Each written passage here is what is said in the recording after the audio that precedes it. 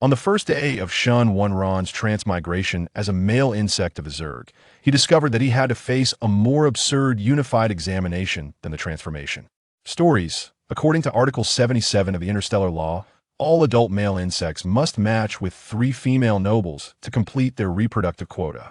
Looking at the combat power level E rating on his health report and comparing it to the battle footage of female insects effortlessly dismantling battle suits, he hurriedly packed his bags overnight to escape to the edge of the universe. However, on the morning the matching results were announced, 3 female insects, each bearing the weight of a star, were already waiting at his apartment door. They held medals of merit and gently promised to take care of everything. But every nightfall, these battlefield warriors would hold an egg incubator with eager eyes. Trapped in the corner of his bedroom, Shen Wenran hugged his pillow and wanted to cry. Ladies, can we discuss ideals before talking about laying eggs? Chapter 1. Kidnapped after the car accident. Quick, where are the medical insects? Shen Wenran seemed to wake up at the wrong time. Before he could open his eyes, a wave of intense pain hit him, and he instinctively wanted to roll on the ground to alleviate the pain. The male is awake. Hurry and hold him down, otherwise it will be bad if he tears his wound. Should we knock him out? If he can't endure the pain, what will we do? As soon as this was said, there was a moment of silence. Good idea. Hurry and knock me out, Shen Wenran shouted in his heart. Are you crazy? Hitting a male could get you 10 years in prison. Shen Wenran heard a voice filled with exasperation scold. Although the male is a treasure of our entire Zerg, this treasure is toxic, but the male is in so much pain, I just suggested it, a young voice retorted, and we only want to knock him out so he won't hurt so much. We're doing it out of goodwill. Shen Wenran heard someone, oh no, an insect poke another insect's head. These noble males don't care if you're being kind or not, didn't General Shao. He didn't hear the rest because he had already passed out from the pain. When Shen Wenran opened his eyes again, it was already the next morning. He looked at the starry sky above him, a bit dazed. Is this ward really that advanced? And what were the Zerg he heard about before losing consciousness? Males? What a strange term. Could it be that he had transmigrated into a beast world? But the Zerg clearly didn't match up with that. Shen Wenran felt a bit lost. He was all alone. If it weren't for him going to deliver a mysterious statue he had carved, which he didn't even know what it resembled, he wouldn't have had the brake failure that caused him to crash through the railing and fall off a cliff. Now, there was a serious question. Had his soul crossed over, or had his body crossed over as well? Shen Wenran was lost in thought when suddenly a small robot brought a bowl of mushy food to his bedside. Respected male prince, it is already morning. We should have breakfast. Shen Wenran curiously looked at the small robot and gently patted its little head. Okay, thank you. This scene happened to be seen by Xiao Zixing, who scoffed and slightly shook the chain in his hand. At this moment, the insect guarding him said with a hint of respect, General, you should leave quickly, or else Shishang's male is going to make a move on you. Hearing this, Xiao Zixing stepped forward confidently, knowing full well that what awaited him was definitely a beating. These lofty males wouldn't care less about the life of a female insect. After having breakfast, Shen Wenran lay bored on the hospital bed, looking at the obviously non-modern robot, feeling a bit restless. What's your name? Shen Wenran asked the robot, curious. Dear male prince, 007 is at your service, the robot replied stiffly. Oh, lovely 007. Can you tell me where this is? Shen Wenran smiled slightly, coaxingly. Of course. Respected male prince, 007's eyes turned into 2 hearts, feeling its chip heating up, the temperature suddenly rising. This was the highest program designated by the original creators to cherish the treasure of the Zerg. The male, this is on Capital Star. We are located at the very center of the Empire, rest assured. It is absolutely safe here, 007 said earnestly. Then, Shen Wenran's eyes flickered. Who am I? For the first time, 007 experienced the feeling of the program running poorly. It connected to all the systems of the first hospital of the capital and found no information regarding the male in front of it. You are the esteemed male prince, 007 stammered after a long pause, finally managing to say this. Shen Wenran looked at 007 curiously. But you don't know who I am, and I don't know who you are. Why do you call me the esteemed male prince? 007 quickly replied. Because, Your Highness, you are a male. Male? Shen Wenran pretended to rub his swollen head. I don't remember anything. What is a male? Seeing Shen Wenran's actions, 007 quickly pulled the bell beside the bed. Ding, ding, ding. The sound was loud enough for the entire hospital to hear. Shen Wenran jumped in shock. Thinking he had been discovered as an outsider, he instinctively got up to escape the room. With a bang, the door opened, and Shen Wenran turned his head, dazedly watching a large group of people swarm in. Half an hour later, Shen Wenran emerged from the nutrient chamber, feeling the sticky liquid on his body disappear as he sat up. This was a foreign world that was far more advanced than Blue Star civilization. Shen Wenran concluded that the ruling beings here were known as the Zerg, and he seemed to have been mistaken for a Zerg.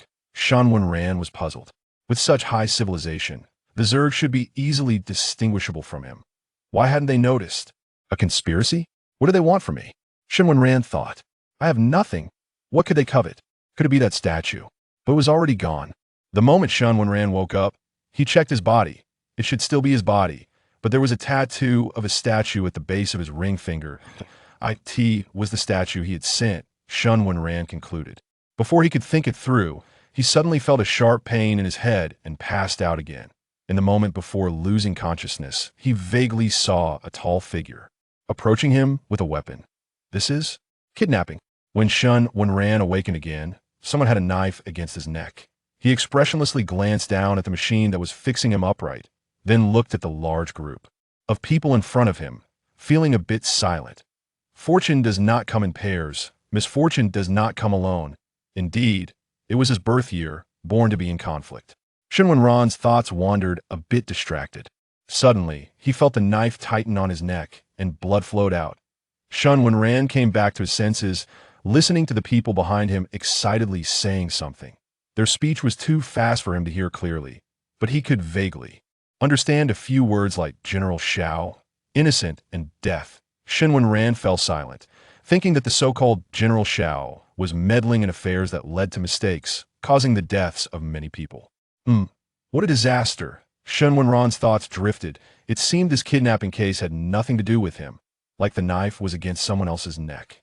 Before Shen Wenran could finish his thoughts, a team of insect-like figures that looked like police emerged, escorting a tall and handsome beauty. Chapter 2. The Wife Appears. Shen Wenran looked at Xiao Zixing, who was handcuffed, with a flash of amazement in his eyes. Such a beautiful person, according to the protagonist. Law must have a tragic and powerful life experience. But what does it have to do with me? Shen Wenran expressed indifference. He just wanted to quickly deal with the knife at his neck and go back to sleep. Xiao Yu, put down your weapon. Xiao Zixing looked at Shen Wenran, who was being held hostage, feeling a bit anxious inside, but not showing on his face. Brother, you saved Fang Zhozhou. Why should you go to prison because he got hurt? Xiao Huayu was a bit unconvinced. Xiao Zixing looked at his naive little brother, whom he had protected so well, feeling frustrated. He didn't know which reckless person wanted to use his brother to deal with him this time. But this time, Xiao Zixing watched Shen Wenran, who was bleeding from his neck but had a calm expression, feeling a bit melancholic. It might be hard to resolve this. Xiao Zixing stared fiercely at Xiao Huayu. Xiao Huayu, I command you to release His Highness Xiongzi. Xiao Huayu was taken aback, instinctively retracting the knife in his hand.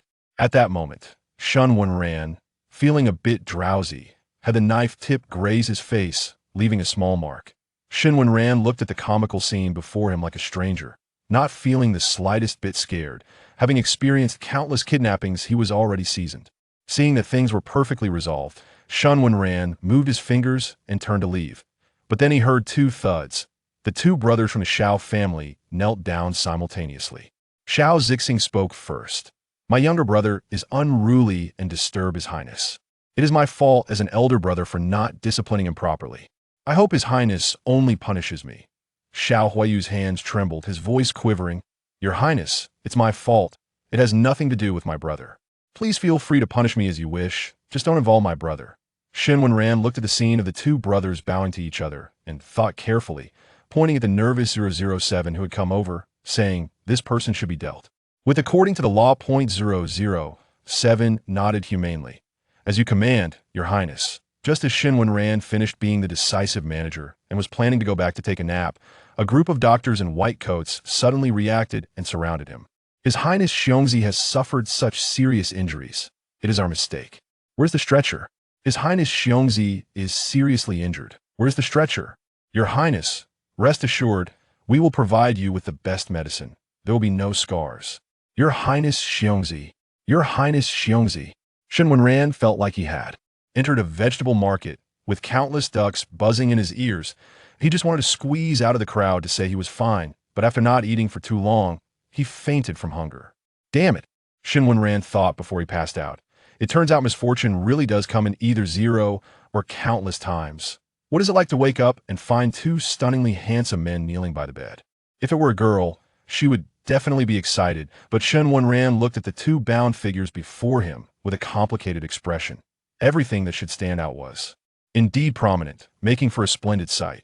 But when a straight guy sees this scene, all Shen Wenran wanted to do was howl at the sky. What a damn world. At that moment, there was a knock on the door, and Shen Wenran instinctively looked towards it. A gentle-looking insect, somewhat resembling a female, stood at the door. Shen Wenran looked at this insect that resembled an elder female for the first time in so long, almost moved to tears. This damn world. 10 minutes later, Shen Wenran watched the scene of the president of the Xiongzi Protection Association passionately speaking, feeling a bit dazed. Is everyone in the future world? No. The insects, this strange. Shen Wenran looked at the eager-to-marry female insect, President Karoti, and began to understand the world he had come to after the accident. It was a world where females outnumber males, with males being respected while females were considered inferior. The birth rate was very low, especially for male insects, making it even lower. Therefore, it was generally accepted that male insects could have many partners. As for why Shen Wenran was being urged to marry, it was because, according to insect customs, males come of age at 25, and with the onset of their mating season, they must have a female insect to relieve their desires. Otherwise, they would become a disabled male insect, unable to enjoy all the benefits of being a male. Everyone liked female insects, especially those like President Karoti, who had maternal qualities or looked and behaved more like females, while ordinary female insects were closer to male characteristics on Earth, and military females were even more so, with hormones off the charts. Just as Shen Wenran was planning to endure the mating season and become a disabled male insect, Karoti's next words made him hesitate. Karoti said, "Male insects have different ranks from FSSS level. You are currently an A-level male insect, eligible for a monthly subsidy of 30 million. Our Protection Association will provide you with a house in the city center, and all medical expenses, including anything you want, will have a 30% discount." Shen Wenran shamelessly hesitated. In the past few days, he had learned that the currency exchange rate here was different from that on Earth. 1 million insect currency equaled 100 million Earth currency. Although there were many planets in the insect world, living on subsidies without eating or drinking for 3 years could buy a planet. This was free money. Shen Wenran asked himself, do I really want to give up wealth and fortune for the sake of so-called morals? Just as Shen Wenran was shamelessly tempted and considering marrying a female insect, Karoti seemed to sense his change of heart and said leisurely, "Of course, this subsidy comes with a requirement." Shen Wenran immediately straightened up. Indeed, there's no such thing as a free lunch. If he received so much money, he would have to pay a price. Shen Wenran hesitated again, slightly raising his head to signal Karoti to continue. Karoti remained calm, smiling. "The condition is that you must marry a military female." Shen Wenran straightened up instantly. Although in this world, he was a male insect, uncertain version. Military females were indeed female, but they looked just like males. Do I really want to give up my morals for money? Karoti continued to persuade. Look, the military females have made outstanding contributions to the empire, right? Shen Wenran nodded. These military females have become so strong for the empire. So how can we ignore their longing for closeness to the male lord just because of their appearance, right? Shen Wenran continued to nod. Then, marrying military females, isn't it to prevent them from feeling cold-hearted and to make outstanding contributions to the empire? Shen Wenran was nodding vigorously. He had always respected soldiers, and military females were no exception. And should we marry? Should. Shen Wenran nodded instinctively, then added. Chapter 3. Thanking Xiongzi for his outstanding contributions to the empire. Clap, clap. Applause erupted. Shen Wenran finally realized he seemed to have been tricked and looked hesitantly at Karoti. Karoti remained calm, smiling at Shen Wenran. Thank you, Xiongzi, For your outstanding contributions to the Empire, we will place you in the gene bank and match you with suitable female lords and female attendants. Shen Wenran noticed the trap. Female lords and female attendants? Kuroti maintained a 15-degree smile. Yes, Your Highness. Female insects with a gene matching rate of over 90% will be forced to marry you, and we will compile a list of female insects with a matching rate of over 80% for you to choose from. Shen Wenran was a bit confused. So what if there are many matching candidates? Kuroti's eyebrows jumped slightly. You are an L-level male insect. There are very few female insects that can match with you. Of course, if you take a liking to any female insect, it would be their honor. Shen Wenran raised an eyebrow. So aside from the few that are matched, the rest I don't have to marry, right? What if some female insect have high matching rates with multiple male insects? Shen Wenran discovered a bug. Kuroti said with a serious face, we choose the best, and we are still very insect-like. If the compatibility is the same, it will depend on the internal choices among the males. Moreover, we have a 1-month cooling-off period. If during this time the female insect finds another partner, we will not pursue the matter further. Shen Wenran nodded thoughtfully, understanding that high compatibility was not a problem. As long as the female insect could find another partner within a month, there would be no forced marriage. After seeing off Kuroti, Shen Wenran finally relaxed and looked at the two brothers kneeling in front of him. What are you two kneeling for? Xiao Zixing, suppressing his discomfort towards the male insects, respectfully said, Your Highness, I request that you spare my useless brother. I am willing to be punished for him. Shen Wenran looked at Xiao Zixing and scoffed. As the saying goes, if a son is not taught, it is the father's fault. Are you trying to be a sage too? Xiao Zixing knew this matter couldn't be resolved easily. He crawled forward, his voice trembling. Please, Your Highness, spare my brother for the sake of the Xiao family. Shen Wenran looked at the bold Xiao Zixing and then at the silent Xiao Huayu. Do you know what the crime is for holding a male insect hostage and harming him? Xiao Zixing recalled the laws of the insect race. According to the status of an A-class male insect, the punishment would be to have their wings removed and sent to the crime star for punishment. Xiao Zixing's face turned pale at that moment. For female insects who commit crimes, they're treated as female slaves to be toyed with by males, and revenge is a tacit rule in the insect race. He didn't expect that the male insect in front of him would directly say he wanted to handle it according to the law. Xiao Zixing thought of his brother's delicate skin and felt a pang of reluctance. He could at least fight without wings, but his brother. At this moment, Shen Wenran had already checked the law and looked at the two in front of him with a thoughtful expression, a slight smile forming. So, would General Xiao also be willing to have his wings removed and go to the crime star to atone for your useless brother? Xiao Zixing was about to speak, but Xiao Huayu couldn't help himself and shouted, You lazy, good-for-nothings! My brother is so outstanding. How dare you remove his wings? Shen Wenran looked at Xiao Huayu leisurely. Oh, you should know that your dear brother is cleaning up your mess. What does that have to do with me? Xiao Huayu was about to continue cursing, but Xiao Zixing immediately moved and knocked him out of the way. Shen Wenran watched as Xiao Huayu landed at a standard 45-degree angle, kicking up a huge cloud of dust and creating a dent in the floor, with his mouth twitching slightly. He initially thought it was a simple, brainless brother versus a scheming little brother, but it turned out to be a powerful brother versus a frail brother. No wonder no one dares to marry a military female, with more masculinity than male insects and such high combat power. When it comes to that point, who dominates whom is uncertain. Seeing Xiao Huayu unconscious, Xiao Zixing breathed a sigh of relief. This brother was born on the battlefield and hatched in battle. Although he had a female father to protect him, he still got kicked in the head by a violent creature, which affected his brain. Just as Xiao Zixing was about to speak again, Shen Wenran's light brain emitted a sound, attracting both of their attention. Shen Wenran curiously fiddled with the light brain that Kuroti had sent him, following the beginner's instructions, and then saw a red exclamation mark above a box. Curious, he clicked on it but couldn't understand anything. Although he understood the insect race's language and could speak it, he felt like a complete illiterate.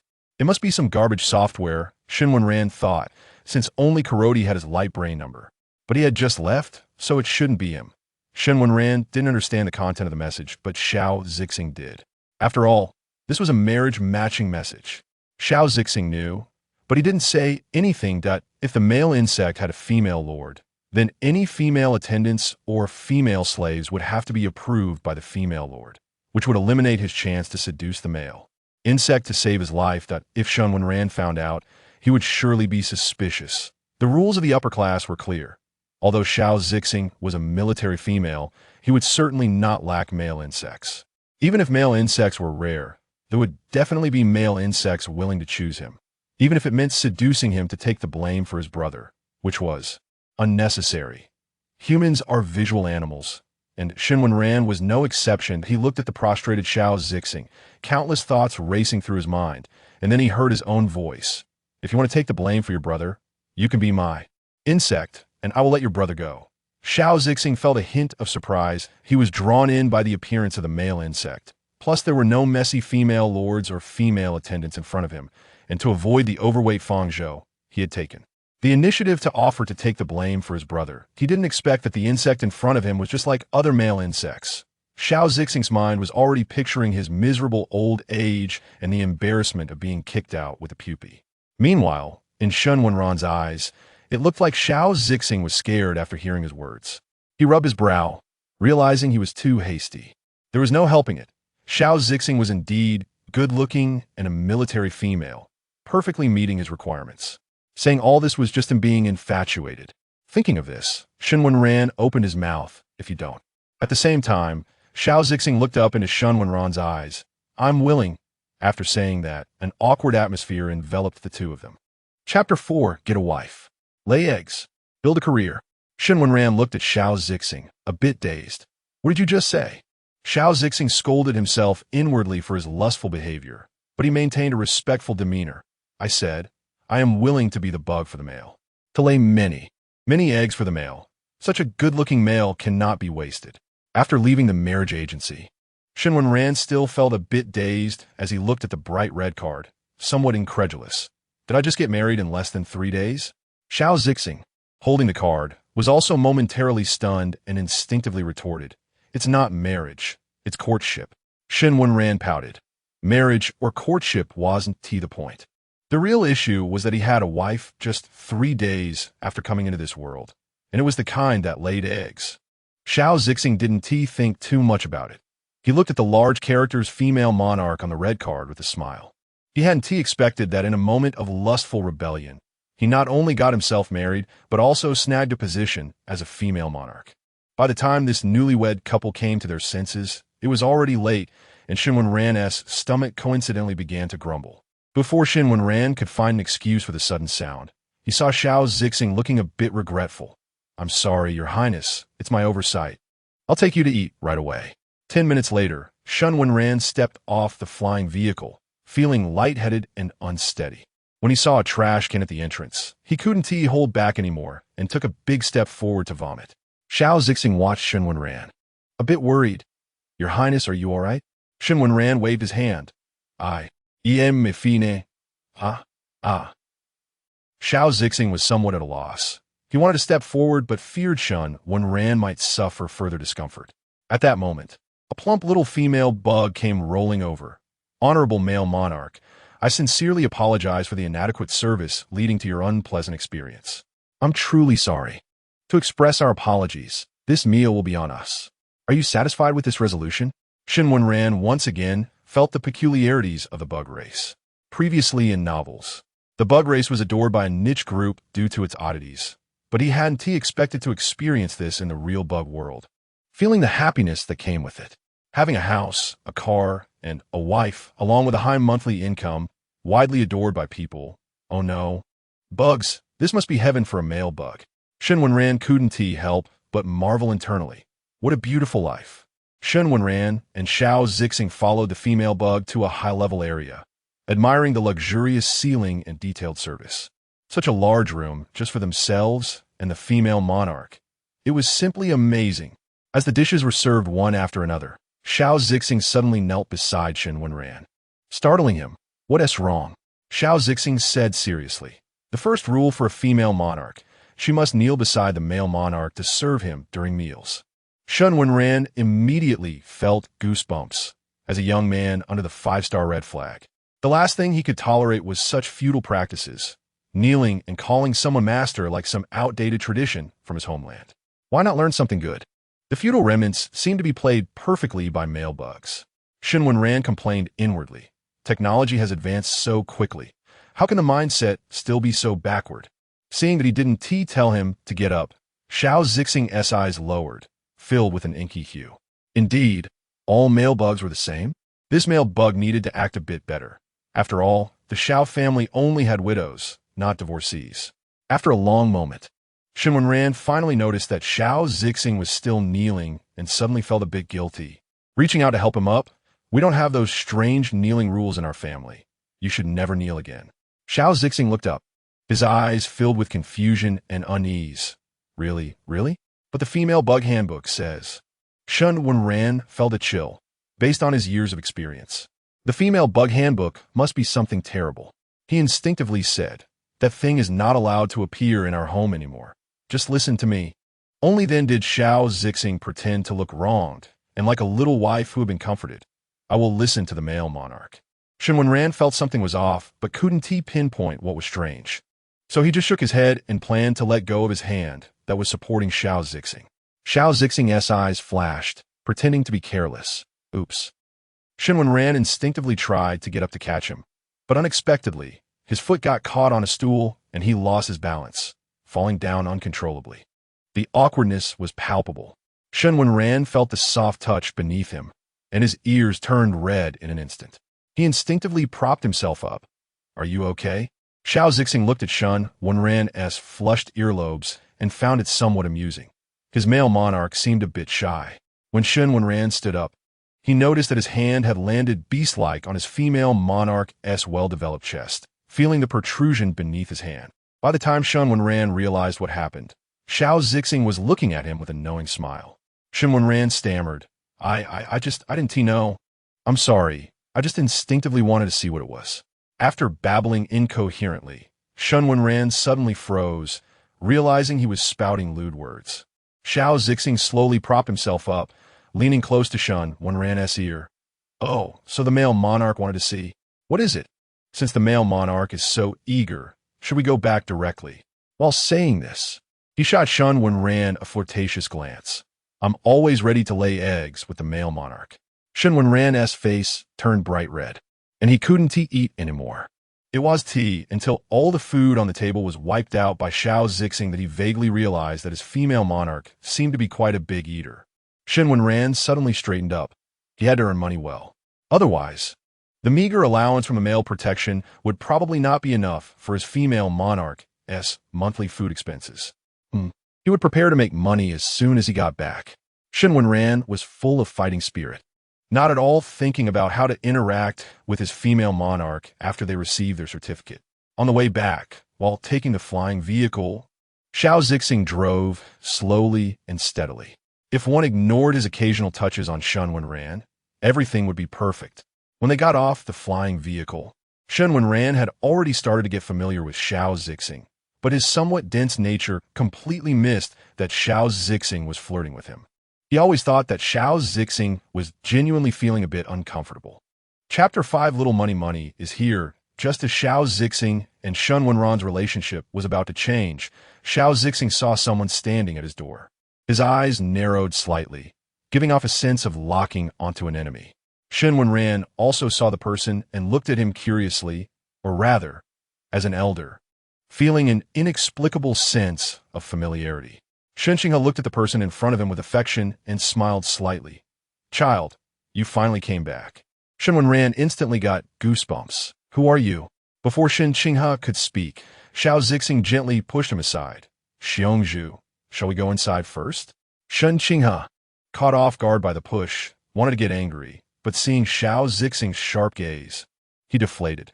"I just came to see who could take our esteemed General Xiao into their fold. Now it seems this little bug is not much good at all. Far inferior to my grandson." Xiao Zixing chuckled. "Your grandson doesn't even know where he is hiding. I must admit I can't compare to your Xiongzhu." Shen Qinghe's face turned red. "You little bug, who said I don't have a grandson? My son and daughter-in-law are already there. Maybe one day a grandson will come along." Shen Wenran stood aside, silently watching the exchange between Shen Qinghe and Xiao Zixing. beginning to understand where the previous sense of discord came from.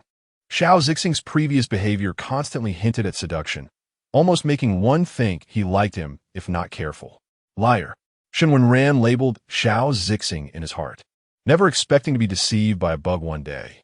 Just as Xiao Zixing wanted to say something else, Shen Wenran had already quietly opened the door, preparing to enter. At this moment, Xiao Zixing realized that his exchange with Shen Qinghe had kept Xiongzi waiting for a long time. His face went pale, and he was about to kneel. Shen Qinghe pulled him up, glaring at Shen Wenran. "Why are you making Xiao Xing kneel?" Shen Wenran, caught off guard, replied, "I haven't said a word from start to finish, okay?" Shen Wenran smiled slightly at Shen Qinghe. "How is it? Are you getting old and your eyes are failing you?" "I haven't said a word yet."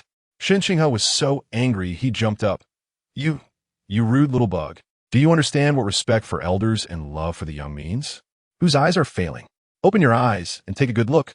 I'm still young." Shen Wenran nodded. Yes, you're right. Can I go in now?" Shen Qinghe was so furious his eyes were bulging. "I won't let you in." Shen Wenran was speechless. "This is my home. You're blocking my door and not letting me in. Be careful, I call the police." Upon hearing the word police, Shen Qinghe clearly felt guilty. "A guest is a guest, you little brat. Why are you so rude?" Shen Wenran smiled broadly. "A guest is a guest means that regardless of seniority, we should treat guests with courtesy.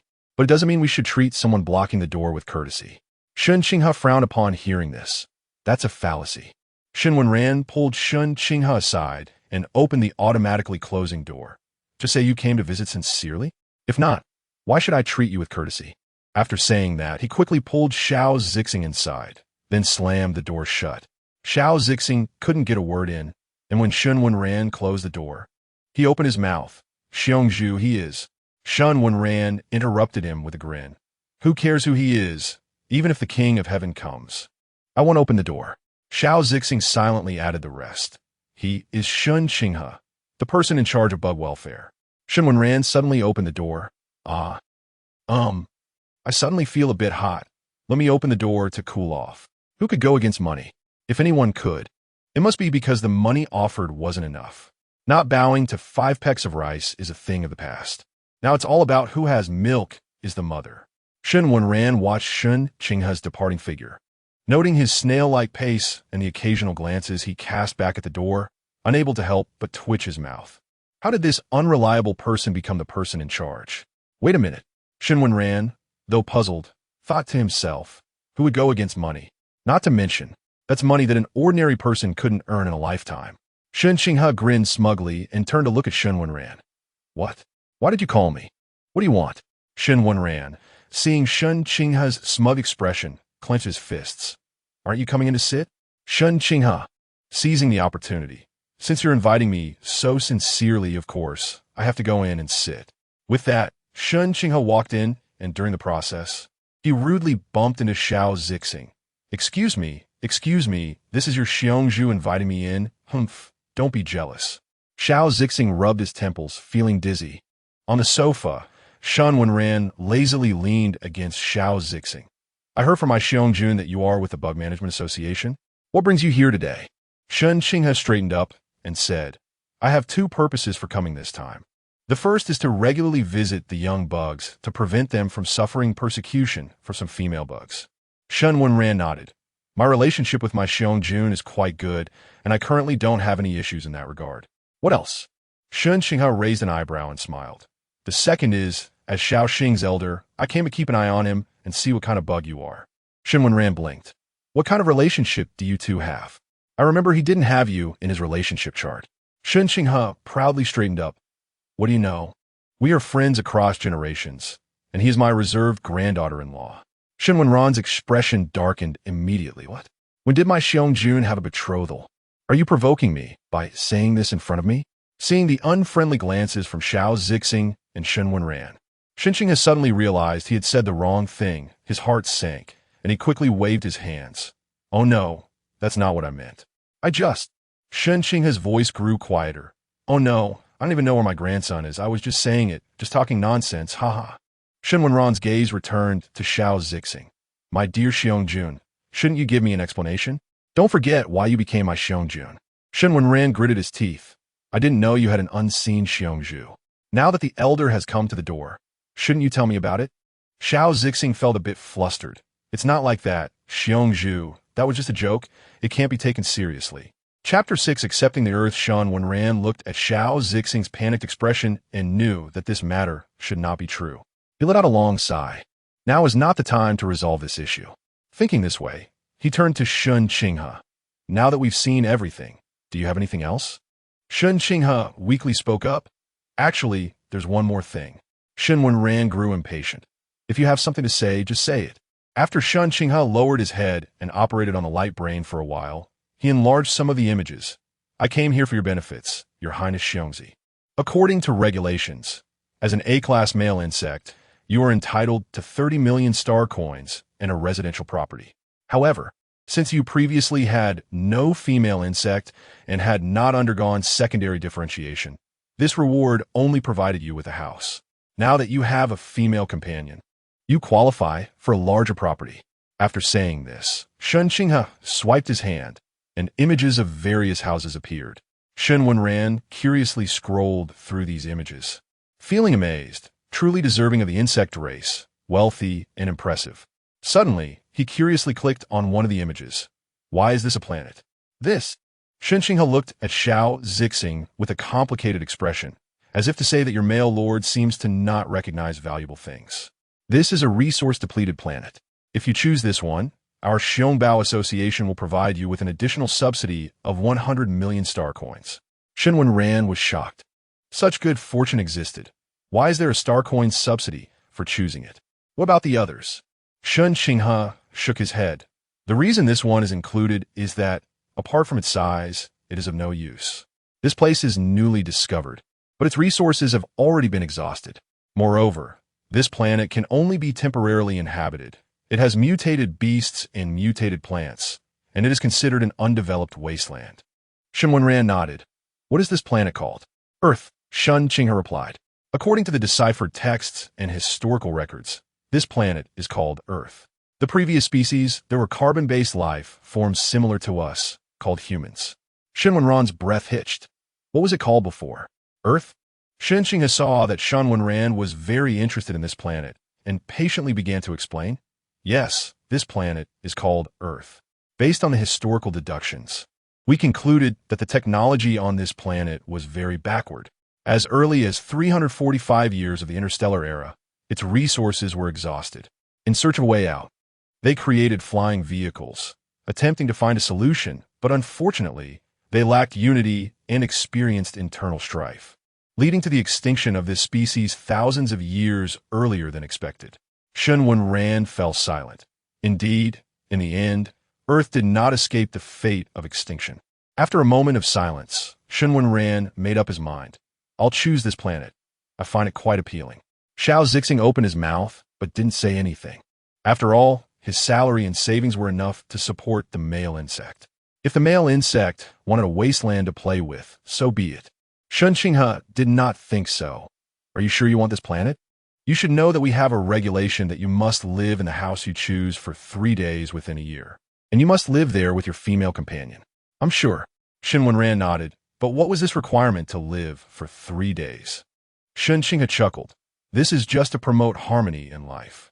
You don't need to worry, since you chose this planet. Our army will promptly go there to eliminate all obstacles for you. This wasteland is destined to be desolate. It can't be as prosperous as the capital star. Shen Qinghe stayed on this interface. His fingers swiftly operated, and the interface began to transition to something resembling an old contract. Are you sure you want to choose this planet as your ideal living place for love? Shen Wenran broke out in a cold sweat. Ideal living place for love didn't sound like a serious name. Could it be what he thought? However, Shen Wenran also did not plan to choose another place. Although those villas looked luxurious, beautiful, and livable, he truly did not want to choose them, really. After much inner conflict, Shen Wenran ultimately chose Earth, not for any other reason, but purely for nostalgia. After signing the documents, Shen Wenran looked at the shiny row of assets under his name and felt excited for the first time. So this is what it's like to have money. Shen Wenran couldn't help but exclaim. No wonder he had never heard a male insect not fulfilling their obligations. Who would refuse free money? Hearing Shen Wenran's words, Xiao Zixing's eyes flickered. So his lord liked money, huh? After sending Shen Qinghao away, Shen Wenran collapsed on the sofa, exhaling deeply. Ah, finally gone. Xiao Zixing smiled. Is my lord tired? Do you need me to massage you? Shen Wenran nodded. Yes, of course. You can do that? Let me try. Before Shen Wenran could say more, he was flipped over by Xiao Zixing, his face buried in the sofa. Shen Wenran raised his head. What are you doing? Xiao Zixing looked unperturbed. I'm giving you a massage to relax your shoulders and legs. Shen Wenran thought about the massage advertisements he had seen on Earth. He had no suspicions and nodded. Then you can start. After saying that, Shen Wenran felt a chill on his back. He turned his head to see that his clothes had been torn to shreds. He suddenly had a bad premonition. What are you going to do? Xiao Zixing remained calm, tilting his head with clear eyes. Isn't this a massage? Shen Wenran swallowed the words he was about to say. Oh, is that so? You continue. Go ahead. Xiao Zixing nodded, his gaze darkening in a place Shen Wenran couldn't see. And he continued his actions, stripping Shen Wenran completely bare. Shen Wenran endured Xiao Zixing's mischief and finally realized something was wrong after his underwear was taken off. Does a massage require taking off my underwear? Xiao Zixing nodded. Of course, my lord, don't worry. I've also given massages to my female father. It's always like this. Shen Wenran was woozy from Xiao Zixing's coaxing, but the remaining sense of shame made him grasp Xiao Zixing's hand. How about we don't? Xiao Zixing looked at Shen Wenran innocently. Is my lord not satisfied with my massage skills? You can tell me. I will improve. Shen Wenran suddenly felt a wave of guilt. I really should be ashamed. It's nothing. I just feel the living room is a bit cold. How about we go to the bed for the massage? Shen Wenran held back for a long time and came out with his sentence. What he didn't see was that Xiao Zixing's eyes had turned into slits, a sign of extreme excitement for female insects. At your service, my lord. Chapter 7. Ambiguous period. Building a career, Shazing picked up Shen Wenran and carried him towards the bedroom. By the time Shen Wenran lay on the bed, he was still in a daze. Shen Wenran could swear that Shazing took no more than 10 seconds from the living room to the room. Is this really something a person can do? No, wait. He was already in the insect tribe now and couldn't use his Earth perspective to view a group of insects. Yes, that's it, respect and understanding. No. Suddenly Shen Wenran realized that Shazing was his newly wedded queen, and he had invited him to help with a massage. Shen Wenran felt a surge of nervousness. He wouldn't lose his chastity, would he?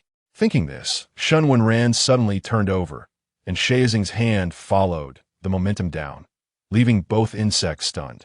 I didn't mean to, Shazing exclaimed, looking flustered, but Shen Wenran felt Shazing's restless hand and found himself somewhat helpless. He grabbed Shazing's hand.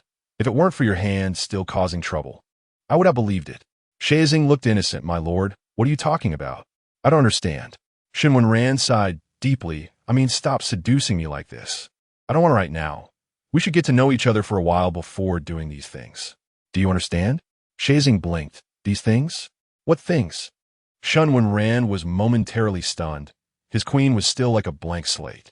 Maybe what just happened really was unintentional. Thinking this, Shen Wenran sighed again. It's nothing. Do you want to rest first? Shazing's eyes dimmed, but he didn't show it on his face. Can I sleep with my lord then? Shen Wenran patted Shazing's head. Not yet. Shazing looked aggrieved, but I see that the male father and female father at home sleep together. Shen Wenran was at a loss for words. Well, we're different. Shazing continued to question. How are we different? We've already gotten our certificate, so why can't we sleep together? My lord, don't you want me to lay eggs for you?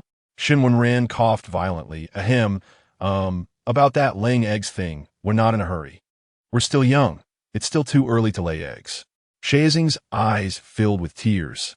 But the female father said that female insects my age have already laid 2 eggs, so they always say I'm very embarrassing, not even having my lord. Shen Wenran couldn't stand seeing someone cry. His heart softened. Your female father is lying to you. Look, I haven't laid any eggs either. All right. How about we sleep together tonight? Shazing instantly perked up. Thank you, my lord. After washing up, Shen Wenran sat at the head of the bed, playing with his holographic device, while Shazing exercised beside him. Shen Wenran appeared indifferent, but he kept glancing over. His queen's muscles were truly enviable, far clearer than his life plans. Noticing Shazing's subtle awareness of his gaze, Shazing couldn't help but smile faintly. So my lord likes to look at abs and muscles. After exercising, Shen Wenran watched as Shazing applied some creams and felt a sense of nostalgia. Indeed, no matter where one goes, even among insect females, they still love beauty. What is this? Shen Wenran asked curiously as he saw Shazing applying a jar of butter onto his abs. Does even a sculpted abdomen need maintenance? Shazing explained while applying. This is oil that makes the abs less noticeable. I think it's called abdominal muscle disappearance oil. Shen Wenran froze in place. Why apply that? I think your abs look great. Shazing halted his movements. My lord, don't you think this abs looks disgusting? Shen Wenran swallowed. I think it's fine. Look at your abs. They look so good. And those biceps are strong, but not bulky. It's simply perfect. I dream of having a body like that. A glimmer of amusement flashed in Shazing's eyes. Ever since becoming a military female, he had been given a bottle of that stuff every month. Primarily because military females were already tall, and if their lord saw their abs in bed, it would make them dislike them even more. Shazing thought it was unexpected that his lord had such peculiar tastes, but it was just as well since he didn't like applying those things. But my lord, military females have to apply this every day because most princes don't like seeing the hard muscles on military females. It makes them unhappy, Shazing complained. It's fine. You don't have to apply these at home. Just be yourself, Shen Wenran reassured him, realizing that this pathological society must have some twisted aspects. Not expecting it to have reached such a crazy level. Shen Wenran gently patted Shazing's head. Will applying this be harmful to your body? Shazing's eyes moistened. It hurts. Shen Wenran soothingly replied, It's fine now. I'll blow on it, and it won't hurt anymore. In the future, if you don't want to apply those random things, you don't have to. Shazing obediently nodded. I'll listen to my lord. A night of sweet dreams. In the morning, Shazing looked at the neatly sleeping lord and sighed. I thought I could take advantage of this opportunity. By the time Shen Wenran woke up, the sun was already shining bright, and he felt a bit embarrassed. Yesterday, smelling the fresh herbal scent from his queen, he had a colorful dream. Could it be that he was really hungry? Shen Wenran thought to himself. After 20 years of being pure and desireless, without any worldly cravings, he had only been in the insect tribe for a few days and was already stirring. You're such a big pervert, Shen Wenran scolded himself. But another thought arose. That was his own queen, the legitimate kind. It was reasonable and lawful for him to have feelings for him. Shen Wenran shook his head, dismissing these distracting thoughts, and went downstairs for breakfast. Good morning, esteemed Prince Shen. The robot served Shen Wenran some dishes and thoughtfully placed a napkin for him. Shen Wenran was somewhat surprised to see the robot meticulously taking care of his meals, feeling a bit emotional. He had begun to live a life where everything was handed to him, free from worries about food and clothing. How nice, Shen Wenran thought. But he couldn't let it be like this all the time, or he would truly be assimilated by this world. What should he do? Shen Wenran pondered. Perhaps he should return to his old profession. He stroked the sculpted tattoo on his body, contemplating. Sculptures, Shen Wenran sighed, wondering if there were any in the insect tribe who liked such art. Chapter 8. Emotions heating up thinking this way, Shen Wenran started searching for information online. Unfortunately, the most popular items among the insect race were mechas. Aside from mechas, there were only weapons. As Shen Wenran browsed through the web pages filled with bloody and violent content, he felt a bit silent. He did see some sculptures, but Shen Wenran's expression turned somewhat grim. Who could understand the frustration of fine jade being used for adult toys? What a waste, such a waste, Shen Wenran thought. If only these jade pieces were in his hands, he could turn them into all sorts of decorative items. But there were no such sculptures in this world. It was time to give the insect race a little taste of Earth-esque carving civilization. As Shen Wenran thought this, he couldn't help but chuckle. After deciding to return to his old profession, he began to buy various tools. He opened the shopping app, Taodao, and looked for a bandsaw. None. Cut-resistant gloves and finger cots? None. A bench vise? None. Cherry wood? None. A scroll saw? None. Wood carving knives? None. Nothing was available. Shen Wenran felt a chill in his heart. Without tools, wasn't this just a case of a good cook unable to make a meal without rice?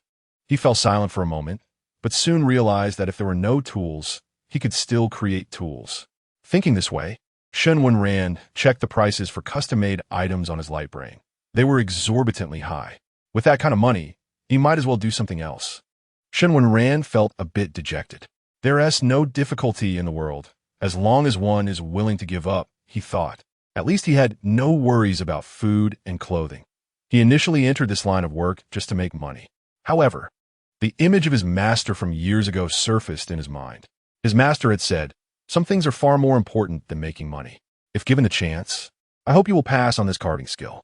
Now that machines are rampant, I feel that many carved items have lost their soul. Handcrafting gives objects their soul. Each item is unique. Ran, you must remember to pass it on. Remembering his master's words, Shen Wenran couldn't help but smile bitterly. The reason he had carved so hard in the past was to let more people appreciate the artistry of carving. Even among the insect race, there might be someone who appreciates this craft. With this thought, Shen Wenran began to look for some alternatives. For a carving worker, being familiar with the old tools would make him more skilled, but new tools could save time and effort, so what did it matter? After spending an entire afternoon looking for alternatives on his light brain, Shen Wenran finally settled on the final tools. Although they couldn't compare to his old companions, their uses were different. At least they could cut pieces of jade to some extent, which counted as an alternative use. The interstellar delivery was quick. Within 10 minutes of placing the order, the packages began to arrive one after another. While signing for the packages, Shen Wenran thought that if he had impulsively ordered in the middle of the night, he wouldn't know if there would still be room for regret. After unpacking, he instructed the robots to move everything into a room. He looked at the 2-meter-long workbench and was very satisfied. This would be his studio from now on. With that thought, Shen Wenran quickly tidied up the items and prepared to carve a mini Xiao Zixing to test the waters. Meanwhile, Xiao Zixing had returned to the army. His subordinate, Daika, was shocked to see him. "General, you've been released. Are you all right?" Xiao Zixing waved his hand. "I'm fine. What has happened recently?" Daika shook his head. "Just some trivial matters. I've handled everything for you, but there are some documents that need your signature. They're on your desk. You just need to make the decisions." Xiao Zixing nodded. "All right, I'll take care of these matters first." At noon, Xiao Zixing prepared to go to the cafeteria to get nutrient solution when suddenly, an insect stumbled over and accidentally ran into him. Xiao Zixing saw the male insect, Fang Zhou, fall over in a comical manner and felt a bit speechless. He brushed off the wrinkles on his clothes and walked away without hesitation. Fang Zhou's eyes turned red as he shouted, "Xiao Zixing, why didn't you help me up after you bumped into me?" "Apologize." Xiao Zixing stood still, looking at Fang Zhou with disdain. "This is a military area. How did you get in here?" Fang Zhou was left speechless. "That's not the point. The point is you bumped into me, and you need to compensate me." Xiao Zixing looked at Fang Zhou with a cold gaze. "First of all, I stopped in time. Secondly, you bumped into me. Also, I'm married. According to the law, all my property belongs to my male partner. If you want compensation, you need to talk to my male partner." Fang Zhou was stunned. "Why you remarried? Who is your male partner?" Xiao Zixing sneered at him. "You're not worthy to know." At that moment, Lu Qinyu walked over and, seeing the scene in front of her, felt a bit of a headache. "Your Highness, why are you sitting on the ground? Let me help you up." Saying this, she helped Fang Zhou to his feet. Fang Zhou, however, was ungrateful and slapped Lu Qinyu. "You shameless female.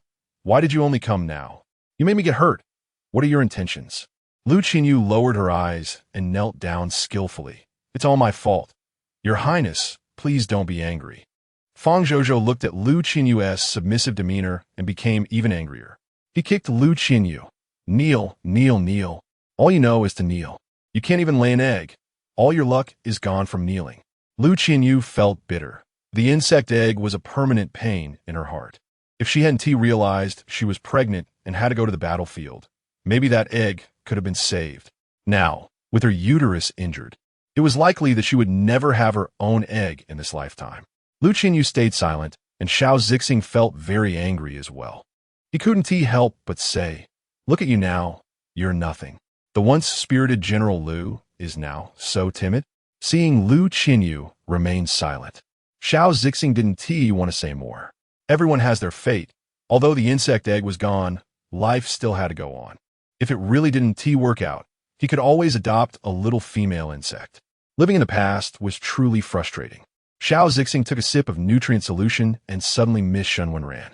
He decided to act without hesitation and dialed Shen Wenran's number. Shen Wenran was immersed in his crafting and didn't notice the vibration on his wrist. He even found it a bit noisy and set the light brain aside. Xiao Zixing, seeing the call not going through, felt even more frustrated. After thinking for a moment, he dialed the home phone. The call was quickly answered by a robot. "Your Highness, is there something you need?" Xiao Zixing asked. "What is the male partner doing now?" "Why isn't he answering my call?" The robot replied. "Sorry, Your Highness, you do not have permission to know the whereabouts of Prince Shen, but I can assure you that His Highness Shen is safe. There is no need for you to worry." Hearing this, Xiao Zixing's eyes turned slightly red, and his pupils became slit-like. He was about to explode. I said, "What is my male partner doing?" The robot wanted to respond, but was interrupted by a gentle voice. "I'm carving." Chapter 9. Spanking. Upon hearing the sound, Xiao Zixing calmed down and said regretfully, "I'm sorry, Your Majesty. I didn't mean to pry into your affairs. I just miss you too much right now." Shen Wenran, who was going downstairs to get some water, felt a twinge of guilt. He had married Xiao Zixing but had not fulfilled his duties as a husband, causing him to feel insecure, which was indeed not right. After thinking for a moment, Shen Wenran said, "I don't like being disturbed while I work. If I don't answer your call next time, you can ask this robot about my situation. But I don't have permission, Your Majesty." Xiao Zixing's slightly aggrieved voice came through. "Then I'll give you permission." Shen Wenran instinctively blurted out, "I'll try to reply to your messages, and later I'll set a special alert on the light brain." "Thank you, Your Majesty," Xiao Zixing said happily. "I've been missing you a bit." "Have you missed me?" Shen Wenran's face turned a bit red. He had been so focused on resuming old habits after waking up that he completely forgot he still had a queen. However, sometimes a kind lie is necessary. "Of course I've missed you." Xiao Zixing became excited. "Really? I super miss you, Your Majesty." Shen Wenran cleared his throat and firmly said, "Of course it's true."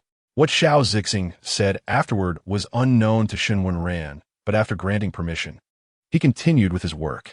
When Xiao Zixing returned home, he immediately saw the lights on in the bedroom on the second floor and couldn't help but smile. He wondered what His Majesty was tinkering with. At the door of the workroom on the second floor, Xiao Zixing knocked. "Your Majesty, can I come in?" Shen Wenran nodded, suddenly realizing that Xiao Zixing couldn't see, and said loudly, "Yes, you can come in." Xiao Zixing looked at the somewhat wooden, ancient-style workstation and couldn't help but exclaim, "What a beautiful workbench." Shen Wenran smiled and said, "Do you really like this style? If you like it, you can arrange your workbench like mine." Xiao Zixing was speechless. "But Your Majesty, I can't. We only have a sci-fi style. This kind of style is the first time I've seen it." Shen Wenran's smile deepened. "That's okay. I can help you set it up. Do you want that?" Xiao Zixing looked at the smiling insect before him and felt a bit dazed. He instinctively nodded, but quickly realized, "Wouldn't that be too much trouble for you? Let's forget it." Shen Wenran said softly, "How can doing something for my queen be a hassle? I'm more than willing." Xiao Zixing's heart skipped a beat, and his face flushed slightly. "Then it's settled," Shen Wenran said, not giving Xiao Zixing a chance to refute. He really didn't want to hear any of the insect rules from his queen. "I'll help you arrange the workbench tomorrow. Is there anything I can't touch? You need to tell me in advance." "No," Xiao Zixing replied. "Everything in the house belongs to you, Your Majesty. There's nothing you can't touch." "Then I'll go all out in setting it up," Shen Wenran said playfully. Xiao Zixing felt as if his heart might burst from the excitement, pounding nonstop. When Xiao Zixing left, he walked awkwardly, and Shen Wenran couldn't help but laugh at his behavior. For some reason, upon hearing that laughter, Xiao Zixing walked even faster. Although His Majesty was happy, he felt very embarrassed. It was truly strange. After Shen Wenran finished laughing, he recalled the warm moments spent with Xiao Zixing over the past 2 days and wished every day could be filled with such happiness. Life was ordinary, but Xiao Zixing was a military queen. As a general, Xiao Zixing had to accept the marshal's orders and go to the most remote valley, start a fight against alien species. When Xiao Zixing returned home with a serious expression, he saw Shen Wenran waiting for him at the table, and his face softened. Your Majesty. Shen Wenran seemed to sense Xiao Zixing's seriousness and became serious as well. What's wrong, Zixing? Indeed, after a month of being together, Xiao Zixing and Shen Wenran's relationship had rapidly heated up and was entering a romantic phase. Xiao Zixing opened his mouth, but didn't know how to say it.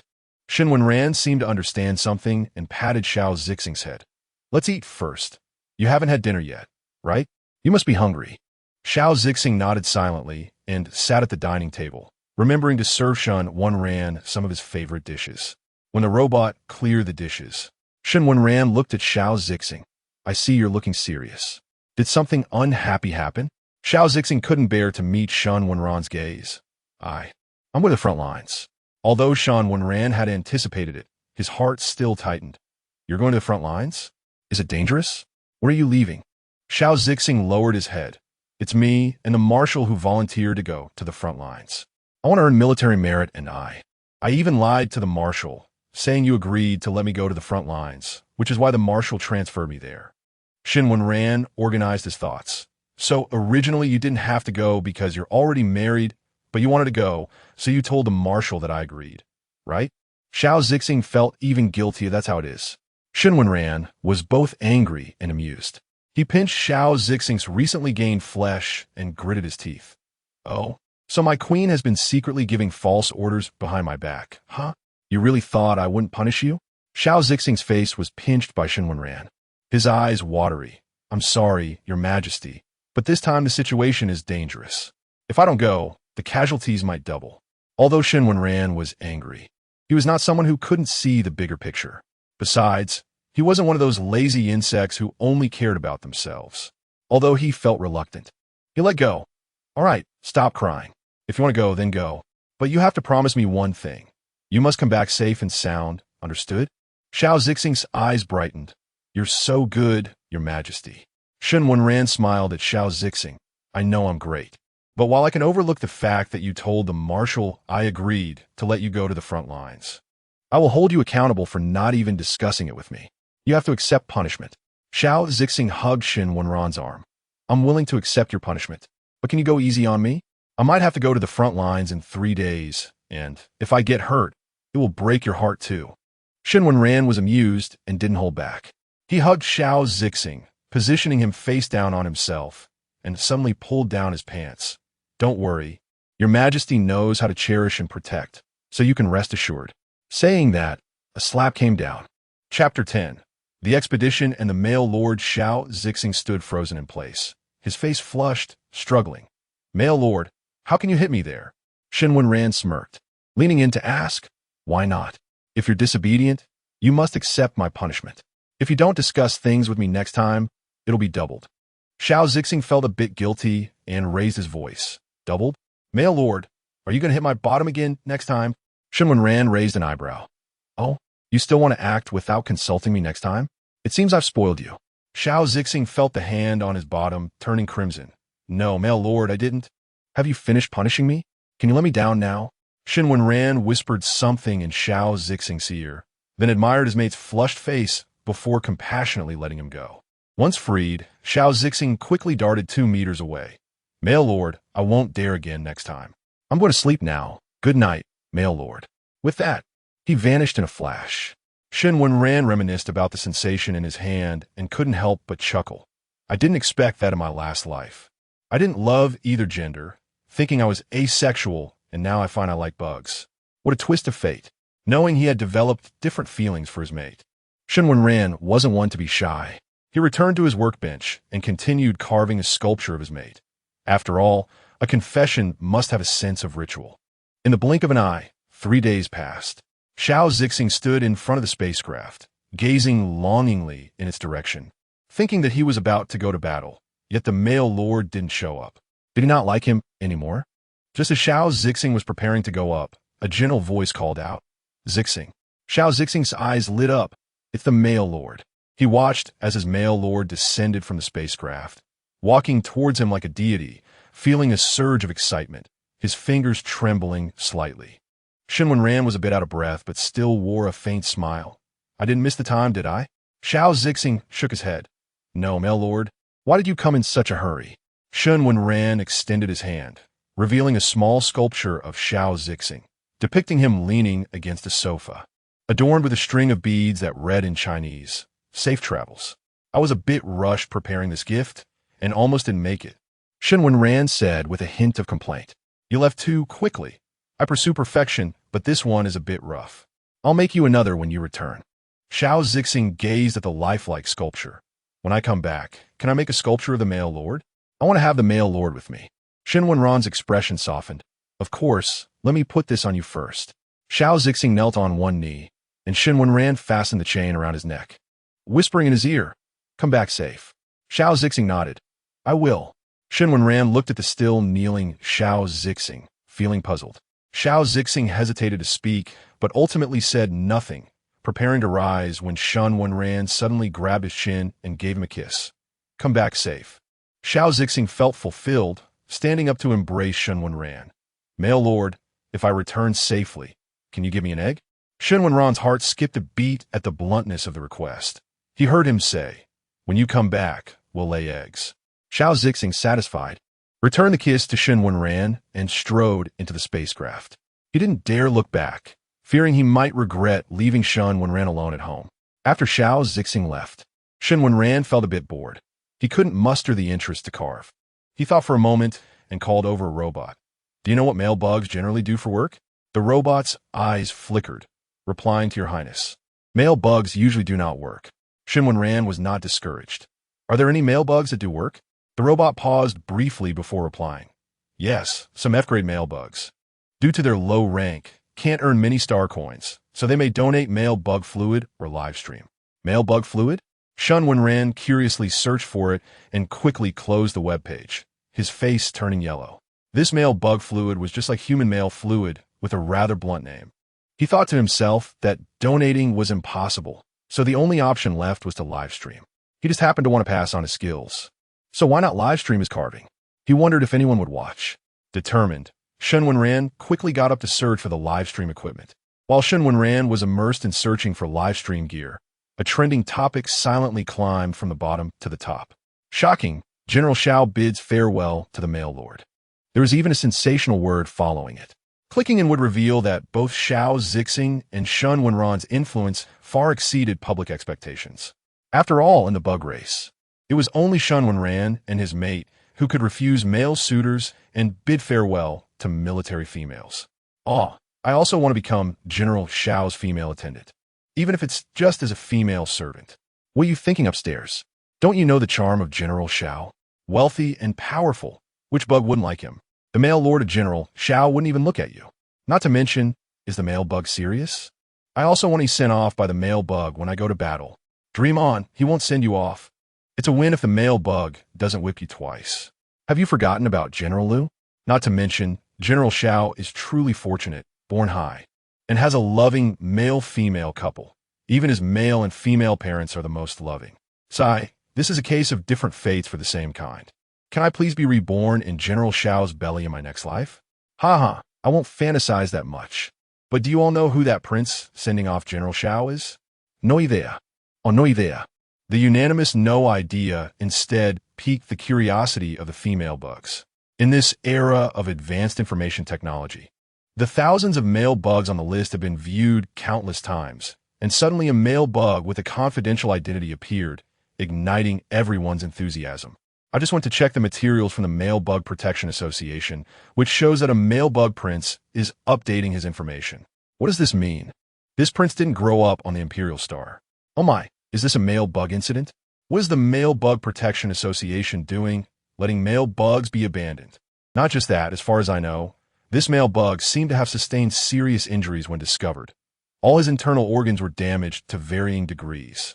Can a Male Bug Protection Association do anything? If they can't, let me go. Why hasn't the prince sought out the culprits for the injured male bug? What are they doing? Moreover, I've heard this male bug prince has a very high rank, and General Xiao is still this prince's mate. Chapter 11, What is Mental Power? Shen Wenran did not know his own situation. His cover was completely blown, and even the incident from back when he was injured had been dug up. He now realized he was in big trouble. Looking at the shattered livestream device in his hand, he felt confused. I clearly followed the manual step by step. Why is this live stream device of such poor quality that it shattered with just a squeeze? I'm going to leave a bad review for this store. The robot scanned the live stream device beside him and took the powder from Shen Wenran's hand. It said, "Your Highness, it seems you used mental power during the process. This live stream device couldn't withstand such strong mental power, which is why it turned to powder." Mental power? Shen Wenran encountered a new term. What is mental power? I think I tested it before, but wasn't that just sorting colored balls? What is the big deal? Mental power is a substance that exists only in male insects. We call the energy that male insects gather through concentrated attention mental power. Female insects have a mental sea in their minds, which usually doesn't erupt. But when it comes into contact with foreign substances, the mental sea can become polluted and cause an eruption. The mental power of the male insect can calm the eruption of the mental sea and clear foreign substances. So why not let male insects directly confront foreign substances? Shen Wenran began to understand. Foreign substances are like sources of pollution that contaminate the mental sea of female insects, and male insects are responsible for cleaning it up, essentially acting as cleaners. Foreign substances have a strong destructive capacity. They can not only pollute the mental sea of female insects, but also contaminate the bodies of male insects. Since the birth rate of male insects is already low, we do not allow them to confront foreign substances directly unless absolutely necessary. Absolutely necessary? Does that mean male insects might still be conscripted to the front lines? Shen Wenran quickly grasped the key point. Under what circumstances might male insects be conscripted to the front lines? The robot's eyes flashed, and it said, "In the case where male insects are unwilling to cooperate with the Male Protection Association and refuse to accept a military female for 10 years. The military will forcibly conscript male insects to the front lines to clean the mental sea from military females." Shen Wenran nodded in understanding. It makes sense. If male insects do nothing but eat, drink, play, and sleep with female insects, the military females of this world would soon become extinct. Without the guarantee of military females, this insect race would surely perish. Suddenly, Shen Wenran thought of something. Why is the birth rate of male insects so low? The robot did not speak. A row of text appeared on its screen, stating, "In the year 325 of the interstellar era, humans went out in search of new paths. Some discovered that no matter what, they could not resist cosmic rays, but insects could. Thus, experiments began to introduce the radiation-resistant genes of insects into human egg cells. After years of struggle, someone finally succeeded with a female insect. More and more insects were born, but with them came countless foreign substances. In this situation, people went to battle, so both male and female insects went to the battlefield. However, male insects, relying on their mental power, wantonly tormented female insects, leading to most female insects rising up in rebellion. Male insects began to be imprisoned, and after female insects laid eggs, they would either send male insects away or dispose of them, resulting in a decreasing number of male insects. Later, because male insects could not stand the life of being under house arrest, they chose to commit suicide one after another. After reading the history of the insect race, Shen Wenran felt somewhat melancholy. Male insects could be seen as villains receiving their comeuppance, but considering the current plight of female insects, although it seemed that male insects were at an advantage, female insects were truly not the type to suffer in silence. So in a sense, it was a mutually destructive situation. Shen Wenran thought to himself, while continuing to search for solutions to these problems, especially how to use male insect mental power. After a long time, he looked at the answers in the search results and felt speechless. It said that mental power is something male insects are born with. But I wasn't a bug before. I was a human, and no one told me about this. After reviewing a lot of information, Shen Wenran concluded, each male insect's mental power is unique, and the methods of use vary greatly. In particular, there was a highly praised answer that stated, if all else fails, just do more. You'll eventually figure out. It seems that, looking at his hands, Shen Wenran pondered. Since this robot said that the live stream device shattered because he used mental power, maybe if he walked around and used it more, he might discover the correct method. However, looking at the 10th broken live stream device, he felt a bit dejected. No matter how rich he was, he couldn't afford to waste like this. A sharp sound echoed in his mind. How on earth can I correctly use mental power? Shen Wenran repeatedly studied that highly praised answer, feeling confused. What does do more mean? He had already broken 10 livestream devices, but he still had no idea how they found their methods. He continued scrolling down and saw a reply. Thanks to the poster, I went back and tried it once, and I really felt my mental power. Shen Wenran was skeptical. Could it be that everyone succeeded on their first try, while he, in his foolishness, had tried so many times and still got nowhere? So, after trying repeatedly, he finally concluded that there was a wall between humans and insects. Shen Wenran slumped on the sofa, covering his eyes with his hand. So be it. If it really doesn't work, he could ask that Male Protection Association. But there was an urgent issue at hand. He always accidentally crushed the livestream device while operating it. Shen Wenran discovered a blind spot. His strength shouldn't be enough to crush the livestream device with bare hands. Did he unknowingly use mental power? Shen Wenran tried squeezing a bowl, but the bowl didn't break. He thought to himself, what's the difference between the two? Difference? Shen Wenran's eyes lit up. The difference was that he was more focused when using the livestream device and was following the manual. After finding the key point, Shen Wenran began to continue his experiments with mental power. Was it focus or reading the manual? He still needed to experiment further. After countless experiments, Shen Wenran finally captured a faint thread of mental power in the air. He looked at the thread, which was thinner than a needle's eye, and felt self-doubt for the first time. Could such a thin thread really clean the mental sea of female insects? Moreover, he was an A-grade male insect. And if his mental power thread was already this weak, he couldn't imagine how weak it would be for a F-grade. Thinking this way, Shen Wenran began searching for another term. Can a male insect's mental power be upgraded? Chapter 12. Guanine of Childbirth in front of the desk. Shen Wenran was searching for entries with a serious expression. However, unfortunately, he found the conditions for a male insect's mental power. 1. Male insects are born with mental power, which is a fixed level that will not increase or decrease until the differentiation period. 2. During the differentiation period, male insects will form a cocoon consisting of threads of mental power through mating with female insects. If the male insect can survive this stage, its mental power may increase by 1 level. 3.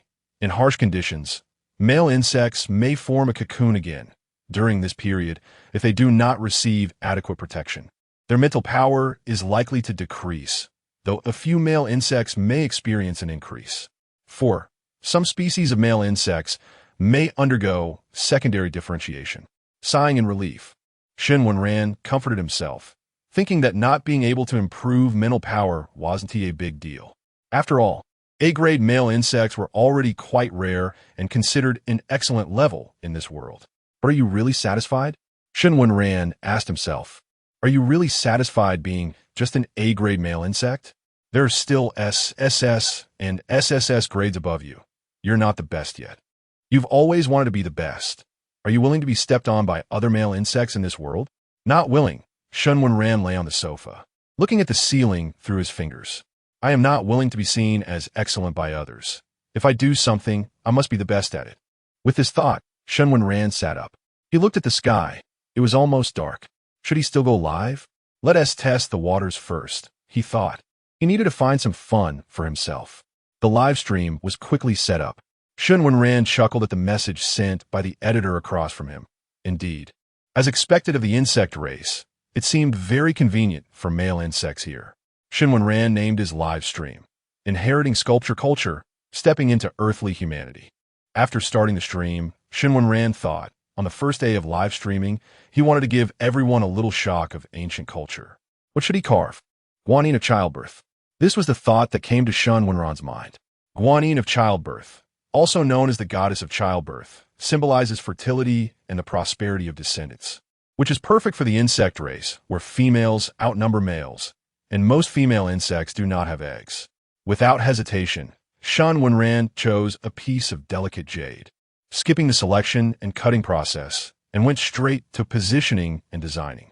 He skillfully drew the image of Guanine of childbirth on his light brain, simulated the approximate proportions of the jade, and began processing it. Confidently, Master Shen began to cut and process the jade as a whole. This step was further divided into small objects and ornaments. Today he wanted to make a pendant, so Master Shen directly polished the jade, even creatively adding a relief carving. By the time Master Shen finished polishing and decorating with accessories, it was already midnight. At this point, Shen Wenran looked at the three viewers and sighed helplessly. The goal of inheriting sculpture was indeed a long and arduous journey. However, Shen Wenran didn't think much about it. Just as he was about to end the stream, a comment appeared.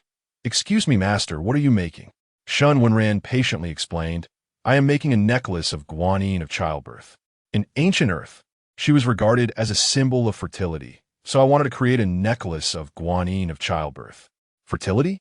Does that mean you can have several eggs? The commenter asked again. Well, sort of. Guanine of childbirth was very effective in ancient Earth. Many people worshipped her, and it was said to be very useful. So I hope to pass this good fortune to you all, Shen Wenran replied after thinking. How much will this necklace be sold for? Shen Wenran didn't expect someone to want to buy the necklace he made on the first day of streaming. In the past, he didn't have to do anything, and people would rush to offer prices. But now, if he priced it too low, he would feel he was undervaluing himself. If he priced it too high, he feared being accused of fraud.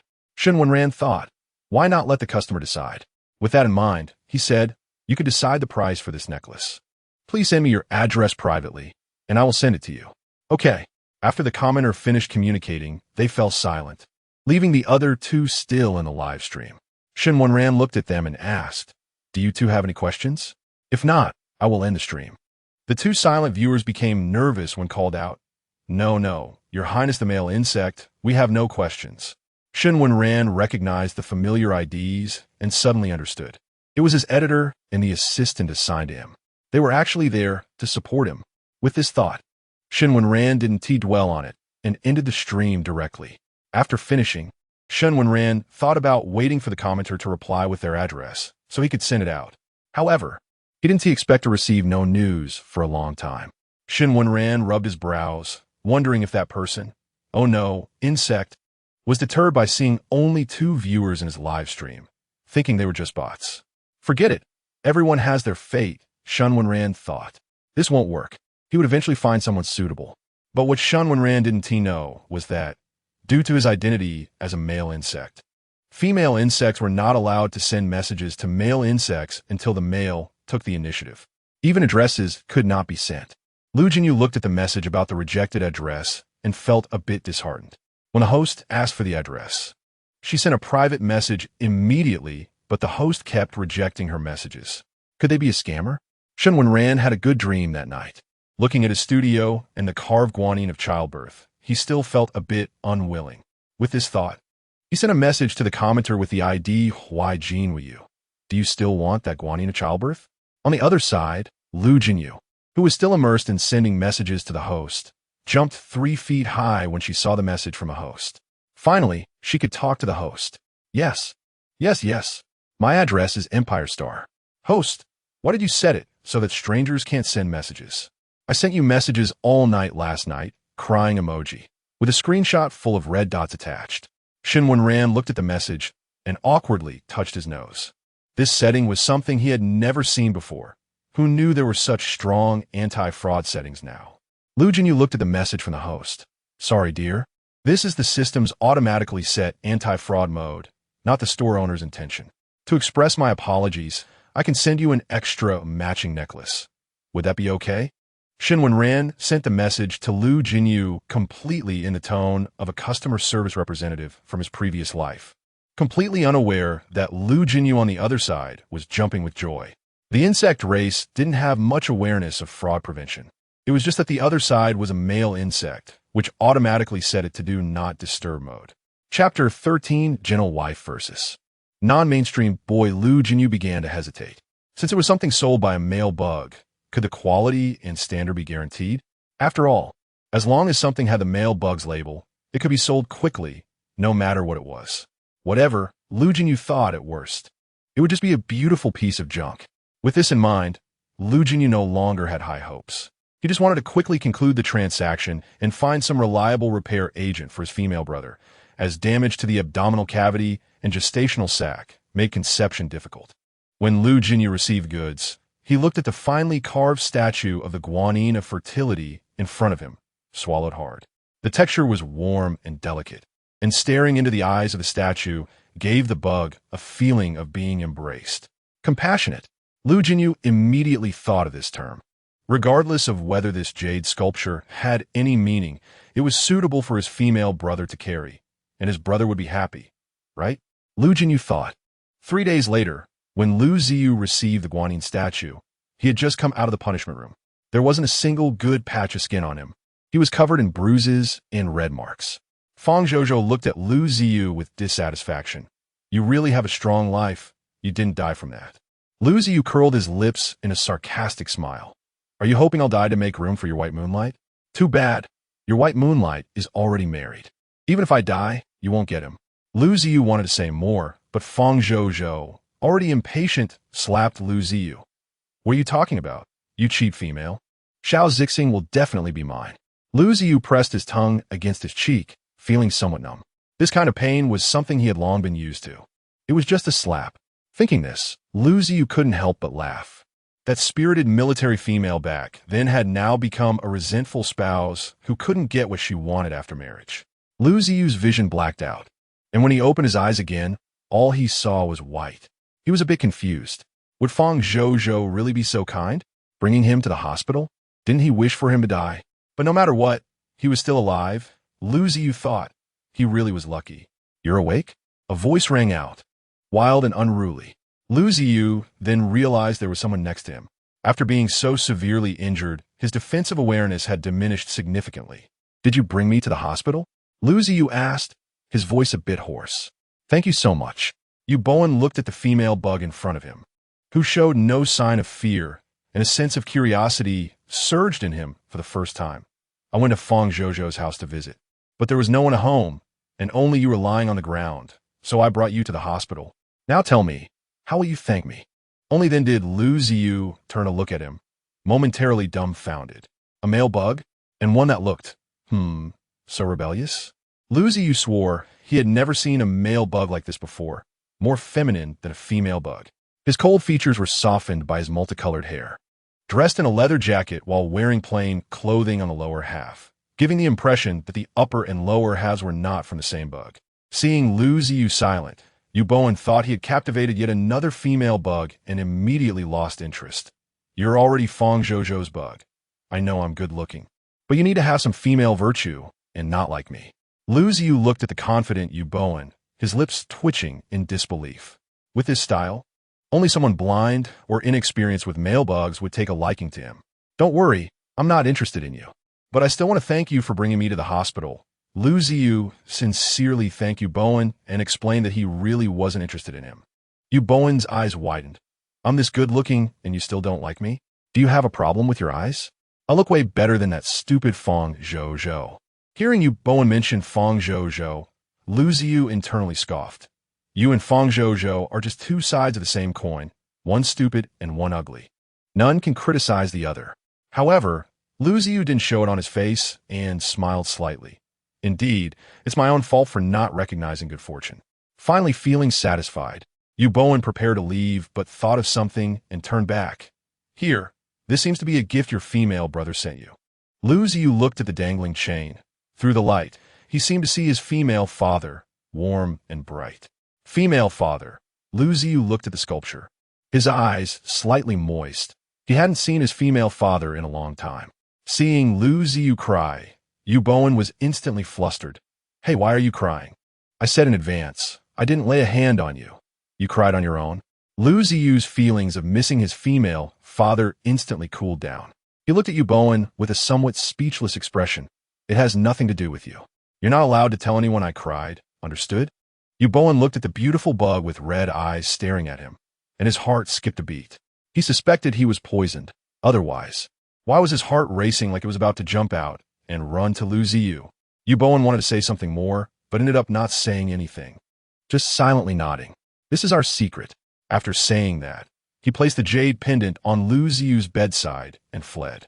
Lu Ziyu silently picked up the necklace that Yu Bowen had dropped and examined it carefully. A beautiful and novel jade pendant. Thinking this, Lu Ziyu honestly reached out and put the necklace on himself. However, what Lu Ziyu didn't see was that when paired with the Guanyin fertility pendant, A faint glow flowed over him, but only for a moment. While Lu Ziyu was feeling melancholic, on the other side, Xiao Zixing was being teased endlessly. Oh. Look who it is, our General Xiao. Look at this lovesick look, it's truly a rare sight, Dika said while watching Xiao Zixing caressing the statue, his face full of blush.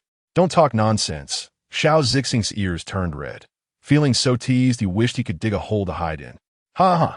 I never expected our elegant and noble General Xiao would also have a day of peach blossoms blooming. That's incredible. Dika looked at the completely different Xiao Zixing shocked and asked, aren't all your female bugs open and enthusiastic? How come you're such a shy military female? Xiao Zixing said somewhat smugly. What? Jealous of me? Let me tell you, our male lord likes me just like this. He said he wanted to marry me the first time he saw me. Dika's eyes flashed with understanding. What is so special about that? With your face, who wouldn't be tempted? I'm immune since I see it every day. Just look at those bugs under you. Which one doesn't like you? Chapter 14. Trapped Shazing quickly retorted, not at all. Although the Lord does have a liking for my appearance, he is fundamentally different from those male insects. He doesn't have any of their bad habits and wouldn't prepare a punishment room. Daika was genuinely shocked. Your family doesn't have a punishment room? Of course not. Shazing said proudly. Not only do we not have a punishment room, but my lord has also given me access to all the rooms in our house. Daika was truly envious. That's great. Then I don't have to worry about your lord locking you up in the future. Shazing ruffled Daika's hair. What are you thinking? My lord is not that kind of person. By the way, I remember your military points are almost saved up. Are you thinking of choosing a male lord for yourself? Daika looked at Shazing and smiled wryly. You know the personalities of those male insects. It's really just an outside person wanting to come in while the inside person wants to go out. I have no intention of looking for a male insect. Shazing looked at Daika with some concern. Is it because of the one who caused you psychological trauma before? But there might be good male insects out there. Daika shook his head. There's no insect better than your lord, even if they were half as good. Those male insects have been raised to be both foolish and wicked. I don't like them at all. But what about your heat period? Shazing asked worriedly. What about you? Daika looked at Shazing. He will show up during my heat period. Our relationship. Well, it's complicated. Shazing looked at Daika in shock. I didn't expect you to be such a scumbag who abandons people after getting what you want. This time, it was Daika's turn to be surprised. When did I become a scumbag? You? Shazing said, puzzled. I remember that male insect prince hasn't even entered the awakening period yet. So how is he solving your heat period? And not only do you want him to solve your heat period, but you also want to marry another insect. Will that prince allow it? As he spoke, Shazing began to worry. That male insect prince is not as easy to deal with as mine.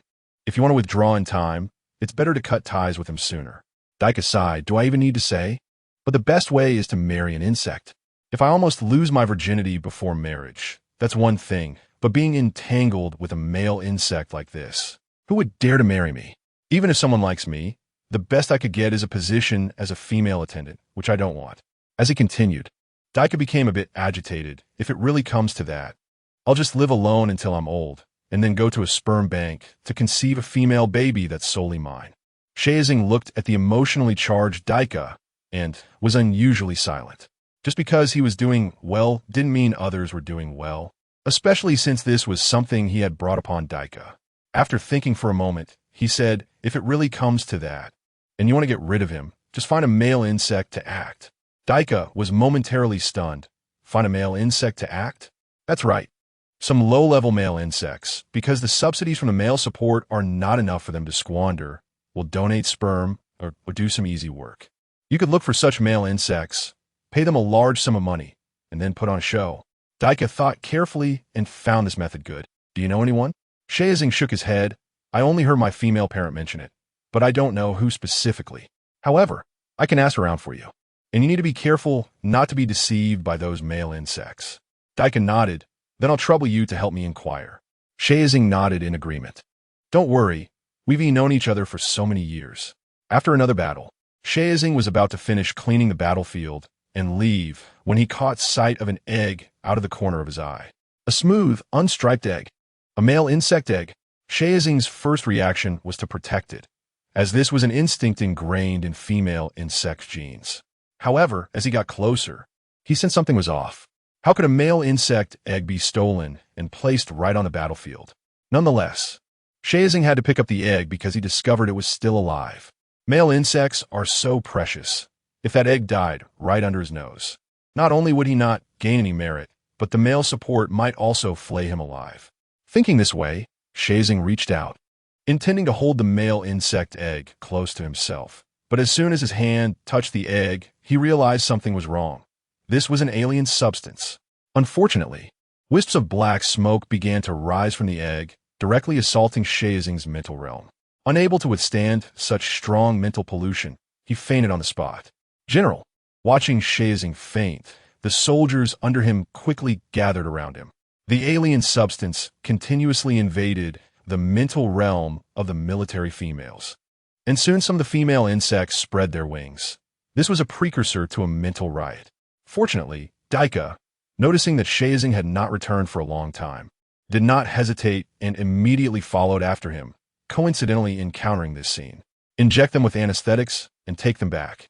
The main priority now is to suppress their mental riot. The calmly arranged for the follow-up, and soon those military females were knocked out and brought back to the warship. What happened? Military Dr. Shen Wenran looked at the many insects being brought back, a serious expression on his face. They all experienced a mental riot, especially Zixing. He fainted outright. I'm really worried about him waking up. A general's mental riot could destroy everything within several miles. The rubbed his temples. And if Zixing knows he destroyed everything here, he will definitely blame himself. Shen Wenran nodded. Then we need to have his male lord come. Do you know what kind of insect he is? I remember there was a news headline before that his male lord seemed to have sent him off. He should be quite easy to talk to. The nodded. His male lord is very nice, but the problem is I don't know his male lord contact information. You know, we don't have the authority to check male insects' data and identities. Shen Wenran couldn't help but ask Zixing's contact. The fell silent for a moment. Gritting his teeth, he set it to private mode. I can't open it at all. Shen Wenran also fell silent. Why did he even set his light brain to private mode? Who was he guarding against? As he thought this, Shen Wenran's light brain suddenly lit up. I'll call my uncle. The call was quickly connected, and the insect on the other end lazily spoke. Oh, a rare guest. Let me see who's calling me. Oh, it's the unpredictable Shen Wenran. Shen Wenran stiffened. His uncle was great in every way except for his love of teasing him. Normally, he would retaliate at this time, but now time was of the essence. Uncle, do you know Zixing's male lord contact information? Chapter 15. Scam? President Shen suddenly sat up. Why do you want Shen Wenran's phone number? Is there something wrong with Zixing? You know, we have regulations that prohibit disclosing information about the male insects unless there are special circumstances. Shen Wenran nodded. Zixing has been contaminated by foreign substances. President Shen thought for a moment. I can't give you the communication number, but I can't guarantee whether Shen Wenran will go or not. Shen Wenran nodded in understanding. On the other side, Shen Wenran was about to check what he would carve during his live stream today when a strange communication number came in. Shen Wenran frowned. Is it a spam call? However, fearing that there might be something important on the other end, he answered the call. As soon as he picked up, a magnetic voice came through. Hello, esteemed male insect. I am a friend of your female lord. My name is. I am 187 centimeter tall, wieg 140 pounds. And I am good at. Shen Wenran patiently listened to the rest, only to hear the voice say, I voluntarily wish to become your female slave. I wonder how you feel about that? Shen Wenran finally understood that this was a promotional call promoting the female insect herself, which made him laugh. I don't need that. Don't call me again, or I'll block you. With that, he hung up angrily. 2 minutes later, his communicator rang again.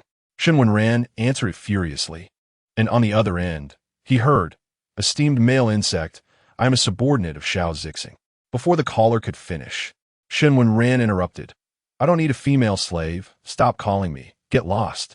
On the other side, Shen Wenran looked at the hung-up call, feeling a bit speechless. The male insect on the other end was really confident. Who would want to become a female slave?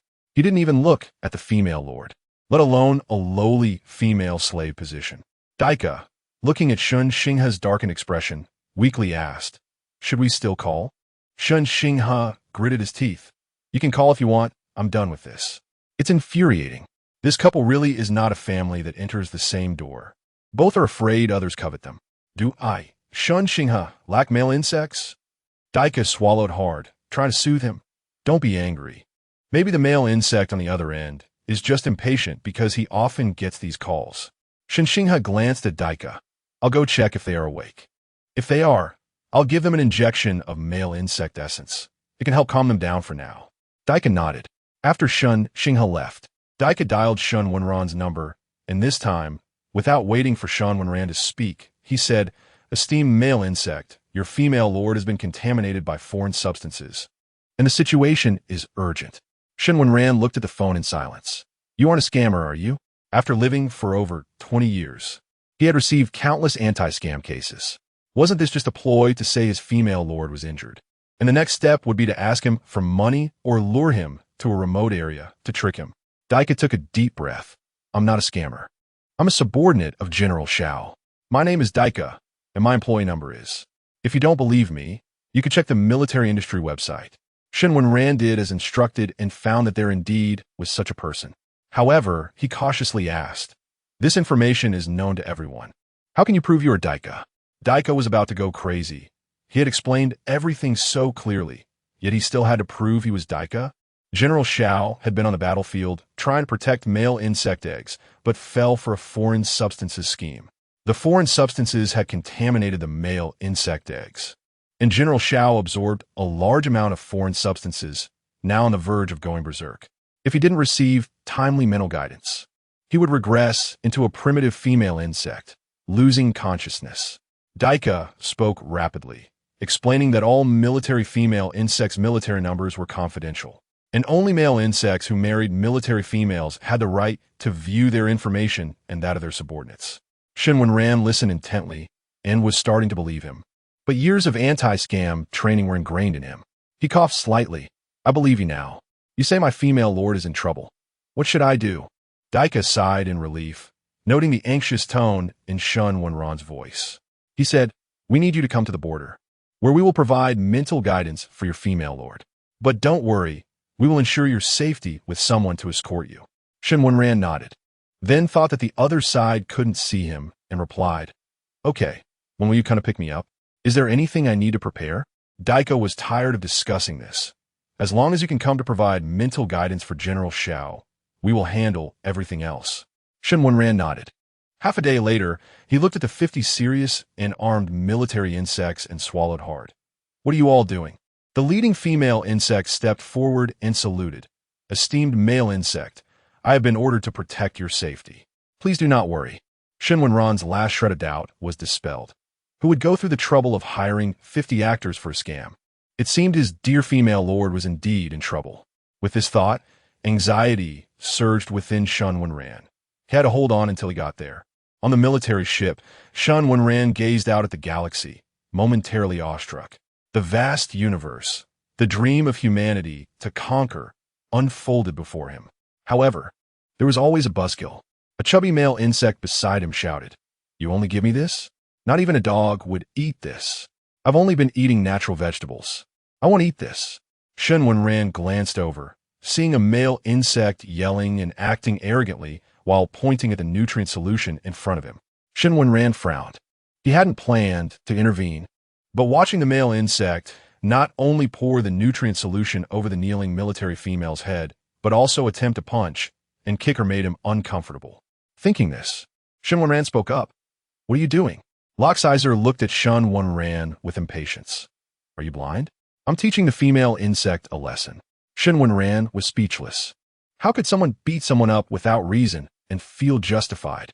He glanced at the female insect, whose face was pale, but who was holding back her anger, then looked at the ugly male insect and chuckled. What right do you have to teach him a lesson?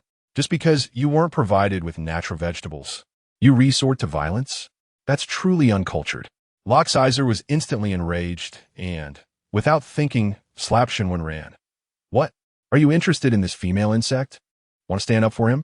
Shen Wenran's expression turned cold as he seized Loxizer's hand. Whether I'm interested in him is none of your business. But I know you crossed a line. Chapter 16. Mutual estrus. As she said this, Shen Wenran did not indulge Luo Shiza, slapping him back. Luo Shiza looked at Shen Wenran with a gloomy expression. What gives you the right to hit me? Shen Wenran was speechless. I hit you because I wanted to what? Do I need to choose an auspicious day for that? Luo Shiza seemed to understand and angrily said, 30 years in the east, 30 years in the west. Don't bully the young and poor. Shen Wenran just wanted to say, no, my hitting you has nothing to do with your poverty. However, Luo Shiza was unwilling to say more and ran away directly. Shen Wenran looked at the female bug kneeling by the side, too afraid to speak, and said, you should clean the stains off yourself. Maka, feeling somewhat anxious, hurriedly bowed and said, thank you, Your Highness, for standing up for me. But I already have a childhood friend as my male bug. He said that as long as I accumulate enough military points, he will marry me. We are already a couple, so I'm afraid I cannot serve as your female slave. Shen Wenran felt as if he had been struck by lightning. He had finally managed to be a good person, yet this bug twisted his words, accusing him of wanting to cuckold the female lord. Thinking this, Shen Wenran straightened his expression and said, I didn't want you to be a female slave. I just couldn't stand that bug bullying others, so I acted. It has nothing to do with you, okay? Upon hearing this, Maka suddenly breathed a sigh of relief. I'm sorry, Your Highness, I misunderstood you. If you want to punish me, go ahead. I am guilty. Shen Wenran felt these bugs were sick. He couldn't understand their thought processes at all. His own female lord was much better. She never put on such humble postures in front of him and resonated with him spiritually. These foolish bugs. Shen Wenran thought to himself, his own female lord is simply the best, truly one of a kind in the bug race.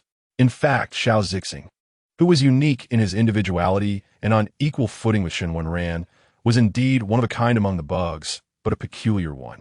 After all, there were more males than females, and female bugs had to support these males in order to lay eggs.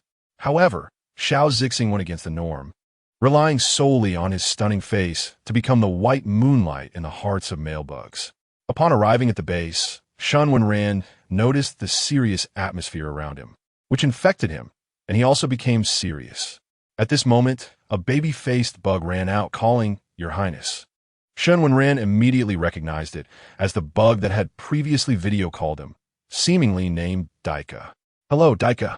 Shen Wenran smiled, wanting to leave a good impression on his female lord subordinate.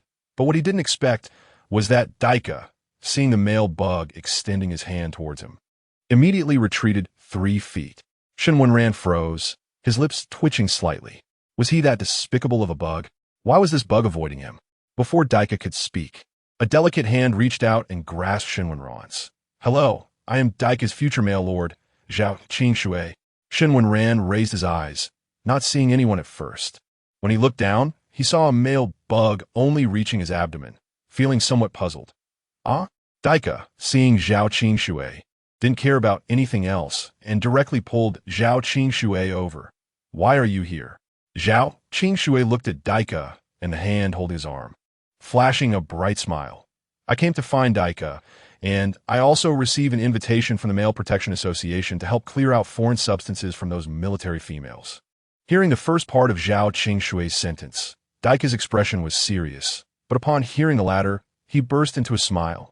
Oh, this Male Protection Association is really something. How can they let a minor come out to work? You've really worked hard. A glint flashed in Zhao Qingshui's eyes. It's okay. As long as I stay by your side, I'm fine with anything. Daika skillfully shifted the topic. Since both your highnesses and other lords are here, let's not delay and get to the treatment quickly. Shen Wenran and Zhao Qingshui nodded. One was eager to treat his injured female lord, and the other wanted to win the favor of his beloved bug. So these 2 bugs were the most proactive. However, the other male bugs had different thoughts. Luo Shiza was the loudest among them. We have traveled a long way, and you want to even let us rest. I'm going to report you to the Male Protection Association for abusing male bugs. Just wait to go to jail. Before Daika could respond, Zhao Qingshui's eyes darkened. What do you want to do to my female lord? Do you believe that you will end up in jail before my female lord does? Or do you want to become a useless bug without any spiritual power, and then be sent to the Male Institute to become an egg-laying machine? Luo Shiza was startled and was about to say something, but upon realizing who it was, he was too scared to make a sound. Shen Wenran looked thoughtfully at Zhao Qingshui, then at Daika, and interrupted them. First, take me to treat my female lord. Daika nodded, agreeing with this. In a closed room, Shen Wenran could feel his female lord's restless emotions even through the glass, and this emotion affected him in return, making him feel agitated. After Daika respectfully reported on Xiao Zixing's condition, he suddenly noticed Shen Wenran's lips slightly quivering, seeming to be a sign of the differentiation period, but it quickly disappeared. Daika shook his head. Xiao Zixing shouldn't be so shameless as to marry a male bug that hadn't even differentiated yet. Shen Wenran found Daika very noisy and couldn't concentrate on listening to his words, only catching a few scattered phrases. Estrus, foreign substances, pollution, cleaning. Shen Wenran thought for a moment. It should mean that he needed to use his spiritual power to clean for his female lord. He nodded at Daika, then opened the door and walked in, also raising a barrier. His female lord couldn't be seen by others. Meanwhile, Xiao Zixing felt the foreign substances swirling chaotically in his spiritual sea, gritting his teeth, veins bulging. He couldn't just give in like this. His male lord was still waiting for him to return. Suddenly, Xiao Zixing sensed a familiar aura. Was it the male lord? The male lord had come. Xiao Zixing felt somewhat disoriented, thinking drowsily. Shen Wenran looked at Xiao Zixing's appearance, fists clenched. Damn it, these foreign substances. One day, he would completely eliminate them. With this thought, Shen Wenran gently embraced Xiao Zixing, awkwardly mobilizing his spiritual power. He was somewhat inexperienced in using his spiritual power to remove foreign substances. He thought for a moment, and his spiritual power tentacles tentatively reached the areas where he felt the most agitation, greeting them.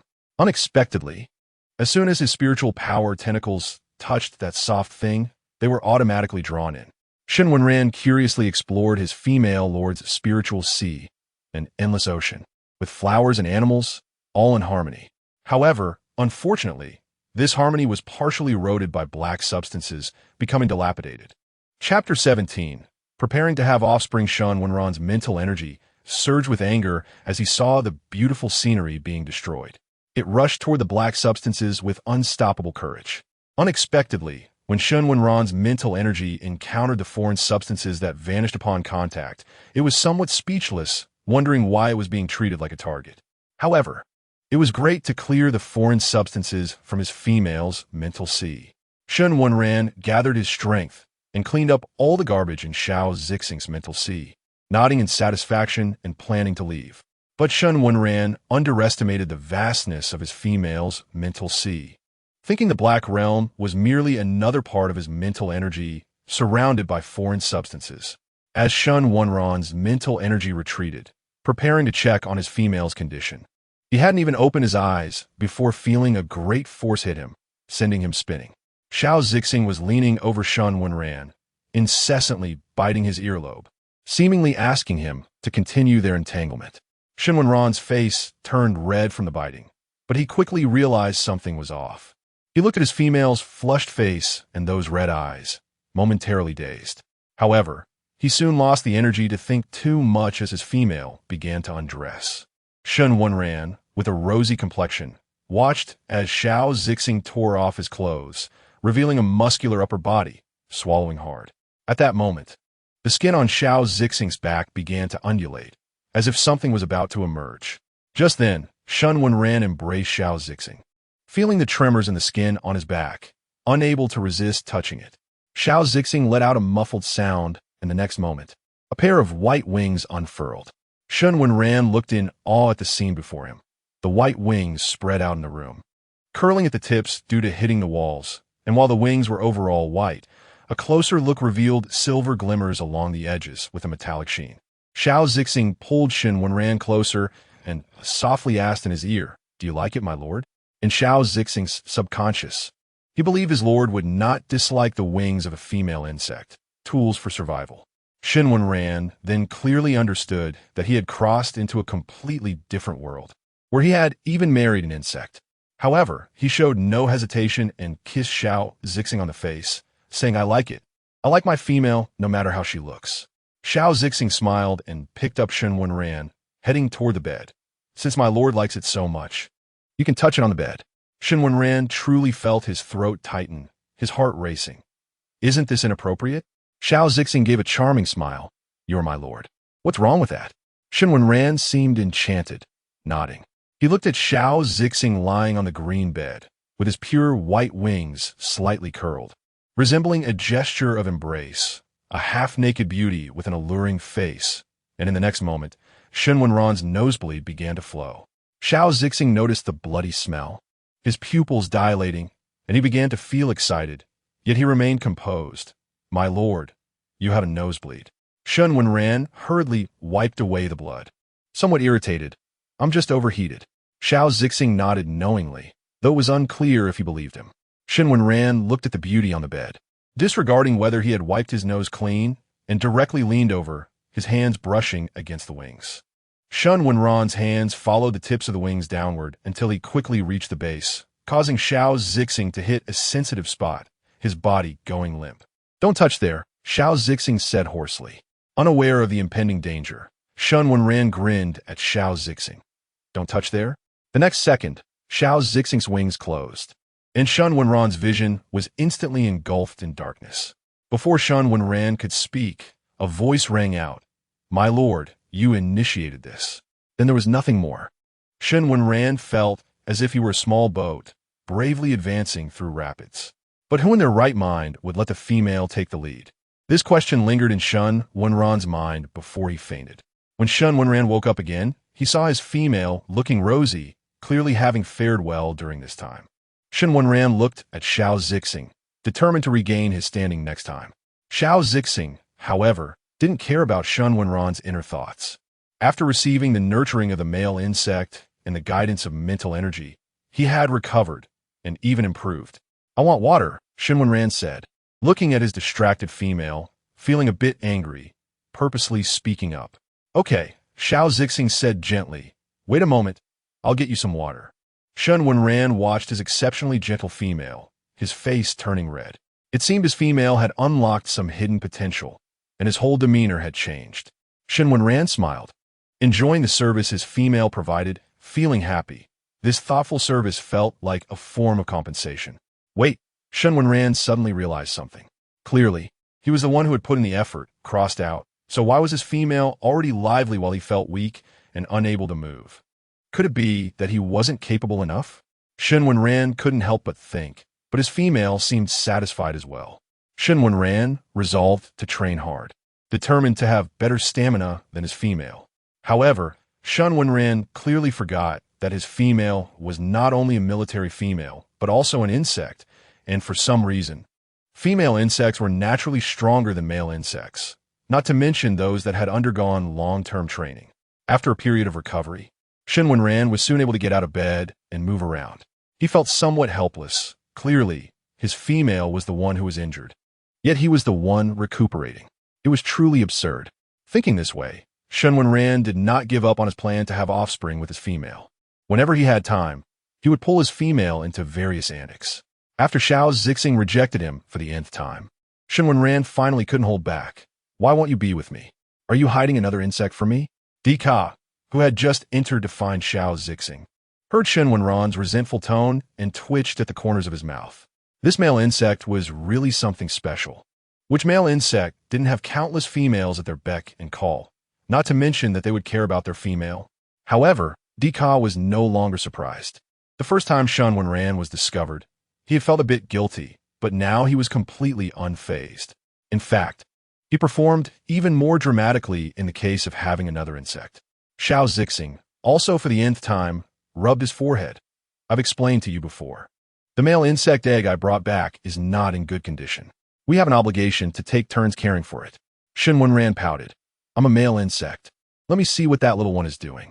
"You don't have to worry." Chapter 18, The Suspicious Egg Treasure. Shazing's eyes brightened. Right, their male leader was still here. Since the male insect had been in the female's belly, it had become quite close to the male insects. It was perfect for the male leader to check on the male insect egg. "So, thank you, dear leader." Shazing smiled at Shen Wenran and offered compliments without hesitation. "I knew the male leader wasn't the type to be cold and heartless. I like you the most." Shen Wenran initially said it out of frustration, but his female counterpart not only accepted it, but also crowned him with a compliment. Looking at the beaming Shazing, Shen Wenran sighed a little. What else could he do? Just pamper him. After all, he was going to marry him. So, Shen Wenran followed Shayzing to the medical room. After a while, Shen Wenran stood silently at the door, looking at an egg occupying a whole room, feeling somewhat speechless.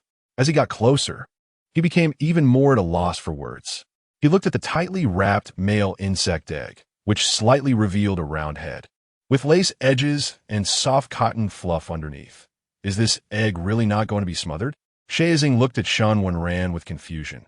Our male insect eggs are usually placed in an incubator, but since the incubator won't arrive for another 3 days, we've just made some heating measures for the male insect egg. Just a little bit of warmth.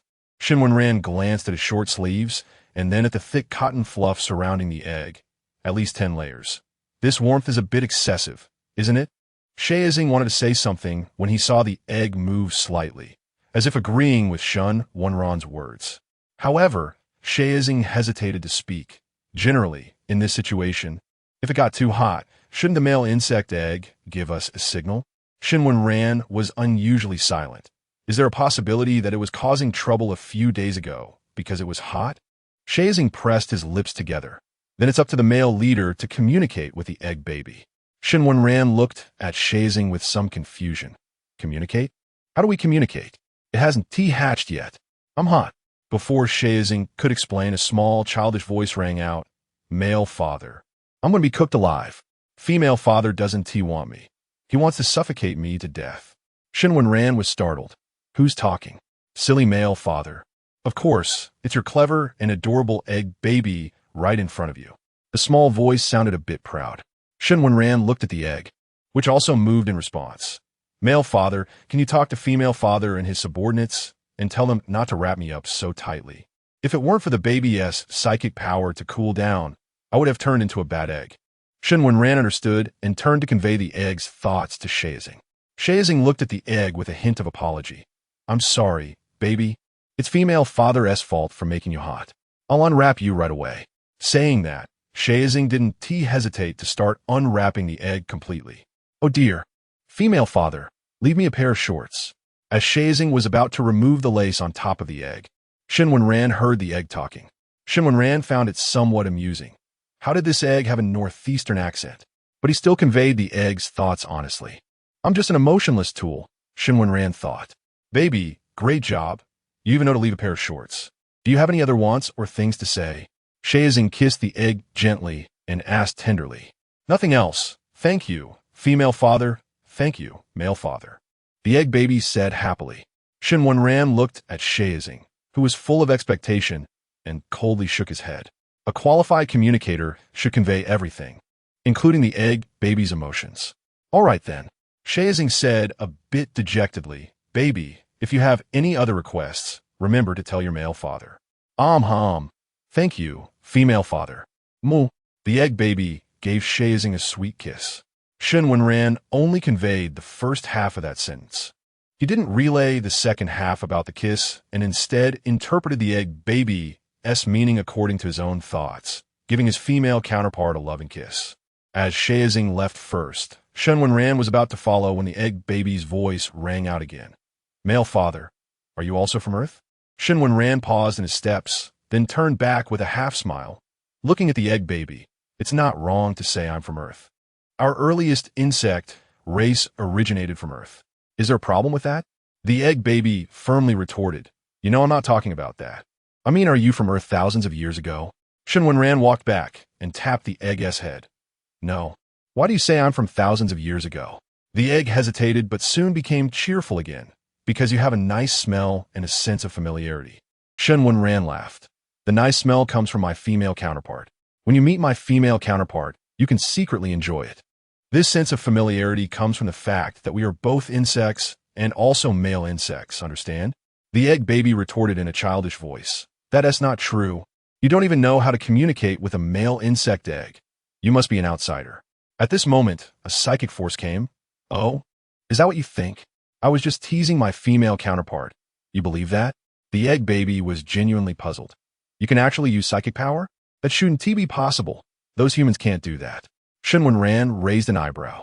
Humans? Are you talking about those humans who went extinct thousands of years ago? The egg baby seemed to realize it had let something slip, fell silent, and pretended to be a dead egg. Shen Wenran looked at the uncommunicative egg baby and shook his head helplessly, patting the egg's head. Just grow up well. These things are not for you. A little bug that hasn't hatched yet to worry about. Then, Shen Wenran gave the egg baby some PUA advice and left. When Shen Wenran returned to his bedroom, his expression began to turn serious. The fact that someone could guess he was human meant that his arrival in the insect race was not a coincidence, but inevitable. There were several suspicious points in what the egg baby said. One was the sudden northeastern accent, and the other was the Jiangnan accent, indicating that it wasn't a typical reincarnation, but rather that it had lived in an environment with humans, subtly influencing it. Also, it said that humans couldn't use psychic power. Logically, he shouldn't be able to either, but after learning and combining with his female counterpart, he could. Yes, Shen Wenran now understood that the so-called doing more did not mean working harder, but rather being more intimate with his female counterpart. Now, a new question arose. What conspiracy lay behind all this? Chapter 19, Who Grew Wings? I won't say, just as Shen Wenran was pondering further. He saw his female companion walking gracefully towards him, taking his hand and saying, "You've worked hard during this time, my king. Once I get my vacation, shall we go on our honeymoon?" Shen Wenran looked at his female companion, feeling very satisfied. Who could still think of the lonely egg in a room? The saying, "Only when one is well fed can one indulge in desires," was indeed true. His female companion was a feast for the eyes, and since he joined the insect tribe, he had started to indulge. Xiao Zixing watched as his king was easily captivated by just a few words, smiling as he leaned closer to Shen Wenran's ear. "So, what do you think of my suggestion?" Everything you say is good," Shen Wenran nodded in response. Did his female companion need to discuss what she wanted to do with him? Of course, he would satisfy all her wishes. 3 days later, the egg was taken back to the Male Protection Association, where it would receive meticulous care. While Xiao Zixing was heavily rewarded for repelling the foreign substances and rescuing the male insects, also receiving a generous amount of time off. For days later, Shen Wenran and Xiao Zixing set off for Sweet Star, which was said to be the place where encounters with male insects were most likely, and also a dream destination for couples. However, due to the high costs, many female insects hesitated to go. Of course, this was none of Shen Wenran and his husband as concern. They had money and time, so they were definitely going to enjoy themselves there. Shen Wenran and Xiao Zixing walked through a castle of pink balloons, enjoying VIP treatment. As they walked, they came upon a small mushroom house and exchanged glances. "Shall we go in and take a look?" "Let's go in and take a look." Xiao Zixing remained calm, while Shen Wenran was excited.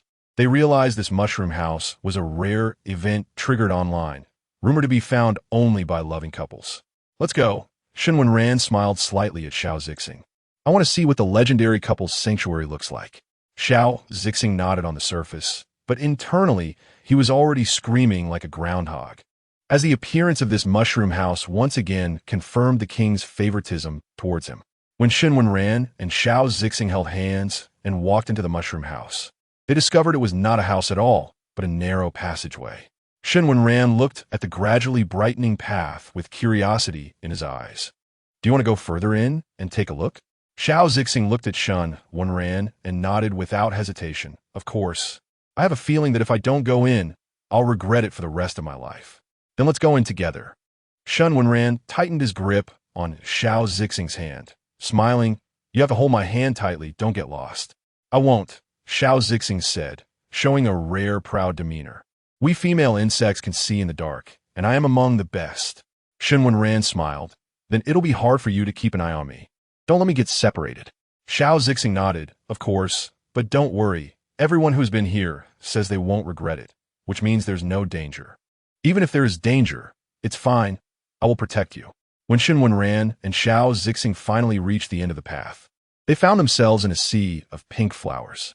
"So beautiful," Xiao Zixing couldn't help but exclaim. Shen Wenran followed suit. "It really is beautiful, but in my eyes, you're much more beautiful than this sea of flowers." Xiao Zixing beamed. "I love it when you compliment me. Can you do it more often in the future?" Shen Wenran replied without hesitation. "Then I will compliment you every day from now on."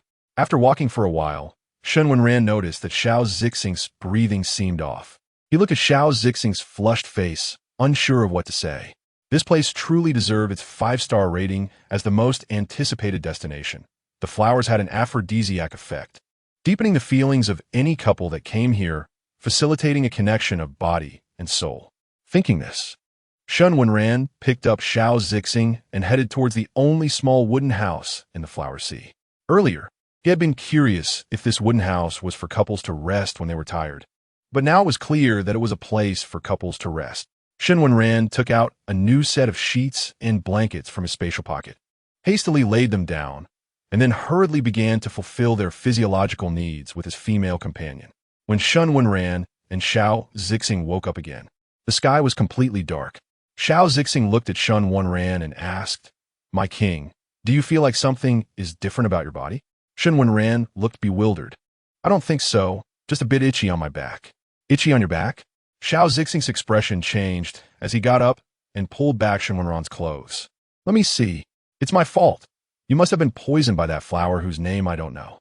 You must not have any issues here." Shen Wenran smiled and interrupted Xiao Zixing's actions. "Don't worry, I'm definitely fine. The itch on my back must be because this house hasn't been lived in for a long time, and I'm a bit allergic." Saying this, Xiao Zixing quickly got up and began to clean the room. "It's my oversight. I'm sorry, my king." Shen Wenran smiled. "I'm really not that delicate. It's so late. You don't need to do this. You'll tire yourself out."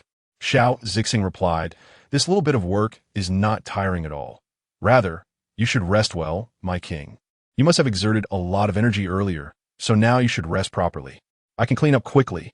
Shen Wenran felt the soreness in his waist and the heaviness in his arms, and the words he wanted to say to help his female companion got stuck in his throat.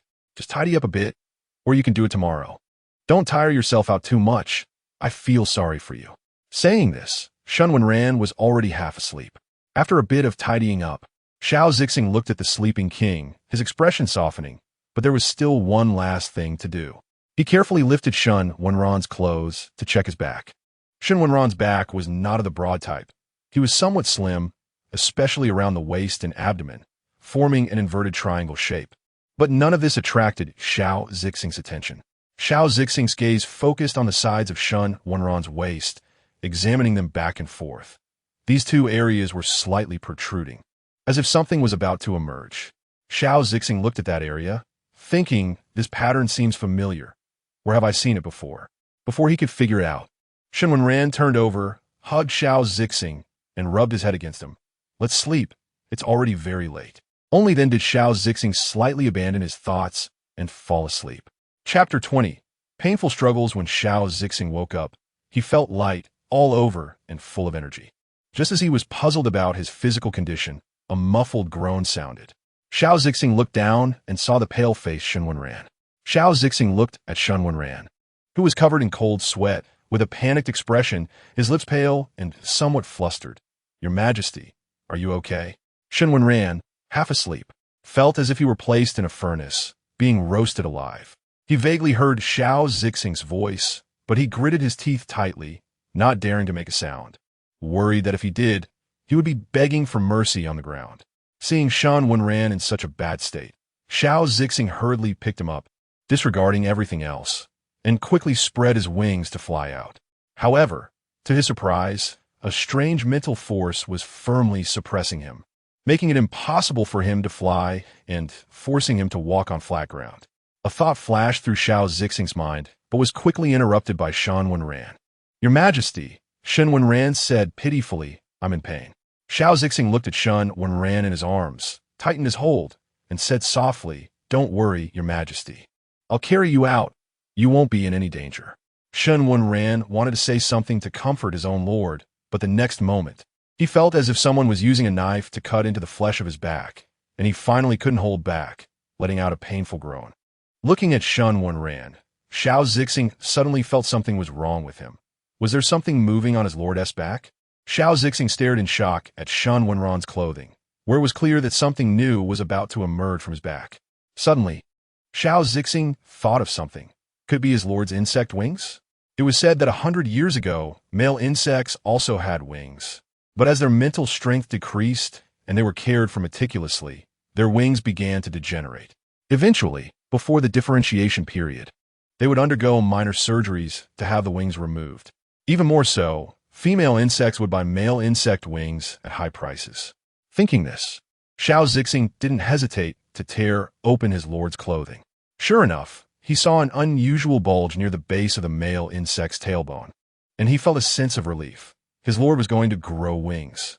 It was rumored that ancient male insects would fly together with female insects, forming a ceremonial ending in the sky. Xiao Zixing looked forward to whether his lord would grow wings as beautiful as his own. Shen Wenran, unaware of these thoughts, only knew he was rolling on the ground in pain, but Xiao Zixing's gaze remained fixed on the area on his back where the burning sensation was strongest. Your Majesty, Xiao Zixing said excitedly, it seems you're about to grow wings. This is a normal phenomenon. If you can't endure it, that's okay. We could just do a minor surgery to remove them. Oh, I'm fine, Shen Wenran thought, as long as I can just have surgery if it fails. No. Although Shen Wenran was in extreme pain, he couldn't help but widen his eyes and squeezed out a sentence from his throat. What did you say? I'm going to grow wings? Xiao Zixing nodded. Yes, Your Majesty, don't worry. If I press a little, it won't hurt anymore. Just as Shen Wenran was about to agree, he suddenly recalled what his own lord had said before. This method you have to relieve my pain once he caused my wings to wither, right? Xiao Zixing replied, right? Your Majesty, you're in so much pain, and since male insects don't have wings, if you can't endure this pain, I'll massage you to stop the growth. Shen Wenran suddenly became excited. No, I suddenly feel like I can endure this pain. Xiao Zixing looked at his lord's intense movements with confusion. But Your Majesty, having wings doesn't really matter, does it? Through the pain, Shen Wenran said seriously, whether it matters or not, those wings are a part of my body. I don't want to lose them. Xiao Zixing began to understand. But Your Majesty, if you don't accept the withering, it will hurt even more later. Can you bear it? Hearing that the pain would intensify, Shen Wenran's face stiffened. However, thinking about how long he had endured, if it withered now, wouldn't that be a huge loss? Besides, now that it was growing, how could he have it removed? What Shen Wenran absolutely wouldn't say was that having wings would be incredibly cool. Which person on earth hasn't dreamed of growing wings? Shen Wenran nodded firmly and said, Don't worry, I'm fine. I can still endure. Xiao Zixing smiled deeper upon hearing this. He knew his lord was not the kind of delicate insect that couldn't take care of himself. He slightly raised his arm. Then, Your Majesty, you need to be prepared. The process of growing wings requires some massage first, or it won't grow out properly. Shen Wenran nodded instinctively, but the next second, he let out a sharp scream. Ah, this scream was louder than the sound of pigs being slaughtered during the new year. Shen Wenran felt as if his wings were breaking. Hesitating, Are you sure this is how to massage? Xiao Zixing replied confidently, This is how it is. My mother massaged me like this when I was growing wings. And don't worry, I also helped my brother grow his wings. Shen Wenran felt hopeless. After calling out, he felt embarrassed and bit down hard on his clothing, refusing to make another sound. But Xiao Zixing was somewhat worried. Your Majesty, are you okay? Shen Wenran's voice came from the fabric. I'm fine, don't worry. Xiao Zixing felt his hands gradually unfolding the wings, feeling a sense of pride. This was the second pair of wings he had helped to massage out. Hopefully, they would be as big and soft as his own. After enduring the pain, Shen Wenran felt as if he had gone through a realignment. His whole body felt restructured, but thinking about the wings he would soon possess filled him with vigor. How long will this massage need to last? Soon, it will be fine, Xiao Zixing replied. Shen Wenran was filled with anticipation. He wondered what his wings would look like. He hoped they would be like his lordess. But an hour passed, and Shen Wenran asked, How much longer? Xiao Zixing replied the same. It will be fine soon. At this point, Shen Wenran truly had no strength left. He felt as if every part of him hurt, and he couldn't muster the energy to think of anything else to change the subject. Feeling a bit down, Shen Wenran said, Zixing, just tell me straight, how much longer? I've already endured this long. It doesn't matter if it takes a little longer. This time, it really will be fine, Xiao Zixing said, half laughing. I don't believe it, Your Majesty. You should feel that the wing structure on your back is like it's about to move. Chapter 21 Wings are growing. Shen Wenran instinctively felt behind his back and discovered that something seemed to be moving beneath his skin. The burning sensation was gone, replaced by an endless stretching and the urge to break free. Shen Wenran was filled with joy. Had he succeeded? At that moment, Xiao Zixing sighed. Your Majesty, I cannot intervene in the final process of your wings growing, because if I forcefully intervene, it could prevent your wings from flying. Shen Wenran thought of breaking out of the cocoon and nodded. What should I do next? Gather your strength, Xiao Zixing said slowly. Use all your strength to break through that layer of skin. Shen Wenran hesitated, thinking about how his wings had to come out from intact skin. He felt like retreating. But then he realized that retreating now would mean all his efforts would be in vain, so he gritted his teeth and decided to persevere. However, Xiao Zixing did not give Shen Wenran a chance to hesitate. He took Shen Wenran's hand and placed it on his back near the tailbone. Your Majesty, feel the power here. Use the strength of your wings to break through that barrier. It may hurt, but it won't be as painful as the growth of your wings before. After hearing Xiao Zixing's words, Shen Wenran tried to feel his wings. Unfortunately, no matter how he tried, he couldn't sense the wings behind him, but I can't feel the presence of the wings. Shen Wenran felt a bit confused. Xiao Zixing's heart sank. Your Majesty, you can't feel where your wings are? Shen Wenran nodded. Xiao Zixing began to worry. It was said that in ancient times, some male insects didn't have wings due to developmental issues. He feared that his own monarch might be one of them. But then Xiao Zixing thought it through. If he couldn't feel the wings, how could there have been heat for so long? This clearly indicated the growth cycle of the wings. Suddenly, a flash of inspiration struck Xiao Zixing. Your Majesty, I remember that in ancient times, male insects needed the cooperation of the female to extend their wings. Cooperation? Shen Wenran looked up at his female companion in confusion. How do we cooperate? Xiao Zixing lowered his head and entangled with Shen Wenran, whispering in his ear. On the day male insects grow their wings, they mate with the female in midair. And at that time, the female watches as the male's wings grow. Listening to his female companion's implicit words, Shen Wenran began to understand. Wasn't this just like a mother eagle guiding her chick to fly? But Shen Wenran quickly lost his train of thought as Xiao Zixing opened his wings and flew him into the air. Shen Wenran felt the rush of ascending air and broke into a cold sweat. Would he fall to his death? Looking at Xiao Zixing, who was flying him through the air, Shen Wenran felt a bit scared. Female companion. Xiao Zixing spoke soothingly. Don't be afraid, Your Majesty. First, feel the sensation of flying. When the time is right, I'll be there to watch over you. Shen Wenran was now truly sweating profusely. Falling from this height would mean certain death or severe injury. Just as he was lost in thought, he felt himself plummeting rapidly. Shen Wenran thought he had been let go by his female companion. His mind went blank, and in the next moment, a cut opened on his back, and a pair of pure black wings emerged. Xiao Zixing looked at his monarch with a hint of a smile. Your Majesty, you really are quick to understand. Before I could let go, your wings have already grown. It was only then that Shen Wenran realized Xiao Zixing hadn't let go at all. He had simply spaced out. The rapid descent that Xiao Zixing had initiated had caused his adrenaline to spike, resulting in his wings growing. Shen Wenran breathed a sigh of relief. Zixing, don't scare me like that next time. My heart almost jumped out. Xiao Zixing nodded. Don't worry, Your Majesty. Even if you hadn't grown wings, I would have caught you quickly. Shen Wenran shot Xiao Zixing a glance. Is this really the time to talk about that? Xiao Zixing wanted to tease him a bit more, but his expression changed when he saw a new cold sweat forming on Shen Wenran's forehead. This time, Shen Wenran truly felt a piercing pain radiating from his heart. Before Shen Wenran could speak, his mental energy uncontrollably surged out, directly wrapping around Xiao Zixing. Xiao Zixing was ensnared by Shen Wenran's mental energy and found himself unable to move, as both insects began to fall straight down. Xiao Zixing quickly switched positions with Shen Wenran, trying to cushion his fall, but Shen Wenran's mental energy was too tightly wrapped, leaving him unable to move at all. Just as Xiao Zixing thought he and his monarch would be the first couple to die from a fall, Shen Wenran's wings moved. He wrapped around Xiao Zixing and flew forward, as if something was silently pulling him. Neither insect noticed that Shen Wenran's tattoo was faintly radiating heat.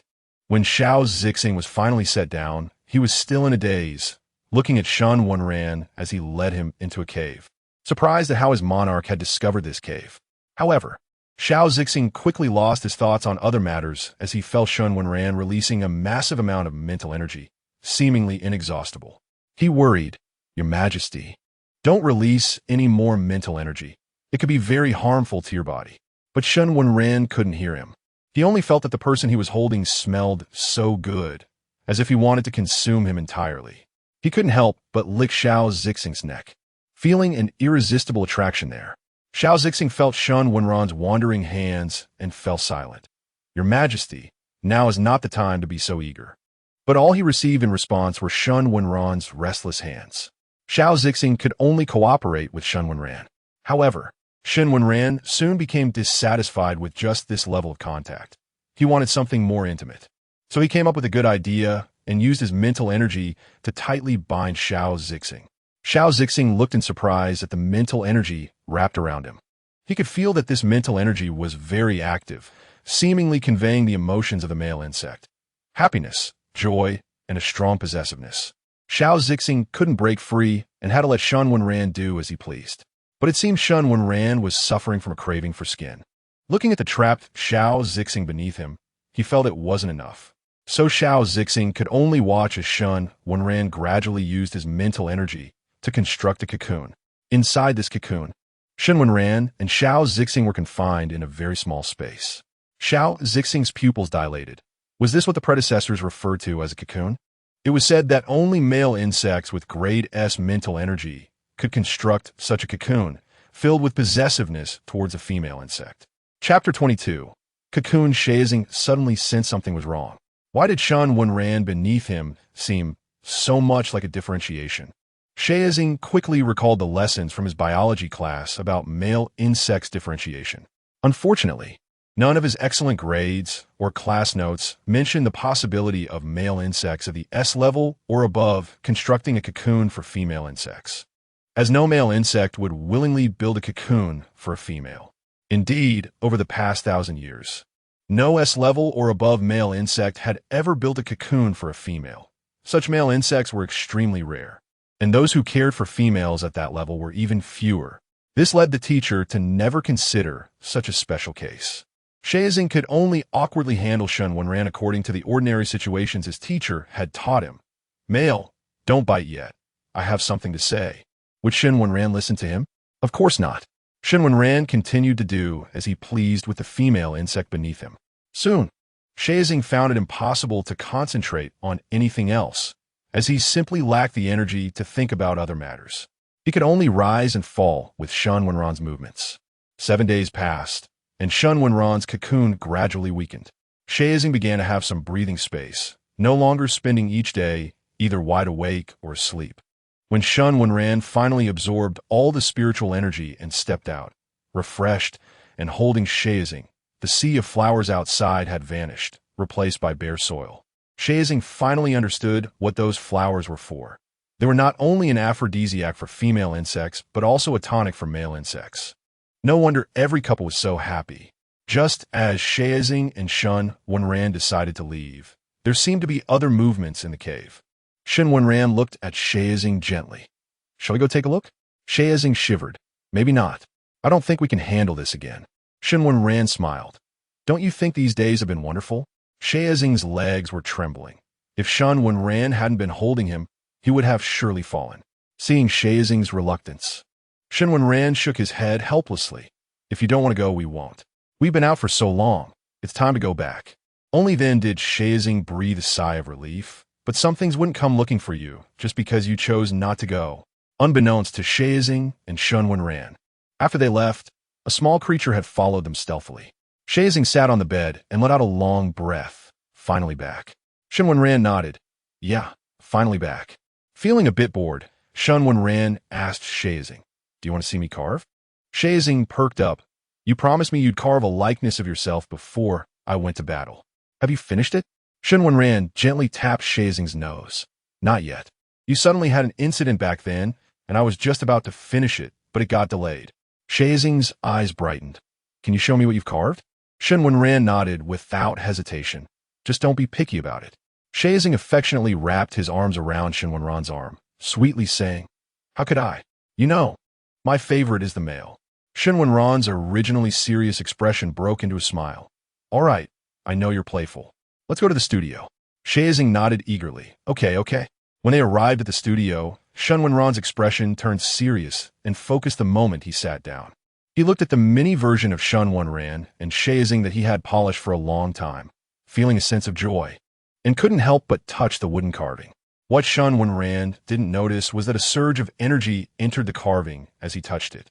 Soon, Shen Wenran immersed himself in his work, while Shazing read beside him, captivated by a recently popular novel titled The Overbearing Male Lord Loves Me.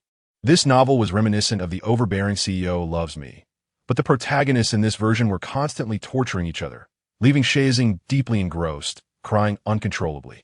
Shen Wenran quickly noticed that something was off with his female lord. He hurriedly put down his tools and walked over to gently wipe away Shazing's tears. "What's wrong? Did someone bully you?" Shazing was crying so hard he buried his head in Shen Wenran's clothes. "Well, male, the protagonist's sake is really so miserable. That male insect Hylasai is so bad. He even digs out Sake's kidneys and heart and wants to draw Sake's blood to treat his so-called white moonlight." Upon hearing the familiar plot, Shen Wenran's brows furrowed. Wasn't this just the insect version of The Overbearing CEO Loves Me? "Don't cry," he said, but comforting was still necessary. Shen Wenran hugged Shazing, gently patting his back. "Look, it's just a book. Don't cry. You're making me sad too." Shazing, with tearful eyes, looked at Shen Wenran. "Male, have you read this book too? Why do you say it's just a book? What if there really are stupid male insects like Hylasai in reality?"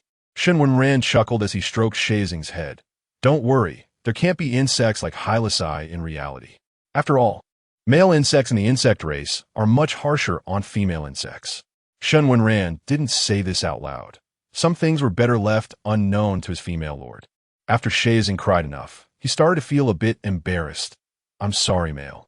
Did I interrupt your work? I didn't mean to.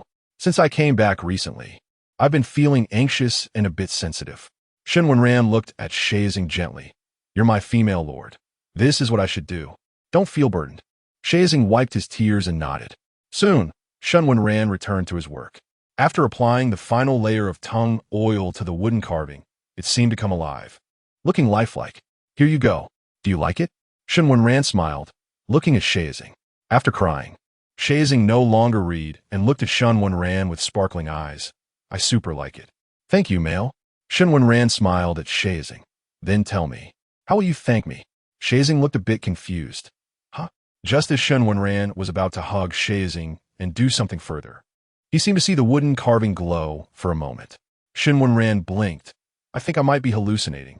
"Zixing, did you see that?" It seemed like the wooden carving glowed for a second. Shazing stared at Shen Wenran. "Male, you didn't see it wrong. It was indeed the wooden carving that glowed." Shen Wenran fell silent. Could it be that, after coming to the insect race, even what had mutated? Chapter 23, Leave the Father, Keep the Son? Donor conception, what's wrong? Xiao Zixing looked at his master with a puzzled expression. Shen Wenran opened his mouth, wanting to ask if the bug race's trees all glow, but thought better of it and decided not to ask. After all, maybe that's how things are in the galaxy. If humans can evolve into bugs, what's the harm in trees evolving a bit too? Shen Wenran shook his head, looking at Xiao Zixing. "It's fine, as long as you like it, haha. Where do you want to put it?" Xiao Zixing looked at the wooden carving engraved with himself and his master, eyes shining. "Can I put it in our bedroom?" Shen Wenran agreed.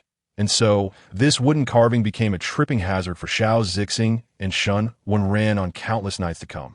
Just when Xiao Zixing was preparing to return to work, Shen Wenran raised a question. "It seems I haven't met your parents since we got our marriage certificate." Xiao Zixing stiffened. "Huh? Really? Haha, I guess that's true. Yeah, it seems so." Shen Wenran finally found something off in this messy conversation. "You haven't told your family about our marriage, have you? I remember I was with you and your brother at the time." Shen Wenran squinted. "You didn't even tell your brother, did you?" Xiao Zixing became even more guilty. "Huh? You mean my brother? He knows, right? Ha. He should know, right?" Shen Wenran looked at Xiao Zixing's guilty expression, gritting his teeth. "All right, if he knows. Then hurry up and call your brother, so I can see." Xiao Zixing instinctively covered his light brain. It was this action that really made Shen Wenran laugh in anger. It turned out that not only had he played a flash marriage with his queen, but even his parents didn't know about it until now. Shen Wenran's heart sank. "You don't plan to abandon your husband and child after messing things up, do you?" Xiao Zixing looked at Shen Wenran, uncharacteristically silent. Actually, it wasn't that rare. Shen Wenran was a bit angry. So when do you plan to let your family know about my existence? Hmm? Xiao Zixing pulled Shen Wenran's sleeve in a flattering manner. Don't be like that, my master. Marriage is our business. It has nothing to do with my female father and male father. Besides, didn't you also not tell your family? Shen Wenran was genuinely angry this time. You married me without even knowing my information? Xiao Zixing looked at the somewhat angry Shen Wenran, feeling confused. What was there to look at? It was obvious that his master never intended to bring him home. So he just set up a separate house and planned to live in, right? Shen Wenran looked into Xiao Zixing's clear eyes and conceded first. Fine. It was also his fault for not making things clear to Xiao Zixing, so he couldn't blame him. I am an orphan. Shen Wenran's deep voice rang out. And I don't remember much from my childhood. I woke up in a hospital one day and then faced your brother's kidnapping. Xiao Zixing was speechless. I'm sorry, my master. I didn't know. I thought you had a falling out with your family and ran away to marry a bug, just to upset your female and male parents. Shen Wenran looked at Xiao Zixing strangely. Aren't there regulations in your area? How can it be to upset your female and male parents? Isn't that contradictory? And don't change the subject. My female and male parents are no longer around. When are we going to meet your female and male parents? Xiao Zixing calculated the days. In another week, my female and male parents will be back from their trip. Just as they were talking, Xiao Zixing's communicator rang. It was his female father. Xiao Zixing glanced at Shen Wenran, his expression a bit conflicted. Shen Wenran looked at the communicator with a half-smile. You can answer it, and also mention your male and female parents. Xiao Zixing steeled himself and answered the call. Xingbao, how have you been lately? Have you found a suitable male bug? I recently met a very humorous male bug that I think you would definitely like. His female father's warm voice came through. Xiao Zixing's hand froze in place. He glanced at his master's expression, which was dark enough to burn. Shen Wenran listened to his father-in-law, trying to introduce a match, and his expression turned extremely ugly, but he still patiently listened to his female queen's response. I'm doing well. Female father, Xiao Zixing instinctively replied. I'm not interested in those male bugs. Not all male bugs are as good as my male father. I don't want to find one yet. Crack. Xiao Zixing heard a sound and turned to see his master breaking off a part of an object. Shen Wenran looked at Xiao Zixing with deep eyes, as if to say, you scumbag. Xiao Zixing felt even guiltier. He wanted to say something. But the voice in the light brain continued. Xingbao, this time is different. This male bug is as good as your male father, or even more considerate and gentle than your male father. He has the look you like the most. Do you remember what you said when you were a child? Xiao Zixing looked at his master with black hair and black eyes, swallowed hard. Female father, that was all in the past. Now I only like those with black hair and black eyes. Shen Wenran's expression noticeably improved after hearing this, but the next second, the voice on the other end rang out again. Huh, didn't you used to hate black the most? There was a little black bug that wanted to play with you, and you beat it up until it was bruised. Shen Wenran took a deep breath. This was the bug he had impulsively married. He couldn't be angry. Thinking this, Shen Wenran became even angrier. To protect himself, Shen Wenran decided to take charge. He reached out his hand, clearly indicating to give him the light brain. Xiao Zixing hesitated for a moment, but ultimately handed the light brain to Shen Wenran.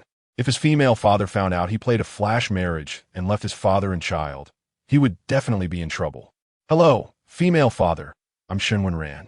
26 years old, height 1, weight 1, a streamer who broadcasts carving and loves fitness. The chatter on the other end of the phone stopped, replaced by a flurry of sounds. Shen Wenran vaguely heard. Your male father, come here and listen. Am I hearing things? How is there a male bug's voice on the other end? After a commotion, a deep voice came through. Hello? Shen Wenran felt a bit nervous. Hello, male father. He then repeated his self-introduction. Male father frowned slightly, listening to the young voice on the other end, questioning male mother with his eyes about what was going on. Male mother also didn't know. He tentatively spoke. Your Highness Shen, you aren't playing a joke on us with Zixing, are you? Shen Wenran looked at his female queen in confusion. What kind of person had he been in the past that would make his female and male parents suspect this was a joke? Xiao Zixing took the light brain back, feeling a bit guilty. No, female father, male father, this is indeed my master Shen Wenran. Were you coming back? We were planning to find a time to visit you. Male fatherly Xiaoxuan felt a bit sad. Xingbao, this is your home. How can it be just a visit? What exactly is going on between you two? Has he forced you? I know you've always been unwilling to marry a bug. My urging for marriage is just for when we grow old and you're lonely. But please don't just find someone to appease us. Chapter 24, Meeting the Parents. Xiaoxing's nose tinged with sourness. No, it's not like that. My male master didn't force me. It was all my own choice. Li Shunshun, listening to the conversation, couldn't help but redden her eyes. My dear, if you really feel wronged, just tell us. Your male father and I will definitely support you. Xiaoxing was held in Shen Wenran's arms, covering his face against Shen Wenran's body, and said softly, No, really, my male master treats me very well. Have you come back? I'll take it back to show you. Li Xuanxuan nodded heavily. Your male father and I will go back soon, probably in the evening.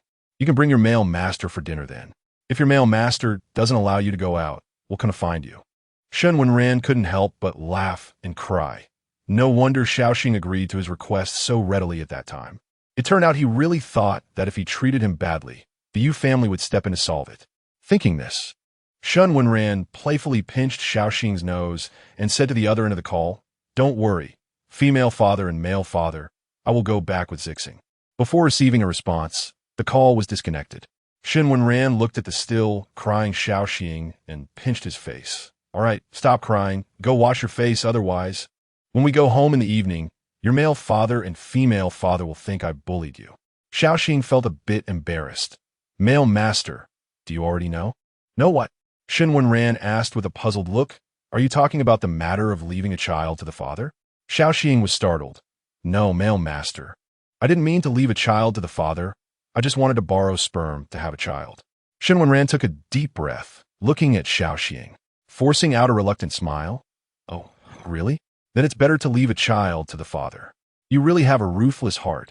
Just thinking about separating me from the child. Xiaoxing mumbled, It won't be like that. Almost all male insects don't like their own children. If it's a female insect, they will disdain and throw everything to the female father. If it's a male insect, they will disdain the male insect baby for taking the female insect's attention, and their own charm will diminish. Shen Wenran looked at Xiaoxing. Do you think I'm that kind of irresponsible male father? Xiaoxing shook his head. The male master is very good. I know that. Coughing, Shen Wenran didn't know what to say, so he personally patted the top of his female monarch's head. Should we have an egg to see if I am one of the few? Xiaoxing felt a bit shy. Male master, such things should happen naturally, and you haven't been pregnant for so long. It shows that we are not ready yet. Shen Wenran felt something was wrong with that statement, but didn't know what was wrong. After thinking carefully, he suddenly realized. You think I'm not capable? Xiaoxing shook his head. No, male master, I didn't say that. Shen Wenran also felt something was off. But thinking about how he had been with his female monarch for several months without any reaction, he wondered if he really had some problem. After this visit, let's go for a full-body checkup. Shen Wenran made a firm decision. He was not the kind of scumbag who would hide his illness, and besides, getting treated early was better. It was hard to finally hold the beauty in his arms, so nothing could go wrong. At night, Shen Wenran and Xiaoxing stopped at the designated stop behind the house. Shen Wenran looked at the house in front of him, which was about the same size as the Forbidden City, and hesitated. You didn't go to the wrong place, right? Xiaoxing looked at Shen Wenran with confusion. How could I mistake my own home? I'll have the butler record your fingerprint, so you can come and go freely. Shen Wenran swallowed hard and suddenly realized that his female monarch was a super rich second generation, or even possibly a third or fourth generation rich person. What should he do? Xiaoxing, however, didn't care about that and directly took Shen Wenran inside. As soon as they entered, Shen Wenran couldn't help but marvel. No wonder everyone likes to make money. Just look at this magnificent house, the luxurious murals, and everything else, all showcasing the cultural heritage of the owner. As Shen Wenran walked along, listening to his female monarch's introduction, he felt countless times that he was truly going to enjoy life. When they reached the dining room, Shen Wenran was taken aback. Looking at the hall filled with hundreds of people, he hesitated. What kind of gathering is this? Xiaoxing shook his head. These are all close relatives. They are all elders and some peers. We didn't bring any younger generation, mainly because we were afraid you wouldn't remember so many people. Shen Wenran suddenly felt a blackout in front of him. He looked at the 1 or 2 bags he prepared, which contained the jade pendants he carved himself, all of which had good meanings, and then looked at the supplements he brought. Did we prepare too little? Xiaoxing looked at his male master with bags full. How could that be? In the past, male insects came to marry Xiao family female insects empty-handed.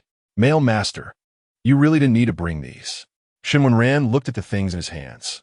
Is that so? But since it's the first visit, we should still bring gifts. Otherwise, it's considered impolite. Ha ha ha. Good. You're indeed the male master of Xingbao. You even know the etiquette of Blue Star? A deep voice came, and Shen Wenran looked at the insect in front of him, who had the aura of a teacher, and the fear of being dominated by teachers came back, causing him to stand up straight instinctively. The younger generation knows a little. Shen Wenran looked at his female monarch and answered humbly. Although Shen Wenran was an orphan, he quickly became part of the upper class due to his excellent carving skills. Through various gatherings, he was also well-versed in etiquette. Xiao Lingli looked at Shen Wenran's straight posture and then at his face. Very good. There were no dark circles. He was an insect with a regular routine. His face was kind, and he was easy to get along with no violent tendencies. Just as Xiao Lingli was about to continue observing, another voice sounded. Oh. Female brother, is this your male master? TSK, TSK, TSK. I didn't expect the iron tree of the Xiao beauty to bloom one day. Shen Wenran raised his eyes to look, and it was an unruly female insect, very different from the female insects he had seen outside, possessing a temperament of free growth that did not yield to fate. Shen Wenran glanced at her and politely nodded. Xiaoxing looked at his male master and stepped forward with a dark face. Xiao Zimu, this is my male master. Xiao Zimu nodded. I know. Xiaoxing wanted to say something else, but Shen Wenran looked at his female monarch and tugged at his sleeve. Female monarch, won't you introduce this elder to me? Xiaoxing then realized he was a bit rude and introduced. This is my second uncle, Xiao Lingli. He is a professor of ancient literature at Blue Star. Chapter 25. What to do when you discover your own female partner is extremely wealthy upon hearing that the person was a professor of ancient literature. Shen Wenran stood in respect. Hello, Professor Xiao. Xiao Lingli looked at the well-mannered Shen Wenran and smiled with satisfaction. Since you are already married to Zixing, you could just call me second uncle from now on. Shen Wenran immediately corrected herself. Second uncle. Xiao Lingli nodded in satisfaction, and what followed was a large family recognition gathering. Shen Wenran went from smiling broadly at the beginning to forcing a smile while looking at everyone, all of which was noticed by Xiao Zixing's parents. What do you think of this child? Li Xuanxuan glanced at Xiao Lingbai and asked. I think. Xiao Lingbai pretended to be profound as he observed Shen Wenran's every move. This child has my style from back in the day. Li Xuanxuan rolled his eyes at Xiao Lingbai. You know what I'm talking about. Xiao Lingbai looked at Li Xuanxuan. Aren't you already aware of this child in your heart? Li Xuanxuan looked at Shen Wenran, somewhat melancholy. I just wanted to confirm again. I never expected Xingbao to be willing to marry, but as parents, we shouldn't pry too much into what happens between the two of them. Some bugs may look decent on the surface, but only they know their true nature. Li Xuanxuan thought of his first love and frowned slightly. Xiao Lingbai looked at his female partner and sighed. This child seems quite good, but the real situation still needs to be observed. Li father nodded. You say, does Xingbao like your male partner? Xiao Lingbai looked at his female treasure with a strong sense of possessiveness towards her male partner. Isn't that obvious? Just look at how jealous he gets when our male partner talks to other females. I wonder who he takes after. Li Xuanxuan pinched Xiao Lingbai's soft flesh. What? Isn't he your child? Who does he take after? It can't be me, right? Xiao Lingbai grimaced and hurriedly begged for mercy. Yes, it's me. Please stop pinching. It hurts. Li Xuanxuan saw that they had pretty much finished recognizing people and walked straight down, ignoring Xiao Lingbai, who was still up there. On the surface, Xiao Lingbai looked like he was in pain, but both of them knew full well that it didn't hurt at all. Xiao Lingbai followed his female partner down. Bouncing along. Wait for me, female partner. Shen Wenran was surprised to see his female partner talking with confidence, realizing that his female partner had such a side. At that moment, a couple approached, Xingbao. Shen Wenran immediately recognized them as the couple he had spoken to in the morning, and he felt energized, quickly adjusting his state. Xiao Lingbai and Li Xuanxuan looked at the respectful Shen Wenran with some curiosity. Now that everyone is recognized, shall we go upstairs? Xiao Zixing nodded, shedding his disguise in front of his female father and male father, and relaxed. Okay, male father, female father. Shen Wenran nervously went upstairs with Xiao Zixing, unsure of what to say. At this time, Li Xuanxuan took the initiative to speak. Do your male father and female father know about your marriage? Shen Wenran quickly replied, my male father and female father are no longer here, but female father, you can rest assured, I will take good care of Zixing. Li Xuanxuan looked at the nervous Shen Wenran, somewhat oddly at Xiao Zixing, signaling, did you threaten your male partner? Why this attitude? It's too respectful. Xiao Zixing felt wrongfully accused and somewhat aggrieved. It really wasn't me. The silent stare down between the two was lost on Shen Wenran, who was focused on the fact that Xiao Lingbai's gaze seemed to pierce through him. Xiao Lingbai gazed at Shen Wenran, who seemed familiar, wondering where he had seen him before. Shen Wenran was sweating profusely, wanting to find his female partner, but when he looked, he found that his female partner was already engaged in some quiet conversation with his female father, so he could only brace himself and move forward under Xiao Lingbai's gaze. Finally, they arrive at the private room, and Shen Wenran looked at the seats next to each other and the empty chairs opposite, feeling truly overwhelmed. At this moment, Xiao Zixing and Li Xuanxuan had finished their silent exchange, and upon seeing the arrangement, their mouths twitched slightly, marrying into this family. Their male partner had indeed hit a snag. Just as Shen Wenran was about to sit down alone, Li Xuanxuan had already exchanged some information and gave his male partner a look. Ahem, Xiao Lingbai saw this look and spoke up. How did this waiter arrange the chairs? Zixing, go move the chair to the opposite side. Shen Wenran dared not let his female partner do it and quickly said, it's fine, I can do it. Saying this, Shen Wenran prepared to move his female partner's chair, but the next second, Xiao Zixing's hand moved faster. Let me do it. Your male partner may not be able to lift it. Shen Wenran fell silent. He had just tried to see if he could manage it. Not knowing what the insect race's chairs were made of, they were so heavy.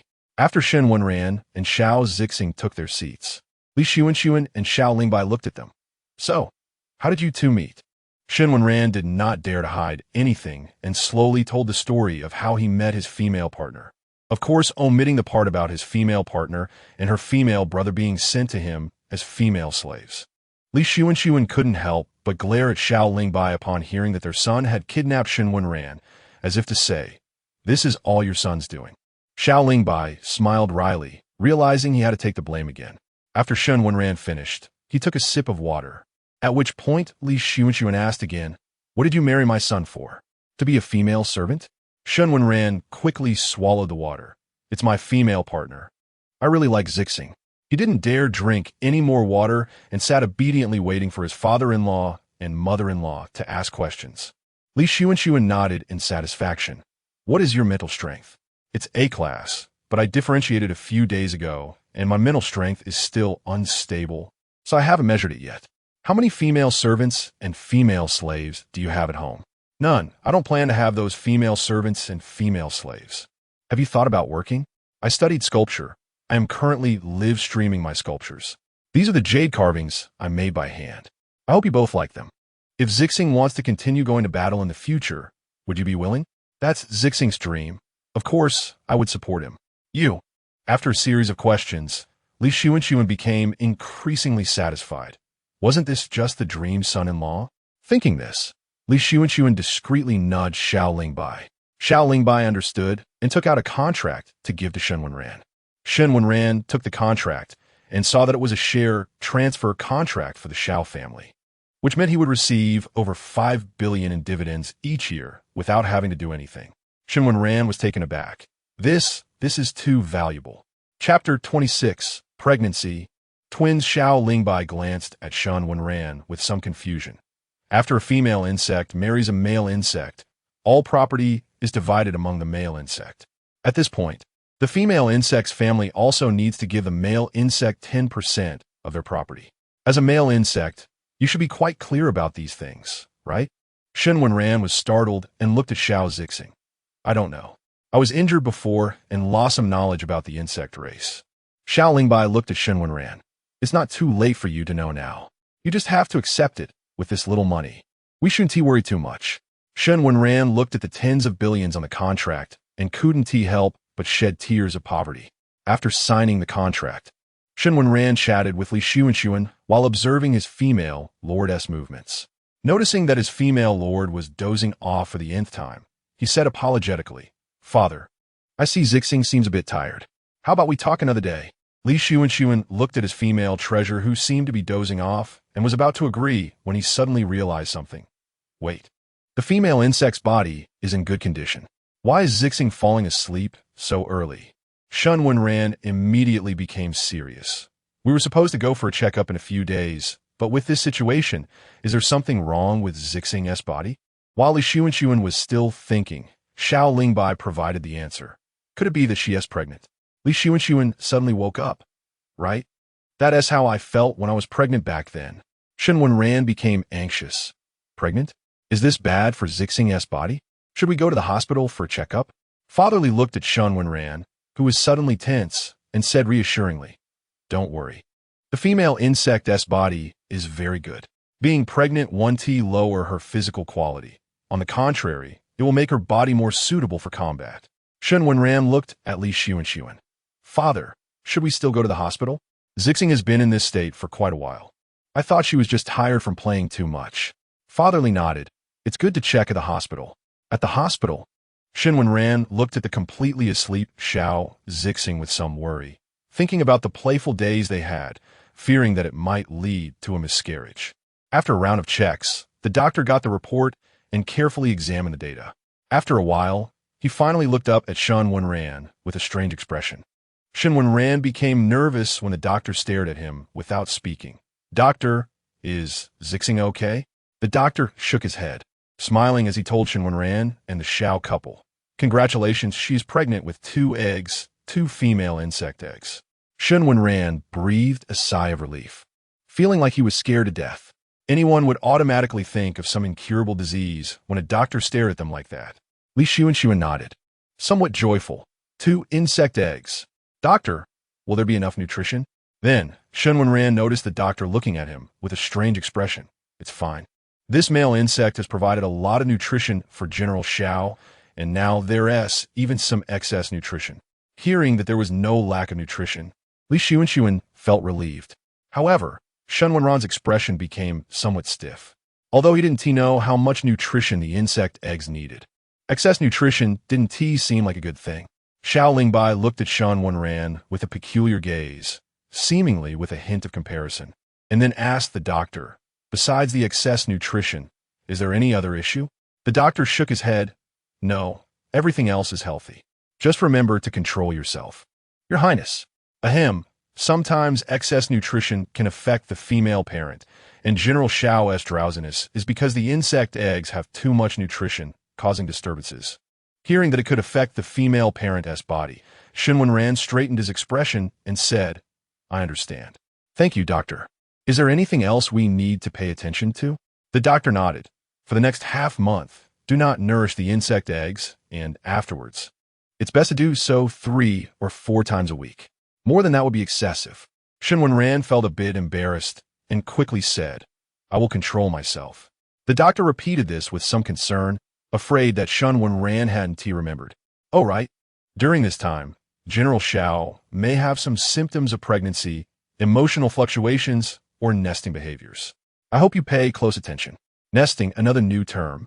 But Shen Wenran didn't dare to ask more, fearing it might be common knowledge among insects, and planned to look for information himself. Fortunately, Li Xuanxuan was also unfamiliar with the term nesting. "Nesting, is it the nesting behavior I'm thinking of?" The doctor nodded and explained, "Yes, during this period, General Xiao may be particularly anxious and possessive, not allowing the male insect to go out. And in severe cases, the male insect may need to comfort General Xiao." Comfort? Shen Wenran didn't quite understand. Was it said that they shouldn't nourish the insect eggs too much? How could they comfort the female insect? Li Xuanxuan had the same doubt. The doctor looked at Shen Wenran. "It means to release mental energy to comfort General Xiao." Li Xuanxuan wanted to ask something else, but Xiao Lingbai, seeing Shen Wenran's realization, pulled his female lord to leave. Xiao Lingbai noticed that the female lord he brought out seemed somewhat unhappy and explained, I see that Wenran seems to have figured it out. You don't need to intervene too much in their matters. Your main concern now should be to cuddle with your male lord, right? Li Xuanxuan looked at Xiao Lingbai and calmed his desire to ask. I was too hasty. I know that Zixing needs to have nesting behavior and may feel anxious. Xiao Lingbai explained, it's fine. Look, Wenran is listening carefully. He wants he abandon our Zixing during the nesting period. If it really comes to it, we'll tie him to Zixing. Only then did Li Xuanxuan feel relieved. What if Wenran really looks for a female attendant during this period? Would it be inappropriate for us to intervene? Xiao Lingbai looked at Li Xuanxuan. Don't forget, if a female insect has nesting behavior, the male lord has the obligation and responsibility to take care of her. Li Xuanxuan was shocked. Since when did such a rule exist? Xiao Lingbai hinted. ISNT it because that female lord was forced to go on an expedition during her nesting period, which led to problems. And that's why this rule was established? Only then did Li Xuanxuan feel relieved. I remember now. I was indeed too worried. But I never expected Zixing to have nesting behavior. Xiao Lingbai nodded. It seems that Wenran treats Zixing very well. By the way, why didn't you have nesting behavior back then? Saying this, Xiao Lingbai squinted his eyes. You don't love me, do you? Li Xuanxuan looked at Xiao Lingbai, his gaze wandering. No, it's just that I wasn't really into your style back then. Xiao Lingbai narrowed his eyes. What about now? You said we're still young. How about adding a third child to our big and second child? Li Xuanxuan wanted to refuse. I'll pass. We're both old now, and the child born later would be younger than Zixing. Will I even get to see anyone? Xiao Lingbai rested his head on Li Xuanxuan's shoulder and whispered, Then you should say you love me. Chapter 27 The egg is moving whether Sun said anything. Shen Wenran did not know. All Shen Wenran knew was that he was looking at the doctor who handed him a long booklet with a serious expression. Don't worry, doctor. I will pay attention to Zixing's condition at all times. The doctor looked at Shen Wenran's assurance and nodded with satisfaction. I believe you, Your Highness Xiongzi. You and your female lord will definitely be happy.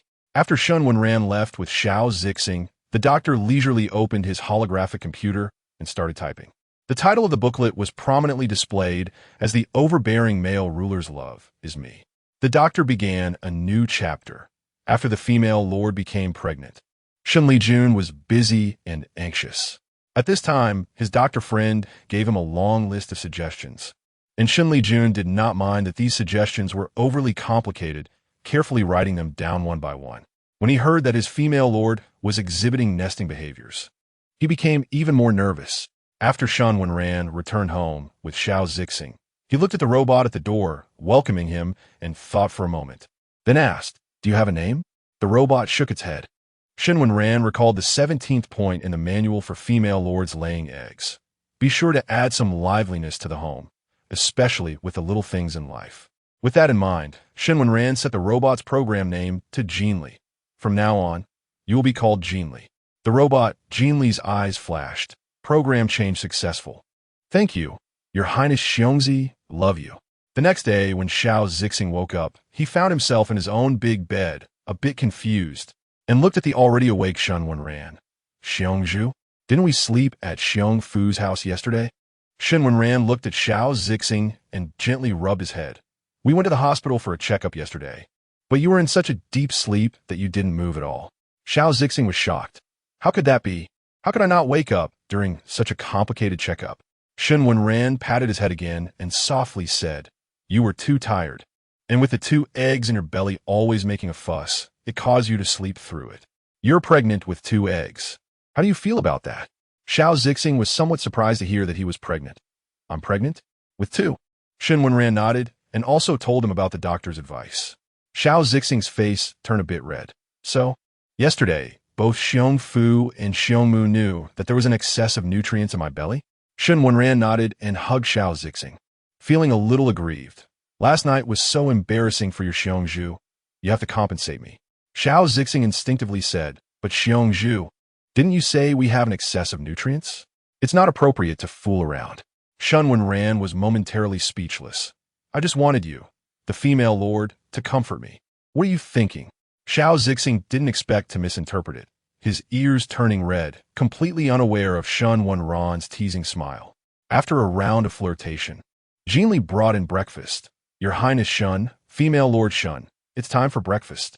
Shen Wenran took the breakfast from Jinli's hands and placed it in front of Xiao Zixing, asking if he wanted to try eating in bed. Xiao Zixing took the breakfast, looking at Shen Wenran with curiosity. Why did you suddenly want to eat in bed today? Shen Wenran recalled the content of the little booklet, the 30th point stating that it was not suitable to move much in the morning. So Shen Wenran touched his nose. This is what the doctor wrote in the booklet I received. Xiao Zixing was very curious about that booklet. Can I see it? Shen Wenran turned to Jinli and said, Jinli, go to the studio and bring me the pregnancy guide for female insect from my desk. Jinli's eyes flashed red. Okay, Your Highness. Xiao Zixing looked at Shen Wenran curiously. When did Xiong Zhu give the robot a name? Shen Wenran touched his nose. Just yesterday. I had a sudden inspiration and changed the robot's name. I should have named it a long time ago, but I always forgot because of various things. Xiao Zixing didn't ask further and started eating breakfast in bed. You know, eating breakfast in bed felt decadent, but unexpectedly made him happy. When Jinli brought the booklet, Xiao Zixing had already gotten used to eating in bed and was starting on his second bowl of rice. Your Highness, here is the booklet you wanted, Jinli said in a formal tone, extending its mechanical arms slightly to hand it to Shen Wenran. Shen Wenran took the booklet and handed it to Xiao Zixing. Thank you, Jinli. You can go do something else now. After Jinli left, Xiao Zixing looked at the dense list of over 100 precautions and dietary guidelines. Somewhat dumbfounded. I remember that pregnancy for female insects isn't supposed to be that complicated, right? Why are there so many precautions? Shen Wenran patted Xiao Zixing, explaining that some male lords did not care for their female lords, causing the female lords to exhaust their own bodies to bear eggs. Although being pregnant did not affect the female lord's health, it was just that those who needed to pay attention had been phased out. Xiao Zixing looked at the booklet, a bit confused, and looked at Shen Wenran. Xiongzhu? Xiao Zixing didn't understand why Shen Wenran had such thoughts. But he once again clearly realized that his Xiongzhu was special, one of a kind. He couldn't help but tug at Shen Wenran's clothes, confirming again. Xiongzhu? Shen Wenran looked at the increasingly anxious Xiao Zixing, sat beside him, and gave him a comforting hug. What's wrong? Xiao Zixing was a bit at a loss. I felt for a moment that you seemed not to belong to this world. Shen Wenran's expression remained calm. How could that be? You might be experiencing pregnancy symptoms, which is why you're starting to feel anxious. You don't need to worry. I will always be with you. Xiao Zixing looked at his reliable Xiongzhu and breathed a sigh of relief, but soon became nervous again. Xiongzhu. I feel like the insect eggs moved a bit. Shen Wenran, hearing this, became extremely curious. They moved? Can I touch them? Xiao Zixing was amused. You're their Xiongfu. How could you not touch them? Go ahead and touch. Saying this, Xiao Zixing placed Shen Wenran's hand on his belly, and Shen Wenran felt the slight movement of the eggs. The two babies seem very lively. They will definitely resemble you in the future. It was then that Xiao Zixing realized he seemed to have forgotten something. Xiongzhu, are the two eggs in my belly male or female? Shen Wenran smiled and looked at him. They're two lovely female insect babies, just like you. Xiao Zixing looked at Shen Wenran, tentatively asking, does Xiongzhu like them? Shen Wenran looked at the now somewhat nervous Xiao Zixing. This was what they called pregnancy symptoms, but he still affirmed, of course I like them. They are our babies. Born out of love. Xiao Zixing finally breathed a sigh of relief. Chapter 28. The socially anxious bug and his socially fearful female parent a few days later. Shen Wenran looked at Xiao Zixing, who was somewhat spoiled but showed no other reactions, and felt a bit relieved. Fortunately, his female partner had not entered the nesting response.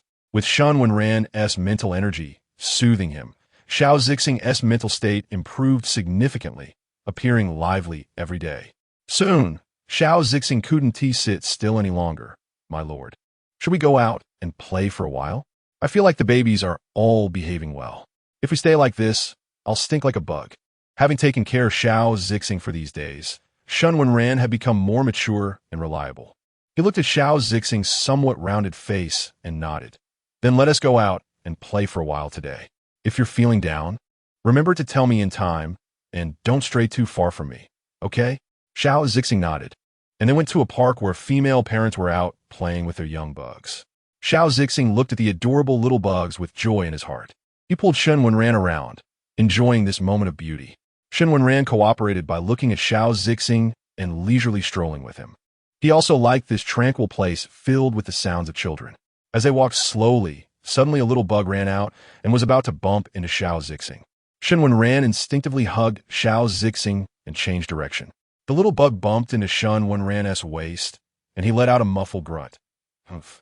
The little bug looked extremely nervous and quickly apologized. I'm sorry, esteemed male bug.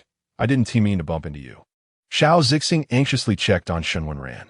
My lord, are you all right? Shen Wenran waved his hand. I'm fine, just might have a bruise on my waist. Just apply some medicine for me when we get back.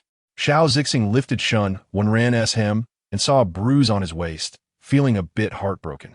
The little bug that bumped into him also saw it and was scared, immediately kneeling down. I'm sorry, esteemed male bug. It was my fault. Please punish me. Shen Wenran looked at the kneeling little bug and quickly moved with Xiao Zixing to avoid it. It's okay. It's just a small injury. You didn't do it on purpose, so get up quickly. The little bug still looked very frightened. I'm sorry, esteemed male bug. I'm really very sorry. Please don't make my male parent compensate you. I'll work to repay you. Shen Wenran tapped Xiao Zixing's hand, signaling him to handle the situation. Xiao Zixing was sensitive due to being pregnant and gently helped the little bug up. It's okay. My lord is very easy to talk to. If he says he won't hold you responsible, then he won't. Don't be afraid. We won't tell your male parent.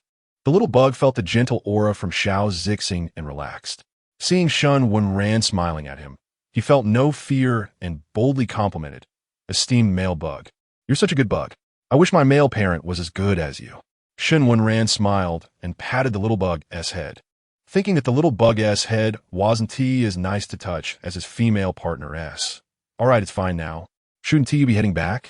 The little bug's mood instantly fell. Right, my female parent should be arriving soon. Can you not tell my female parent about this? She'll be very worried about me. Shen Wenran made a zipping gesture. Don't worry. I'll keep this a secret from my female partner. This is a secret between the three of us. The little bug was very easy to coax. Thank you so much, esteemed male bug and your female partner. You're the best bugs in the world. Xiao Zixing and Shen Wenran exchanged glances, both laughing. By the time the little bug, Lu Mingxi's female parent, Shui Huashan, found him, Lu Mingxi had already exchanged names with Shen Wenran and Xiao Zixing and had even become friends. Shui Huashan watched the socially fearful Lu Mingxi chatting with the other two bugs, hesitating to approach. He also didn't understand how a socially anxious individual could give birth to such a social butterfly, leading to many occasions where he had to talk to strangers when picking Lu Mingxi up. On the other side, Lu Mingxi saw his female parent and waved, shouting loudly, Female parent, I'm over here. Shui Huashan's face turned red in an instant. He lowered his head, seemingly wanting to bury himself in the ground. He could already predict how many bugs would look over because of his offspring's loud call. Seeing that his female parent was slow to come over, Lu Mingxi, knowing his female parent's temperament, politely said goodbye to Shen Wenran and Xiao Zixing, bouncing back to his female parent's side. Female parent, let me tell you, I met two really good bugs today, those two over there. As he spoke, Lu Mingxi pointed in Shen Wenran's direction, seemingly wanting to introduce them to his female parent. Shui Huashan glanced over symbolically and then took the little bug's hand. Didn't I tell you before? Don't point at other bugs. It's rude. Lu Mingxi nodded. Sorry, female parent. I forgot a bit, but it's okay. I'll remember this time.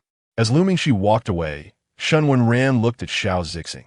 If we have our own little bug, they'll definitely be as cute as him. Xiao Zixing, delighted by Lu Mingxi's charm, nodded. Yes, our little bug will definitely be as cute as him. If we have a chance, we can let our little ones be friends with him.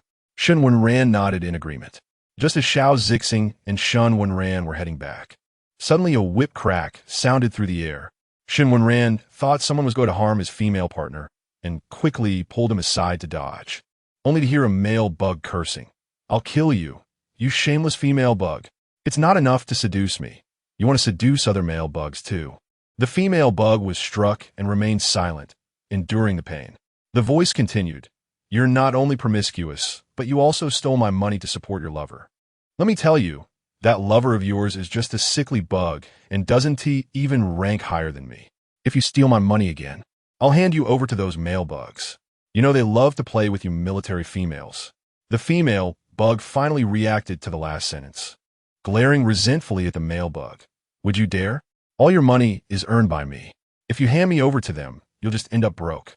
Let me tell you, if you dare, I'll fight you to the death." Shen Wenran heard the male bug's voice continue. "What's yours is mine. Who do you think you are? Let me tell you, if I win that one over, I can get even more money and pick from all sorts of female bugs." Chapter 29. Nesting period. The female bug's eyes glinted. "You bunch of worthless bugs are trading military females?" The male bug sneered. "If you ask me, the merchant's male is just too indecisive.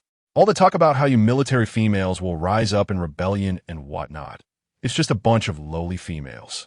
Do you really think you can lay a hand on the male bugs? If you do, you'll be annihilated." Upon hearing that her subordinates or friends might be toyed with by the male bugs, the female bug's emotions surged. Shen Wenran clearly sensed a wave of brutal energy spreading out, and one of the male bugs within it let out a painful cry before losing consciousness. Shen Wenran hesitated, wondering whether to let this male bug die like that. However, Xiao Zixing couldn't care less. Hearing the male bug's shameless insults towards the military females made his fists clench. In the blink of an eye, Xiao Zixing was in front of the male bug, regardless of whether it still had a breath left, and directly started punching and kicking it. Shen Wenran watched as Xiao Zixing lost control of his anger and seemed to be affected by it as well. He sighed and stepped forward, grabbing Xiao Zixing's hand. "All right, stop hitting." Xiao Zixing looked at Shen Wenran with red eyes. "Do you think what this male bug said is right? Why are you stopping me?" Hearing Xiao Zixing's words filled with misplaced anger, Shen Wenran unleashed a calming mental energy. "I think he's wrong. The military females protect our homes and country. I never thought of the military females as he described. In fact, I believe they deserve respect." Feeling the soothing mental energy, Xiao Zixing's agitation lessened, and he looked a bit embarrassed at Shen Wenran. "I'm sorry, Your Highness. It seems I caused trouble." Shen Wenran glanced at the dazed male bug and coldly snorted. "It's fine. This kind of worthless bug deserves to be beaten. When the male protection squad arrives, just say it was me who hit it." The latter half of the sentence was directed at the female bug, who was kneeling with a dazed expression. "Thank you, Your Highness." Xiao Zixing studied the female bug closely and asked with some confusion, "Lu Jinyu, what are you doing here?" Hearing the familiar voice, Lu Jinyu finally lifted her head, and upon seeing Xiao Zixing, her tense heart finally relaxed. "General."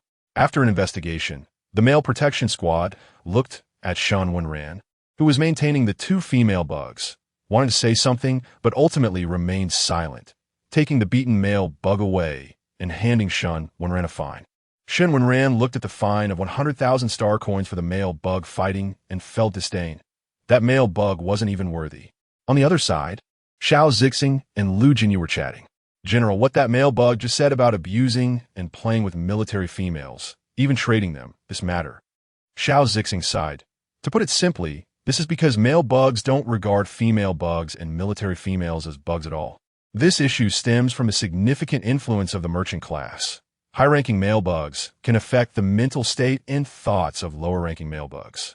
Lu Jinyu clenched her fists. "So, are we going to let that group of worthless bugs go?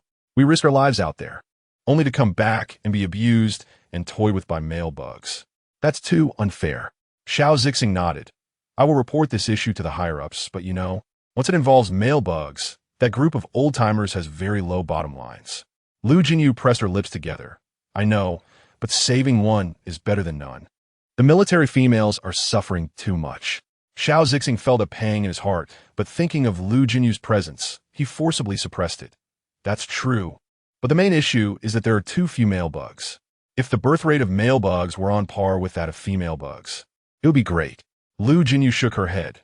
"Don't even talk about equal birth rates. The current level of male bugs is getting lower and lower, and their lifespans are getting shorter. They will eventually become extinct." Xiao Zixing rubbed his belly, unsure of what to say. It's still early for male bugs to go extinct. The The current male bugs should be able to last another 100 years. But there haven't been any male bug eggs born in recent years. Lu Jinyu looked despairing. Are the insect races really going to go extinct? This question was something Shen Wenran didn't know, and Xiao Zixing didn't know either, or rather, no one knew when male bugs would stop being born, and then the living male bugs would die one by one. Shen Wenran looked at Xiao Zixing, who seemed troubled, and comforted him. Don't worry. Let's at least live in the present.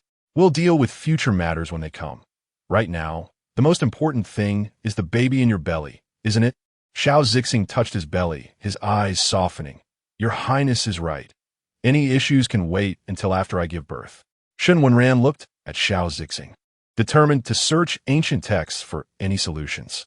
After washing up, Shen Wenran looked at the empty bed and felt a pang in his heart. Where did his large female lord go? While calling for Xiao Zixing, he instructed the Koi, pull up the surveillance at my bedroom door. Shen Wenran carefully checked the surveillance, but found that Xiao Zixing hadn't even left the bedroom door. He looked at the half-open window and felt a sudden shock. He hurriedly checked the window, but found there was nowhere for a bug to land below, indicating that Xiao Zixing hadn't been taken away by a bug through the window. Shen Wenran and the Koi carefully began to search the bedroom, and finally, Shen Wenran found Xiao Zixing curled up in the wardrobe, a pang of heartache flashing through his eyes. Did today's event still affect Xiao Zixing? But as Shen Wenran pulled Xiao Zixing out, he realized something was off. Zixing? Xiao Zixing's body was unusually hot, especially after being pulled out, his temperature rising sharply to the point of being burning hot. Shen Wenran's vision whitened, feeling a bit at a loss, and the next second he anxiously shouted, Koi, hurry and call a doctor. Shen Wenran repeatedly tried to cool down Xiao Zixing, but as soon as water touched him, it began to slowly evaporate.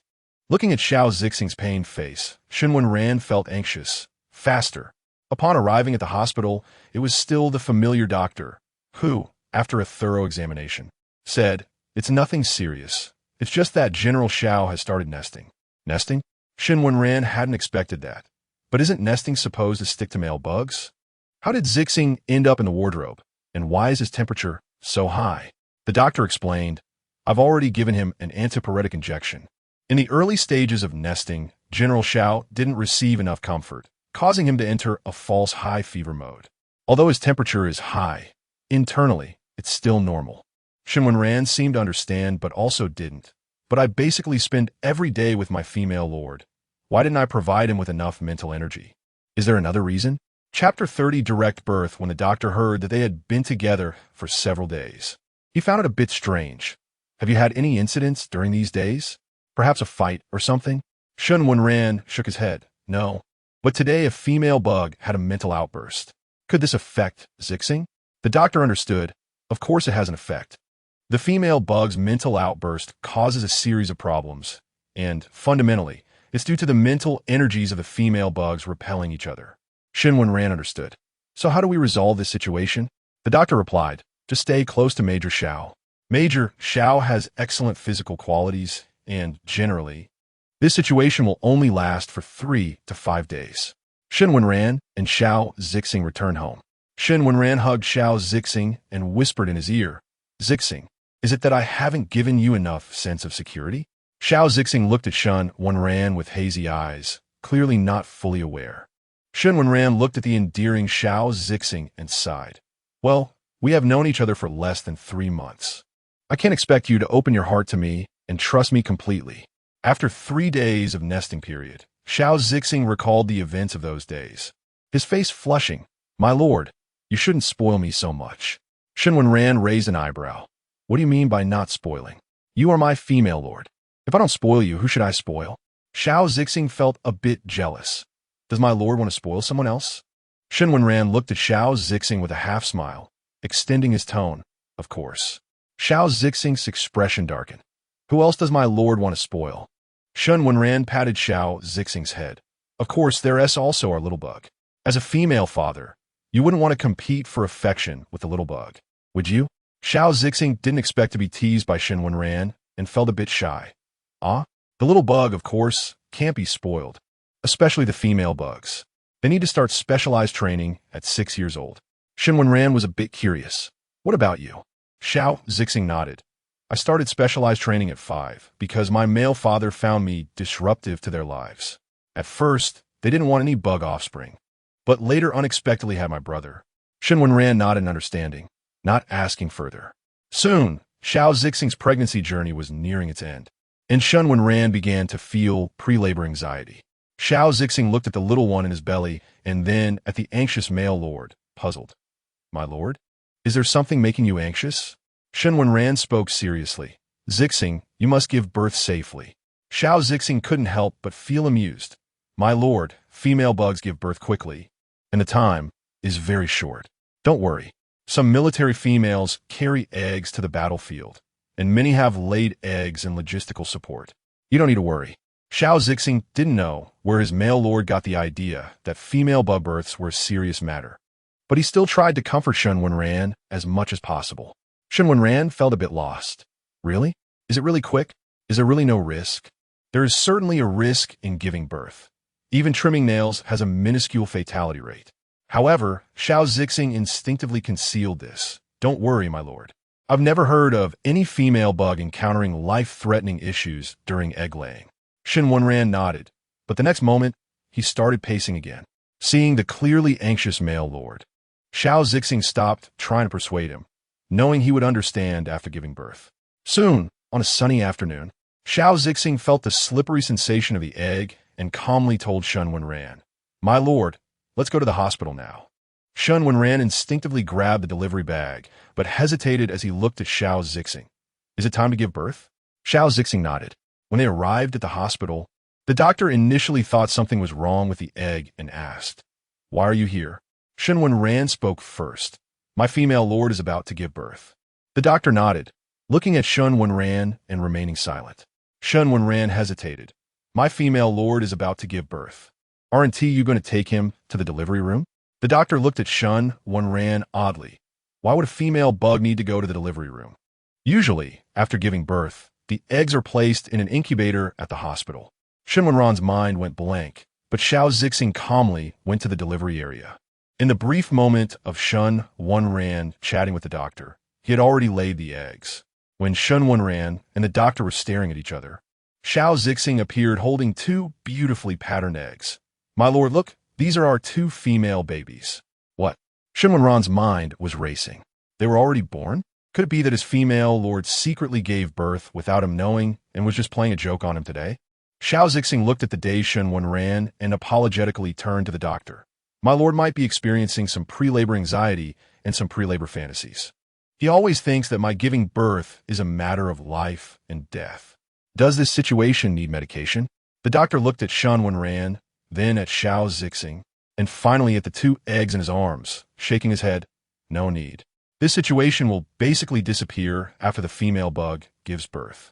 I've encountered a case like this before, but unfortunately, that male bug. Hearing that no intervention was needed, Xiao Zixing handed the eggs to Shen Wenran. Does my lord want to hold them? Shen Wenran finally came back to his senses and cautiously looked at the eggs, softly asking, Can I? Xiao Zixing heard this familiar, nervous question and smiled. Of course. They both adore their male father. If you don't believe me, you can feel it with your mental energy. Shen Wenran swallowed hard, carefully taking one of the eggs and communicating with it mentally. Hello, little female baby. Unfortunately, unlike male bug eggs, female bug eggs do not have direct consciousness. Shen Wenran only felt a soft, cotton-like sensation, with emotions of affection and joy coming from within.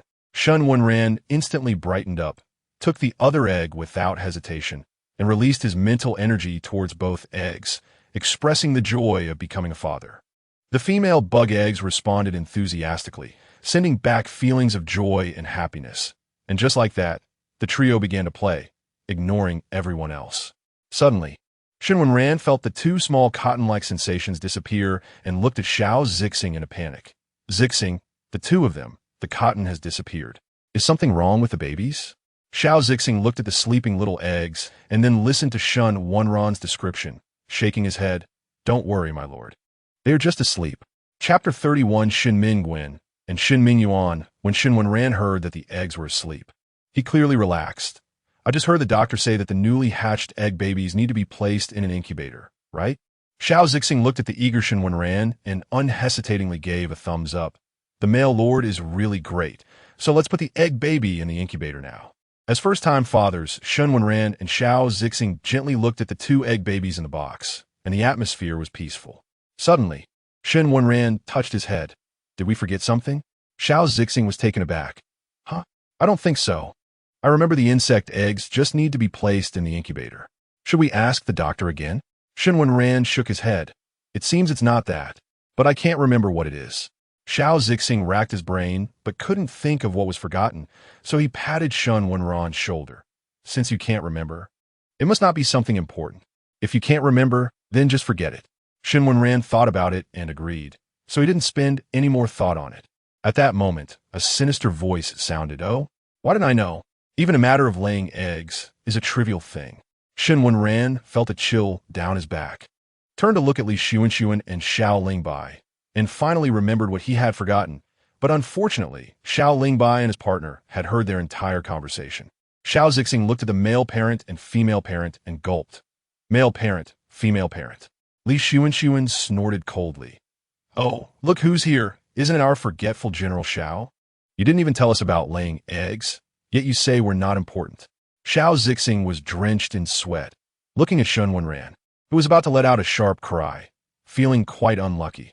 So he said, it's all the male lord's fault for not notifying you. What would a male who lays eggs know? Upon hearing this blame shifting, Shen Wenran's eyes widened like copper bells. Huh? Shen Wenran felt a heavy weight on his back, and looking back, he found that he had been scolded by his own female lord. Li Xuanxuan shot Xiao Zixing a glare. All right, my male parent, and I already know your personality. Knowing that you would definitely forget to notify us about the birth, we had the doctor notify us long ago. Xiao Zixing sheepishly smiled at them. He. Shen Wenran and Xiao Zixing obediently accepted the scolding. Soon, Li Xuanxuan frowned as he looked at the intricate patterns on the eggs. Such complex patterns indicate that these two female babies have high mental or physical levels. Moreover, these are your first and second female babies.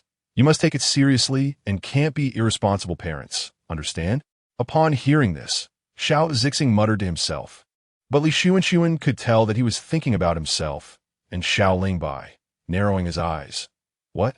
Didn't we treat you well back then? Xiao Zixing instinctively stood up. No, female parent, I was just thinking about what names to give them. Li Xuanxuan looked meaningfully at Shen Wenran. Shouldn't naming be the male parent's job? Shen Wenran, like Xiao Zixing, instinctively stood up. Female parent, I can name them. And I agree with whatever he names them. Xiao Zixing remembered that legend and tugged at Shen Wenran's clothing. Male lord. There seems to be a rumor that if a male insect names the egg baby, it means the baby will have a smooth and safe life. So how about you name them? Upon hearing about this custom, Shen Wenran nodded, thought for a moment, and said, let's call them Shen Mingyuan and Shen Mingyuan. Xiao Zixing was even happier to hear the male lord bestowing the surname to the female insect. Then let's name them that. Male lord, what do these two names mean? Shen Wenran thought for a moment and said, Ming symbolizes brightness, meaning bright, open, and deeply understanding righteousness. Wen represents art, talent, and the inheritance of goodness. Yuan hopes that the child has lofty aspirations and ideals. Xiao Zixing looked at Shen Wenran with bright eyes. The names the male lord chose are beautiful. Shen Wenran laughed. Ahaha, it's okay. Li Xuanxuan and Xiao Lingbai watched the lovey-dovey couple flirting in front of them, finding it hard to look at. This is what they call love-struck brains? Li Xuanxuan and Xiao Lingbai soon left after looking at the little insect babies, leaving Shen Wenran and Xiao Zixing alone. Just when Shen Wenran was engrossed in being a dad, changing the nutrient solution in the incubator every day, a phone call came in. Hello? Is this His Highness Shen Wenran? Shen Wenran nodded. It's me, what's the matter? The voice on the other end said, Hello, esteemed His Highness Shen Wenran. I am Luo Tianqi, the director of the Security Bureau. We are investigating a case of male insects being scammed and found that you received a scam call. So we want to ask if you were scammed. Shen Wenran was somewhat confused, frowning as he listened to the call. Suddenly, he realized that many scam cases start with the scammer pretending to be a police officer, saying they were scammed and whatnot. And then what comes next? Shen Wenran stood there recalling. Oh, if I admit it, I would have to provide basic information. Shen Wenran chuckled, thinking he wasn't that foolish, and said to the caller, "I have never received any scam calls. You have the wrong person." The voice on the other end was clearly taken aback, but quickly replied anxiously, "That's impossible. Our information shows that you, male Zai, answered a scam call and chatted for a while." "Male Zai, why don't you think again?" Shen Wenran firmly said, "I didn't. You want me to provide basic information, right? I have never received a scam call." On the other side, Xiao Zixing watched Shen Wenran on the phone, feeling hesitant, unsure if he could hear. But given that female insects have really sharp hearing, hearing about basic information and scams made Xiao Zixing uneasy. "Male Lord, were you scammed?" At that moment, Shen Wenran finished the call and hung up, looking at Xiao Zixing with a smile. "How could that be? I was just saying that I received a call from the Security Bureau saying I was scammed, but I never received a scam call before." "What does that mean?" "It means that call was a scam." After saying that, Shen Wenran thought for a moment. "Female Lord, you can't manage such scams. I'll give you his number. And then you can investigate it?" Xiao Zixing nodded. "All right, the scammers are getting bolder, actually using the name of the Security Bureau. Don't worry, Male Lord. The director of the Security Bureau is my good friend. I will provide your information to him." When Shen Wenran heard director of the Security Bureau, he found it somewhat amusing. What a coincidence. This call also mentioned the director of the Security Bureau. Scammers are even targeting acquaintances now. Xiao Zixing felt something was off. "Male Lord, did the scammers say what the director of the Security Bureau's name was?" Chapter 32. The Scam of the Pig Slaughtering Scheme. Luo Tianqi and Shen Wenran looked at Xiao Zixing, whose expression seemed a bit different, and hesitantly spoke up. "What's wrong? Is there a problem?" Xiao Zixing suddenly became serious. "My friend is also named Luo Tianqi." Shen Wenran dismissed it. That could just be the scammer looking up names of Security Bureau personnel online, especially the director. Since he's a director, it's normal for his information to be accessible. Xiao Zixing thought this made sense, but still had some doubts. "Can you show me the scammer's phone number?" Shen Wenran immediately brought out his light brain. "Here, take a look. I don't think it's likely. After all, how many directors personally call to tell someone that they've been scammed?" However, Shen Wenran was struck silent by Xiao Zixing's lack of response. Could it be that this Luo Tianqi is really the director of the Security Bureau, and that this number is indeed from the Bureau? Xiao Zixing pointed to the number's prefix 110 and said, "This 110 is an internal number for Tianqi and the others." Shen Wenran fell silent, but still wanted to grasp at straws. Isn't there a possibility that the scammer specifically set up a number starting with 110? Xiao Zixing shook his head, breaking Shen Wenran's struggle. "This 110 is registered with the main brain. Unofficial personnel cannot use it." On the other side, the person mistaken for a scammer, Luo Tianqi, found it amusing as he looked at the disconnected number, unsure whether to call back. Having an awareness of scams is good, but is it possible to be overly cautious? Soon, Luo Tianqi decided not to dwell on whether to call back, because Shen Wenran called him back. Luo Tianqi looked at the number, took a deep breath, and answered the phone. "Esteemed Xiongzi, hello." On the other end, it was indeed the voice of his friend, Xiao Zixing. "Tianqi." Luo Tianqi paused for a moment, wondering how Xiao Zixing was the one answering the phone. Could it be that this Xiongchong was threatening Zixing? Just as Luo Tianqi was imagining various scenarios, the voice from the other end continued. "Tianqi, what do you mean by saying my Xiongzhu was scammed?" Luo Tianqi looked at the phone in his hand and confirmed again. Shen Wenran's Xiongzi had a golden embossed name, showcasing the nobility of Xiongchong. Luo Tianqi asked, "Shouldn't you be asking your Xiongzhu? Our records show that over a month ago your Xiongzhu received a scam call, and it was someone impersonating your friend to lure your Xiongzhu. So, you don't have a younger brother or something?" Xiao Zixing was puzzled. "No? Are you saying someone impersonated my friend to scam my Xiongzhu?" Luo Tianqi rubbed his head. "Yes, you know how Zioncons are a bunch that think with their lower bodies. If a bug actively approaches them, how could they possibly refuse? So the scam group takes advantage of this by sending many female bugs to entice the male bugs. But for some reason, every time they lure one, they don't say a word. All those Zioncons fell for it and got heavily scammed." "Scammed?" Xiao Zixing was confused. What does that have to do with slaughtering pigs? Luo Tianqi took a sip of water and continued explaining. "We call this scam the pig slaughtering scheme. The female bugs use their beauty or skills in bed to entice the male bugs to spend money for them. or after gaining access to the male bug's assets. They kick the male bugs away and abscond with their wealth.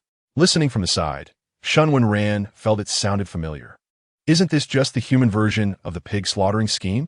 He didn't expect that the bug race also had such scams, so he couldn't help but ask, are there other scams as well, like making money by bringing people in or earning through fake reviews? Luo Tianqi, hearing the Xiongchong's voice, could perfectly connect it to his friend. Currently, there have been no reports of those scams. But soon, someone presented a case. Director, this female bug was scammed out of 200,000 star coins by fake reviews. Shen Wenran and Xiao Zixing also heard this, and for a moment, the atmosphere became awkward. Luo Tianqi was the first to react, taking the case. All right, I understand. You can go back to your work now. Luo Tianqi looked meaningfully at the phone. Esteemed Xiongzi, how did you know about these scams? Shen Wenran replied confidently. I know because I almost got scammed before. Luo Tianqi fell silent. On the other end, Xiao Zixing felt his friend was somewhat suspicious of his Xiongzhu, so he quickly changed the subject. So Xiongzhu, have you ever received a scam call? Shen Wenran recalled carefully. Now that you mention it, there actually was one. It was the day you had an incident, right before your adjutant called me. A bug claimed to be your friend and gave me height, weight, and measurements. Cough, cough. Just a lot of stuff I didn't understand. And then I hung up. After hearing this, Xiao Zixing's face brightened up. So Tianqi, what do you think? Was that call a scam? Luo Tianqi carefully reviewed the victim's statement, which was about 80 similar to Shen Wenran's description, and nodded. It should be that one. I wonder if Xiongzi still has that phone number. If it's convenient, could we have the tech team come over to check the IP? Shen Wenran was a bit puzzled. Why do you need that number? If it's a scammer, shouldn't that number be virtual? And can't you directly locate the IP from the phone number? Luo Tianqi coughed, unsure how to explain. But he still gave up trying to cover for those Zionkongs. He said, it's just that those Zionkongs were tricked by the scammers. And even though they were clearly informed it was a scam, there were still bugs covering for them. Shen Wenran's mouth twitched. The pig slaughtering scheme was tailor-made for bugs. To be frank, given the wasted intelligence of those Zionkongs, it's no surprise they were tricked so easily. So besides me, none of the other Zionkongs are willing to cooperate, right? Shen Wenran pointed out the issue directly. Luo Tianqi nodded. I won't hide it from Xiongzi.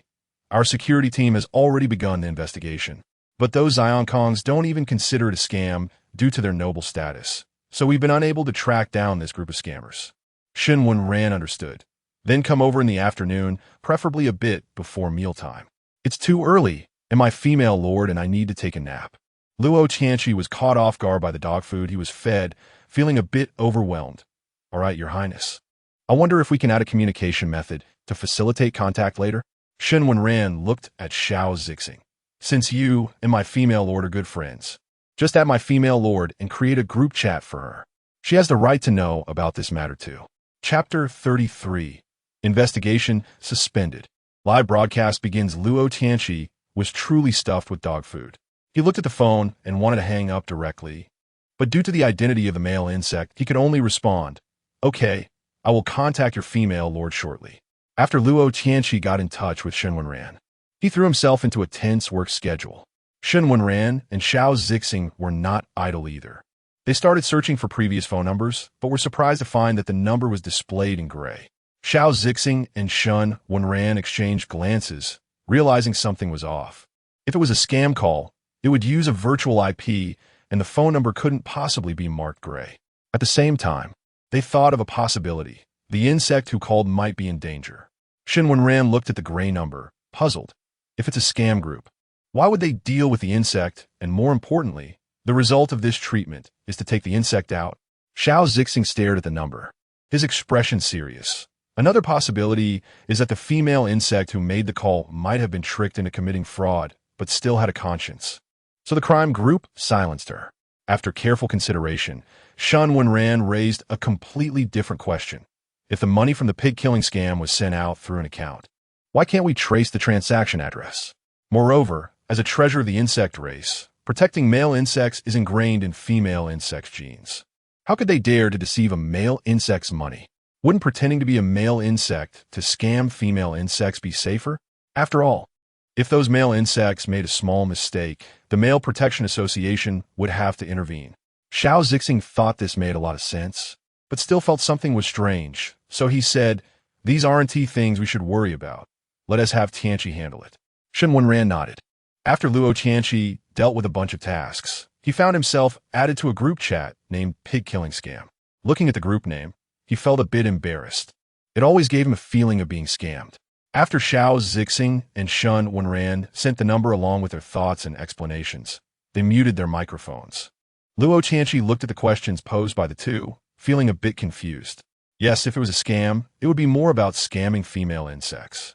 And female insects generally endure being scammed without reporting it, so there was something suspicious about this matter. Shen Wenran felt this incident had little to do with him. So he set aside his light brain and hugged Xiao Zixing, saying, "Zixing, should we go see the babies?" Xiao Zixing chuckled. "It's only been 2 days. Let go. The babies will be fine. The hospital security is very strict." Shen Wenran stuck close to Xiao Zixing, fidgeting, "But I miss the babies." Hearing this, Xiao Zixing felt a bit nostalgic for the babies too, so he said, "I miss the babies a little as well. How about we go see them now?" Shen Wenran was overjoyed and hurried to pack up for the trip. Just as Xiao Zixing and Shen Wenran were on the aircraft, Shen Wenran received another scam call. "Dear Male Lord, your female lord's aircraft X-520 has been in an accident and is currently in a coma. You need to rush to the hospital and pay for the surgery." Shen Wenran glanced at Xiao Zixing, who was sleeping soundly in the co-pilot's seat, and then at the aircraft named SB-414, feeling speechless. "What does my female lord's accident have to do with me? I told you not to disturb me while I'm having intimate moments with my female attendant, or you'll regret it." At that moment, Xiao Zixing woke up to the noise and, hearing Shen Wenran's words, looked a bit confused. Huh? However, this sounded like flirtation to the scammer on the other end, who snickered and ended the call, muttering, "I knew the trending topics on the light brain were fake. They even said something about the best newlywed couple. Puffed. Just a male insect with false feelings." Xiao Zixing was fully awake now, having heard the voice on the other end, blinking as if to ask, "Male Lord, was that a scam call?" Shen Wenran cooperatively blinked back, "Yes." Xiao Zixing quickly tried to pinpoint the IP of the call, but unfortunately, the time was too short to locate it precisely, so he could only roughly determine that it was an insect from the capital star scamming. After sending this information to Luo Tianqi, Xiao Zixing went to the hospital to check on the eggs. Shen Wenran looked at the increasingly patterned eggshells, feeling worried. Why do these two babies have more and more patterns? Is something going to go wrong? Xiao Zixing looked at the intricate and mysterious eggs. Feeling a bit proud, they'll be fine. The little ones are likely inheriting our family's talents. So, as their patterns increase, when they cover the eggshell completely, they will hatch. Only then did Shen Wenran feel relieved and curiously reached out to touch the eggshell. It was quite different from the eggshells he had eaten before. These intricate patterns resembled ancient carvings, and upon closer inspection, there were even glimmers flowing through them, mysterious and powerful. The little ones would definitely be very smart. Shen Wenran proudly looked at the two little ones and thought about whether to groom their mental energy. Xiao Zixing shook his head. The little ones are very healthy. Their mental energy fluctuations are very low. At this level, they don't need mental energy grooming. If in the future, they can't handle even this little pain, then the first batch of female insect training probably won't last. Shen Wenran nodded, quietly retracting his mental energy. These days, he had been secretly grooming the little one's mental energy behind his female lord's back, but thinking about it, it wasn't conducive to the little one's survival in insect society. So he decided to change from once a day to once every 3 days. With this thought, Shen Wenran internally praised himself. "I'm really great." After Xiao Zixing went to work, Shen Wenran sat in a special chair at the hospital, feeling fidgety. He took out some carving tools from his space, preparing to carve some small trinkets. After thinking for a moment, Shen Wenran fixed the angle of the live broadcast ball, ensuring it could only capture his actions. Then opened the live stream. As soon as he went online, Shen Wenran thought his live room might only have single-digit viewers, but was shocked to see over 500 people watching live, and the number was still increasing. Shen Wenran felt curious. At that moment, a bold subtitle floated by. "Host, what are you carving today?" Shen Wenran recognized it was from the buyer, thinking since this was his first customer, perhaps with some effort, he could have repeat customers. So he said, "Today, I'm preparing to carve a Pishio." Chapter 34. The Carved Pishio. Choosing an unlucky person to change their luck. What is Pishio? Shen Wenran saw that the bullet comments were all asking what Pishio was, and some even misspelled it. She couldn't help but explain with a mix of amusement and exasperation. Pishio, Pinyin, P11, is a fierce, auspicious beast recorded in ancient Chinese books and folklore. There is a tradition in China of decorating with Pishio, which carries rich symbolism, and people believe it can bring joy and good fortune. Throughout history, from emperors to common folks, there has been a strong emphasis on collecting and wearing Pishio. Legend has it that Pishio not only has the power to bring good luck and ward off evil, but also to protect homes, mitigate the effects of misfortune, and promote romantic relationships. Baidu knowledge. So it's Pishio. You really know a lot about ancient culture, host. Shen Wenran kept her hands busy while chatting with the audience. Yeah, I do have some knowledge about ancient culture. After all, I study carving, so I have some exposure to it. Can you tell us about the computers, phones, and watches of ancient Earth? I'm studying ancient Earth and am currently writing a paper on it. Unfortunately, ancient Earth has now become the private planet of a certain insect prince, and we can't personally experience and research it anymore, crying. Shen Wenran saw this long comment and felt a bit guilty, but then she thought that she had obtained Earth through proper channels, so there was no need to feel guilty. Then, Shen Wenran picked up a small piece of wood and began to carve a 90s mobile phone, explaining as she worked. This is a handheld telephone from the 1990s of ancient Earth.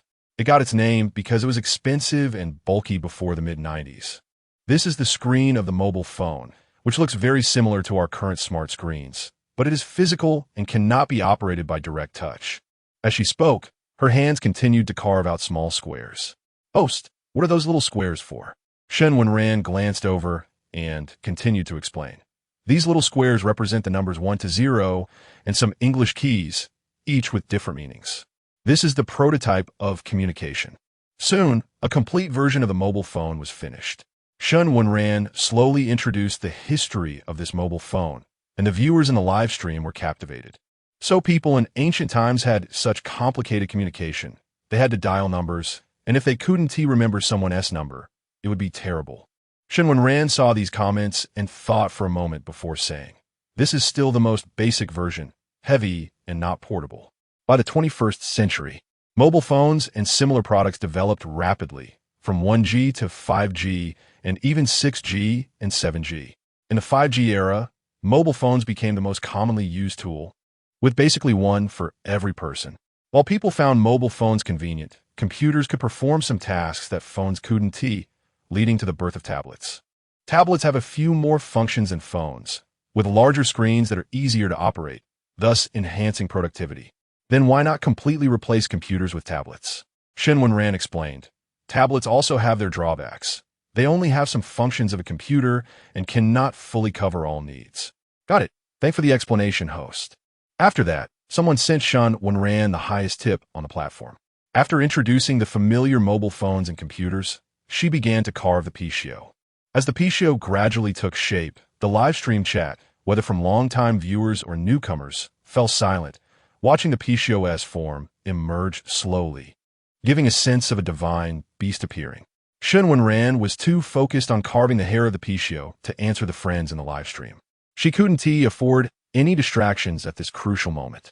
Just as Shen Wenran was immersed in her carving, someone sent a bullet comment. "Did you feel that? I feel like my spiritual energy has calmed down a bit."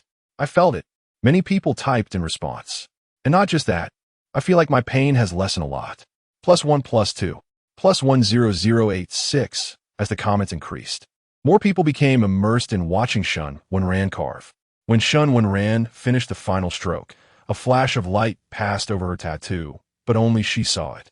She looked at the Pishio, which was more vibrant than in her previous life, and chose to remain silent. As long as it was still that sculpture, that was all that mattered. Then Shen Wenran looked up and was startled to see the number of viewers exceed 10,000. So many people? The comments flooded in. "Host, you're so cute." Shen Wenran was baffled and scrolled back through the comments, realizing that she seemed to have a calming effect. For a moment, she was at a loss for words. Having been in this insect world for so long, she had laid an egg, yet she still often felt out of place in this world. Shen Wenran took a deep breath, not thinking about anything else. Today, she carved a small object, and along with the previously carved mobile phone and computer, she would hold a lottery. So she initiated the lottery. The enthusiasm for the lottery was still high. The love for this tradition had never changed from ancient times to the present. Soon, 3 lucky winners emerged. One was a student of ancient culture named Li Zhuiyue, whose ID was ancient culture tortures me 1,000 times. Another had the ID non-lucky person willing to trade 100 years of singleness for a win. And the last had the ID CEO Gu Lihui. Looking at these 3 IDs, Shen Wenran felt a sense of nostalgia for Earth.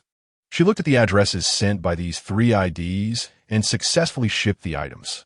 When a non-lucky person willing to trade 100 years of singleness for a win, Li Zihua, received the prize, they jumped up. Ah, I won. Li Zihua's mother, hearing that her little one won, curiously leaned over. Really? You broke your 30 years of bad luck. That's impressive. Li Zihua hugged her mother, choking up. Mom, you have no idea how lucky I am to win among over 10,000 people.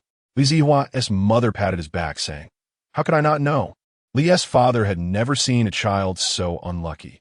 Not only did he have a corner of his eggshell chipped at birth, but he was also lucky enough to survive, and then he couldn't get used to the milk bottle, always missing items when ordering takeout, and always receiving thank you for participating when entering lotteries. Previously, Li's father even specially made a lottery card, having checked it multiple times to ensure there were all prizes, only for his child to draw a blank one that hadn't been written on yet, which got mixed into the prize box. Such events happen repeatedly in many situations. If Li's father hadn't been his own child, he would have to say, what a truly unlucky child. Chapter 35.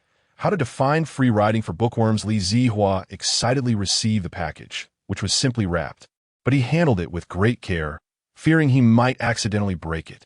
Once he fully opened the package, he stood frozen in place. Li's father, thinking something was wrong, hurried over to ask, what's wrong, Zihua?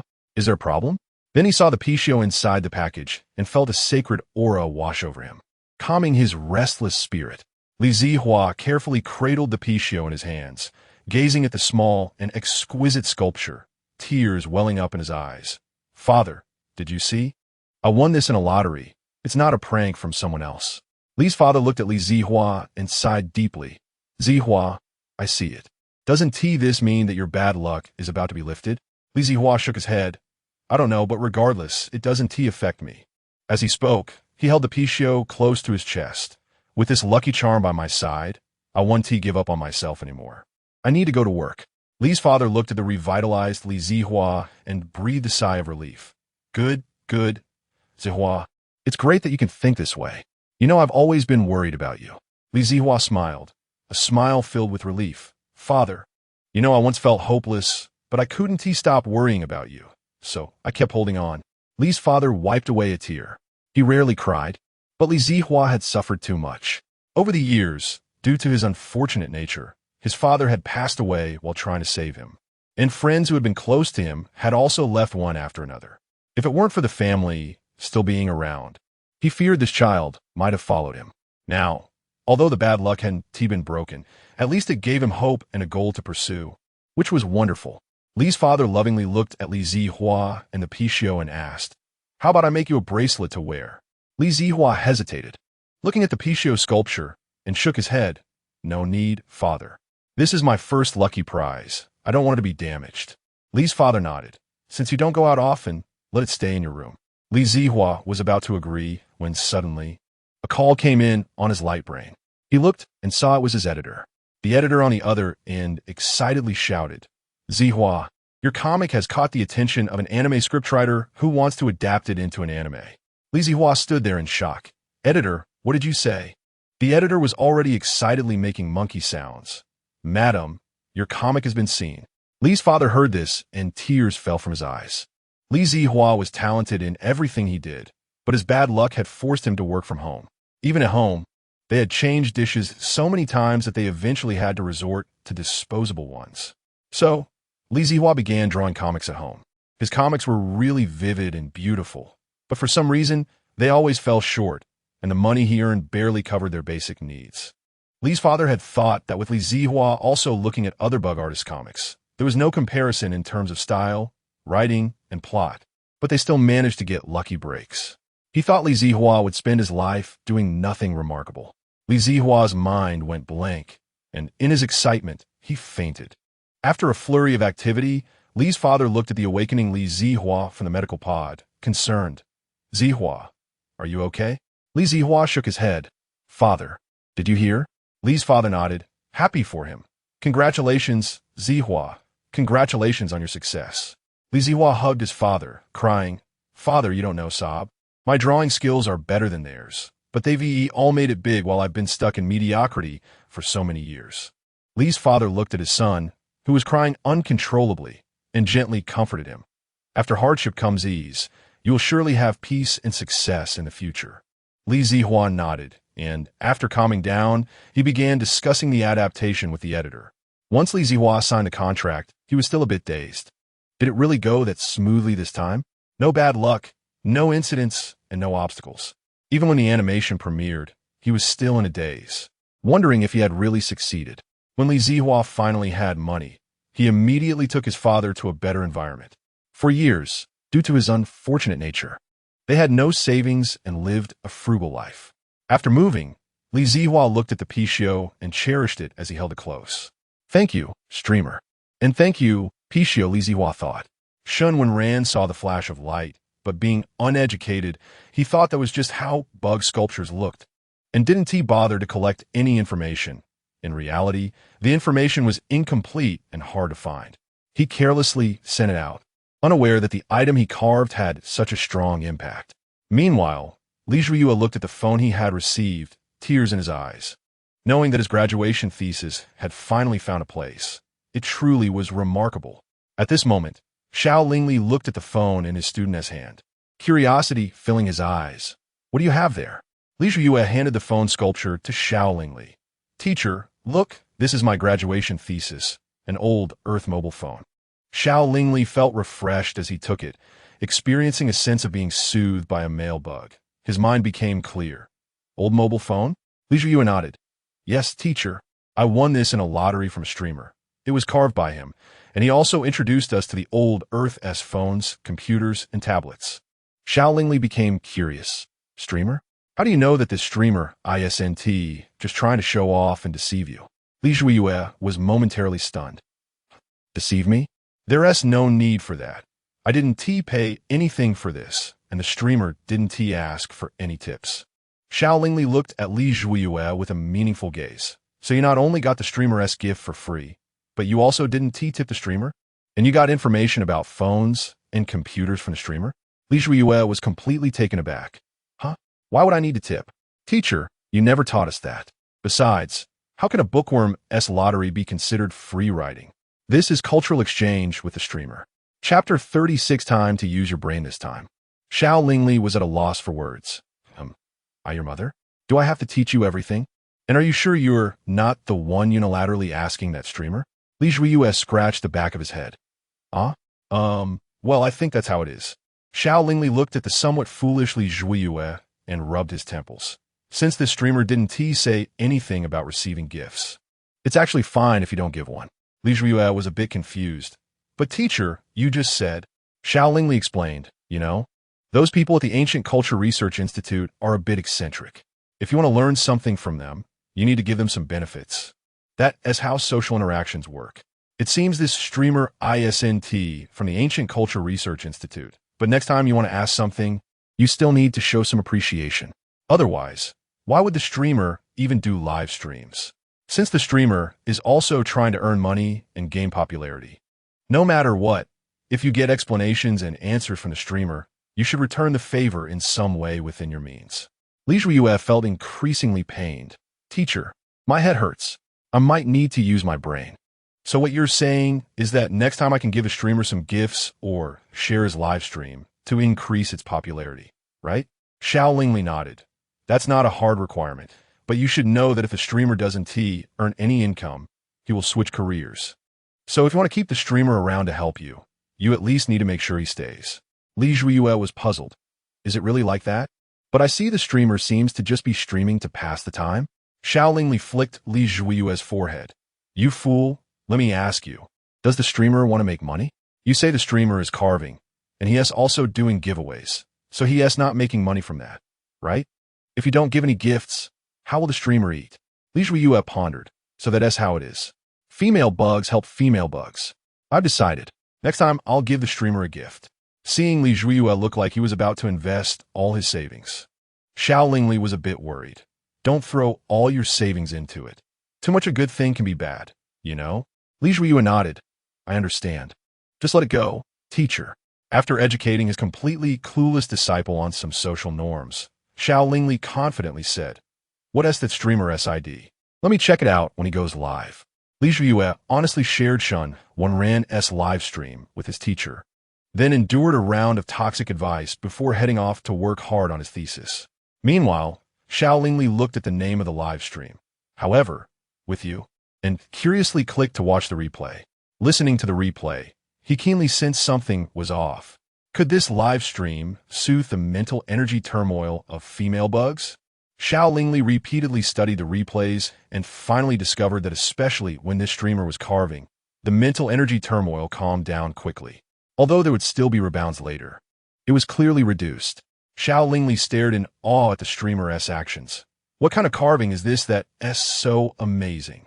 Thinking about it, Xiao Lingli directly messaged Xiao Lingbai. Brother Bai, you have to check out this live stream. It seems to relieve mental energy turmoil. When Xiao Lingbai saw the message, he also opened the live stream to study it closely. He found that his mental energy turmoil indeed eased a bit. So he opened permissions to see who this bug was. After a while, Xiao Lingbai fell into contemplation, looking at the three characters Shen Wenran. His son-in-law has this function. Should he report it or not? After thinking it over, Xiao Lingbai decided to throw this difficult question to Xiao Zihong. Perfect. When Xiao Zihong received the message, he was handling some work. Over the years, apart from the male bug eggs he picked up on the battlefield, there had been no male bug eggs born, let alone hatching.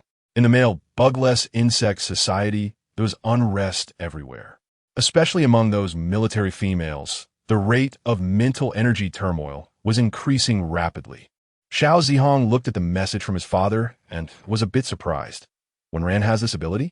Xiao Zihong knew this discovery was crucial, especially concerning the degeneration of the insect race. But on one side was the male leader, and on the other was the greater good of the insect race. He didn't know how to choose. Mainly, no one knew what it would mean if a male bug streamer could soothe the mental energy of females online. Would it lead to a forced 24-hour live stream without freedom, or being imprisoned by the higher-ups, or shared among bugs? Xiao Zihong didn't know and didn't dare to gamble. But thinking about the absence of male bug eggs and the strange behavior of the females left him even more at a loss. Thus, Xiao Zihong decided not to make a decision. He directly forwarded his father's investigation to Shen Wenran. Male leader, please take a look at this investigation. Shen Wenran looked at the investigation report sent by Xiao Zihong. His first reaction was to close the live stream. But after seeing the mental energy turmoil index of the insect race, he hesitated. Shen Wenran didn't have much of a sense of belonging to the insect race. But he knew his female monarch was a patriotic bug. Shen Wenran blinked. Zihong, what do you want me to do? Xiao Zihong didn't give a direct answer, but analyzed the pros and cons for Shen Wenran and said, Male leader, no matter what choice you make, I will stand with you. Shen Wenran pondered, but his mind was blank. He couldn't figure out what to choose. If he chose to hide it, once one bug knew, many bugs would find out. It would be impossible to keep it a secret. If things got too bad, he might have to wander the world with the female monarch and the two newborns that hadn't hatched yet. If he chose to go public and negotiate with the higher-ups, it would only involve the Xiao family, and he wouldn't be able to confront the insect emperor and other families head-on. It was hard to say whether he could protect himself. Shen Wenran thought carefully but couldn't come up with anything. Finally, he had a thought. Since it's the carving bugs that can soothe the mental energy turmoil of females, then he could just take in more apprentices.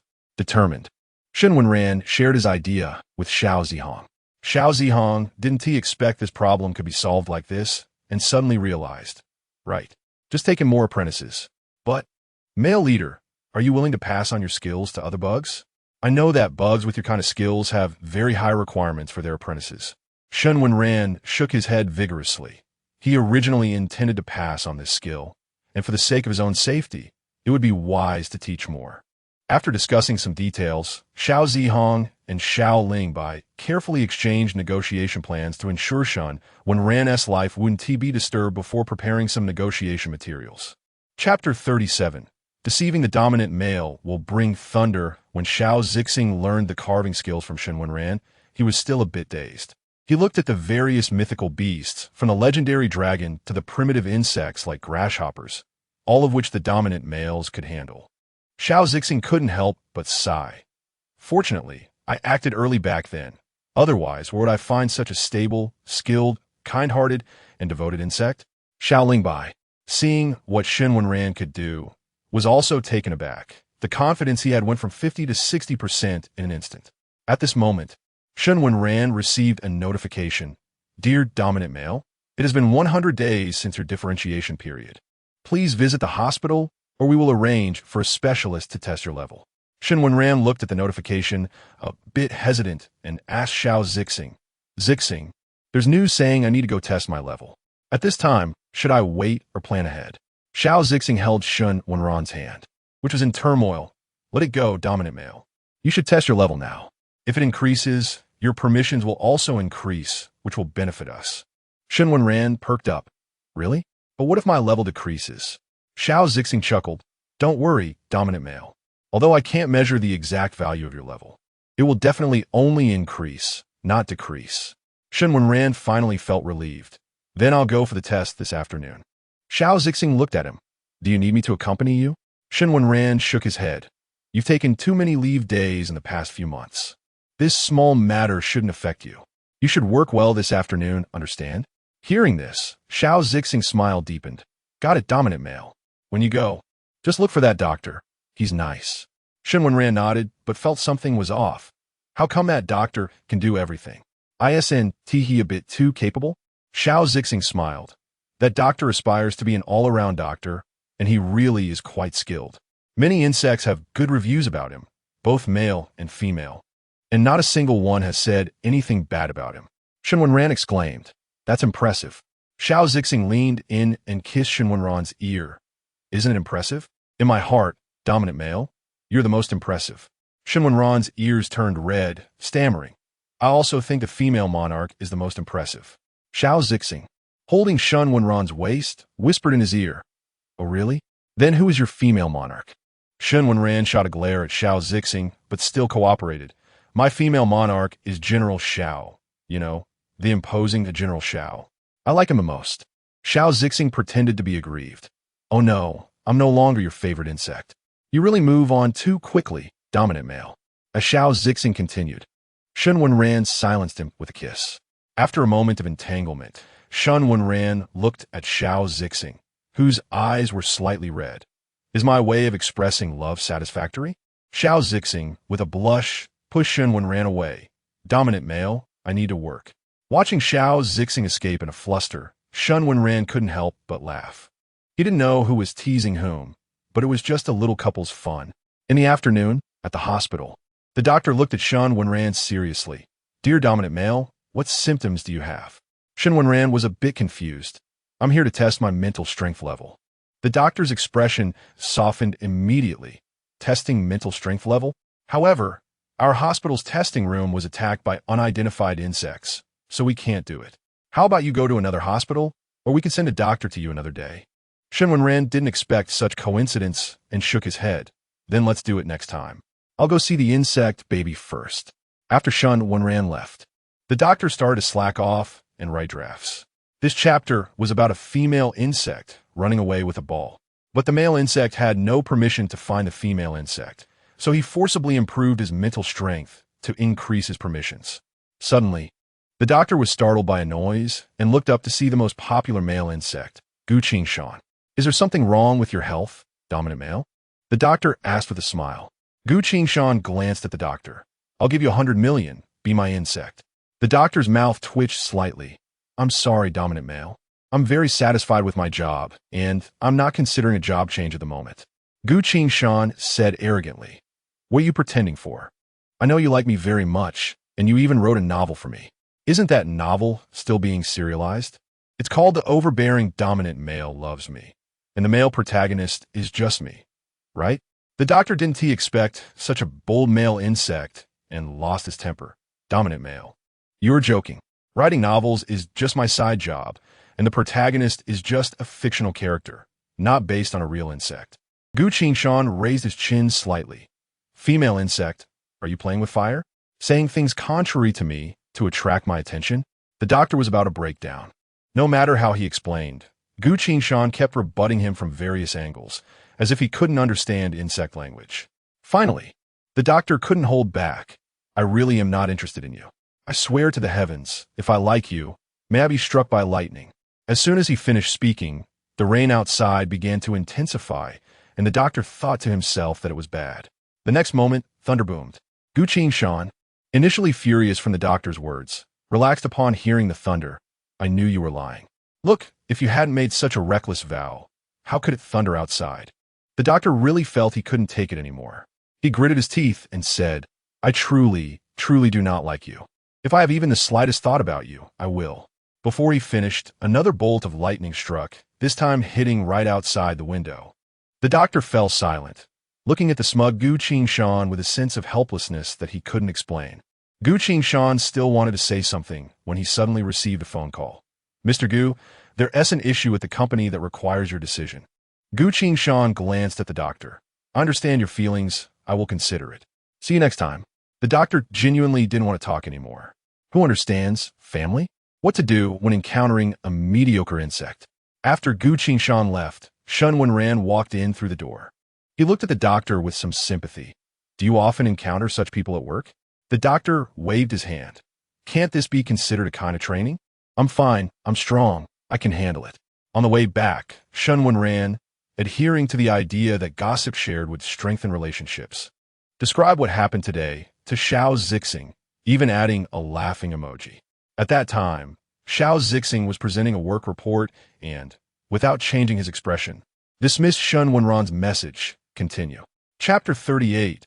Apprenticeship. However, after Xiao Zixing spoke, the generals had nothing much to say. There was some disappointment regarding Gu Shan's idle filter shattering, and sympathy towards the doctor, but the attendees could only comment. I didn't expect this boring meeting would actually have some gossip. That's pretty good. The live stream continued, and Shen Wenran noticed the viewer count steadily rising, realizing it was due to their queen and Xiao's father making their moves. Shen Wenran took a deep breath. Hello, everyone. Today we're going to car a Tao Tai. Tao Tai? Is that also an ancient mythical beast? No, Tao Tai is an ancient ferocious beast. Tao-Tie-Te or Qi, also known as Lao Tao or Pao Xiao, is a greedy and vicious beast from Chinese mythology, one of the four fierce beasts. How scary. Why does the streamer want to carve a fierce beast? Shen Wenran saw the comments and smiled. Tao Tai eats everything. Maybe it can also eat some special things. Surprise. Streamer, share your good things quickly. Eats everything, is it what I'm thinking? Upstairs, what are you thinking? Is it just me who has an empty mind? Shen Wenran saw the reactions and didn't explain further, directly starting today's carving. It was evident that as the shape of the Tao Tai became more vivid, the atmosphere grew quieter and more peaceful. I don't know if anyone has noticed, but the streamer's live broadcast is particularly soothing. Noticed, I feel that watching the streamer's live broadcast has greatly improved my mental agitation. Don't talk nonsense upstairs. Only male bugs can soothe the female bug's mental agitation. Keep dreaming. Add 1 for dreaming. Add 2 for dreaming. Shen Wenran didn't expect that just a few live streams would lead someone to notice the anomaly. A sudden realization hit her. Indeed, choosing to collaborate with the insect race was the right decision. Otherwise, in her current state, she would never be able to compete with those politically savvy ones. Xiao Zixing was also taking the time to watch Shen Wenran's live broadcast. Seeing the reactions in the stream, he furrowed his brows. The matter of finding an apprentice for his male lord needed to be prioritized. After Shen Wenran ended the stream, she still drew a lucky winner, this time a military female bug in the late stage of mental agitation. Because her mental agitation was too high, She was forcibly discharged from the military. Later, upon hearing that this live stream could alleviate mental agitation, she tuned in, not expecting it to actually work. This individual with excessive mental agitation felt refreshed after receiving the Tao-Dai, and even felt a bit hungry, so she quickly went to the hospital for an examination, only to find her mental agitation had decreased by 2 points. She looked meaningfully at the carving in her hand, sensing that perhaps the world was about to change. After Shen Wenran ended the stream and saw that her queen had found 100 female bugs for her, she thought carefully and decided to implement a selection system. There are no strict requirements for becoming my apprentice. First, you will all attend a carving workshop with me and try to create a carving. This is the first lesson. This lesson mainly aims to filter out those with talent for carving. Your handmade creations will be evaluated by professionals to see if they have a suppressive effect on mental agitation. Furthermore, we will have 3 chances for selection. The first is to filter out those with talent. The second is to screen for good character. And the third is to assess perseverance. If you have any questions, feel free to ask me directly. If anyone wants to withdraw now, you may. I won't force anyone.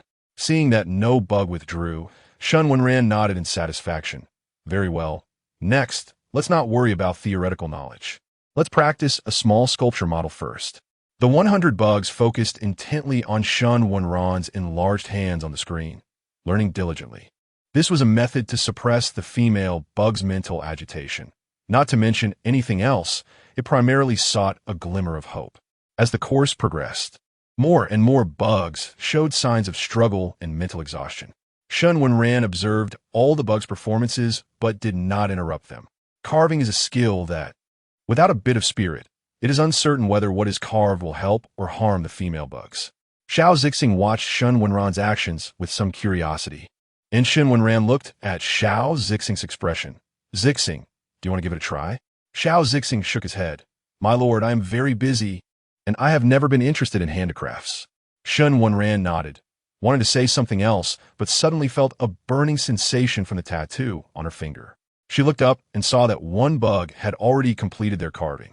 Looking at the sculpture that resembled 3 parts of a Tao-Tai in Sakri's hands, Shen Wenran felt somewhat satisfied, but not overly so. You have great talent, but you still need further refinement. Are you willing to stay? Sakri's eyes sparkled as he looked at Shen Wenran. Can I, Your Highness? Shen Wenran affirmed, and Sakri successfully became the first bug to stay. With Sakri's success, a few more female bugs completed their carvings, but Shen Wenran found it strange that after half a day, there were still bugs who had not produced anything.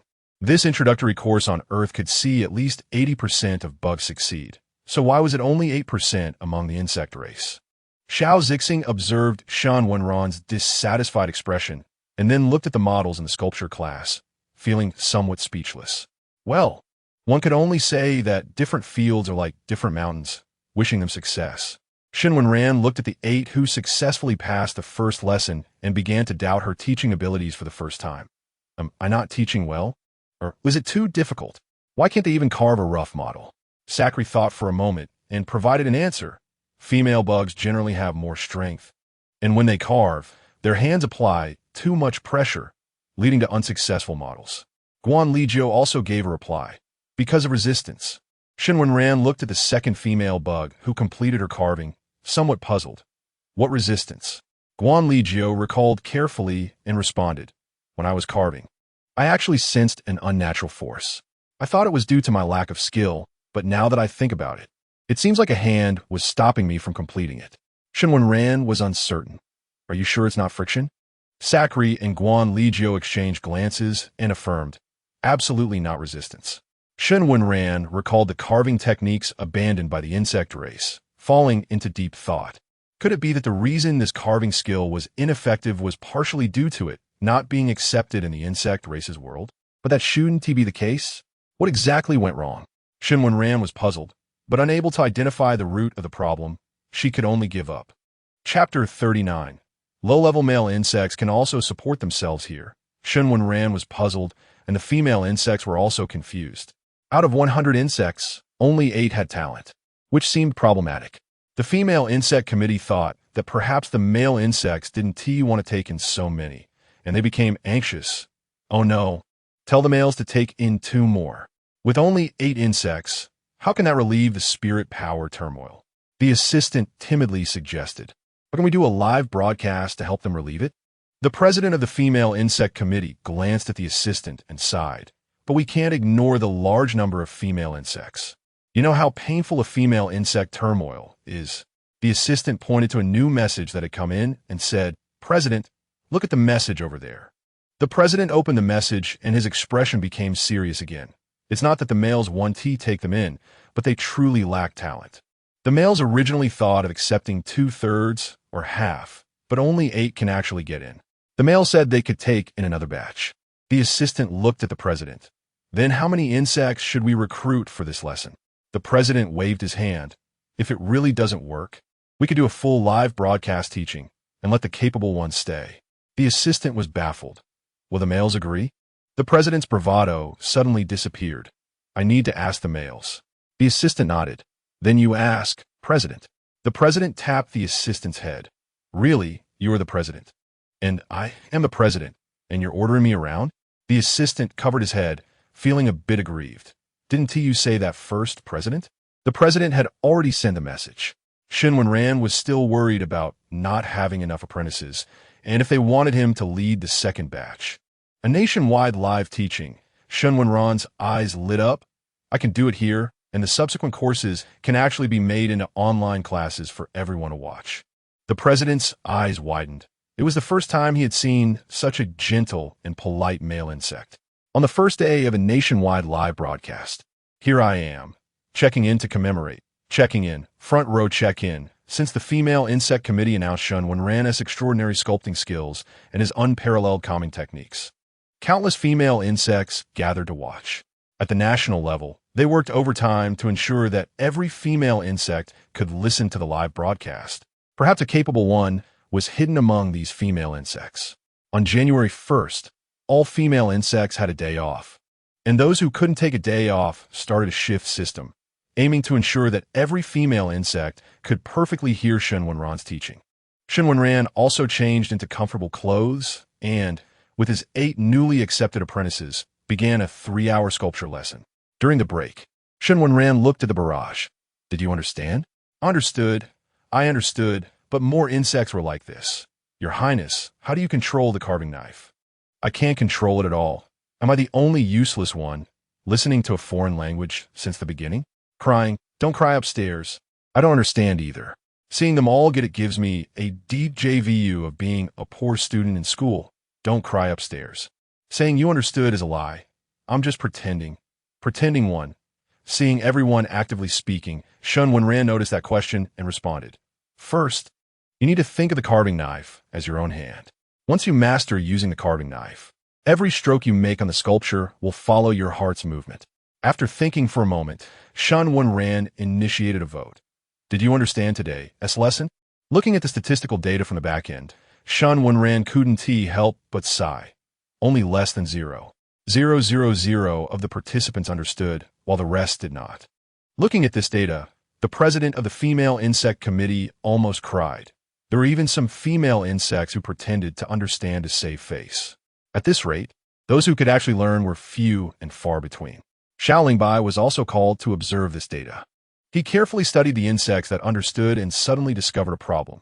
Look, the ratio of male insect attendees to female insect attendees is as high as 10:1. The president of the female insect committee was stunned. Huh? Male insect, Your Highness? What does this have to do with the male insects? But when the president looked at the list, he was shocked. These male insects were well known on the male insect list, relatively friendly to female insects, and without violent tendencies. He returned, looking at the successfully crafted sculpture, excitedly hugging his female insect. When female, I did it. Did you see? I succeeded. They say watching the spirit power turmoil will calm down a bit. How do you feel? When she gently lay on the bed, looking at He, male master. I feel much better. You should go check on Shi-Qin. He nodded and reached out to Shi-Qin. Shi-Qin, look, I learned to carve, so I can calm you and Shi-Yu. When Shi-Qin walked over, kissed He's cheek, and whispered, Thank you, male master. After He excitedly left, when Shi-Qin hesitated and looked at Shi-Yu. Female brother, don't lie to me. Is this really useful? When Shi-Yu gently looked at his female brother. who was also his male master's female attendant. With smiling eyes, "It really is useful. Although it's very weak, I can indeed feel a bit of calming power." When Shichin's eyes turned red, "Female brother, you have to take care of yourself. If you die, I'll monopolize the male master for a lifetime." When Shiyu looked at the still coy when Shichin, "All right, if I go, you must take care of my share and love the male master well." When Shichin finally couldn't hold back and hugged when Shiyu, crying, "Oh, female brother, it's all my fault, all my fault. It's because I'm not strong enough that you have to go hunting and earning money to support the family. It's all my fault. Don't die. You have to be well, live long with the male master and me, always together." Hiji carefully held the sculpture, excitedly asking the antique shop, "Do you accept sculptures?" The owner of the antique shop, upon hearing it was a sculpture, looked up and saw it was an F-level male insect, saying, "What does it look like? If it's just some random scratches, don't bring it out. I don't accept that." Hiji took out the little lamb sculpture. "Do you accept this little lamb sculpture?" The antique shop owner looked up and was amazed by the sculpture. "Did you carve this yourself?" Hiji warily looked at the antique shop owner. "Yes, I carved it. What do you want to do? You're not trying to rob me, are you?" The antique shop owner snorted coldly. "I have a family fortune of over 100 million. Why would I covet your little sculpture? I'll offer you 100,000 star coins. Will you sell it?" 100,000. Hiji's eyes widened. This was their family's expenses for half a year. So he decisively said, "Sell it. Will you accept more in the future?" The antique shop owner glanced at the lively male insect, lowered his gaze to his light brain, and after a long while, Hiji finally heard, "I will accept it. If there are more, I will price it according to the quality." Absolutely fair. Such dialogues and transactions were common among F and E-level male insects. As the lowest tier among male insects, lacking strength and spirit power, it was difficult for them to calm female insects, making life quite challenging. It was Shen Wenran's teaching that brought them hope. Chapter 40. The insect clan is about to change. When Shen Wenran received the news, he was quite surprised. "Are you sure you're talking about male insects?" The female insect president nodded affirmatively. Male insects not only learn carving faster than female insects, but the results they produce are also more than twice as good. Shen Wenran was somewhat puzzled. Why is that? It can't be that female insects have too much strength. The female insect president explained, "I think it might be because male insects have mental power. It is said that ancient male insect princes could manifest their mental power, just like having another pair of hands or another male insect." Shen Wenran was dumbfounded. "It can be like that?"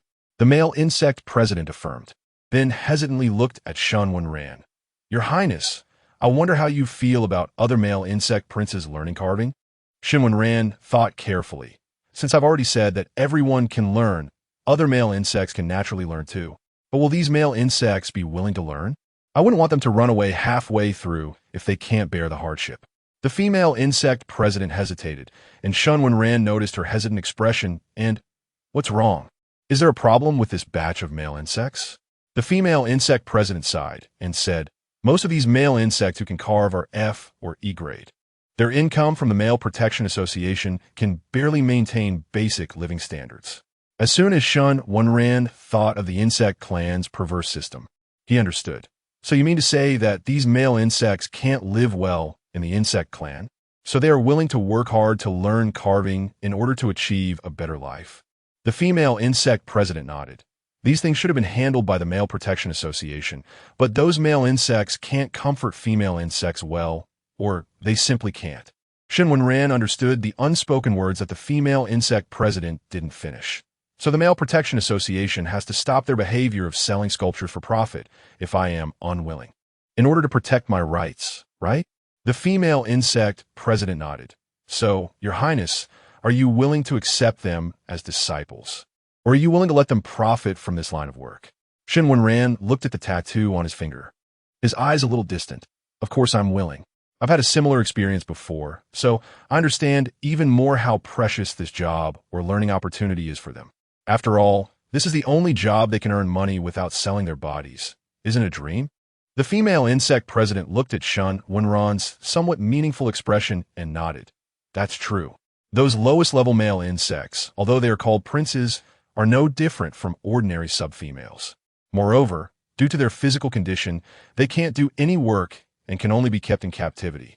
When Shen Wenran heard, kept in captivity, his eyes trembled slightly. In that case, please help me ask them if they are willing to accept my teaching, and tell them that I am very willing to impart knowledge to them. The female insect president nodded, but there was still one more thing. That prince. What about the female insects you accepted before, and some talented female insects? Shen Wenran looked at the female insect president. Accept them together. Those male and female insects will attend classes together. Ask them if they can accept that. If they can't, I'll teach the male insects in the morning, and the female insects can watch the live broadcast. In the afternoon, I'll teach the female insects, and the male insect can watch the live broadcast. The female insect president nodded to indicate understanding. He returned to receive the news from the female insect president. Still a bit dazed, the female insect president sent me a message. When Shiyu's eyes sharpened, what did he say? Is he looking to find you another female lord? He looked at the somewhat unstable when Shiyu and quickly calmed him down. No. This president invited me to teach on the Imperial Star. When Shiyu frowned, teach? Is that a scam? What kind of class? He looked at the message. It's a sculpture class taught by Shen Wenran, the male prince. When Shiyu looked at He with some hesitation, Shen Wenran, the male prince? Is he the one who does live broadcasts for everyone? He nodded. Yes, it's that male prince. I have to thank him. If he hadn't proposed that everyone learn carving, I wouldn't have easily earned your medical expenses. When Shiyu looked at He's optimism with some guilt. If it weren't for my injury, you should have a better life. He kissed when Shiyu's nose. Not at all. Those female insects would force me to produce male essence or keep me in captivity, confining me in a room without any chance to contact the outside world. I really like you and Shi-Chin, and since I have the ability now, I want to try supporting you. When Shiyu looked at the sincere He, his eyes turning red, Male Lord, you are so good. He smiled. I treat you well because it's mutual. If you hadn't treated me well all these years, I would have run away long ago. When Shi-Chin just returned and happened to hear the second half of He's sentence. You would have run away? Where'd you run to? I won't allow it. You have to take me and the female brother with you. He looked at the sulking when Shi-Chin, smiling. With such a good female lord and female attendant, I wouldn't run away. I want to live with you until we grow old. Perhaps the atmosphere was a bit touching, and it was unclear who started it. But He was pressed down by when Shi-Chin for a light kiss. After that, the three insects skipped dinner and spent a sweet night together. Shen Wenran looked at the statistics, a total of 108 insects, and felt a bit of a headache. He frowned, seemingly encountering a super difficult problem. After Xiao Zixing returned and saw Shen Wenran, he stepped forward to give him a massage. Your Highness, what's wrong? Why do you look so grim? Is there a problem that hasn't been solved? Shen Wenran looked at Xiao Zixing and pouted. Female Lord, how do you think I should teach so that all 108 of them can learn? Xiao Zixing couldn't help but laugh and cry. Your Highness, even among insects, there are differences in talent. For example, an S-grade female insect, even the weakest one, is still stronger than an A-grade female insect. So don't worry. It's normal for them to learn at different paces. You can teach for a while, then categorize them. The ones who learn the fastest and accept the best can form a class, and then you can teach them. Those who have poor acceptance and can't learn can have classes every other day, giving them time to master what they've learned before moving on to the next part. That way, even if their progress is different, they can all grasp the same knowledge. It's just a matter of time. And the insect clan probably has no shortage of time. Wouldn't you agree, Your Highness? Chapter 41. The scam bug has found out. Shen Wenran sat up, his eyes sparkling. You're absolutely right, my queen. You're so smart. My queen is the best of the best. Xiao Zixing, feeling a bit guilty, turned his head away. I'm not that smart. This idea was inspired by our military-esque learning system, not something I came up with myself. Shen Wenran ignored him and continued to praise his queen. But my queen is still amazing. My queen is the smartest bug in the world. Always number one in my heart. Xiao Zixing's ears turned red. You don't have to say that anymore. Shen Wenran smiled. What do you mean? Everything I say is the truth. Just as Shen Wenran and Xiao Zixing were warming up to each other, preparing for the next step, a phone call came in. Shen Wenran glanced at it and saw it wasn't his own light brain, so he turned to look at Xiao Zixing. Xiao Zixing saw that it was Luo Tianqi calling him and thought it must be something urgent, so he answered. Hello? Tianqi, what is up? Luo Tianqi took a deep breath. Zixing, do you remember the incident where your king was scammed? I wasn't scammed, Shen Wenran retorted. It was other male bugs who were scammed. Don't slander me. Luo Tianqi was a bit speechless at Shen Wenran's rebuttal. Was this really the time to get into that? But he continued. We traced some clues based on those numbers, but it seems something is off. It looks like a smokescreen to confuse us. Shen Wenran was curious. What kind of confusing situation could make Luo Tianqi feel entangled and puzzled? Xiao Zixing was also curious. What clues? Is it convenient to share? Luo Tianqi paused for a moment and continued. Those clues point to the residences of some male bugs, indicating they were involved. Shen Wenran frowned. Male bugs? Are those networks behind male bugs? But if male bugs are scamming, why would they scam other male bugs? Luo Tianqi nodded. That is what we find strange. If they're male bugs, why pretend to be male bugs to scam other male bugs? Shen Wenran suddenly thought of a possibility. Are those male bugs' addresses all residences of low-ranking male bugs? Luo Tianqi continued to nod. Yes. And we found that they all pointed to E and F-level male bugs, so we are hesitant about whether there's a bug trying to frame them. Shen Wenran thought carefully. I don't think that it's likely. Take those high-ranking male bugs. If they were scammed, at least they would get skinned alive when you find out, and low-ranking male bugs lack money, which gives them a motive. They scam high-ranking male bugs, at most. They would just get beaten up by high-ranking male bugs, and the money can't be returned. Moreover, Shen Wenran continued, only male bugs understand what male bugs are thinking. I was puzzled when you said high-ranking male bugs were being confused by low-ranking male bugs. If female bugs were the culprits, why is the reproduction rate of the bug race and the attitude of those male bugs towards female bugs not something female bugs could easily do? Luo Tianqi was dumbfounded. So it really was those low-ranking male bugs, but why? Just because they lack money. Why do those male bugs choose to scam other male bugs instead of female bugs? After all, if female bugs knew the bug on the other side of the network was a male bug, they should be easier to scam. Shen Wenran calmly analyzed. Perhaps it's because they don't want to take responsibility. Xiao Zixing and Luo Tianqi both expressed confusion. Shen Wenran pursed his lips. Because low-ranking male bugs can only rely on selling their bodies or mental strength, which leads them to have no fondness for female bugs. So they would rather pretend to be female bugs to scam male bugs' money than inform female bugs of their identity and make them spend. This might also have something to do with the environment. Male bugs can marry many bugs, but they are also emotional and want to find a soulmate. Xiao Zixing fell silent. Luo Tianqi also fell silent. In the end, it was Luo Tianqi who couldn't hold back. So male bugs have so many bugs, yet they are still thinking about finding a soulmate. Shen Wenran pouted. Most low-ranking male bugs are forced into marriage by powerful female bugs and have no thoughts of their own, which makes it difficult for low-ranking male bugs to choose female bugs.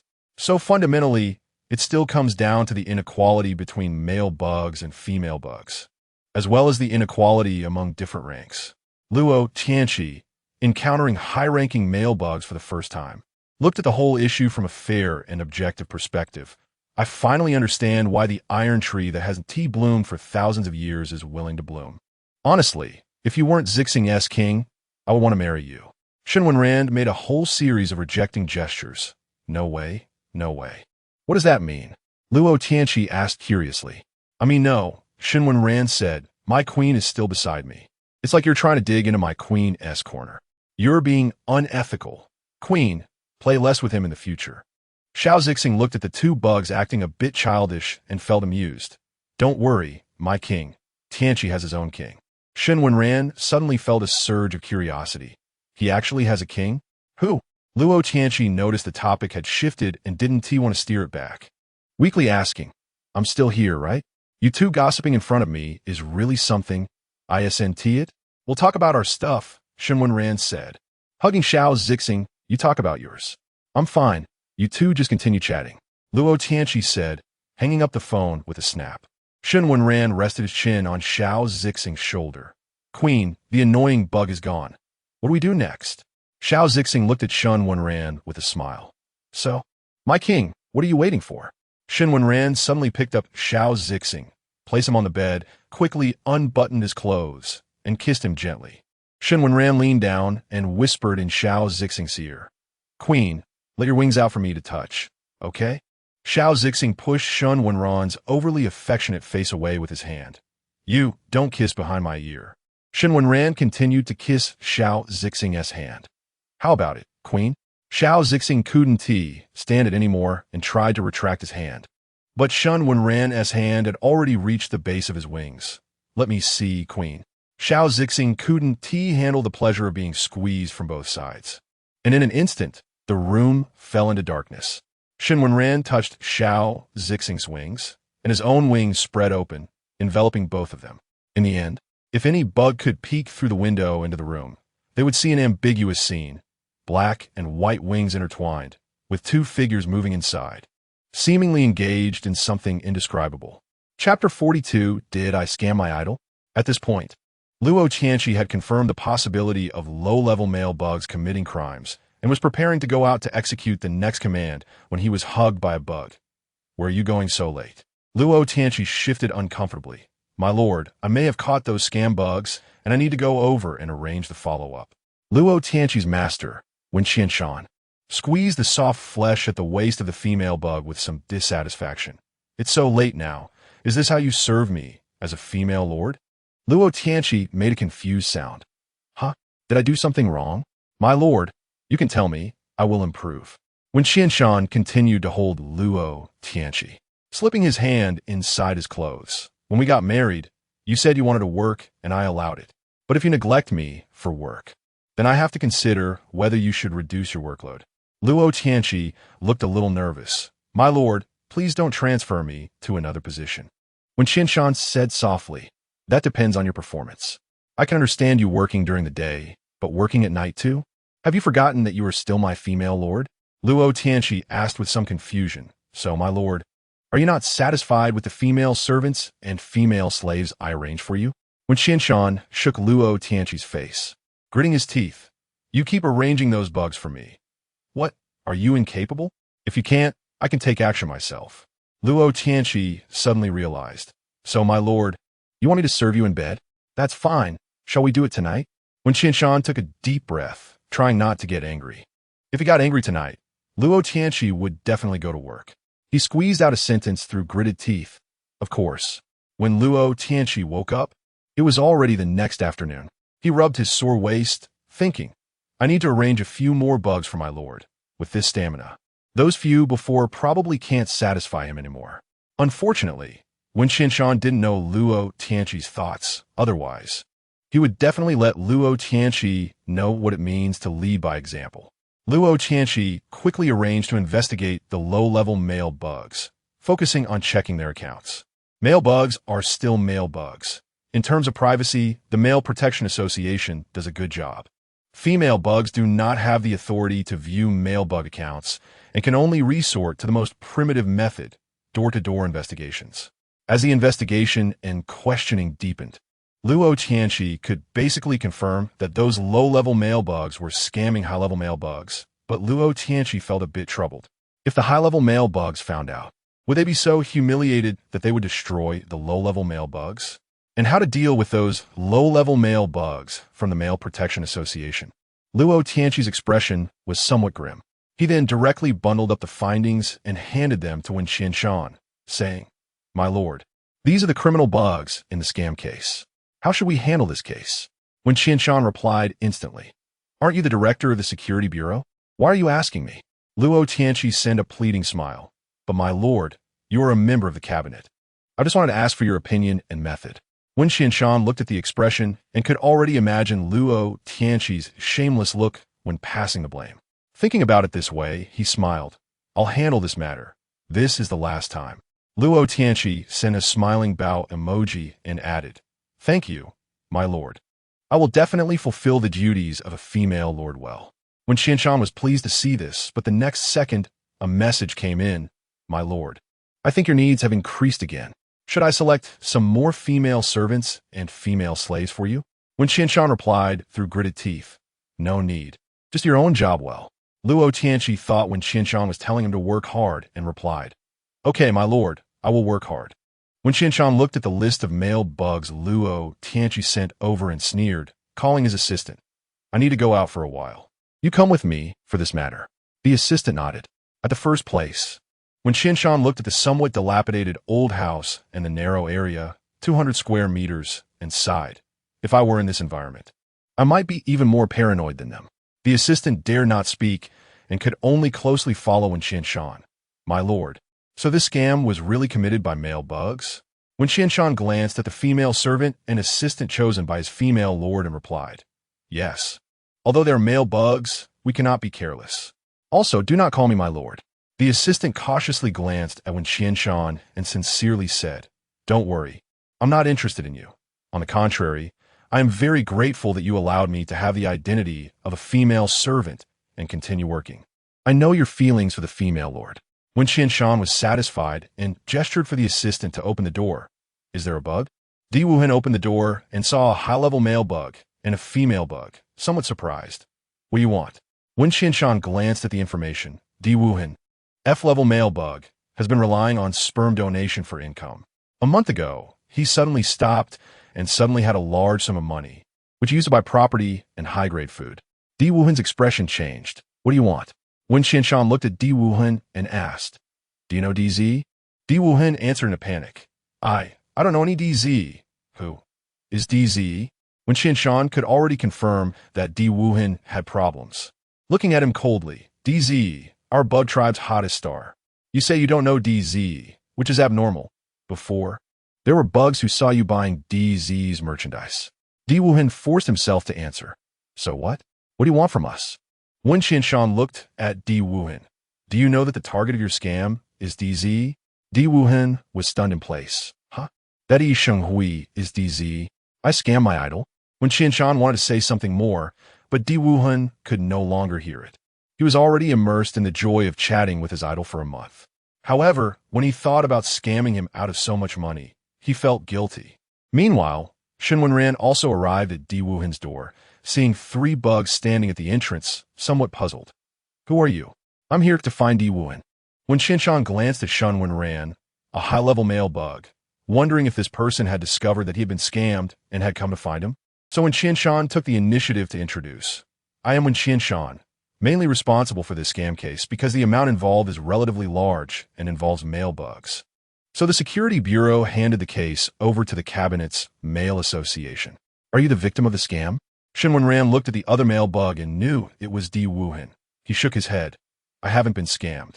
I'm here to find Di Wuhan because I want to ask him if he wants to come and learn carving with me. Chapter 43, Borrowing Money. When Qianshan was somewhat surprised. Sculpture? Shen Wenran nodded affirmatively. I was bored today, so I went to the market and saw a very nice sculpture. Later, through conversation, I found out that he didn't participate in the voting, which I thought was a pity, so I came to ask. Di Wuhan looked at Shen Wenran with teary eyes. Your Highness Shen. Shen Wenran glanced at Di Wuhan and then at Wen Qianshan, suggesting, shall we go in and talk? I feel uncomfortable standing at the door. Wen Qianshan and Di Wuhan nodded. Di Wuhan opened the door and invited the 2 of them inside. The assistant, seeing that there was nothing for him to do, hesitated but still followed Wen Qianshan in, then found a secluded but good spot to keep an eye on Di Wuhan to prevent any sudden violence. Wen Qianshan looked at Di Wuhan. Do you know who your target for fraud is? Di Wuhan shook his head. I don't know. I only know the other party is a high-ranking male insect, and then I chatted with him according to the instructions and my own thoughts to obtain money from him. When Qianshan noticed something, instructions? Whose instructions? Di Wuhan continued to shake his head. I don't know. I only know the other party should also be a male insect, but I don't know his rank or identity. When Qianshan looked at Di Wuhan, seeing no signs of lying, continued to ask, what about the money you obtained from the fraud? What will you do with it?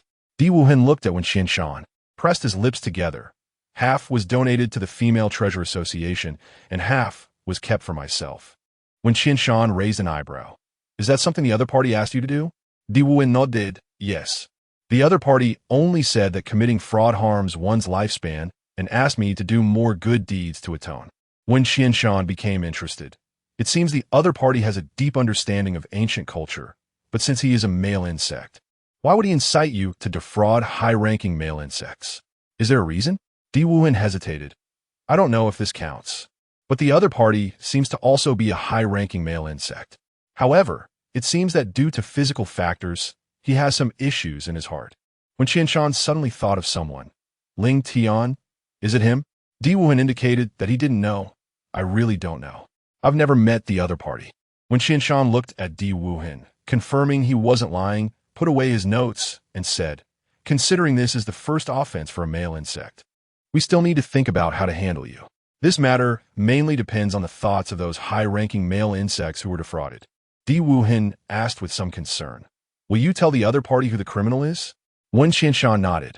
According to convention, the victim has the right to know who it is.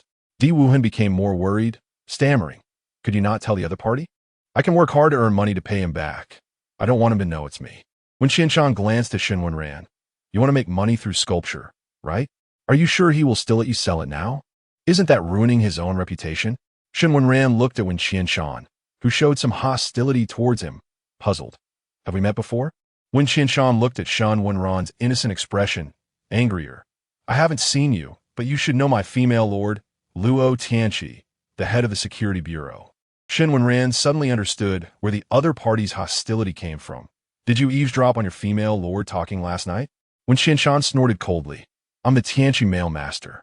I can go anywhere in my house. I was just listening openly. Shen Wenran smiled. I also have a female lord. His name is Xiao Zixing, and I respect my female lord very much. I never disturb him when he is working. When Qianshan gritted his teeth and glared at Shen Wenran, angrily leaving. The assistant looked at Wen Qianshan's angry demeanor and spoke soothingly. Don't worry, your highness, your female lord likes you the most. When Qianshan pursed his lips, don't comfort me. I know very well what my female lord is like. Shen Wenran saw the two leave and thought of his promising apprentice being involved in a fraud case. Feeling a bit of a headache. If this were on Earth, he certainly wouldn't consider such a person. But in the case of the insect tribe, if he didn't let these insects continue to sculpt, they would definitely commit greater mistakes. Moreover, Luo Tianqi said that those high-ranking male insects didn't feel they were defrauded. Shen Wenran glanced at Di Wuhan, seriously considering the probability of needing to protect them from the anger of the high-ranking male insects. However, Shen Wenran recalled the reputations of the few low-ranking male insects on the male insect ranking list. Brutal, abusive, hedonistic, authoritarian. Shen Wenran sighed. Do you know the mistake you've made is very serious? Di Wuhan said softly. Shen Xiongzi, I know. And I also know that both you and Wen Xiongzi are good insects. Shen Wenran was caught off guard by being given a good insect card and didn't know what to say. But the insects you have provoked are not good-natured insects. Di Wuhan shook his head. Xiongzi, you are mistaken. DZ Xiongzi is a very gentle insect. He is absolutely not as unbearable as you say. Shen Wenran continued to ask, but what about other insects? Other insects are also not as easy to talk to as he is. Di Wuhan opened his mouth in surprise. What other insects? Shen Wenran's mind went blank. Just the other insects you defrauded? Di Wuhan looked at Shen Wenran. But I only defrauded DZ Xiongzi, right? Shen Wenran discovered the blind spot. Then what about those other insects? Is it all one-on-one? Di Wuhan nodded. We only need to scoop a little from the high-ranking male insect's fingers, plus the subsidies from the Male Protection Association, and we can already live well. Shen Wenran calmed down. Is that also what that person taught you? Di Wuhan nodded. That male lord said that to obtain money, one must first rely on one's own labor, so some strong or talented insect go to work disguised as sub-females. But for someone like me, who has no talent and no labor strength, I chose to commit fraud. Shen Wenran looked at Di Wuhan. Do you know you were committing fraud? Di Wuhan nodded. That male lord said he would find me a professional or talent-matching job as soon as possible. Fraud is only temporary. Since I learned sculpture, I haven't committed fraud. Shen Wenran nodded. Then in that case, I can still let you continue your studies. But you must rely on your own efforts to pay back the money you defrauded from the high-ranking male insects. If you want to pay it back first, I can lend it to you. Di Wuhan's eyes lit up. Really? Xiongzi, thank you so much. Can you lend it to me today? I will write you an IOU, and I will work hard to earn money to pay you back. Shen Wenran looked at the hopeful Di Wuhan and nodded. Of course. But you must promise me that you will never commit such things again. Can you do that? Chapter 44, I feel it's meaningful. Di Wuhan nodded earnestly. I can definitely do it, Xiongzi. I'll learn things really quickly, but unfortunately, I don't have mental strength or physical power. However, carving is different. It doesn't require much strength from me, and I can make it look really beautiful. Shen Wenran looked at Di Wuhan. I believe in you. You are really talented. Now, I'll lend you the money, and after you pay it back, come to my place for class tomorrow. Di Wuhan's eyes lit up, filled with hope. Thank you, Xiongzi. After Shen Wenran left, Di Wuhan looked at the communication number of Emperor Z on his light brain, took a deep breath, and then began to edit and type. He wrote about his beginnings, the subsequent fake identity to cheat money, and later how he met Shen Wenran, who lent him money. He sincerely apologized for his mistakes and promised to pay back the money, all in one go. However, it was very coincidental that every time Di Wuhan sent a message to Emperor Z, he was participating in an interview program with the Zerg. Just as Emperor Z was preparing to showcase his partner, Di Wuhan's message came through. Emperor Z was dumbfounded, and the fans exploded. Why did it suddenly collapse? Who understands, family? Don't panic upstairs. It hasn't collapsed yet. E is just a victim. It's all that scam bug's fault. That's right. It's all the scam bug's fault. Poor E. It turns out that even big stars can be scammed. Surprised. The comments flooded in, and Emperor Z looked at the message from Di Wuhan with a dark face, silent. Emperor Z's manager sensed something was wrong and quickly signaled the director to cut the live broadcast. But the director, seeing the surge in viewership, gritted his teeth and decided to pretend he didn't see it. The gossip was getting too hot, and with a big star involved, if they interrupted the live broadcast, the opportunity would be lost. So the director decided to be the villain, ignoring the main character on stage who was furiously typing. This was a golden opportunity.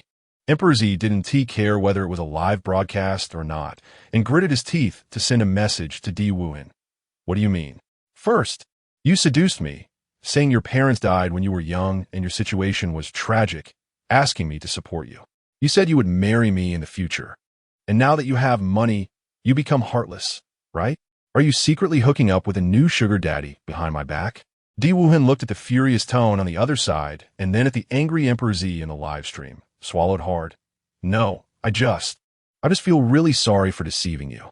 A kind-hearted Xiong is willing to lend me money to pay you back, so the light silver card arrived with 1 billion star coins. Di Wuhan stared in disbelief at the 1 billion Emperor Z transferred to him, with the message, gift without conditions. Di Wuhan fell silent. So much money. How many years would it take to earn that? The next second, Di Wuhan quickly replied, Your Highness Xiongzi, I really have money now.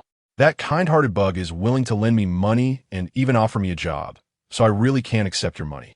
Emperor Z couldn't care less if it was a live broadcast. He only knew that his Xiong bug had been wooed by another high-ranking Xiong bug. You can take that bug's money, but why won't you take mine? I already knew you were a low-ranking Xiong bug. I'll willingly give you money. That little amount I don't care about. The fans exploded. Emperor Z and Xiong's romance explosion.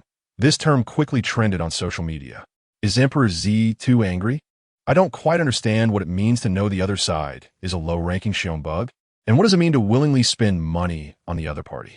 I think maybe it's because Emperor Z feels that the other Xiong bug is too pitiful, so he gives him some money to support him. Don't wash it upstairs. These two Xiong bugs must be secretly dating, crying, I don't believe it. Emperor Z isn't without a female monarch. Upstairs, Emperor Z is still single. Didn't you forget? What is going on? Why am I collapsing again? Not collapsed yet. Stay steady. Let us observe more. Di Wuhan looked at the message from Emperor Z and felt dizzy. He trembled as he sent a voice message. Your Highness Xiongzi, this joke isn't funny at all. Emperor Z, do you think I'm joking with you? Where's your address? After my program ends, we'll talk face to face. Di Wuhan panicked even more and hurriedly said, No need, Your Highness Xiongzi. I live in a very remote place. Please don't come. Emperor Z's expression softened. I knew you couldn't bear it. Don't worry, I'll change the location when the time comes. Di Wuhan wiped the sweat from his brow and bravely sent a voice message. Your Highness Xiongzi, although I still don't have a female monarch. I do like female bugs. Military females are fine too, and Xiong romance has no future. Emperor Z fell silent, puzzled, and surprised. What are you talking about? Of course, I'm coming to see how you are doing. As my friend and brother, you provide me with emotional value. So, I must ensure you have a good living environment. Di Wuhan looked at Emperor Z, calling him his friend, and tears fell. No need, really no need. Thank you so much. I was planning to commit suicide, but you have been comforting and encouraging me. So, I have lived for another month. Now I see hope, really. Thank you.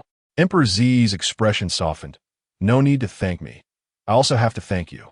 If it weren't for you chatting with me and voice calling me during this time, I wouldn't have been able to sleep so well. Fans were shocked. Fans were ecstatic. Great, their main character didn't collapse. It was a misunderstanding. The director saw this and thought it was interesting, so he signaled the host to ask Emperor Z. Emperor, could you share your story with this Di Xiongzi? Emperor Z hesitated for a moment, looking at the chat box. Di Wuhan looked at Emperor Z and sent him a message. Go ahead, it's okay. I believe in you. Emperor Z slowly began to explain the situation. A month ago, he received a call from Di Wuhan, who said he was referred to him by a mutual friend as a sleep therapist. However, he thought it was a scam, so Di Wuhan worked hard to introduce himself, and he decided to give him a try. Although he didn't tease sleep much that day, his mood unexpectedly improved, and he no longer felt that violent emotion. Then, he felt relaxed, and Di Wuhan suggested he go out more. Thus, he fell in love with exercise, and his physical condition improved. Later, under Di Wuhan's suggestion, he started a reasonable diet, no longer over-restricting food, but relying on exercise to burn off what he ate. Finally, he felt really, really good during this time. And a few days ago, his sleep quality had improved significantly. Chapter 45, More Eggs. At this point, DZ looked at the camera. I don't know if you're still watching me, but I am truly very, very grateful to you. I used to feel that this world was full of anxiety and brutality, but through our in-depth conversations, your love for life has infected me. I've started to ignore those bugs or things that made me anxious, and in the end, I still believe you're not a scammer. Perhaps your original intention was to scam money from me, but during this time, I really have been getting better, and that money is what you deserve. Di Wuhan didn't expect DZ to see himself this way. He was momentarily stunned and sent him a message. Really? DZ nodded firmly. Yes, it's true. It seems you are still watching my live stream. I am honored. Saying this, DZ smiled. I am really happy because I have discovered another way to calm my brutal emotions aside from acting and singing. Di Wuhan covered his lips with both hands and couldn't help but cry. Everything was the best arrangement. He met DZ, was able to support himself, and DZ met him, making him a better person.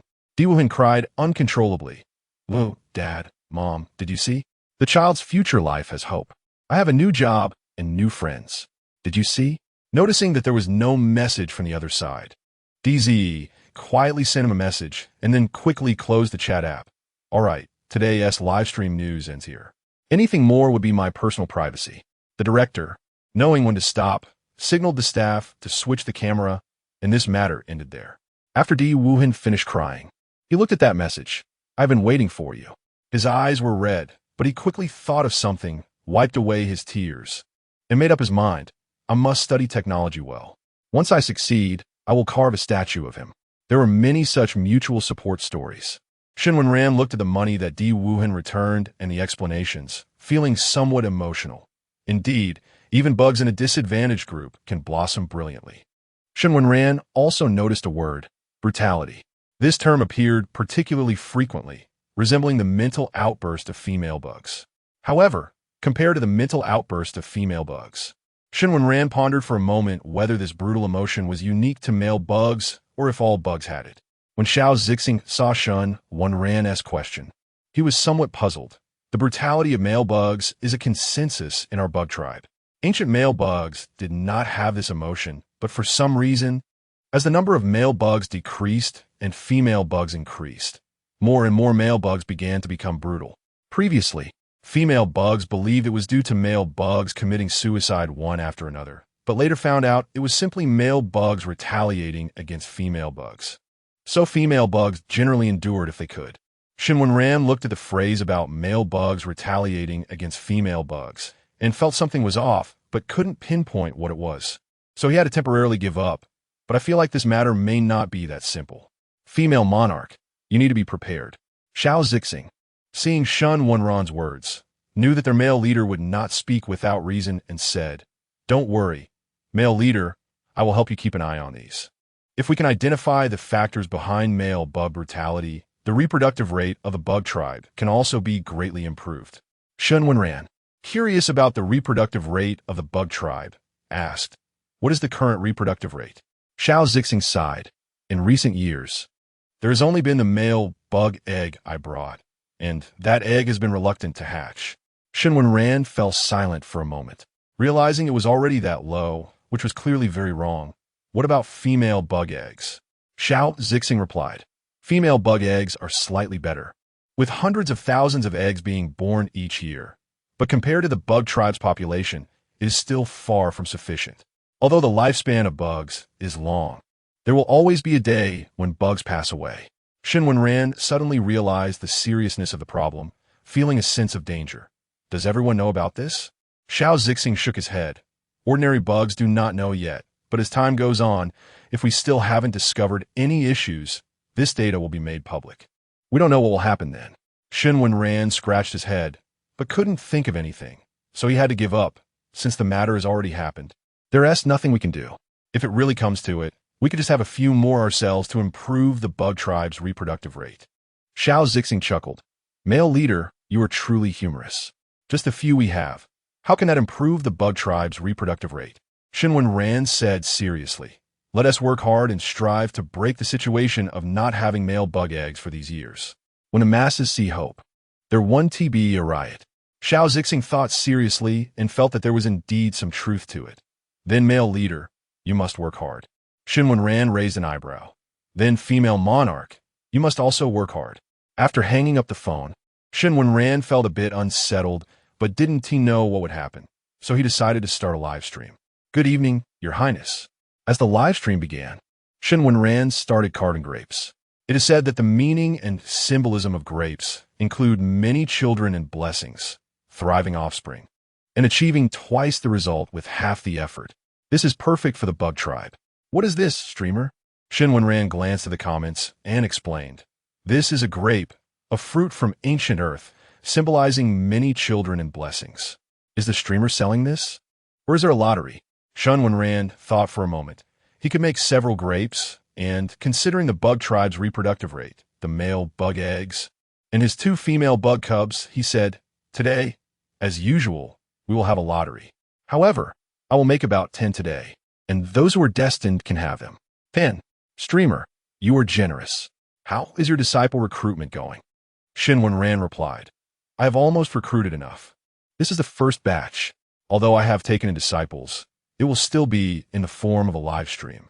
If anyone wants to learn for themselves, they can follow me, but it won't be as effective as in-person guidance. If my disciples graduate, I will also let them start their own live streams to answer your questions." "Your Highness is so nice." As some flattery came through, Shen Wenran saw that no one was asking questions, so he continued to lower his head and carve the grapes. The grapes were polished smooth, looking mouth-watering. "Streamer, can't you sell this?" "As a poor bug, I really can't compete. My female bug and I have been married for several years, but we still don't have any bug eggs. The male bug upstairs can't be incapable, right?" "What nonsense. I am very capable." "Ha ha ha." All kinds of teasing comments filled the chat. But Shen Wenran noticed a particular comment and said, "That male bug, if you want, I can privately carve one for you as a gift. Wishing you and your female bug sweetness and success in having eggs." "Thank you, streamer." Song Jinlong jumped up happily. "Oh yeah, I also have a sculpture from the streamer." His female bug, Dai Haosi, saw this. "What is making you so happy?" Song Jinlong hugged Dai Haosi. "Female bug, I received the blessing from the male bug. He wished us success in having eggs and is going to give me a grape sculpture." Dai Haosi patted Song Jinlong's head and laughed. "How old are you? Still believing in this?" Chapter 46. Vicious Cycle. Song Jinlong was unconvinced. Shen Xiongzi's sculptures are useful. There was an unfortunate bug who became lucky after receiving one of Shen Xiongzi's sculptures. And that bug with the mental breakdown, after getting the sculpture, started to get better. Dai Haosi nodded perfunctorily. But the reproductive rate of the bug race has always been low. We can't expect to have twins just because of one sculpture. Song Jinlong's mood suddenly dropped. "We won't know unless we try." Seeing Song Jinlong's downcast mood, Dai Haosi patted his head and comforted him. The fact that Xiongzi hasn't produced any bug eggs after all these years shows that our fate with the bug eggs hasn't arrived yet. Don't lose heart. It will come eventually. Meanwhile, after Shen Wenran started the lottery, he immediately saw Song Jinlong's ID and smiled. Looks like I don't need to specially deliver a sculpture to you. The sculpture has a spirit and will choose the master it wants to follow. I hope you treat it well. Don't worry, Shen Xiongzi, I will. As Song Jinlong received the grape sculpture, he felt that all his unhappiness from these days vanished. With a bright smile, he held the bunch of grape sculptures and asked, "Since this sculpture can bring blessings of more children, do you want to give it a try?" Dai Housey looked at Song Jinlong's cute appearance and swallowed. "Then I will respectfully comply." After Shen Wenran finished his live stream, he originally wanted to call his female lord, but after thinking about it, he realized he hadn't gone out to play or made many bug friends. He immediately turned to the mall, planning to pick up Xiao Zihong from work. Of course, he had to bring a bouquet before leaving work. Shen Wenran smiled as he looked at the roses in his hands while going to pick up Xiao Zihong. When the protagonist goes out, there's bound to be some incident. Shen Wenran was driving on autopilot, gazing at the scenery outside, but just then, a vehicle, aircraft, completely ignored the aircraft in front of it and charged straight towards Shen Wenran. Shen Wenran, startled, watched the aircraft making a sharp turn and then looked at the driver who was quickly stopped, feeling a bit at a loss. As various conspiracies began to swirl in his mind. Did he block someone's cake? Who sent them? The more Shen Wenran thought about it, the more off track he got, even imagining that the high-level male bugs were dissatisfied with him and had united to assassinate him. However, after hearing the driver's testimony, Shen Wenran stared at the bug in front of him. You want to take revenge on society and don't want to live anymore. So you randomly chose a lucky person to accompany you in death? Shen Wenran was speechless and wanted to curse. He realized the bugs were under a lot of pressure. How could you think of crashing into a bug on this road? Shen Wenran felt this coincidence was a bit too coincidental. But then he remembered he had randomly chosen time to go out and hadn't planned a route before getting on the aircraft. So he thought perhaps he was being too sensitive. The driving bug was sweating profusely. I just randomly picked a road, and it just so happened that this one was the top one, so I chose this road. Shen Wenran, exasperated, asked, "You're still so young. Why would you think of suicide?" The driving bug burst into tears. "I can't even buy male bug essence. My mental breakdown is severe. I don't want to regress to a primitive bug, but I have no parent bug, so I want to use this method for everyone to collect my body." Shen Wenran looked at the driving bug and thought his mind might not be functioning properly. "You're about to take others down with you, and you think anyone will want to collect your body?" The police bug wiped non-existent sweat and said, "Xiongzi, we have regulations. If the deceased's relatives are not alive, we will humanitarianly collect their bodies." After confirming this was an accident, Shen Wenran let the police bug handle it and continued driving the aircraft to pick up Xiao Zihong. However, as Shen Wenran got closer to where Xiao Zihong worked, he saw more and more accidents. Some big bugs were robbing small bugs. Various bugs were acting like little delinquents and harassing the female bugs, and all kinds of illegal activities were happening. After picking up Xiao Zihong on the way back, Shen Wenran pointed out to him, "My female lord, look at them. They seem a bit abnormal." Xiao Zihong smiled wryly. "There's nothing we can do. There are too few male bugs, too many female bugs, and a lack of entertainment. So violence happens every day. Even here is considered better. It's worse in other places." Shen Wenran fell silent. "Doesn't he, the bug emperor, take measures?" Xiao Zihong looked at Shen Wenran and shook his head. How could they not take measures? But they previously conducted strict investigations, and the prisons couldn't handle these bugs, almost exhausting their resources, so they had no choice but to release them all in the end. Shen Wenran looked at Xiao Zihong. "Is all of this just because there are no male bugs?" Xiao Zihong paused and said, "There is also the influence of foreign substances, but only male bugs can eradicate them." Shen Wenran rubbed his forehead. "So this is an unsolvable problem?" Xiao Zihong nodded. "Yes, it's fundamentally an unsolvable problem. Without male bugs, female bugs become aggressive, foreign substances breed, and when there are more foreign substances, the male bug eggs feel unhappy and will spontaneously abort in the female bugs' bodies." Shen Wenran caught the key point. "Male bug eggs will commit suicide?" Xiao Zihong nodded. "Many bugs can't keep male bug eggs, even if the male and female bugs shower them with love every day. In this world, foreign substances dominate. leading to male bug eggs unwilling to be born. Plus, with fewer high-level male bugs, there are now more foreign substances. Shen Wenran was puzzled. Then why not periodically stop male bugs from clearing foreign substances? Xiao Zihong looked into Shen Wenran's eyes. Because they are precious. High-level male bugs are already very few, and asking them to clear foreign substances is simply a fantasy. High-level male bugs are brutal and unwilling to help female bugs clear foreign substances. Low-level male bugs may be willing to clear foreign substances, but the effectiveness is greatly reduced. So we have no other way to solve this issue. Shen Wenran understood. Then can't my live stream alleviate the female bug's mental breakdown? Xiao Zihong shook his head again. The male lord's live stream can only soothe the mental sea of the female bugs. If you want to eradicate it, you still need to use mental power to solve it completely. Shen Wenran pondered. After all these years, haven't you studied a solution to mental breakdowns? Or is there a bug obstructing your research? Xiao Zihong shook his head. This dates back to ancient Earth, so it's very troublesome. We don't have the time or energy for it. Chapter 47. The careless female parent who forgot about the baby Shazing glanced at Shen Wenran and continued. Moreover, the male sovereign has taken control of the ancient Earth. With that, ancient Earth now belongs to the male sovereign's private insect domain, and outside insects cannot enter. Shen Wenran recalled this matter and nodded. Right, when ancient Earth was taken, didn't that male protector say we should live there for a while? Shazing nodded. President Shen said so. Speaking of which, the male sovereign should receive a notification soon asking us to live on ancient Earth for a while. Just as the news was mentioned, the next second, Shen Wenran saw a message. Dear His Highness Male Zizi, hello. As of yesterday, we have conducted a safety assessment and risk management of the ancient Earth planet, and now it poses no danger. Please reside on ancient Earth for 3 to 5 months within a week. If you do not travel with the female monarch, we will reassess your assets. Shen Wenran looked at this somewhat forceful message and raised an eyebrow. Has this information always been like this? Shazing shook his head, generally not. These military females usually send messages quite directly, but they are usually brief and to the point. The insect sending you this message might be a bit hostile towards males. Shen Wenran was puzzled. Isn't he afraid that I will complain to the male protector about him?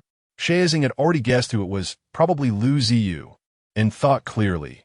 No, he probably wishes for you to complain to the male protector. That way, he would be forced to be demoted, and he could enjoy some leisure time. Shen Wenran was confused. Is there really an insect that wants to be demoted? Shazing introduced Lu Ziyu and Feng Zhozhou. These two insects are childhood friends, innocent and carefree. However, as Feng Zhozhou grew up, he became cruel and tyrannical. Originally, Lu Ziyu had a male fiancé, but since Feng Zhozhou had a marriage agreement even before he was born, he later forced Lu Ziyu because of his status as a high-ranking male. Shen Wenran sighed. So Lu Ziyu has been resisting all along? Shazing shook his head. Not really. Lu Ziyu had already resigned himself to his fate, but later Feng Zhozhou's feelings changed, and his character underwent a drastic change, leading to a perpetual conflict between them. For Lu Ziyu, the punishment from the male protector is much less severe than Feng Zhozhou's methods, so Lu Ziyu often gets grounded. Shen Wenran understood. So I am just a tool? Then she asked, should I complain about Lu Ziyu, female monarch? Shazing nodded. Lu Ziyu knows you are my male sovereign, so he must know we have a good relationship. That's why he deliberately sent you this message, to give you a reason to complain about him. Shen Wenran looked at Shazing curiously. Do you two know each other? Are you close? Shazing shook his head. I can't say we are close. We are rivals. We have been in the same class since school. He is a competent competitor, but unfortunately, his pregnancy sac was destroyed later, and he fell into despair. Seeing Shazing's somewhat regretful expression, Shen Wenran patted her head. Every insect has its fate, so don't feel sorry for him. What we can do is lend a helping hand when we can, right? Shazing felt comforted. You are right, male sovereign. Then let's lend a helping hand. After Shen Wenran filed a complaint against Lu Ziyu as instructed, she didn't worry about it anymore and continued her sweet date with Shazing. Lu Ziyu, upon seeing the punishment notification from the male protector, breathed a sigh of relief. He had bet correctly. Feng Zhozhou was no longer satisfied with the previous tortures. He had recently heard about the 10 most brutal tortures on ancient Earth and planned to use them on himself. He even prepared to remove his insect wings, knowing that without sufficient reasons, he would never get out. When the male protector's insects came knocking, Lu Ziyu had already been whipped with salt by Feng Zhozhou, leaving him severely injured and restrained with a suppression ring, preventing his wounds from healing. Feng Zhozhou impatiently looked at the male protector's insects. What do you want? The male protector's insect saw that Feng Zhozhou was somewhat respectable. Your Highness, we received a complaint from Shen Wenran and need to take your female monarch for punishment. Feng Zhozhou instantly became furious and lashed out. My female monarch? Since when does an outsider get to complain and you come to punish? Tell Shen Wenran that Feng Zhozhou, have already punished him, and I guarantee he will be satisfied. The male protector's insects exchanged glances, thinking that it didn't matter who punished. They were just about to inform Shen Wenran and leave. Then let us inform His Highness Shen, they said. Feng Zhozhou waved his hand. Hurry up, or it won't be fun when this filthy insect's blood dries up. The male protector's insects looked at Lu Ziyu with some sympathy, but dared not speak, only standing there silently sending a message to Shen Wenran. Shen Wenran was somewhat surprised upon receiving the message. Female monarch. It seems the male protector's insects imply that Feng Zhozhou intends to punish him privately. Shazing frowned so much it could squash a fly with Feng Zhozhou's methods. Who knows what he will do to Lu Ziyu? Our complaint may backfire. Shen Wenran looked at the gentle message on the other side, then glanced at Shazing and sighed. Since we are in this, I will help him one more time. What do you think, female monarch? Shazing looked at Shen Wenran in surprise. You're willing to get involved in this, male sovereign? Shen Wenran rubbed Shazing's head and said, now that I also have little insect babies, if our little ones encounter such situations in the future, I want to skin Feng Zhozhou alive. Shazing didn't expect Shen Wenran to think of her own little ones and felt a bit guilty. Yes. I also think that if our babies encounter such things, I would definitely go to confront them. Shen Wenran looked at the female monarch who had forgotten about her little ones and sighed. Female monarch, have you noticed that you have been so busy with work lately that you haven't even visited the babies? Shazing felt even more guilty, but then thought of something and stood tall. It's like this for female insects.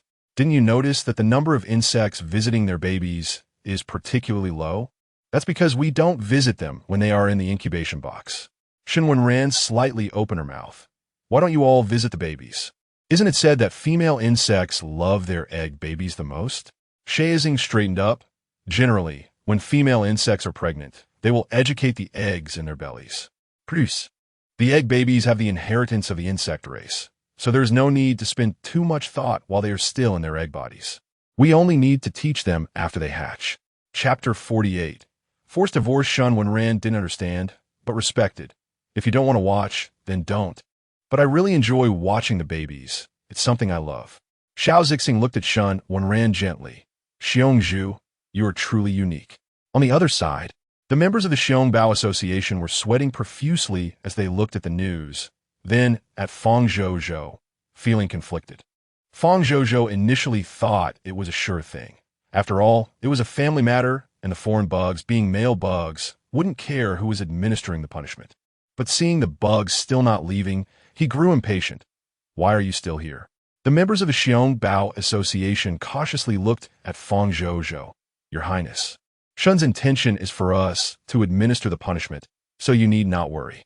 Feng Zhozhou narrowed his eyes. You're in my house, teaching me how to do things? The members of the Xiongbao Association felt desperate. Your Highness, if you really want to take action, please discuss it personally with Shen. Feng Zhozhou laughed in anger. I am an A-grade male bug, and he is also an A-grade male bug. We are equal in rank. Do you still want me to discuss punishing my female lord with him? This is too much. Seeing Feng Zhozhou getting angry, the Xiongbao Association's bug gritted his teeth. I'm sorry, Your Highness. In theory, Shen's rank should be higher than yours. He was already A-grade before he underwent differentiation, and he just hasn't updated his records. Feng Zhozhou glanced at the Xiongbao Association's bug, then looked at Lu Ziyu and leaned down to whisper in his ear. My female lord is really lucky. Huh? That fiancé of yours keeps asking me for you because he heard I treat you poorly. Now even Shen Wenran wants to protect you. I just wonder if you'll be this lucky next time. Lu Ziyu slightly raised his eyes to look at Feng Zhozhou, blood oozing from his mouth, but he remained silent. It was expected that Shen Wenran would protect himself. It would be more accurate to say that Xiao Zixing wanted to protect him. Lu Ziyu slightly raised his head, smirking. His rival indeed was tough on the outside, but soft on the inside. By the time Lu Ziyu was taken to the Xiong Association, he had already fainted. At that moment, Yu Bowen, who had just arrived to draw blood, happened to see him and curiously asked, "What did he do wrong?" The members of the Xiong Association respectfully replied, "General Lu has been reported by Shen, so we brought him here for punishment." Yu Bowen glared angrily at the members of the Xiong Association. "He is already injured like this, and you still want to punish him? He looks like he will die if not treated soon." The members of the Xiong Association felt wronged. "Your Highness, these injuries were not caused by us. He was like this when we brought him from his home, and we also do not have the authority to remove General Lu's suppression ring." Yu Bowen waved his hand. "Then I will do it. I have the authority." Lu Ziyu felt the suppression ring on his neck being removed, his wounds quickly healing, and the bleeding stopped. His body was recovering. Yu Bowen looked at Lu Ziyu, feeling a pang of sympathy. When is he going to accept punishment? The members of the Xiong Association cautiously looked at Yu Bowen and tentatively said, "Shen didn't specify a time. So we want to punish General Lu today?" Hearing Shen's name again, Yu Bowen looked at Lu Ziyu with some displeasure and nodded. "Then let's not punish him for now. I'll go talk to Shen." After the Xiong Association gave Yu Bowen Shen Wenran's contact information, they took Lu Ziyu to the confinement room. Although they could temporarily avoid punishment, they still needed to maintain appearances. Yu Bowen, upon receiving Shen Wenran's contact, looked displeased. "TSK, I wonder what this person has to do with Lu Ziyu." While saying this, he honestly dialed Shen Wenran's number. When Shen Wenran answered the phone and saw it was an unfamiliar bug, he wanted to hang up. However, seeing the persistent calls from the other side, he thought for a moment and finally answered. "Hello? Hi, what's the matter?" Yu Bowen straightened up upon hearing Shen Wenran pick up, forcing himself to push down the chaotic emotions within. "Hello, I am Yu Bowen. I am here regarding Lu Ziyu." Shen Wenran glanced at the call, confirming he didn't know Yu Bowen and that he wasn't Feng Zhou, feeling a bit puzzled. "Hello, who are you to Lu Ziyu?" Yu Bowen became angry and embarrassed. "Who I am to him seems irrelevant to you, right?" Shen Wenran, hearing the impolite tone from the other side, lost patience. "What exactly do you want?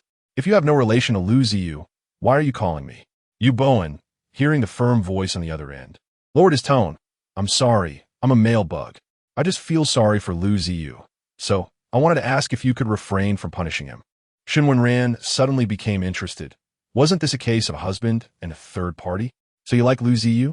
Yu Bowen's eyes widened in surprise, instinctively raising his voice. "How could I possibly like Lu Ziyu?" This remark was overheard by the just-awakened Lu Ziyu, who glanced expressionlessly at Yu Bowen, his fingernails digging into his palms as if trying to relieve some pain. Seeing Lu Ziyu wake up, Yu Bowen's tone softened. "I just think he's really pitiful. He has been severely injured both times I met him, and now with his injuries compounded, he surely won't be able to hold on. So I wanted to ask if you could not punish him." Shen Wenran found it amusing to hear the lowered tone. He seemed to see his roommate from college who chased after someone, talking to that person's brother in a similar manner. Shen Wenran asked, "Do you know that if I cancel his punishment, he will have to go back and face his male lord's even harsher punishment?" Yu Bowen was taken back. "Huh? How could his male lord do this? Should I go talk to his male lord?" Shen Wenran was defeated by Yu Bowen's logic and rubbed his forehead. "If I let him go back now, that is a family matter between him and his male lord. What does it have to do with you? Are you that so-called fiancé of his?" Yu Bowen shook his head. "I am not." Shen Wenran was shocked. "If you're not, then why are you meddling?" Yu Bowen quietly said, "I just feel he is really pitiful, so I wanted to ask if you could stop targeting him." Shen Wenran started to imagine a silly, sweet male bug on the other side of the phone. He took a deep breath and came up with a bad idea for Yu Bowen. "Aren't you a higher rank, being A grade?" Yu Bowen honestly replied, "I'm S grade." Shen Wenran smiled. "There's a law in bug society. If a male bug has a higher rank, he can force a marriage with a female bug. If you are willing, you can force Lu Ziyu to divorce Feng Zhou. Chapter 49. Be brave. Once Yu Bowen's eyes lit up. "Really?" Shen Wenran affirmed. "But at the same time, General Lu will become your female slave. Not to mention that General Lu has a childhood sweetheart. Are you sure he would be willing to change from a female lord to a female slave? Yu Bowen swallowed hard and secretly glanced at Lu Ziyu. Just then, Lu Ziyu looked over as well, and Yu Bowen's face instantly turned red. Lu Ziyu also heard Shen Wenran's words. He didn't know what the male bug across from him wanted, whether it was to take revenge for his disrespectful words or simply to watch from the sidelines. But none of this had anything to do with the bug in front of him. After hanging up the phone, Yu Bowen carefully pondered whether he liked Lu Ziyu, only to realize that he seemed to have liked him since the first time he saw him. General Lu, would you be willing to engage in a marriage with Fang Zhou and marry me? Lu Ziyu looked at Yu Bowen with amusement and refused. I don't want to. Yu Bowen stared at Lu Ziyu, surprised that he was unwilling, feeling a bit lost. Huh? You don't want to why? Lu Ziyu leaned slightly against the wall, looking at Yu Bowen with a proud gaze. Didn't Shen Xiongzi say it? I don't want to change from a female lord to a female slave. This is not only an insult to me, but also to the Lu family. Yu Bowen looked at Lu Ziyu with some discomfort. I can also marry you as a female lord. Lu Ziyu chuckled, his laughter tinged with sarcasm. Your Highness, I have to say you are really naive. Let's not mention anything else. Just think about whether your male father and female father would accept a female bug that has never been able to give birth or one that has been with other male bugs as a female lord. Even if your male father and female father agree, my family cannot accept me marrying again. Do you understand? Yu Bowen looked at Lu Ziyu, puffing up with anger. My male father and female father will agree. Saying this, Yu Bowen called his male father. The call was quickly connected, and Yu Bowen spoke first. Male father, I want to marry a female bug. The other end was momentarily stunned, then angrily shouted, You want to marry a female bug at your age? I think you're out of your mind. You have no money and no power. Which female bug would be willing to marry you? Yu Bowen replied, There's a female bug now, and he has a male master. Before he could finish, he was interrupted. You mean you have your eyes on a female bug with a master? Why don't you just say you want to take over? I'm telling you, I don't agree to this marriage. If you continue like this, I'll cut off your card. Lu Ziyu also heard this and looked at Yu Bowen, laughing. See, a female bug like me who has been married before, your family will not agree. Just as Yu Bowen was about to say something, another call came in. Hello? Female father? Wen Bao, I heard your male father say you have your eyes on a married female bug? Yu Bowen's female father asked gently. Are you really in love or just a passing fancy? I see your male father is very angry. You can't just forcefully take someone else's female bug. Yu Bowen felt a bit wronged. Female father, it's not that I'm forcing it. That male bug is not good to the female bug.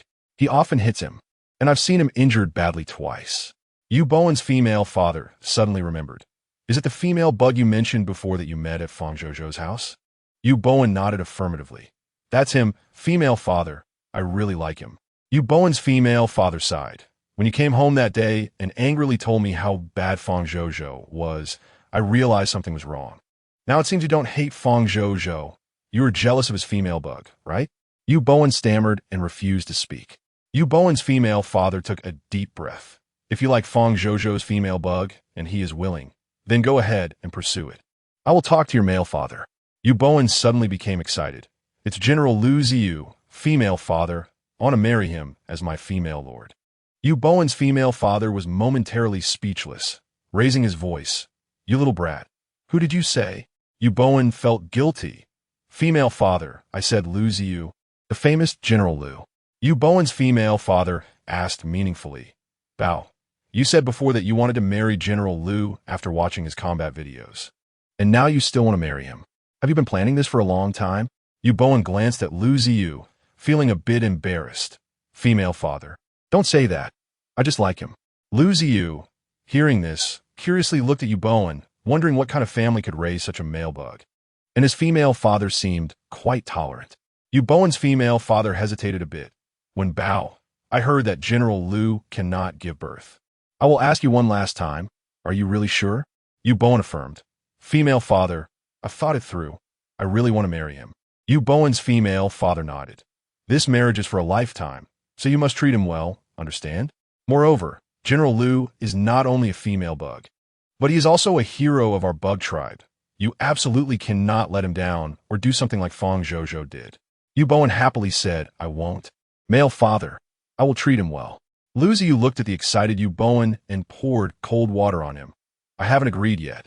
And neither has your male father or your family. Yu Bowen's enthusiasm cooled down, but he was still very happy. He smiled at Lu Ziyu. It's okay. I can love him forcibly, and my male father will handle it. I don't have a family. My male and female parents eloped, and later they started their own business. So I'm just a rich second generation. Don't worry. Lu Ziyu looked at Yu Bowen. Feeling that the story of the male and female bugs eloping sounded somewhat familiar. Your male father wouldn't be Yu Fei Hong, would he? Yu Bowen nodded. Have you heard of my male father? But it's understandable. My male father's past caused quite a stir, so it's normal for you to know. Lu Ziyu's mouth twitched. It was indeed normal. After all, which family wouldn't see the gossip when a male bug eloped with a young stepmother? Now it seemed that this kind of family atmosphere could naturally raise a free-spirited male bug like Yu Bowen.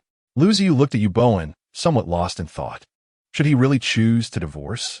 If he chose him, would it be from one hell to another?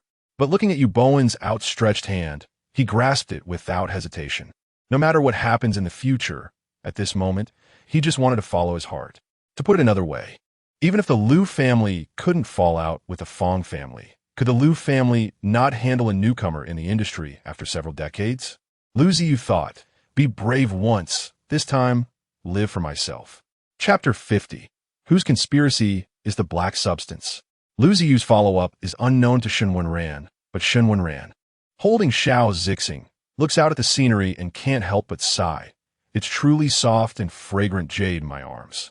Xiao Zixing looks at Shen Wenran's contented expression and feels a wave of relaxation. Your Majesty, are you okay? Shen Wenran kisses Xiao Zixing's cheek. I feel very happy. I wasn't this relaxed during our honeymoon. Xiao Zixing smiles, looking very handsome, and Shen Wenran is mesmerized. As Shen Wenran and Xiao Zixing approach the ancient earth, an unexpected event occurs. Beep, beep, beep. Shen Wenran and Xiao Zixing hear the sound, and their expressions suddenly become serious. Is there a problem with the spaceship? Xiao Zixing quickly steps forward to check, only to find that the circuit has been cut off. Xiao Zixing immediately becomes serious. Your Majesty, we may have encountered some trouble. Shen Wenran looks at Xiao Zixing's serious expression and asks, can it be resolved? Xiao Zixing nods. Yes, don't worry, Your Majesty. Saying this, Xiao Zixing switches the automatic transmission to manual and begins to operate the spaceship. Shen Wenran feels that his partner's hand speed is incredibly fast. So fast that he can only see a blur. 10 minutes later, the beeping sound not only doesn't stop, but suddenly goes bang, sounding like a part of the spaceship is about to explode. Shen Wenran becomes serious. Is there anything I can do to help you? Xiao Zixing is focused on the control panel, not turning his head as he says, Your Majesty might need to check where else there is a malfunction. This incident seems to be man-made. Shen Wenran looks at Xiao Zixing, wanting to say something, but he quickly walks away. He also needs to find out where the spaceship has malfunctioned, otherwise his partner will be busy. However, Shen Wenran knows nothing about these operations. He looks at the intact seat, opens various rooms, but finds nothing. Shen Wenran cannot tell where the problem is, and for a moment feels anxious. He walks outside and sees the sweat on Xiao Zixing's forehead, feeling a bit defeated. It seems like he's become quite lazy since coming to the insect race, losing his sense of danger. As time passes, Shen Wenran still hasn't found the source of the malfunction, and Xiao Zixing's hand speed gradually slows down, but then quickly picks up again. Anyone can see that Xiao Zixing's condition isn't good. Shen Wenran stands helplessly beside the seat, and suddenly he seems to think of something, closing his eyes to begin sensing with his mental power. As his mental power gradually penetrates the spaceship, Shen Wenran sees some incredible things. A mass of black substance is gradually eroding the components along the spaceship's internal circuits, and the areas being eroded by the black substance are emitting hissing black smoke. But this wisp of black smoke is also being consumed by the black substance. Shen Wenran immediately thinks of the ancient beast, Tao Tai, but quickly dismisses it. Tao Tai doesn't look like this, and, although it eats everything, it would never be this meticulous. This mass of black smoke is being controlled by an insect. Shen Wenran's mind quickly reacts. Since the male insect's mental power can clear foreign substances from the female insect's mental sea, Could this mass of black smoke be a foreign substance? Shen Wenran looks at the expanding black substance and decides to take a gamble. So Shen Wenran begins to increase his mental power output, and as the mental power gradually penetrates, it starts to transform into a transparent substance that contacts the black substance. Shen Wenran feels as if his brain, which is emitting mental power, is being struck and bitten by tools, making him feel a bit dazed for a moment. But Shen Wenran quickly comes to his senses. This mass of black substance feeds on mental power, so when this substance contacts the components, does it devour or corrode? Excitement flashes in Shen Wenran's eyes. This is his manifestation of wanting to explore the essence of things. Shen Wenran withdraws his mental power from other places, trying to gather it into a mass. As the mental power is continuously compressed, a smell of gunpowder fills the air. Sensing this smell, Xiao Zixing has a bad premonition. Your Majesty? Shen Wenran is fully engaged in battling the black substance, just missing Xiao Zixing's call. If a third insect were present, they would witness a miraculous scene. Shen Wenran's feet are off the ground, not relying on wings, seemingly standing in midair, as if gathering energy. When a mental power turns into liquid, Shen Wenran knows it is still not enough, but the massive black substance has grown impatient, charging straight at Shen Wenran without any hesitation. Shen Wenran coldly watches the mass of black substance, his mental power moving as he wishes. In the next second, the black substance is surrounded by transparent mental power. The black substance struggles continuously, like a black mass rolling and spinning inside a transparent jelly, seemingly wanting to escape. But the jelly overcomes with softness and tightly wraps around the mass. Soon, the black substance feels it cannot break free and gradually gives up struggling. Just as Shen Wenran is about to reel it in, the black substance seems to receive some kind of instruction from an insect and begins to move violently again. Shen Wenran loses patience. Xiao Zixing is still waiting for him, so he directly exerts force, severing his mental power, leaving only a mass of black substance wrapped in mental power, with Shen Wenran's intent. The separated mass of black substance and mental power gradually transforms into a fluid that emerges through a gap. Once completely out, it forms a round ball. Shen Wenran steps forward to hold this round ball, feeling it is bouncy, somewhat like a rubber ball. As soon as the black substance touches Shen Wenran's hand, it starts to change color. Shen Wenran distinctly sees a hint of pink within the black substance and raises an eyebrow. Do you have consciousness? The mass of black substance plays dead and doesn't speak, but Shen Wenran feels a pulsing in his hand, like a heartbeat, and thinks, don't pretend to be dead. Your heart is still beating. What are you pretending for? The next second, that heartbeat disappears, and Shen Wenran scoffs. Let's see how long you can keep pretending. I want to see what you are, whether your life is tough or my mental power is stronger. The mass of black substance seems a bit disappointed, lazily resuming its heartbeat, probably thinking that since it has been discovered, it won't pretend anymore, but mainly aims to play dumb. Shen Wenran casually tosses this mass into the spatial pocket, watching as Xiao Zixing continues to operate without daring to disturb him. Soon, Xiao Zixing resolves the flying incident and looks at Shen Wenran. What did you discover, Your Majesty? Shen Wenran takes out the mass of black substance. This little thing has been devouring the components of our spaceship. Should we first find a nearby planet to repair the spaceship? Xiao Zixing nods. Since the components are damaged, let's find the nearest planet to dock. Chapter 51. Wanting the male lead to become a fool, Shen Wenran looked at the black substance that seemed to regain some vitality, feeling a bit curious. He recalled what was said earlier, that the little thing only became lively when they were about to dock ahead. Shen Wenran exchanged a glance with Xiao Zixing, who received the signal but didn't understand what was happening, still cooperating. Since we're already here, let us stay for a while and enjoy the scenery around us. Shen Wenran nodded at Xiao Zixing. Let us listen to the female lord. Both Shen Wenran and Xiao Zixing could see the black substance visibly becoming more cheerful. The two bugs exchanged a glance. There was definitely something fishy going on. However, they knew that entering the tigeress den was unavoidable, and they were unsure of the intentions of the bugs behind them. When Shen Wenran and Xiao Zixing arrived at Star, they were momentarily stunned by the desolation around them. Shen Wenran looked around at the barren landscape and hesitantly asked Xiao Zixing, Female lord. Are you sure this is the place? Xiao Zixing nodded firmly. I've already sent a signal to the guardians here. A bug will come to fix our spaceship soon. Soon, a docking bug arrived and saluted Xiao Zixing. General Xiao, good to see you. Xiao Zixing instinctively returned the salute. Hello. The docking bug, named Rain, looked at Xiao Zixing with excitement. General Xiao, I've always been your fan and idol. How about you stay a few more days this time? I'd like to extend my hospitality. Xiao Zixing discreetly squeezed Shen Wenran's fingers and replied with a smile. Sure, we happen to have that in mind. But how many days will it take to fix the spaceship? Rain glanced at the vehicle and then at Xiao Zixing. General, this spaceship seems to be quite broken. It might be better to stay here for about a week. Xiao Zixing felt increasingly uneasy, but since the spaceship was damaged, it couldn't be flown anymore. So he had to agree. Once Shen Wenran and Xiao Zixing settled into the guest house, they were still trying to process everything. Shen Wenran hesitantly looked at Xiao Zixing. Female lord, do you think that Rain just now has a problem? Xiao Zixing nodded. Rain is not a guardian. First of all, his address for me is problematic. Usually, when the male lord is present, he would refer to me as female lord Shen.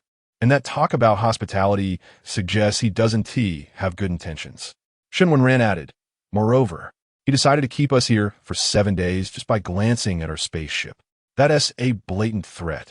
And it seems he didn't look at me at all during the entire time, which is very strange. Xiao Zixing nodded. Before we came, I sent a message to my deputy, but I don't know if they will arrive in time. Shen Wenran rubbed Xiao Zixing's head and hugged him. They will definitely arrive in time. Don't worry. If worst comes to worst, there's still the male lord here. Xiao Zixing laughed. Ha ha. With your combat strength, who is protecting whom? Shen Wenran retorted. Just you wait and see. When Shen Wenran regained consciousness, he looked at the white starry sky in front of him, feeling puzzled. Did he cross over again? At that moment, a person in a white coat approached and naturally asked, Are you feeling better?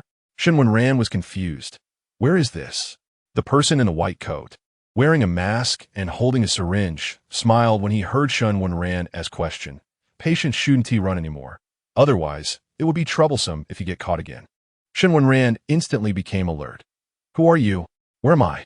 What do you want? Ignoring Shen Wenran, the person in the white coat directly injected him with some unknown liquid and left. Shen Wenran felt drowsy, gradually becoming sleepy. When he awoke again, he smelled disinfectant, reminiscent of a hospital on Earth. This time, his hands and feet were tied to the bed, unable to move. Panicking, Shen Wenran struggled, but only found himself getting tighter restraints. At that moment, the person in the white coat reappeared. You're not being obedient, Shen Wenran. You need to behave, otherwise, your mental illness will worsen. Shen Wenran was taken aback, incredulity washing over him. What did you say? Mental illness? The person in the white coat nodded as if it were obvious. Of course, you've been dreaming. You keep talking about a female lord and dreaming that you've become a bug. Your family thinks you're mentally ill, so they asked me to treat you. Shen Wenran didn't believe it. What year is it now? Where am I? The person in the white coat looked at Shen Wenran strangely. It's 2035, and you're at the psychiatric hospital in Modu, located at 600 Wamping South Road, Suwei District. Shen Wenran froze, wide-eyed, realizing that this person seemed to be telling the truth. What are you saying? Everything is just my imagination? Shen Wenran couldn't believe it. The person in the white coat gently caressed Shen Wenran's face. Of course, but don't worry. There are many people like you who are trapped in fantasies. Some think they're superheroes, and others say they have time traveled. All of this is fake. Shen Wenran shook his head vigorously. No, you're wrong. My female lord is Xiao Zixing. We are very affectionate, and we even have 2 lovely bug babies. You're lying to me. I don't know where you got the address of the Modus Psychiatric Hospital, but you are obviously lying. I don't believe you. Shen Wenran clearly couldn't accept what the person in the white coat said and desperately refuted it. The person in the white coat merely looked at Shen Wenran with pity before turning to leave. After the person left, Shen Wenran lay weakly on the hospital bed, desperately trying to recall everything he had done during this time. It all felt so real. How could it be fake? That person in the white coat must be an imposter. But deep down, a thought emerged. You're the one who is mentally ill. Otherwise, That person in the white coat wouldn't only identify you as a human, but also clearly state the address of the Modu Psychiatric Hospital. How could that be fake? As Shen Wenran's mind continued to wrestle with these thoughts, the person in the white coat stepped outside, removed the mask, revealing Rain. Above beside Rain respectfully asked, "Your Highness, did you succeed?" Rain nodded. "So far, it seems to be half successful, but to make him fully believe it, we need more intense stimulation." The bug nodded. "Don't worry, Your Highness. The psychological suggestions are already very familiar to my subordinates. It shouldn't be long before he becomes a fool due to unstable mental energy." Chapter 52 sent to the laboratory by the closest person on Ren's side. He was performing psychological suggestions on Shen Wenran, while on Xiao Zixing's side, things were not going well. Without Shen Wenran's mental energy to soothe him and being heavily infected by foreign substances, Xiao Zixing soon fell into a deep sleep. When his aide received the news, he looked incredulous. "Impossible. You mean the general fell into a sleep due to foreign substance infection?" The doctor nodded. "Yes, and that's not all. The infection from the foreign substances is quite rapid. If the general doesn't receive mental energy soothing soon, his mental C will likely encounter problems." The aide gulped. "What do you mean by problems?" The doctor stared directly at the aide. "It means he could become a fool or revert to primitive insect-like behavior." The aide scratched his head in distress. "What should we do? Shen Xiongzi is currently missing, and the general is unconscious. It seems the insect race is in big trouble this time." The doctor looked at the aide, pressed his lips together. "It shouldn't be that serious." "How could there be a problem?" The aide retorted. "With Shen Xiongzi's extraordinary carving skills not yet inherited, something went wrong." "Are you sure there's no hidden agenda here?" The doctor shook his head, indicating he didn't know. On the other side, Shen Wenran was self-doubting while also questioning Ren's words. But no matter how he probed, feeling his smooth back and the inability to mobilize his mental energy, he thought it was just his imagination. Losing interest, Shen Wenran stared blankly at the ceiling. The starry sky looked quite beautiful. "Wait, starry sky?"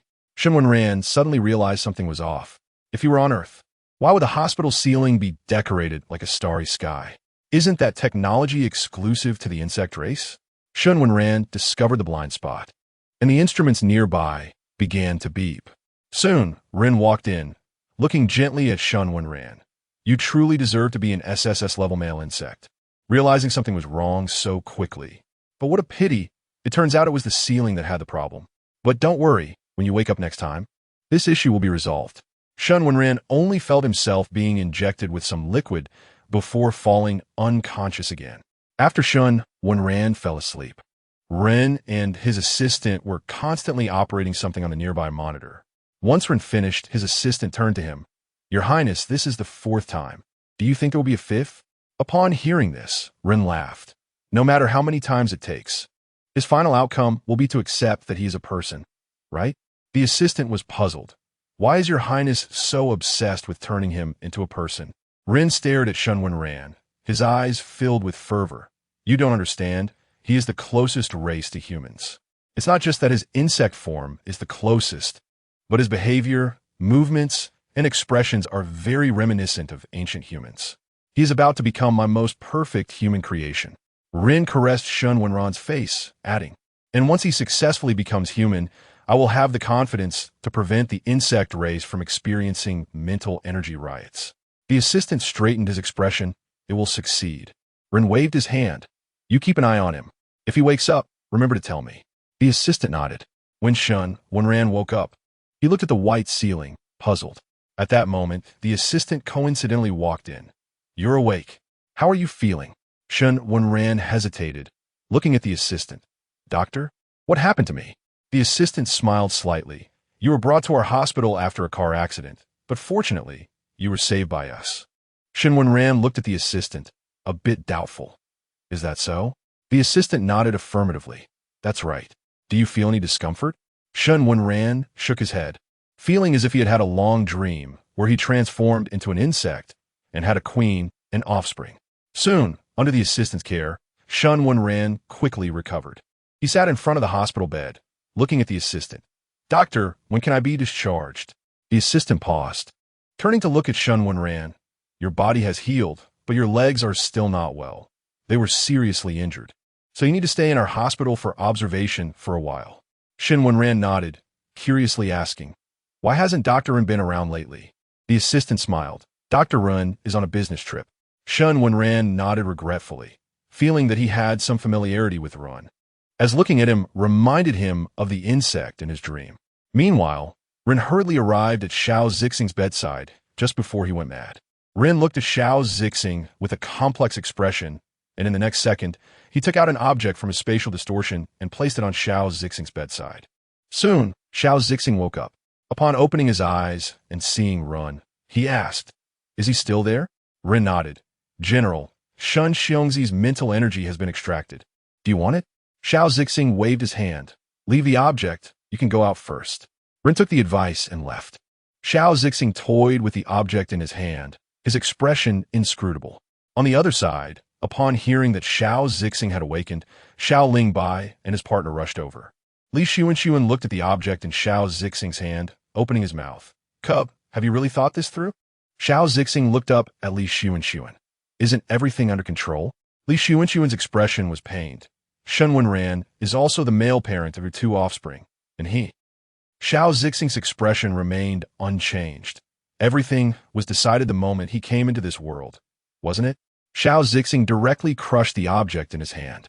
Shen Wenran's mental energy dispersed but did not drift away. Instead, it smoothly entered Xiao Zixing's sea of consciousness, calming the effects of the foreign substances. Xiao Zixing's expression was inscrutable, but the veins on his hands bulged, indicating that the process of sorting through this mental energy was painful. Xiao Lingbai looked at Xiao Zixing and patted Li Xuanxuan's hand. This is all his own choice. He has no way back now.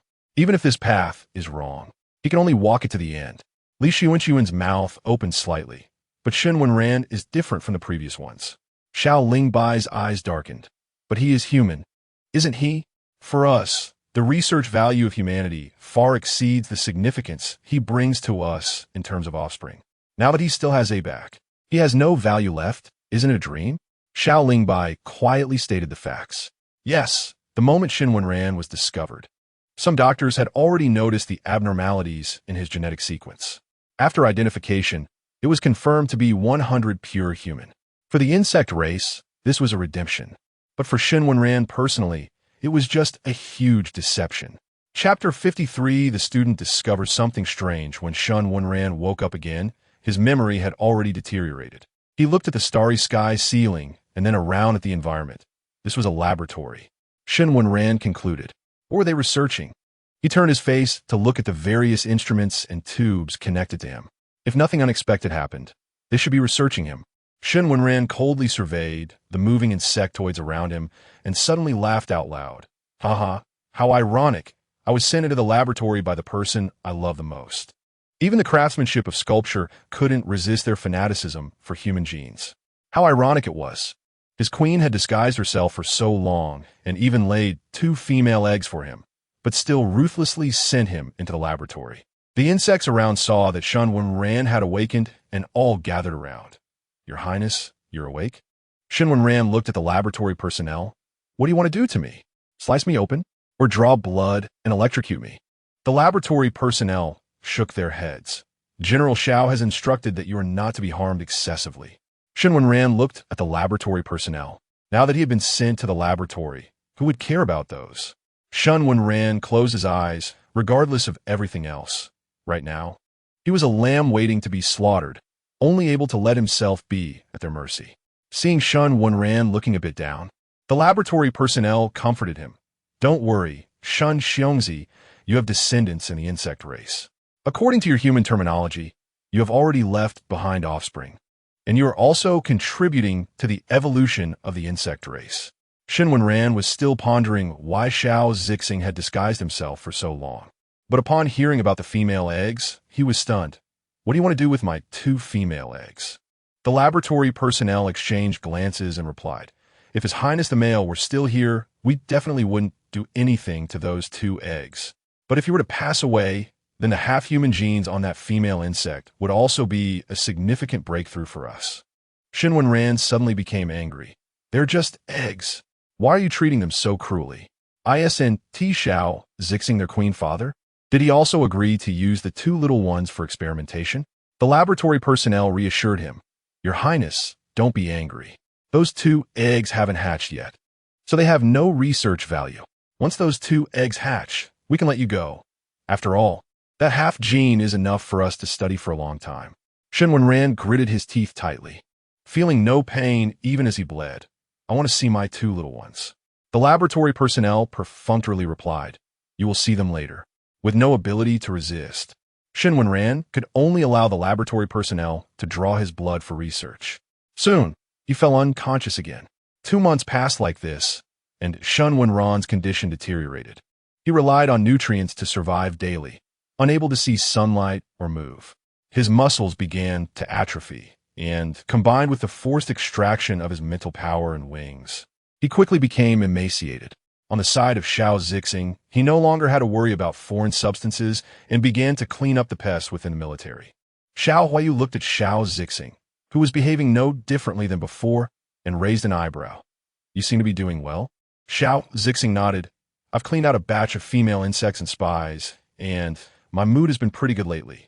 Xiao Huayu looked at Xiao Zixing, who showed no emotion, and curiously asked, what about your ex-husband? Xiao Zixing looked up at Xiao Huayu. He is already in the laboratory.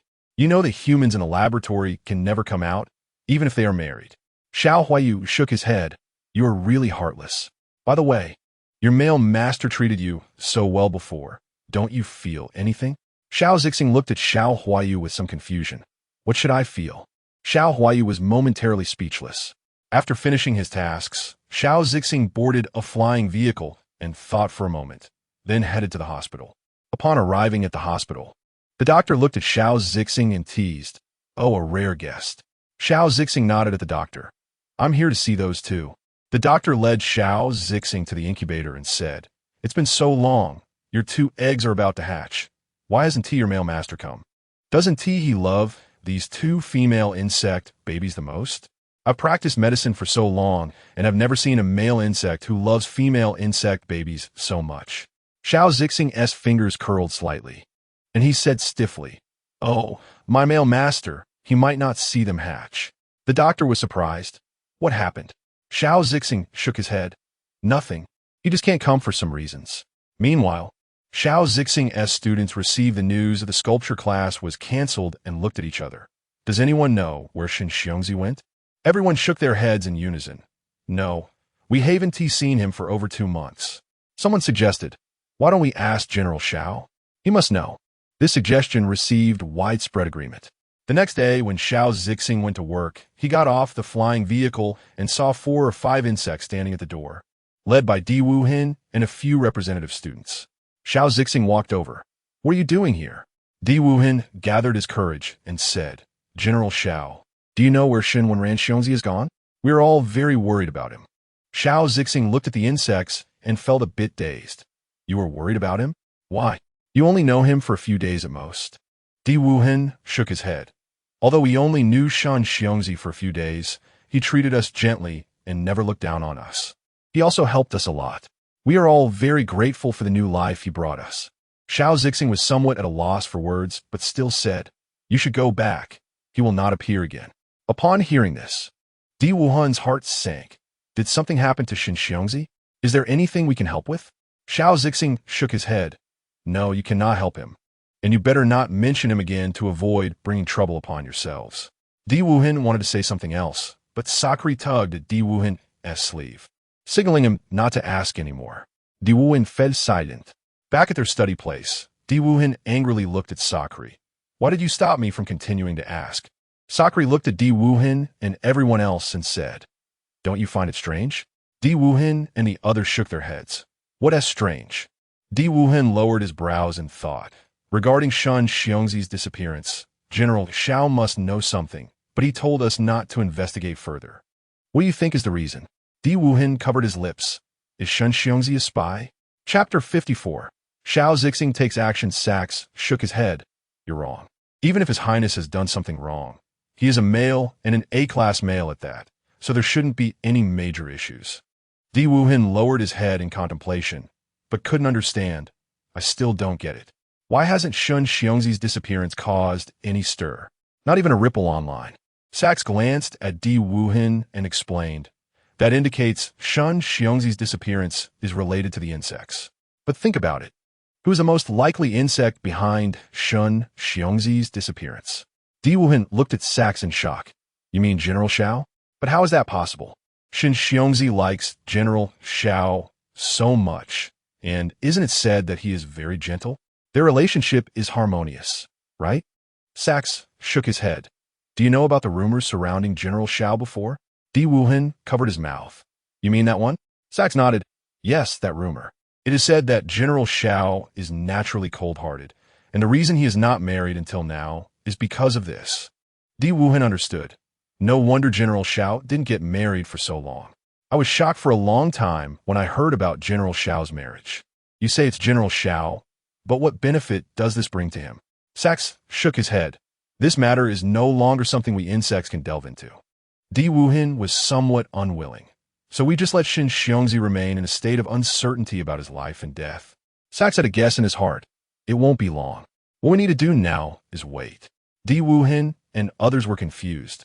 Wait for what? Sachs lowered his brows. Wait for General Xiao and His Highness's female offspring to hatch. Meanwhile, Xiao Zixing looked at the two well-protected female insect eggs in front of him. His fingers slightly moved, and he recalled how Shen Wenran used a whisper about the two little ones hatching in his ear. But now, Xiao Zixing abruptly broke the silence. Your male father doesn't want you anymore. The female insect eggs seemed to sense something and began to shake violently, as if trying to hatch. Xiao Zixing watched the movement of the eggs without any emotion and continued. I sent him to the laboratory. If you want to save your male father, you should hatch as soon as possible, trading your lives for his. The two female insect eggs suddenly stopped, and the next moment, a stronger impact hit, continuously colliding with the egg bodies. However, Xiao Zixing frowned. The force was still not enough. He felt some regret, thinking that it seemed these two wouldn't be able to hatch. With that thought, he casually provoked them a few more times and then left. After Xiao Zixing left, the egg bodies returned to calm. If Shen Wenran were here, he would notice that mental energy seemed to diffuse throughout the space, and the two eggs were communicating with each other. The elder egg, Shen Mingwen, said, Brother, don't hatch yet. The younger egg, Shen Mingyuan, asked, Why? Brother, did you hear? He said our male father is in danger and that we need to hatch to save him. Shen Mingwen reassured, Don't worry, we're the same. As long as I hatch, I can trade for a male father. Shen Mingyuan said, But the laboratory he mentioned doesn't seem like a good place. If our male father can't handle it, what if you go in and can't come out? Shen Mingwen deceived Shen Mingyuan. Don't worry. Our male father just accidentally fell into that female insect's trap. Once he gets out, he will definitely protect us, so don't be anxious.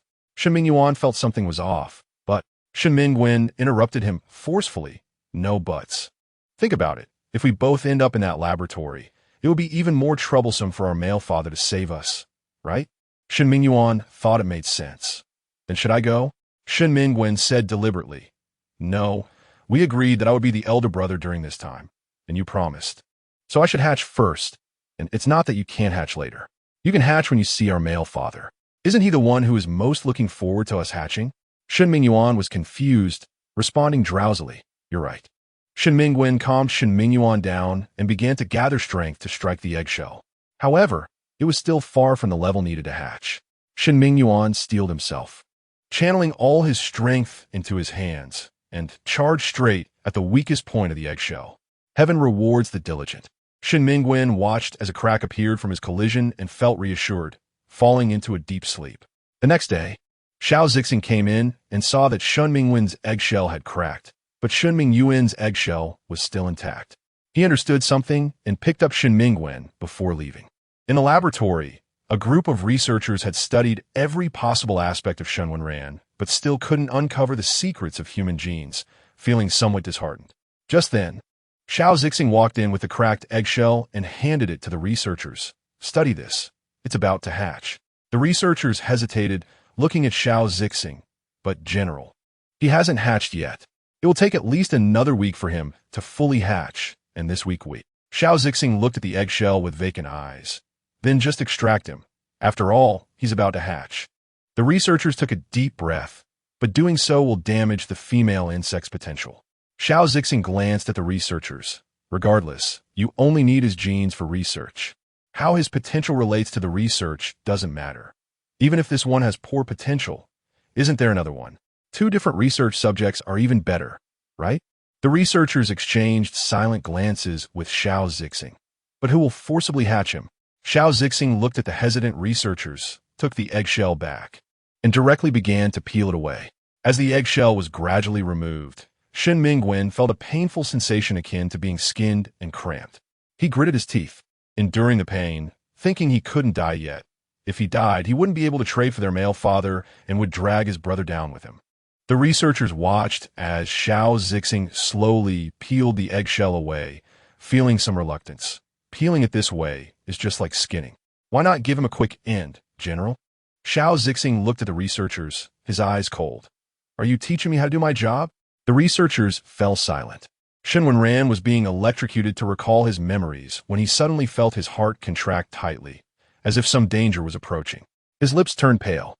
This pain seemed not to stem from the laboratory's electric shocks, but felt more like someone was using a scraper to gradually separate his flesh. Shen Wenran's heart stopped. He spat out blood and fainted. Just before losing consciousness, he heard chaos erupting in the laboratory, with someone frantically saying, "Come here, the test subject is bleeding." Chapter 55. The female servant. When Shen Wenran woke up again, he was in his previous home. He stared at the environment that was identical to his own, suddenly having a bad premonition. He tried to get up, but felt utterly weak. The door was pushed open, and Shen Wenran looked at the person who walked in with a blank expression. "What are you doing here? What have you done to my child?" Xiao Zixing smiled at Shen Wenran. "What can I do? After all, he is also my child. Isn't? Shen Wenran's body stiffened. Who are you talking about? What happened to my two children? Xiao Zixing gently tucked Shen Wenran's hair behind his ear. Xiongzhu is Shen Wenran, right? He is still gathering strength and preparing to hatch. If you feel better, you can go take a look. The bad premonition in Shen Wenran's heart grew stronger. What about Mingwen? I'm asking you, where is Shen Mingwen? Did you send him to the laboratory? By the end, Shen Wenran was already shouting. Xiao Zixing still wore a gentle expression, cradling Shen Wenran's face and affectionately pressing his own face against it. What's Shen Mingwen? Don't we only have one child? Shen Wenran? Shen Wenran turned his head in disgust, rejecting Xiao Zixing's closeness. Don't try to hypnotize me. Tell me, did you send Shen Mingwen to the laboratory? Xiao Zixing watched Shen Wenran's movements, feeling somewhat hurt. He sat down by Shen Wenran's bedside. You mean that female bug that hatched early? She's dead. Shen Wenran suddenly turned his head, looking at Xiao Zixing in shock. You're lying, right? How could Mingwen die? Besides, didn't T you on my genes? I've already come out. How could she possibly die? Xiao Zixing shrugged. What's the difference between being alive and dead? After all, it's just about decoding the genes. She will become a great bug in the history of the insect race. She has made a tremendous contribution to the insect race. Shen Wenran couldn't hold back and punched Xiao Zixing. That's still your child. Xiao Zixing wiped the corner of his mouth, unfazed by the blood trickling from it. He looked down at Shen Wenran. We will have plenty of eggs in the future. It's just one egg that hasn't hatched yet. You can treat it as a dead egg. Shen Wenran looked at the Xiao Zixing, who was completely different from before, and realized that he had seemingly been putting on an act all along. He smiled. That's my child. From the moment she was born, I had high hopes for her. I'm not like you. Xiao Zixing, you will face retribution. Xiao Zixing raised an eyebrow. Retribution? That is a term used by you humans, right? Don't worry, I want to have that. In the insect race, the mortality rate of bug eggs is as high as 30%. Even if there is retribution, it won't fall on me. Shen Wenran looked at Xiao Zixing, speechless. After a while, Xiao Zixing stood up. By the way, your group of students is very concerned about you. If you have time, you can live stream to teach them carving, or go take a look at that egg that is about to hatch. Shen Wenran's fingers tightly clenched his palm. He looked at Xiao Zixing with his brows lowered, seemingly unwilling to say more, appearing resigned. But Xiao Zixing knew that Shen Wenran was definitely not the kind of person who would stay calm. But what did that have to do with him? Xiao Zixing thought. After Xiao Zixing left, Shen Wenran took a deep breath and looked at his light brain. It had probably been installed with surveillance or listening devices. To put it nicely, they said they were freeing him, but it was just a form of house arrest. However, this also indicated one thing. If he hadn't been captured back, then his child might still be okay. Shen Wenran pursed his lips, regretting that he had misjudged people in the past, trusting the wrong person, which put his child in such a dangerous situation. The urgent task now was to save his child. Shen Wenran began to think about how to rescue his child. Relying solely on force was definitely not an option. He knew his own strength. Relying on mental power? His mental power had been almost non-existent since waking up. It wouldn't work at all. Moreover, when Shen Wenran looked at the spot where Xiao Zixing had just sat, he sensed a trace of his own mental power. He had never used mental power since being captured, but Xiao Zixing had mental power. What did that indicate? Shen Wenran looked at his palm, meaning the insect race had already discovered and researched the separation of male bug mental powers. But because of upper-level monopolization, this matter was tightly controlled by a few high-ranking officials. Recalling the decreasing birth rate of high-ranking male bugs and the reluctance of male bug eggs to hatch, as well as Shen Wenran thought of that egg on the battlefield that still hadn't hatched, his eyes flashing. The insect race spoke nicely, claiming that the laws fully guaranteed the status of female bugs. But who would have thought that darkness lurked under the lamp? Female bugs seemed to have a low status. But with the separation of mental power and the death of male bugs, they gradually occupied a dominant position in the shadows. No wonder there were so many low-ranking male bugs in the insect race. They still needed to rely on female bugs and donation of sperm to survive. Shen Wenran figured this out, but was still troubled about what method could save his child and protect them. He thought a term, power. If he stood high enough, he could use his identity to completely rescue his child. Although Shen Wenran wanted to gain power, he didn't have a solid plan. At this moment, a notification popped up. Dear His Royal Highness, the system has detected a female bug with a 95 compatibility match with you. Please meet with this bug within a week. Shen Wenran rubbed his fingers over his computer. The fact that his marriage notification could still be sent out normally indicated that the Male Protection Association hadn't canceled his male bug benefits. Or perhaps those high-ranking female bugs were confident enough that they wouldn't have a chance to turn things around. Wenba. Shen Wenran looked at the character on the marriage notification and decided to meet him. After all, this person was the first female bug of the cabinet minister, considered the eldest son, and was said to have a deep relationship. Saying to meet meant meeting. 3 o'clock in the afternoon. Shen Wenran sat at the edge of the CF, looking at Wenba and sizing him up. His golden hair slightly curled, highlighting his flawless face. Wenba had the kind of innocent look that male bugs currently favored, appearing harmless. But as soon as he spoke, Shen Wenran knew that the cabinet minister's female bug was not to be underestimated. I know you. You're human, right? Wenba confidently began. I also know that your female child was sent to the laboratory by your female lord. Shen Wenran nodded, pretending to be nonchalant as he asked, how do you know my female child is in the laboratory? Wenba looked at Shen Wenran and said, I can help you get your female child back. That research institute is under the cabinet's control. Shen Wenran's fingers tightened. He changed his posture and looked at Wenba. What do you want first? Or rather, what do you want from me? Wenba said Shen Wenran and said, I want to be your female servant, but my status must be equal to that of your female lord. Chapter 56. The Rebirth of Mental Power. Shen Wenran's fingers twitched slightly. You want to be my female attendant, why? Wenba casually fiddled with his fingers, not lifting his head. No reason. I don't want to get married, but my male and female parents have been trying to marry me off. Shen Wenran looked at Wenba. A marriage of convenience? Wenba nodded. Yes, I would have the identity of your female attendant, but wouldn't fulfill the duties of a female attendant. Shen Wenran understood and thought this was feasible, but needed to clarify the specifics. Do you have a heart bug? Wenba blinked. Why do you ask that? You're not in love with me, are you? Shen Wenran smiled. No, I'm just afraid that you might leave without a word and your family will come looking for the bug. Wenba sat up straight. I don't have a heart bug. As for your offspring, I can help you bring them back, but you know, the bug tribe doesn't care much for female bugs, so I can't guarantee what your offspring will go through. Shen Wenran sighed. I know. But if Xiao Zixing couldn't rescue my offspring, why can you? Zhuo Wenbo looked at Shen Wenran curiously. How is that possible? With the Xiao family status, he can definitely rescue your offspring. By the way, is that egg sent to the lab really your offspring? Shen Wenran shot Zhuo Wenbo a glare and replied irritably, absolutely. Zhuo Wenbo took a slight breath. So ruthless? I heard there's a saying on ancient Earth, something like a tiger doesn't eat its own cubs. Shen Wenran fell silent. Not want to talk. Finally, Zhuo Wenbo looked at Shen Wenran and, after a long while, said, So, do you agree? Shen Wenran, if I could get a female attendant and save my offspring, why wouldn't I agree? An hour later, Shen Wenran looked at the newly added female attendant on his light brain, his expression inscrutable. Zhuo Wenbo placed a hand on Shen Wenran's shoulder.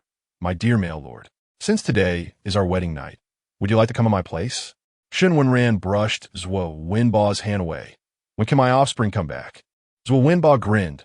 We can go right now. Shen Wenran and Zhuo Wenbo boarded the flight to the laboratory.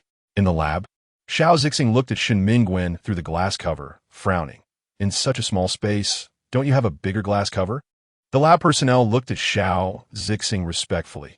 General, this is beneficial for the female bug's genetic mutation. You don't know. This female bug started escaping on the third day after birth, and several times we fell for her tricks. Xiao Zixing moved his fingers, nodded, and kept a straight face. I understand. Later, Xiao Zixing stood watching Shen Mingwen for a while before leaving. As Xiao Zixing walked out, he happened to run into Shen Wenran and Zhuo Wenbo. The atmosphere fell silent for a moment. Zhuo Wenbo was the first to speak, greeting Xiao Zixing. Hello, female lord. I am Zhuo Wenbo, the new female attendant of Shen Xiongzi. Xiao Zixing clenched his fists, veins bulging. Oh? I didn't know that the female of a cabinet minister would willingly be beneath someone as a female attendant. Zhuo Wenbo replied cheerfully. Well, it depends on who it is. If it's the top male bug on the leaderboard, of course, I'm willing. Xiao Zixing turned to Shen Wenran, forcing a smile.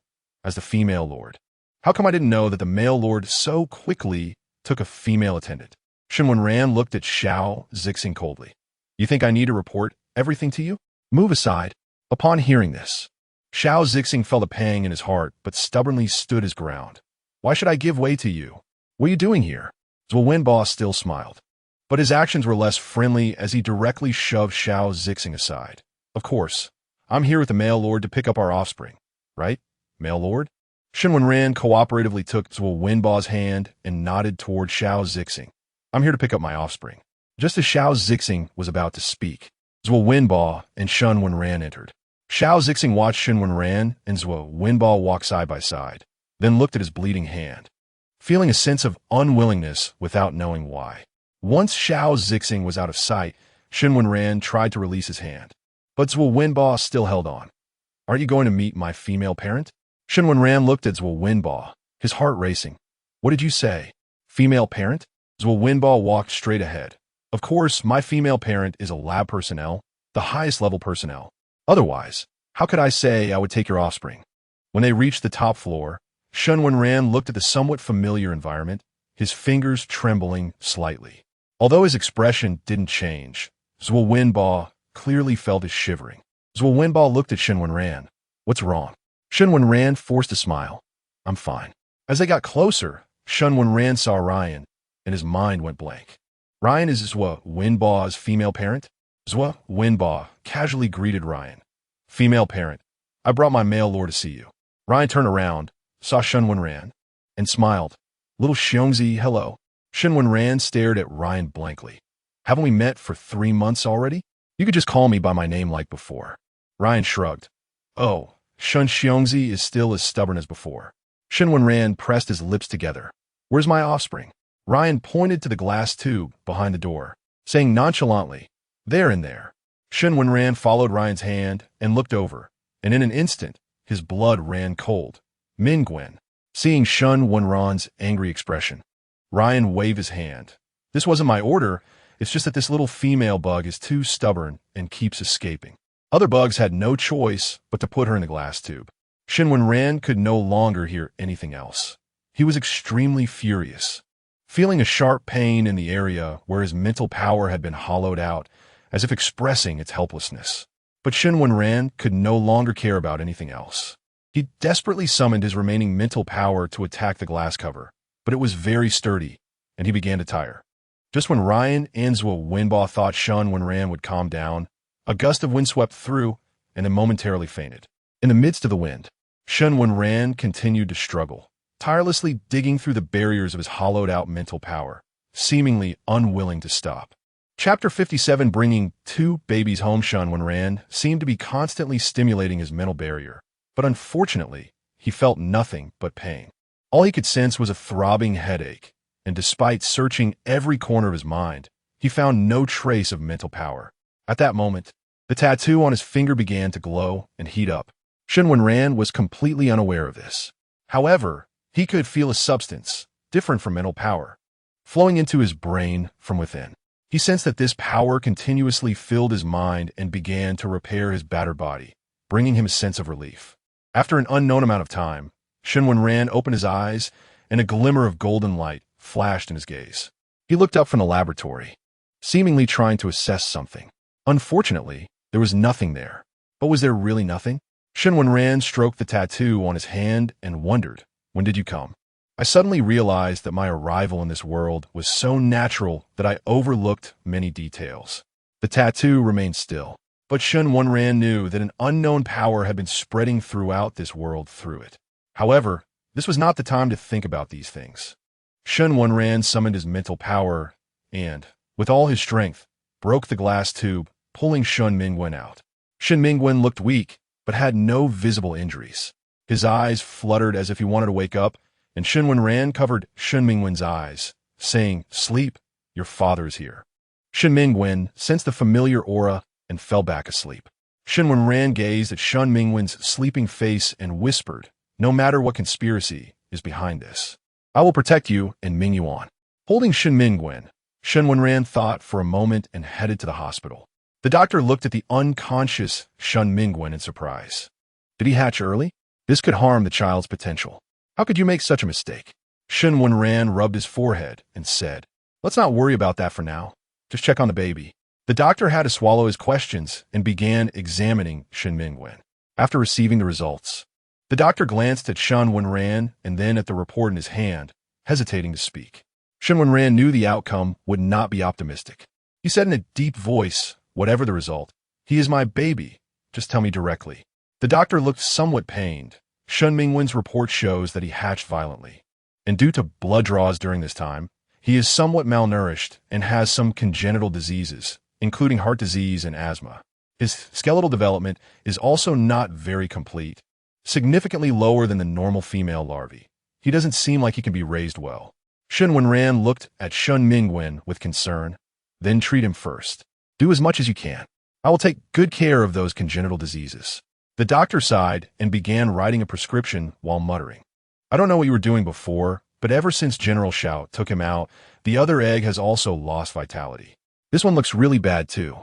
Although he knew that it was Shao Zixing who sent the egg into the laboratory, Shen Wenran still felt a pang in his heart. What was supposed to be a product of their love turned out to be a deception.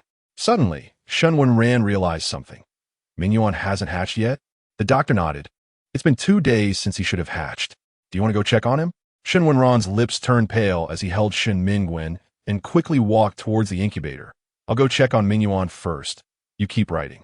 In front of the incubator, Shen Wenran looked at the egg that still showed no cracks, and anxiety began to creep in. He calmed himself and softly said, "Baby, I am your father. Can you hear me?" Shen Mingyuan, who had become withdrawn after a conversation with Shao Zixing, sensed the presence of his father and older brother and couldn't help but move within the egg. Seeing the egg moving, Shen Wenran sighed in relief and continued, "No matter what your father and brother have told you, forget all of it from now on. You are the baby of your father and brother, and we love you very much. Your brother and I have been looking forward to your birth. You must work hard to hatch, and we'll be right here with you." As Shen Wenran's soothing words continued, Shen Mingwen opened his eyes in confusion, seeing only blurry shadows. He hesitantly spoke, "Father?" Shen Wenran's heart soared with joy upon seeing Shen Mingwen awake. "Mingwen, you're awake?" Before Shen Mingwen could say anything, there was a sudden noise. Both Shen Wenran and Shen Mingwen turned in unison to look at the egg that was shaking violently. Their little brother was about to hatch. Shen Mingyuan's hatching went smoothly without the nutritional issues that Shen Mingwen faced. They could hear some rustling sounds, and a small hand emerged first. Shen Wenran and Shen Mingwen held their breath, watching the scene unfold.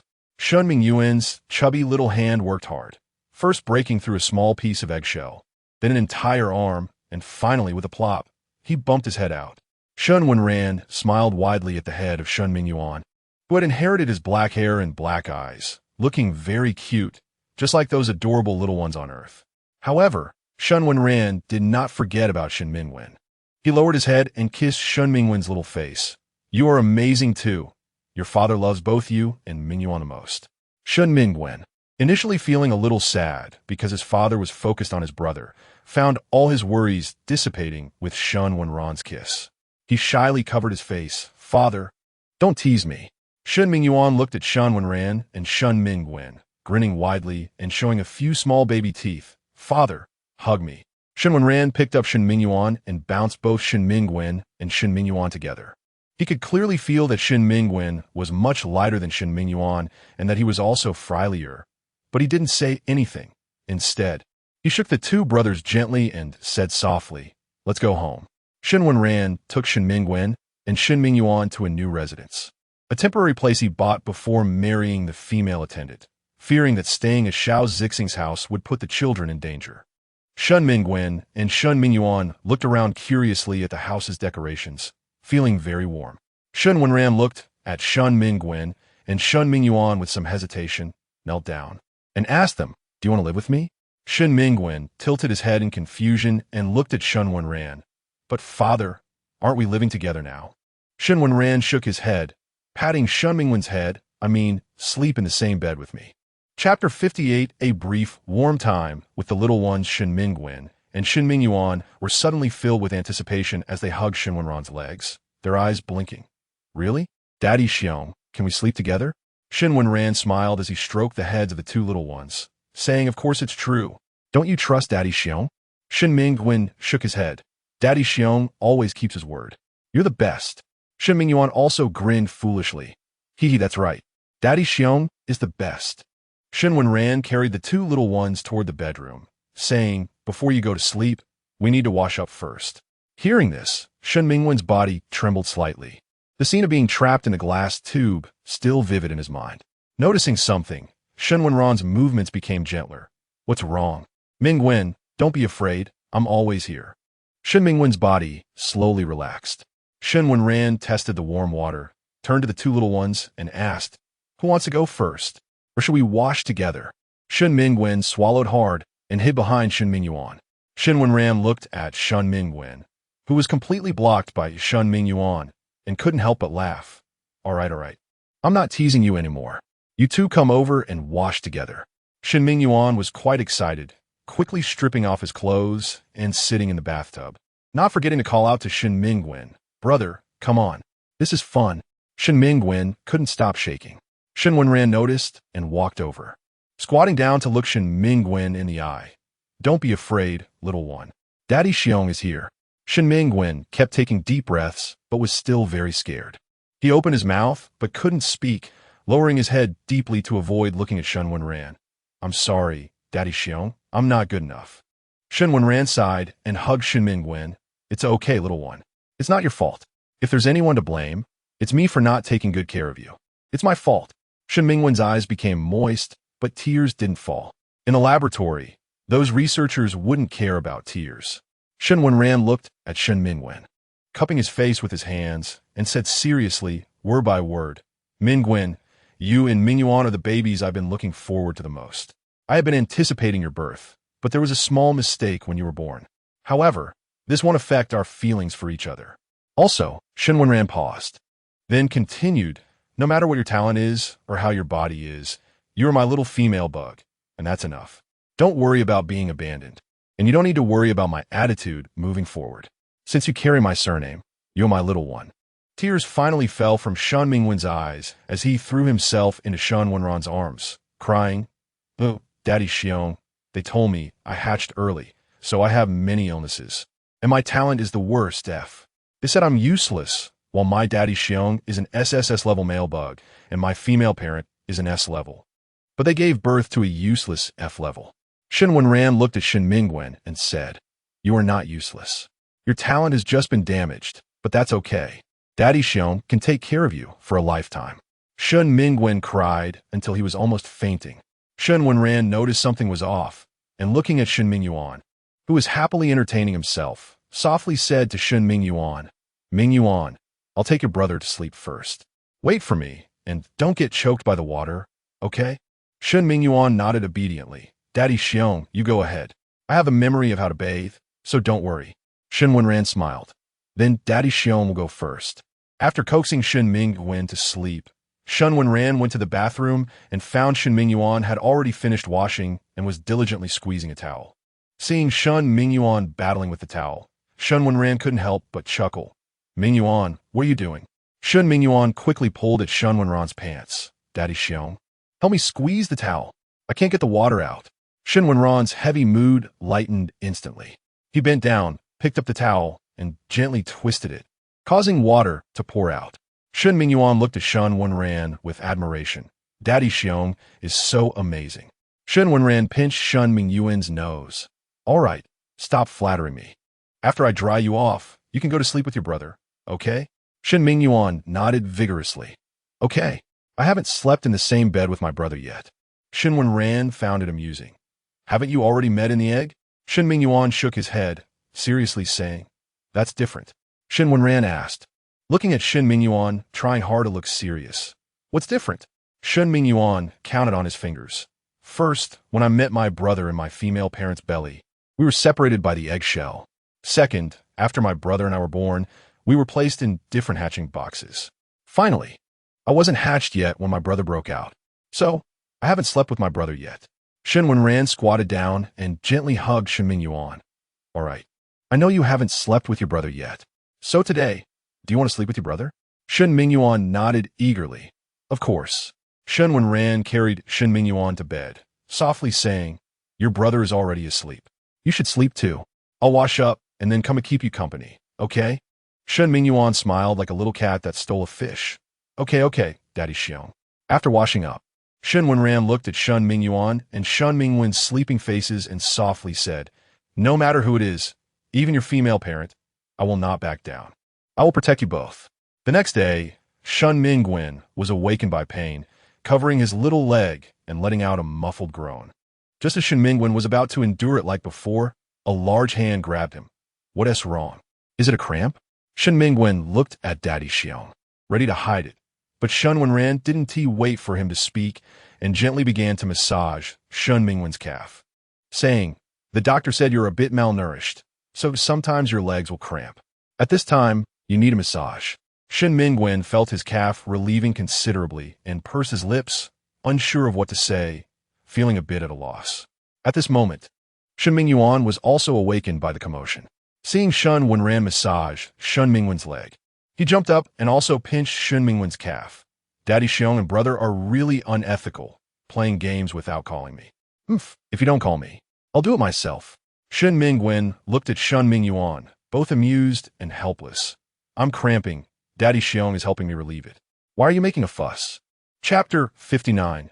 Those who encourage divorce will eventually divorce. Shen Mingyuan was unconvinced. "What's wrong? It's allowed for Dad Xiong to give you a massage, but it's not allowed for your brother to show you some filial piety?" Shen Wenran gently patted Shen Mingyuan's head. "If you don't know how to use it, then don't. Filial piety isn't about this, is it?" Shen Mingyuan wanted to say something else, but Shen Mingwen had already changed the subject. "What did we have for breakfast this morning?" Shen Mingyuan's attention was instantly diverted.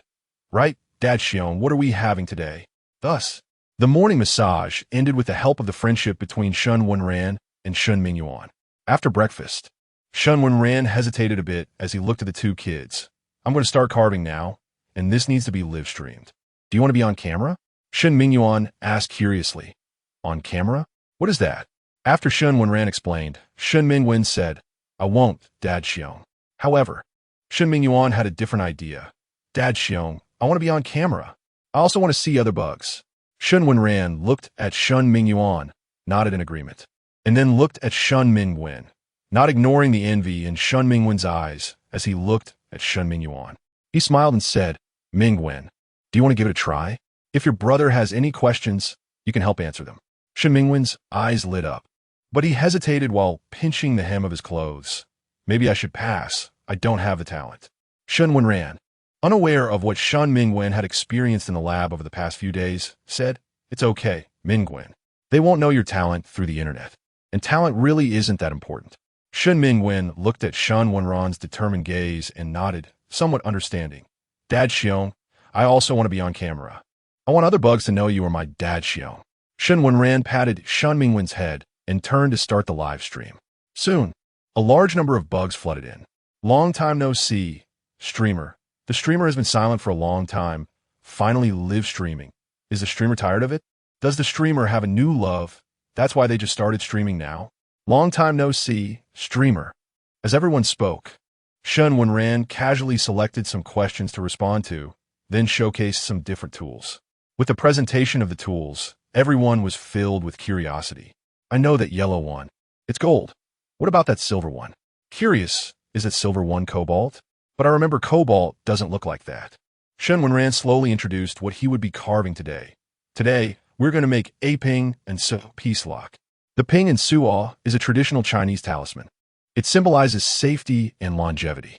It is said that the meaning of the ping and suo can lock in children, preventing evil spirits from possessing them and keeping diseases at bay, praying for the child's healthy growth and longevity.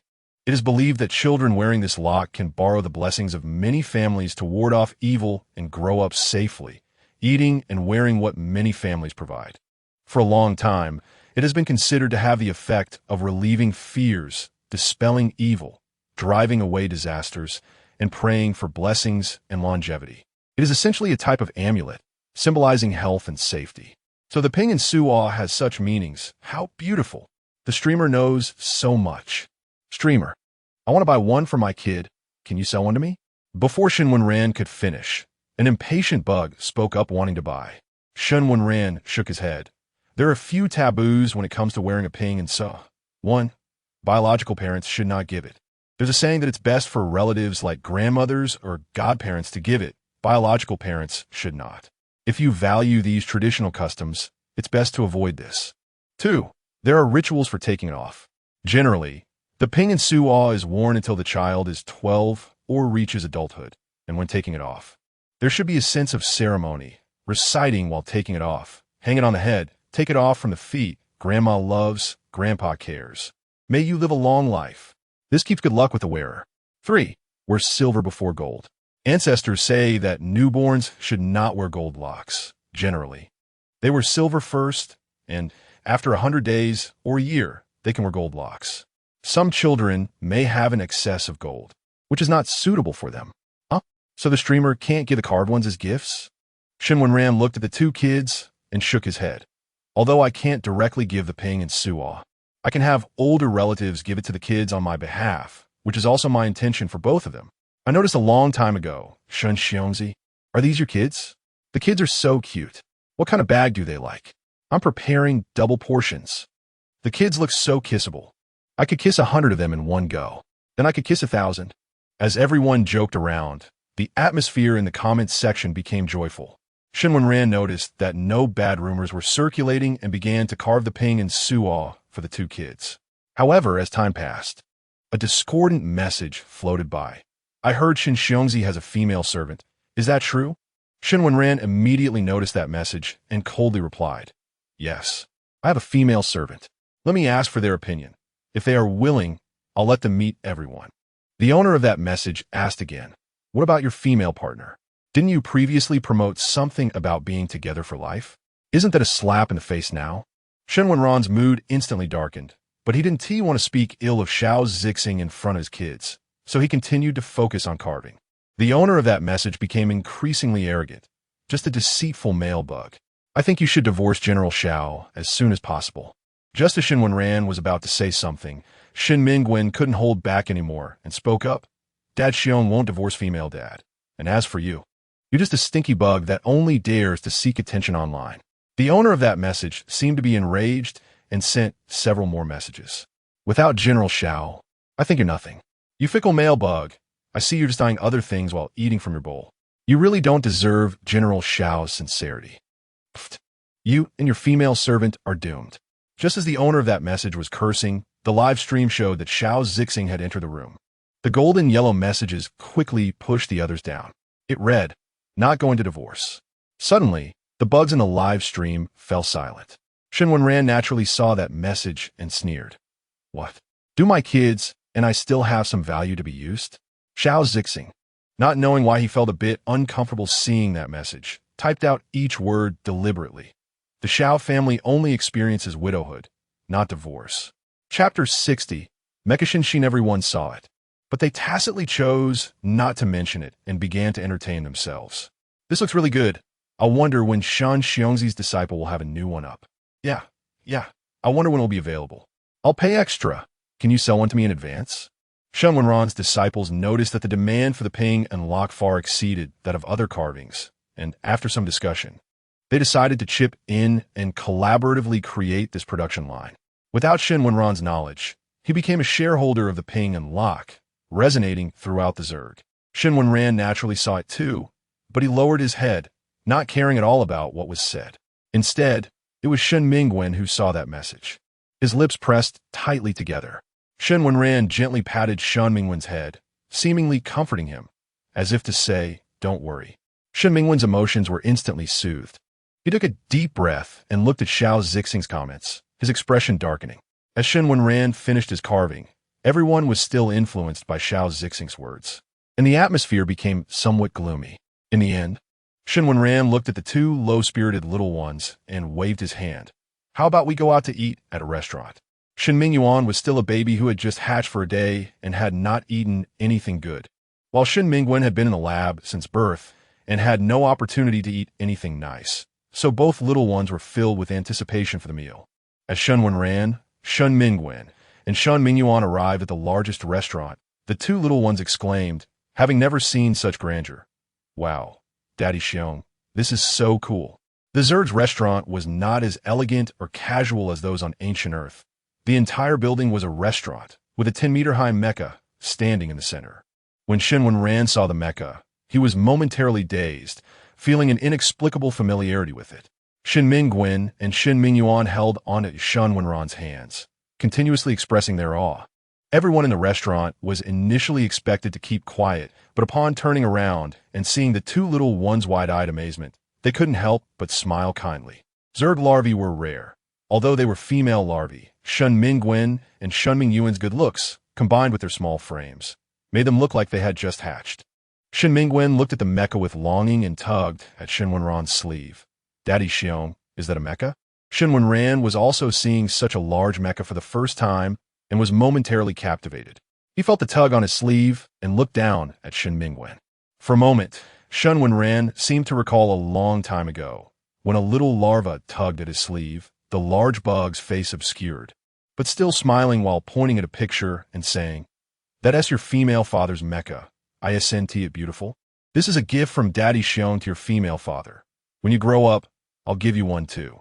Suddenly, Shen Wenran came back to his senses, smiling at Shen Mingwen and saying, "That is a mecha, but Daddy Xiong isn't very sure. Should we go explore together?"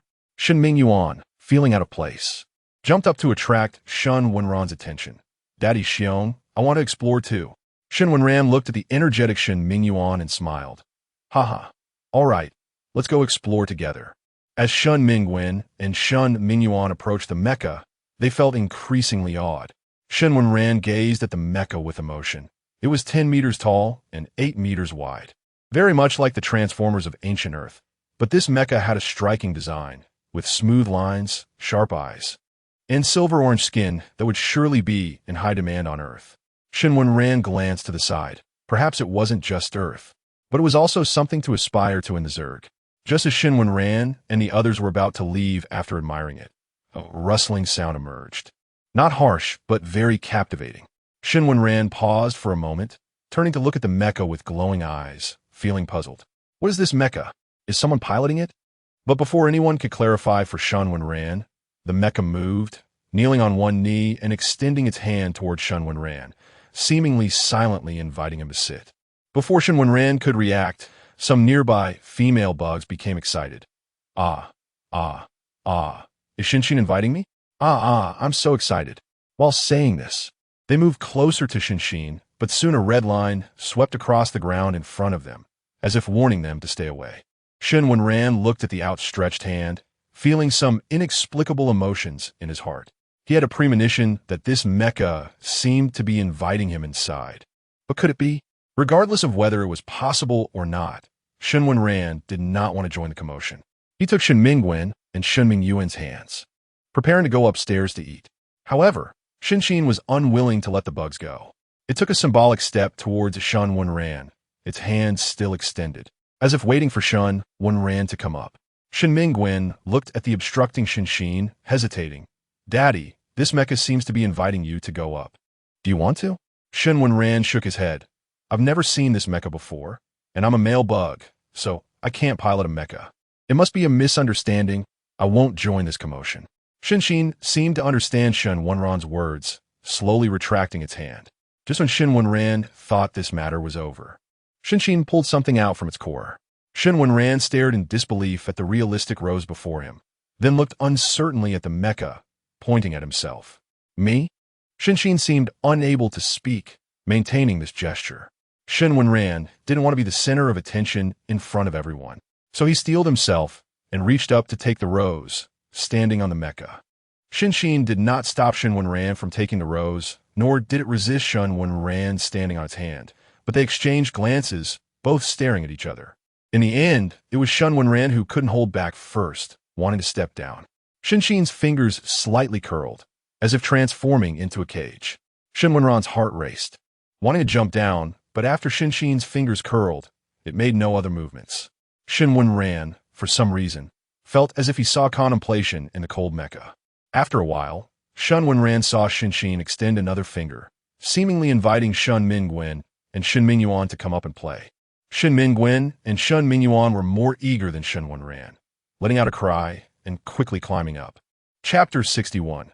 The Mystery of Identity. Shen Wenran watched as the mech's arms slowly bent at an angle that human hand could not achieve. The mech cockpit opened wide, seemingly inviting Shen Wenran to come in and play. Taking a deep breath, Shen Wenran walked in directly, followed by Shen Mingwen and Shen Mingyuan. As Shen Wenran looked around the cockpit, he felt a moment of disorientation, as if he had played in such an environment with his parents when he was very little. But how could that be? Shen Wenran dismissed this thought. Ever since he could remember, he had always been on Earth, with no recollection of the Zerg. So all these familiar elements must just be a mistake of the subconscious. Shen Mingwen and Shen Mingyuan excitedly touched the seats and curiously looked at the operating systems, occasionally exclaiming in awe. While Shen Wenran was lost in thought, Shen Qinghe had already received word and was quickly making his way over. Just as Shen Wenran pondered where his memories might have gone wrong, Shen Mingwen suddenly exclaimed, "Dad, look over there." Following Shen Mingwen's finger, Shen Wenran's blood seemed to freeze for a moment as he gazed blankly at the Ultraman sticker, momentarily unable to discern where he was. Finding a sticker of Ultraman, which was popular among children on ancient Earth, on a Zerg mech was undoubtedly problematic. Moreover, Shen Wenran absent-mindedly rubbed the sticker, remembering what the director of the orphanage had told him, that when he was found, he had a pack of Ultraman stickers, one of which was missing. Could it be this one? A trace of doubt flooded Shen Wenran's mind, but he quickly dismissed it. How could that be? It was impossible. He instinctively tried to avoid thinking about whether the sticker was just a coincidence, unwilling to delve into whether he had ever been in this mech, or even to look at that sticker again. That's enough, Shen Wenran thought. I have 2 lovely children now. I should learn to be content. However, he didn't realize when he had started to tear up. How could he be content? Although the atmosphere at the orphanage was good, being parentless led to more ridicule and dissatisfaction, and those who adopted him, despite his good looks, always attracted malicious speculations. With such good looks, could it be that his mother sold him and abandoned him at the orphanage? Beauty combined with any skill was a killer combo, but in an orphanage, especially one where every action was scrutinized, beauty became a reason for isolation. Seeing his dad cry, Shen Mingyuan panicked and hugged Shen Wenran's leg. "Dad, please don't be sad. We still have me and brother here. Please don't cry." Shen Wenran was also flustered. He hugged Shen Wenran's other leg and said, "I'm sorry, Dad. Did I say something wrong? Please don't be sad. Let us not look at the mech anymore. Can we go back?" Feeling the warmth of the two little ones on his legs, Shen Wenran snapped back to reality and looked down at them, feeling a bit embarrassed as he wiped away his tears. "I'm sorry, my little ones. Dad didn't control his emotions well and worried you." Shen Wenran and Shen Wenran shook their heads in unison. "It's okay, Dad. We're all very worried about you." Looking at the two children, Shen Wenran felt immensely grateful that he had chosen to have both of them.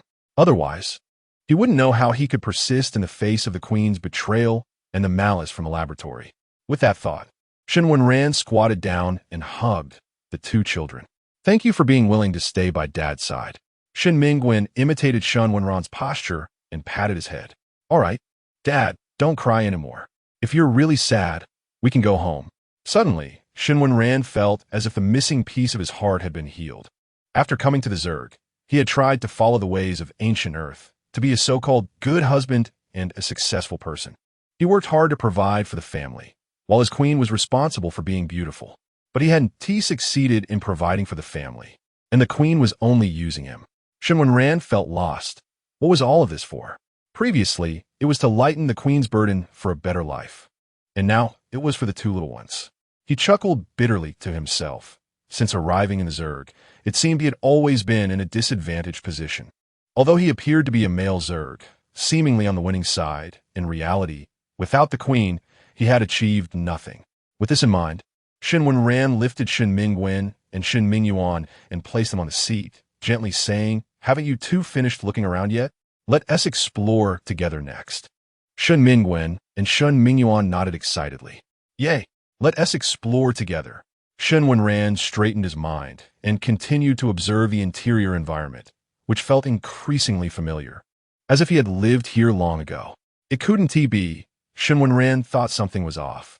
If he had lived in such a high mech on ancient Earth, it would surely have been widely reported, but there had been no news at all, so this mech must not have appeared on Earth. But how to explain the Ultraman sticker? Shen Wenran felt a headache coming on. Suddenly, he noticed a blind spot. If he were a Zerg, he should have inherited memories like other Zerg, yet he did not. He kept pondering. He had mental power and wings, yet those researchers were sure he was human, which had led him to a misunderstanding, that humans could also possess mental power and wings. But was that really possible? Why hadn't anyone discovered it while he was on Earth? He had thought that his body had mutated due to radiation after coming to the Zerg. But how could he explain that when he was first discovered by the hospital, all the Zerg treated him as a male Zerg? And how could a human make a female Zerg pregnant? As all these questions unraveled, Shen Wenran looked at the mech and had a bold guess. He was a Zerg who had fallen to Earth. With this guess, many questions were solved, but new ones arose. If Earth had run out of resources thousands of years ago, why was he appearing in ancient Earth? Shen Wenran fell silent. Having read novels, he knew that if all this were in a story, everything would exist, but was the world he was in a novel? He didn't dare to think deeper. Looking at the two adorable little ones, he was somewhat unwilling to explore further. What if it were real or fake? In the end, it was merely a fleeting dream. So he just needed that moment of joy. Chapter 62. Female Father. Song. After touring the Mecha, Shen Wenran prepared to go down with the two little ones. But the Mecha cabin had already closed, and she had no idea how to get down. For a moment, Shen Wenran felt a bit at a loss. Shen Wenran and Shen Wenran looked up at Shen Wenran. Male father? Shen Wenran looked down at the two little ones in her arms, a bit confused. Little ones? It seems we can't get down. Shen Wenran and Shen Wenran were not too worried. It's okay. So many bug saws come in. If we don't go out for a long time, there will definitely be bugs to rescue us. Really? Shen Wenran was a bit skeptical, but she didn't voice her doubts and continued to hold Shen Wenran and Shen Wenran as they wandered around the mecha cabin. Unknowingly, Shen Wenran pressed a button, and suddenly the mecha cabin began to rise slowly. The sudden movement startled Shen Wenran, and she instinctively protected the two little ones. As for Shen Wenran herself, she fell unceremoniously to the ground. However, looking at the screen that was slowly rising in front of her, Shen Wenran was a bit baffled. What was this for? She remained still, afraid of accidentally pressing another button. The screen resembled multimedia from Earth, and Shen Wenran thought, maybe it was multimedia from ancient Earth, after all. Shen Wenran's mouth twitched as she looked at the enlarged version of the PPT, unsure of what to say. Seeing something familiar from childhood again in another world felt quite affectionate. The PPT began to play slowly, and the leading title was A Letter to the Baby. Shen Wenran began to understand that this PPT looked like something the driver had made for his child, since it had nothing to do with her.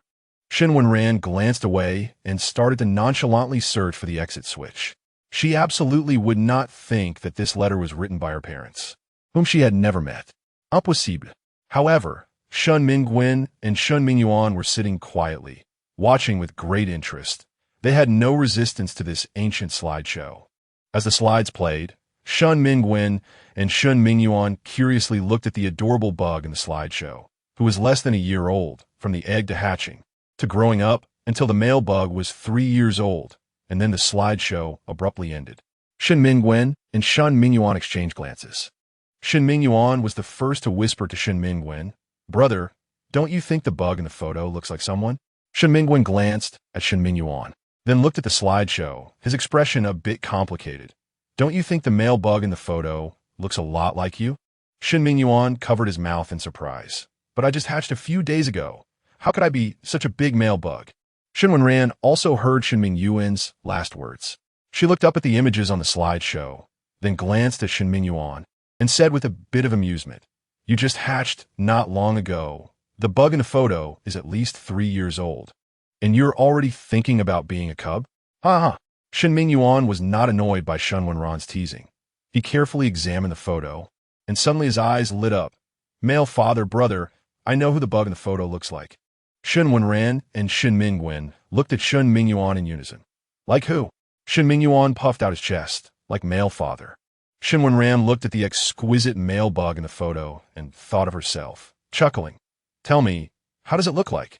Shen Mingyuan counted on his fingers. "First, both male father, and he have black hair and black eyes. Also, male father's left thumb has a small mole at the base, and this male bug has one too. And most importantly, male father and his eyes look very similar." Shen Wenran initially thought the male bug just looked like an earthling, but when Shen Mingyuan mentioned the mole on his hand, her heart skipped a beat. She began to scrutinize the male bug in the photo. She still had some impression of how she looked in the orphanage, thin and small, with many people saying she wouldn't grow up, which was why her parents didn't want her. Although she was beautiful, it wasn't the kind of sacred beauty in the photo, but rather the alluring beauty that people described. Could this be possible?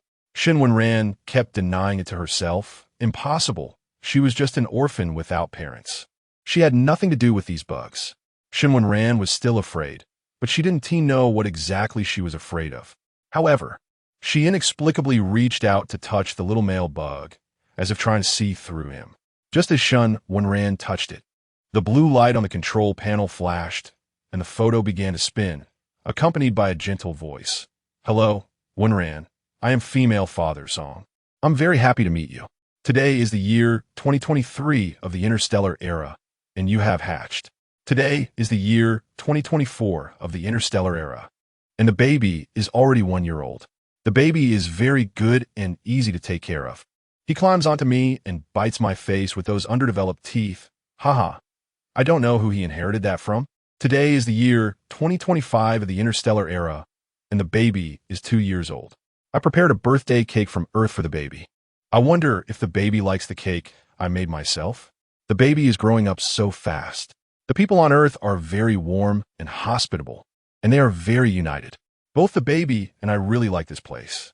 Today is the year 2026 of the interstellar era, and the baby is 3 years old.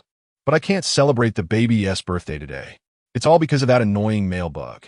I've already said this is my bug-s baby, but he wants to compete with me. I'm sorry, baby. I seem unable to continue taking care of you. Your male father will take you away. I've tried my best, but I'm seriously injured. I'm sorry, baby. You must be good with your male father."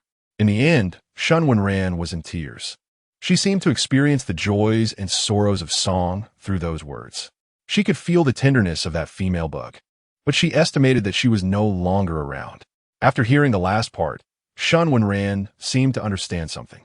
It was likely that the female bug had secretly conceived the male bug's cub, leaving her alone, and then by chance, she ended up on ancient Earth.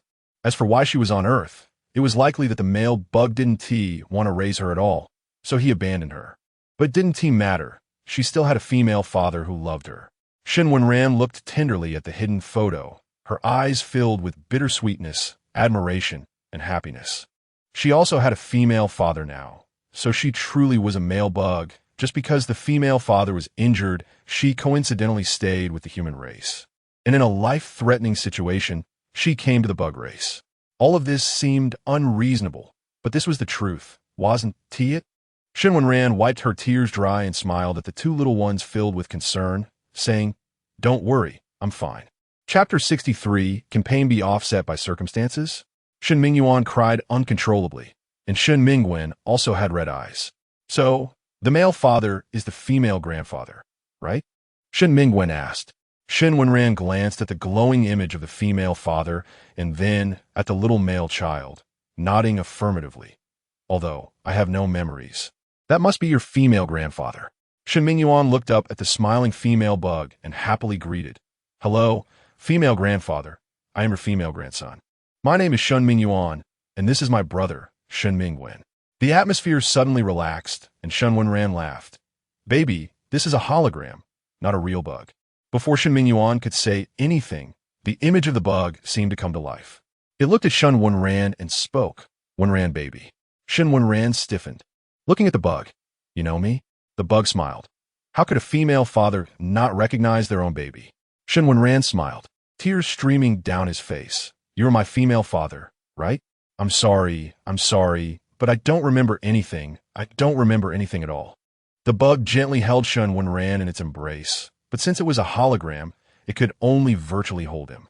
However, Shen Wenran seemed to feel a long-awaited hug from years ago, crying as he said, Female father, I miss you so much. Even before, when I was in the orphanage, I didn't have any expectations. I really wouldn't expect anything. The bug looked at the now-grown baby, who also had two little ones, and felt a bit emotional. Baby, it's not your fault. If you want to blame someone, blame the female father for not protecting you well and letting you suffer so much. Shen Wenran shook his head desperately. No way. I can feel it, female father. You did a lot for me. The bug wanted to say something more, but looking at its virtual image, it knew some things had to be said quickly. Baby, have you met your male father? Shen Wenran shook his head. I've been in the orphanage since I can remember. I don't have a male father. As he spoke, Shen Wenran felt a slight disgust towards the male father he had never seen, who had given birth but not raised him and had also injured the female father. The bug was a bit speechless, but then sighed. It's okay, baby. You still have a female father, but the mech contains a trace of the female father's psychic energy, so the female father can't stay long. Your male father is named Shun Hongjua, and if you encounter difficulties, you can look for your male father. Baby, don't be stubborn, and don't resent your male father. A bug must look forward. Don't think about avenging the female father. The female father doesn't need to sacrifice your future, and you shouldn't feel burdened. I only raised you for 3 years. I'm not a qualified female father. But baby, you must remember, the female father really loves you. Baby, I don't know how long I can live, but I will try my best to live on and find you. Baby, you must live well. As the last sentence fell, the bug's psychic energy dissipated, seemingly losing its final obsession. Shen Wenran felt a bit anxious and uneasy, desperately trying to grasp something. But he couldn't hold onto anything. When the bug completely vanished, a trace of extremely faint psychic energy entered Shen Wenran's mind from the image, and he felt a sharp pain in his head before losing consciousness. This scared Shen Mingwen and Shen Mingyuan, who surrounded Shen Wenran and slapped his face. Male father, are you okay? Don't die. Shen Xinhao seemed to sense something. The mech cabin opened and humanely placed the 3 of them on the ground. Shen Xinhao looked at the 3 who were brought out by Shen Xinhao and ordered the bug to treat Shen Wenran. He looked at the familiar Shen Xinhao, suppressing his excitement, and asked, He is the child of the bug, right? Shen Xinhao's eyes flickered, seemingly responding to Shen Xinghao's words. Shen Xinghao looked at Shen Wenran, his eyes turning red. It's really that child. I finally found him. When Shen Wenran woke up, He looked at the familiar hospital room and ceiling, and couldn't he help but lament his unfortunate fate. "You're awake?" When Shen Qinghe saw Shen Wenran wake up, he became excited. "Doctor, doctor?" After the doctor came in to check, he said expressionlessly, "The patient is malnourished. Preliminary judgment is due to blood loss. And also the patient's emotions cannot fluctuate too much." After Shen Qinghe waited for the doctor to finish the medical advice, he cautiously sat beside Shen Wenran and looked at him. "Are you feeling better?" Shen Wenran turned to look at Shen Qinghe. "Thank you, President. I'm much better. Where are my two little ones?" Shen Qinghe waved his hand. "No need to thank you. The two little ones have already been coaxed to sleep. Your sudden fainting scared them, so I had the robot take them to sleep." Shen Wenran nodded, a bit silent.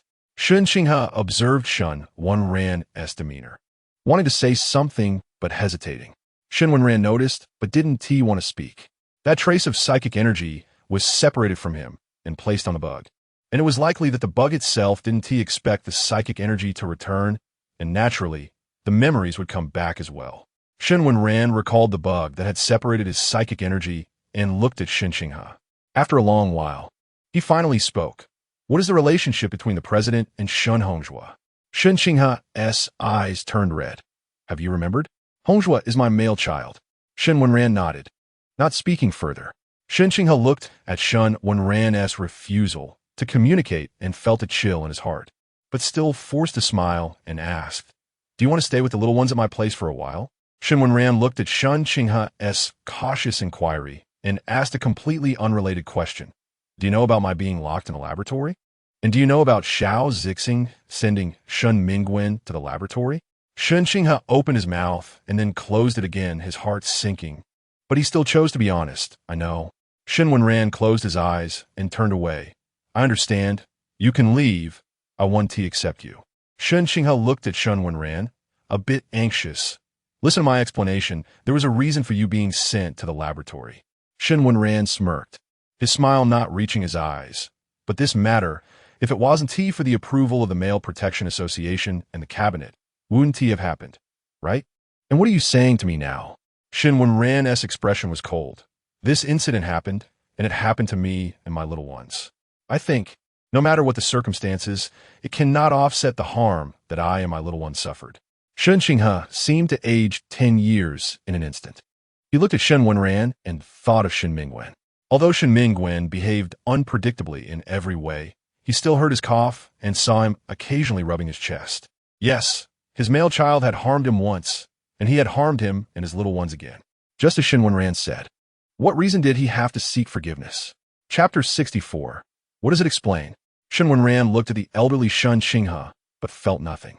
He gazed at the sleeping faces of Shen Mingwen and Shen Mingyuan, glanced around at the environment, and after some thought, decided to wake them up to go home. "Mingwen, Mingyuan." Shen Wenran gently shook Shen Mingwen and Shen Mingyuan awake. Shen Mingwen was the first to wake up, looking at Shen Wenran with great joy. "Dad, are you here to take us home?" Shen Wenran smiled and nodded. "Yes, after all, this isn't our home, so should we go back to sleep?" Shen Mingwen nodded vigorously. Okay, I want to go home too." Shen Qinghe watched Shen Wenran's eagerness to leave and didn't know how to keep him there. Just as Shen Wenran and the two children were about to leave, he said, "If you and the two kids have any problems, you can come find me." Shen Wenran paused but said nothing and went back. Shen Mingwen seemed to sense something was off. He looked at Shen Mingyuan and winked. Shen Mingyuan understood Shen Mingwen's meaning and tightened his grip on Shen Wenran's arm. "Dad, what does that old man mean?" Shen Wenran hesitated whether to explain to Shen Mingwen and Shen Mingyuan, but he thought that a small part of adult matters could be known by children. Plus, regarding the laboratory issue, at least Shen Qinghe could protect them. So, Shen Wenran spoke. "That old man is your grandfather." Shen Mingwen and Shen Mingyuan were surprised. "Grandfather?" Shen Wenran nodded. "If anything happens to me, remember to find him. He will protect you." After hearing this, Shen Mingwen felt an inexplicable sense of unease. "Dad, is something going to happen?" Shen Wenran shook his head. "I'm not sure, but just in case, remember his address, okay?" Shen Mingwen and Shen Mingyuan nodded. Shortly after returning home, the doorbell rang. Shen Mingwen and Shen Mingyuan became alert. "Dad, who is ringing the doorbell?" Shen Wenran didn't know, but it was likely Xiao Zixing. Thinking of the last time he saw Xiao Zixing, Shen Wenran felt a bit dazed. When the door opened, Shen Wenran saw Zhuo Wenbo and felt somewhat helpless. "What are you doing here? I've been busy lately and might not have time to entertain you." Zhuo Wenbo smiled. "What are you saying, my lord? I am your female servant. Why should I trouble you to find time for me? It's actually my fault for not doing well, making you take care of 2 kids alone." Upon hearing Zhuo Wenbo mention the 2 kids, Shen Wenran immediately became alert. "What do you want to do with my children?" Zhuo Wenbo looked at Shen Wenran, who was on guard like a thief, and was a bit speechless. "If I wanted to do something, I wouldn't have let you take the kids out of the laboratory, okay? I'm just here to simply see the 2 kids." After a while, Shen Wenran looked at Zhuo Wenbo, who was crazily doting on the kids, and suddenly believed he had no ulterior motives. Given that creepy and perverted appearance, he was probably just very fond of them. Thinking this, Shen Wenran unexpectedly thought of the legendary cat slave and abruptly asked, "How long have you been doing this? Haven't you been caught?" Zhuo Wenbo instinctively sat up straight. "I promise I won't do it again next time." This statement carried significant weight. Shen Wenran looked at the 2 kids, who seemed lifeless. Then at Zhuo Wenbo, "You didn't come here just to dote on the kids, right?" Zhuo Wenbo smiled. "Well, since you know, I mainly came to hear that you boarded the Shen. Shen Wenran nodded. There were so many bugs in the restaurant that day, someone would definitely have seen it. Zhuo Wenbo suddenly sat up straight and became serious. "What is your relationship with the owner of the Shen? Aren't you human?" Shen Wenran looked at Zhuo Wenbo. "What does it matter whether I boarded the Shen or if I'm human? Could there be some unknown secret in this?" He thought that it was because he boarded the Shen that Shen Qinghe recognized him. Could there be some unknown secret in this? Zhuo Wenbo glanced at Shen Wenran, and realizing his identity as a human, he found it not surprising. The Shen is the mecca of martial Ge. Since the martial fell, the Shen has refused entry to all bugs. Only direct relatives of the martial can enter. Shen Wenran was a bit curious. Then how do you know that someone who boards the Shen must be a direct relative? Does the Shen have a function to identify bloodlines? Zhuo Wenbo took a sip of water. "That depends on the male bug." Shen Wenran was puzzled. "Me?" Zhuo Wenbo nodded. "Everyone knows that the marshal has a son. Only his mental power can unlock the password lock of the Shen. Although Shen Wenran didn't know what the password lock was, he could roughly guess that it required a male bug's matched mental power to enter. Now Shen Wenran understood. "Right? I am the son of Ge. Are you asking this for a reason?" Zhuo Wenbo looked at Shen Wenran with amusement. "The fact that you are Ji's son makes this interesting. Think about it. Why did those experimenters dare to act against you? Isn't it because they thought you were human, but you aren't?" Shen Wenran suddenly grasped these key points. "So, my female partner and I were captured in the laboratory without any bug opposing it because they thought I was human? But why did they still want me to marry and have children?" Zhuo Wenbo looked at Shen Wenran, straightened his posture, coughed, and put on a pretentious expression. Shen Wenran felt a headache looking at Zhuo Wenbo's pretentiousness. "Speak properly." Zhuo Wenbo deflated instantly. "Of course, it's because there were humans before." Shen Wenran was taken aback. "Humans appeared before? Why didn't I know? And isn't your history showing that ancient humans went extinct thousands of years ago?" Zhuo Wenbo looked at Shen Wenran as if he were looking at a fool. "If humans had gone extinct thousands of years ago, do you think the upper class would unhesitatingly create various rules and traps for you, waiting for you to foolishly jump in?"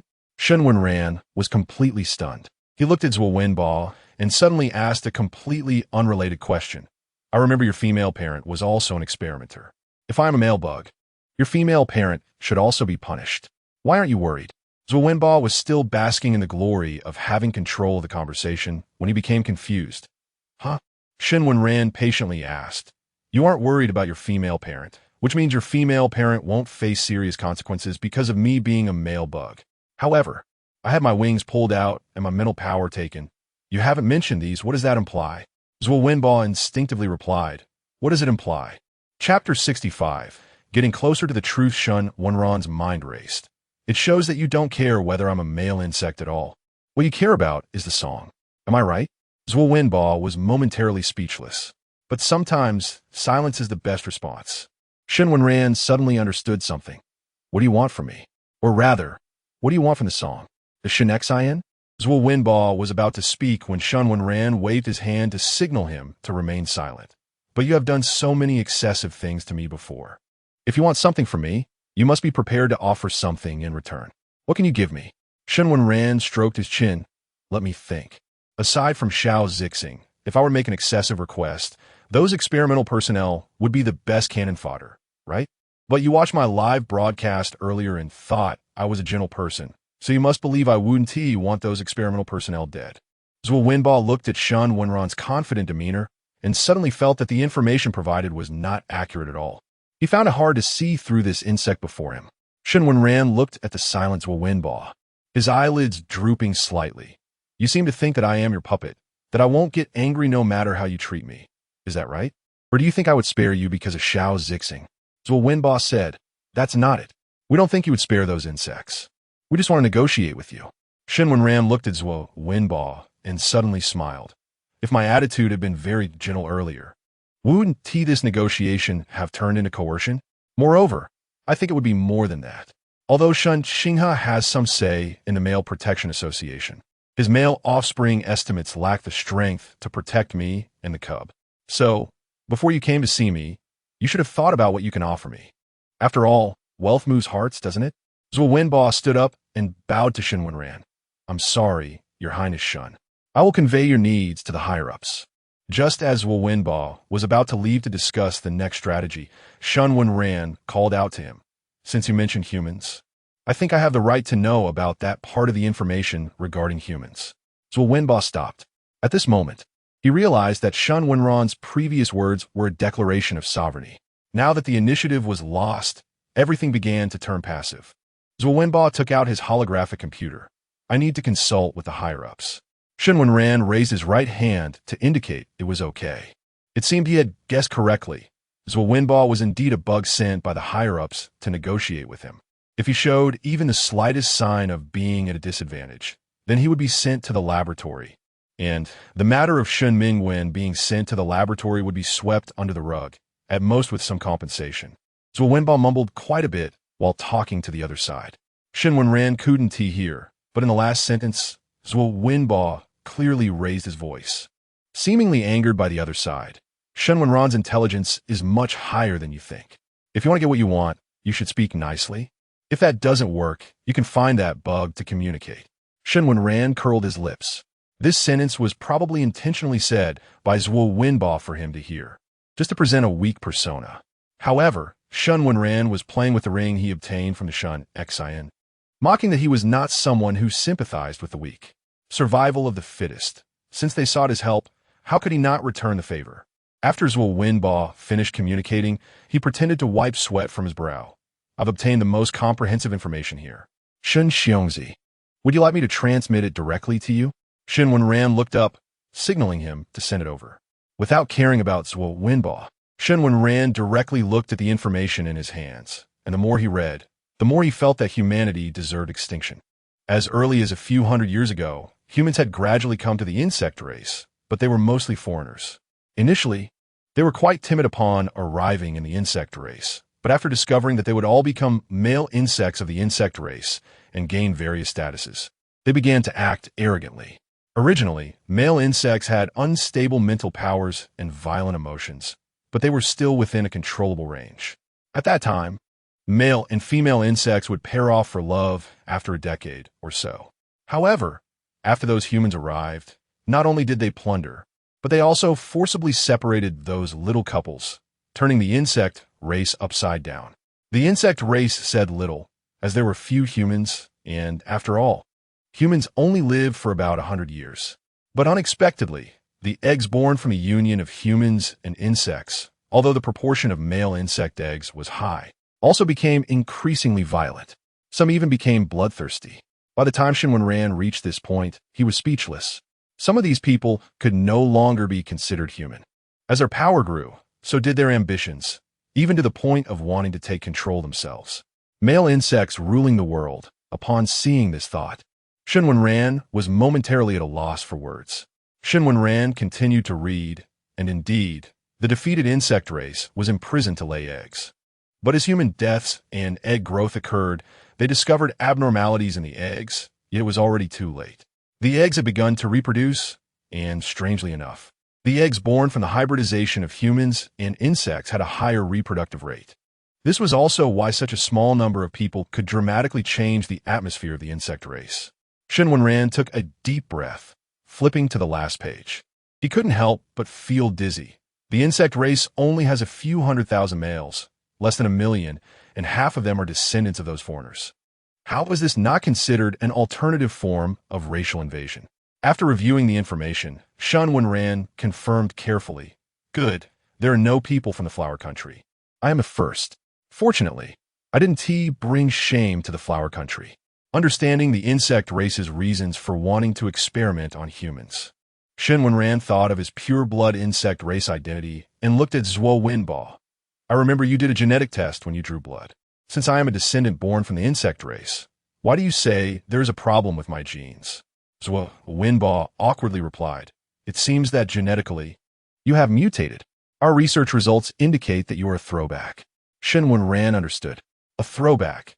No wonder the experimental personnel hadn't discovered abnormalities for so long. But there was still one question. Why didn't you directly capture me for experiments, but instead put me in front of the insect masses and have Xiao Zixing placed by my side? So Wenbo pointed to a document below. There is another document at the bottom. You can take a look. Shen Wenran flipped through the materials, his expression somewhat strange. System? What else? Rebirth? Possession? You insects can't be so full of leaks, can you? How is there everything? Zhuo Wenbo shrugged. I'm just a small clerk. I don't know, but I can assure you that what is written above is true. Chapter 66. It's simply alarmist. Shen Wenran bit down so hard that his teeth almost broke. It was these chaotic people who caused him to fall into this state. Especially this foreigner named Accra, who acted recklessly just because he had a system. Shen Wenran looked at the more than 60 pages of documents, more than 20 of which were about the crimes of this Accra, and he didn't know how to describe it. Shen Wenran raised his eyes to Zhuo Wenbo. Do you still have the concept of collective punishment? I'm not an American. I'm from the flower family. Zhuo Wenbo somewhat avoided Shen Wenran's gaze and said with a bit of justification, but who knows? Especially since we observed you. You seem to have the ability to control the mental energy of female insects during a riot. Shen Wenran was completely speechless. When did I have that ability? I just did some carving. Zhuo Wenbo straightened his expression and looked at Shen Wenran. That's different. The things you carve all have attributes. Shen Wenran raised an eyebrow. What attributes? Zhuo Wenbo explained. For example, a Pichio can bring wealth, and a Tao Dai can alleviate mental energy riots. Various things carry the attributes you describe. Shen Wenran suddenly understood a bit. Are you afraid that I will carve something harmful to the insect race? But I never had that idea from the beginning, right? Zhuo Wenbo looked at Shen Wenran and pointed to his head. But we can't guarantee that there are no foreign objects in your mind. According to our observations, foreign objects generally exist in the mental energy of male insects, acting through their mental energy. Shen Wenran nodded. No wonder you removed my mental energy. So how did you deal with the mental energy that was stripped away? Zhuo Wenbo glanced at Shen Wenran with a complicated expression. Of course. It returned to its original owner. Shen Wenran was momentarily taken aback. What do you mean it returned to its original owner? You're so kind? Zhuo Wenbo said nothing. But Shen Wenran quickly realized something. You gave my mental energy mass to Xiao Zixing? Zhuo Wenbo nodded and continued to remain silent. Shen Wenran quickly pieced things together. So after you discovered me, you didn't send me to the laboratory immediately because you were afraid I had that so-called system. So you found a female insect to familiarize with my mental energy, which is why you approached Xiao Zixing. Then, after we got married, you monitored whether I had any abnormalities and later discovered that I could influence female insects through carving. So you started a plan to remove my mental energy and study my genes. And those things that stimulated my mental energy growth and my wings growth were also done by you? Zhuo Wenbo shook his head. That was an accident. The other humans couldn't endure such suffering, so they only awakened their mental energy but didn't grow wings. After saying this, he looked at Shen Wenran regretfully. Among the entire insect race, there was probably only one male insect with wings. Shen Wenran closed his eyes, carefully sorting through the details. Then you kidnapped me to make me think I returned to Earth. Why?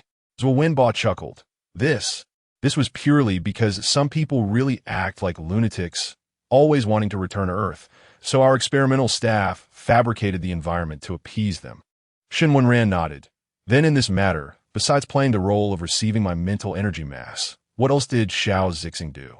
The initial kidnapping was probably fake too, right? And the recent spaceship incident? So Winbaugh glanced at the light brain and said somewhat awkwardly, I'm not sure about that. Otherwise, you can wait for your female insect to explain the follow-up. Shen Wenran looked towards the door, where a familiar scent lingered. Shen Wenran lowered his eyes. It was Xiao Zixing. Up to now, he still didn't know how to face Xiao Zixing. He could say he hated him, but he still loved him. However, Shen Wenran knew that after this incident, things could never return to how they were before. Shen Wenran nodded.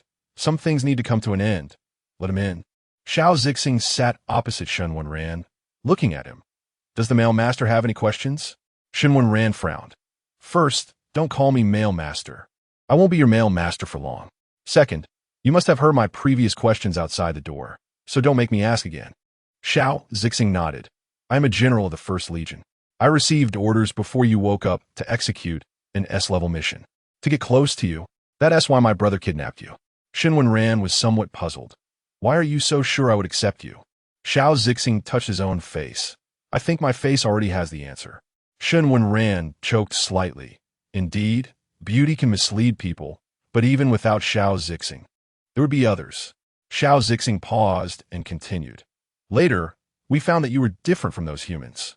They were filled with irritability and arrogance, while you were somewhat humble. Shen Wenran pinched his palm.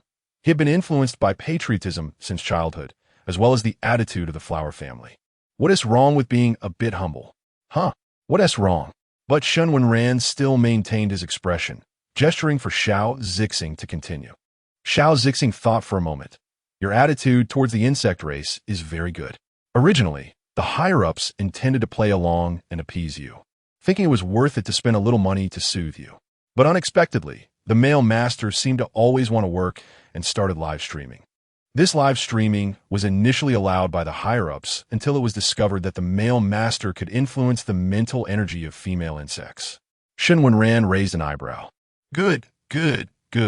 The insect race didn't even know what major illness they had.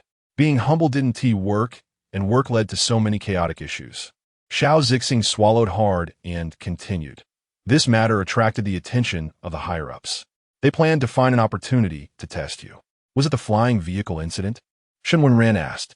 Xiao Zixing nodded. Yes, but that incident not only attracted the attention of the insect race, but also of foreign substances. We discovered that your mental energy could remove foreign substances.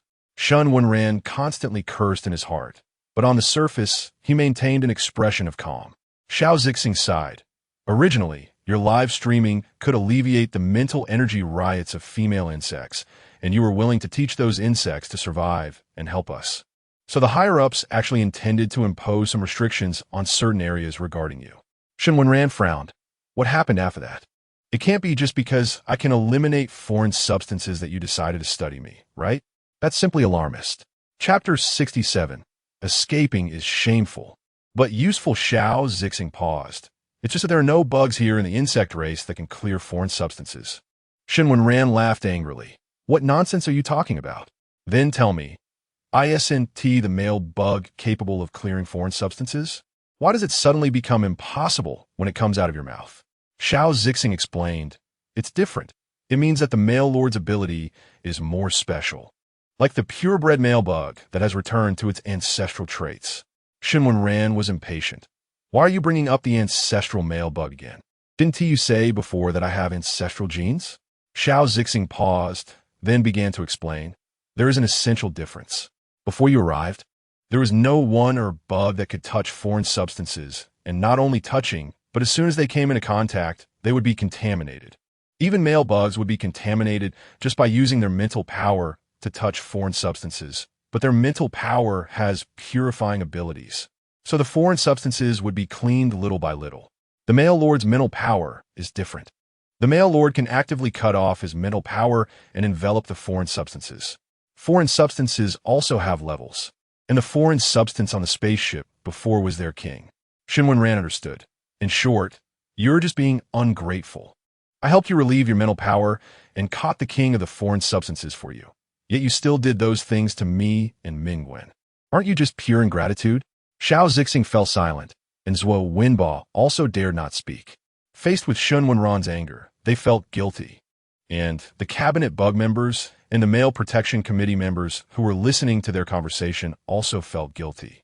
It was still Xiao Zixing who spoke first. We owe you an apology, and, if possible, we would like to compensate you. Shen Wenran looked at Xiao Zixing. Compensation? How will you compensate?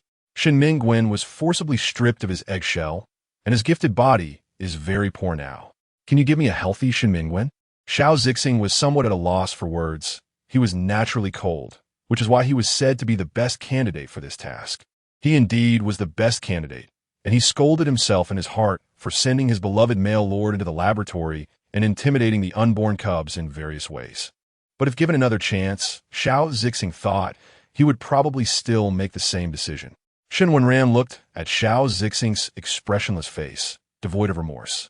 Feeling somewhat dejected, "You've wronged me, wronged Shen Mingwen, wronged Shen Mingyuan.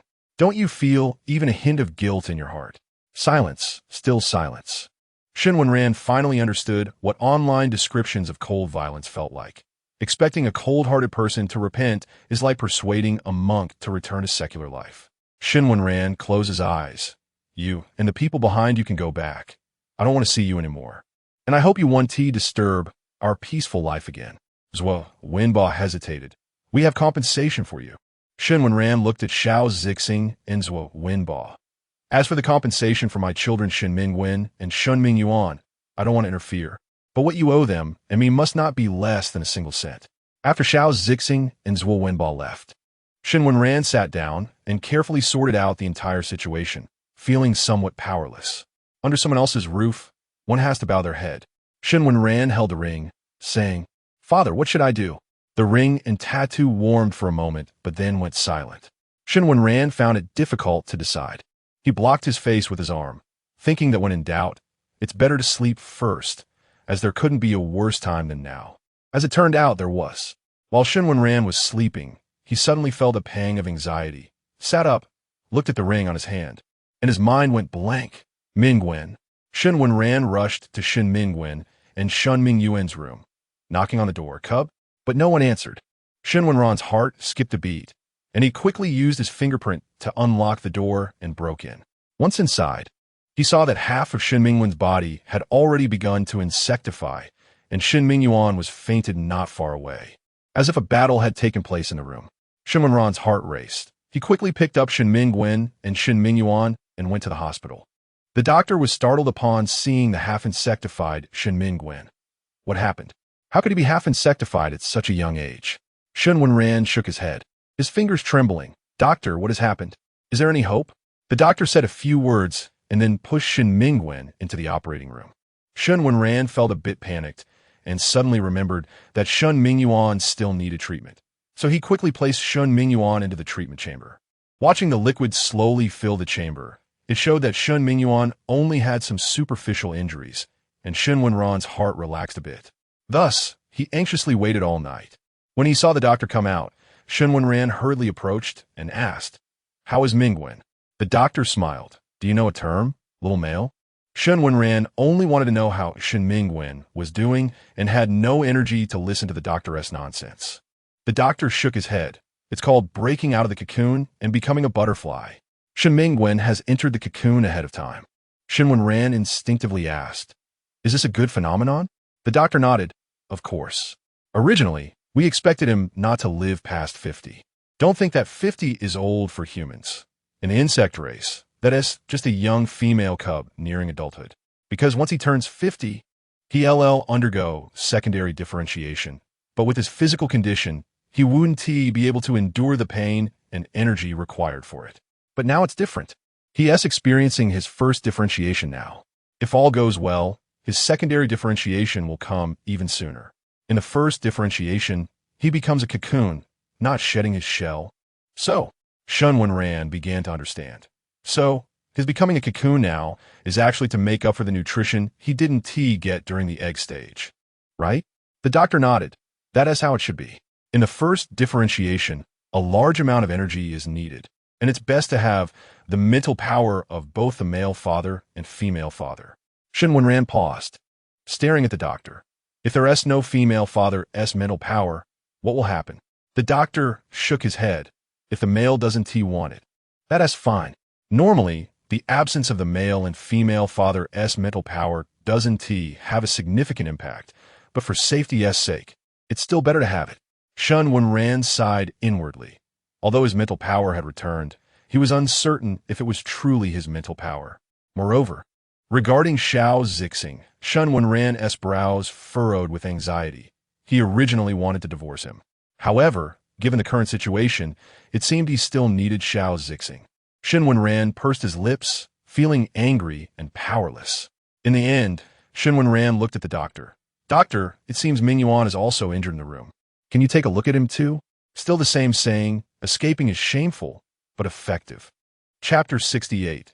No solution problems won't let everyone off just because they are avoided. So the day after Shen Wenran evaded, he received a call from the doctor. Shen Xiongzi, Shen Mingwen's condition is not good. Can you come by? Shen Wenran's heart sank. He looked at Shen Mingyuan, who was obediently eating, and hesitated to ask, Mingyuan, do you want to go see your brother with me?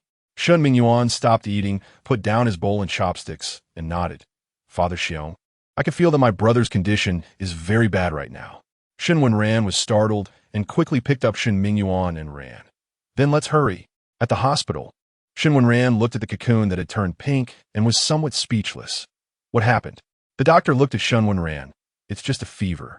The child inside the cocoon didn't accumulate enough strength to break out due to external interference. So now the cocoon is backfiring.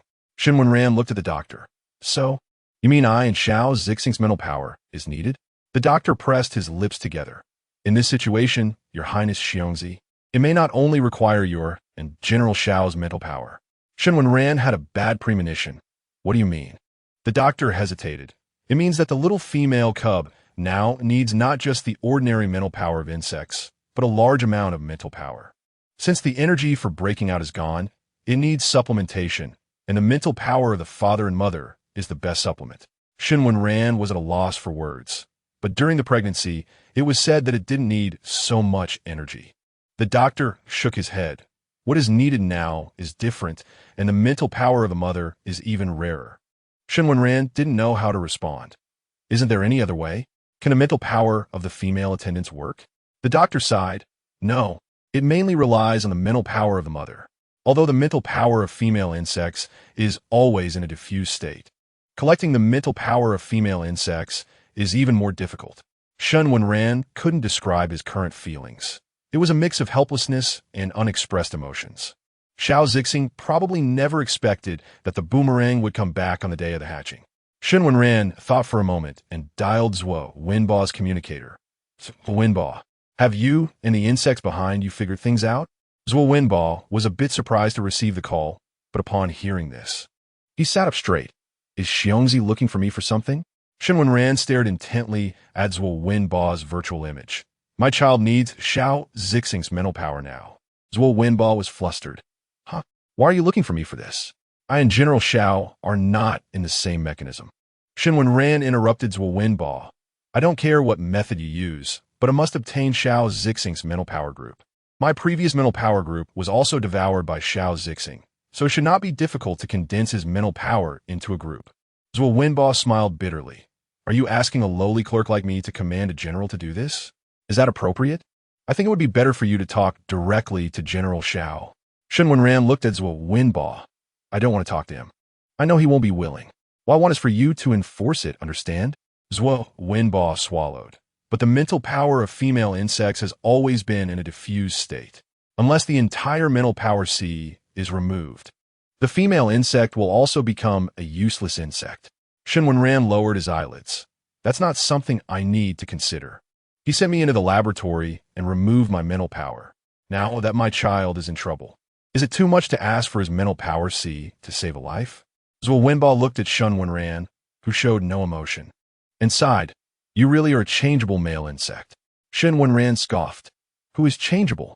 After all, who can compare to General Xiao? Zhuo Wenba. not wanting to get involved in the matters between Shen Wenran and Xiao Zixing, nodded. Is there anything else besides this? Shen Wenran shook his head. Not for now. When Zhuo Wenba's message reached Xiao Zixing's ears, he was a bit puzzled. Is there still a disease that needs the mental power group of female insects? The insect on the other end said something, and Xiao Zixing fell silent for a while. Finally, he sighed. Forget it. After all, it's not my own thing. Why force it?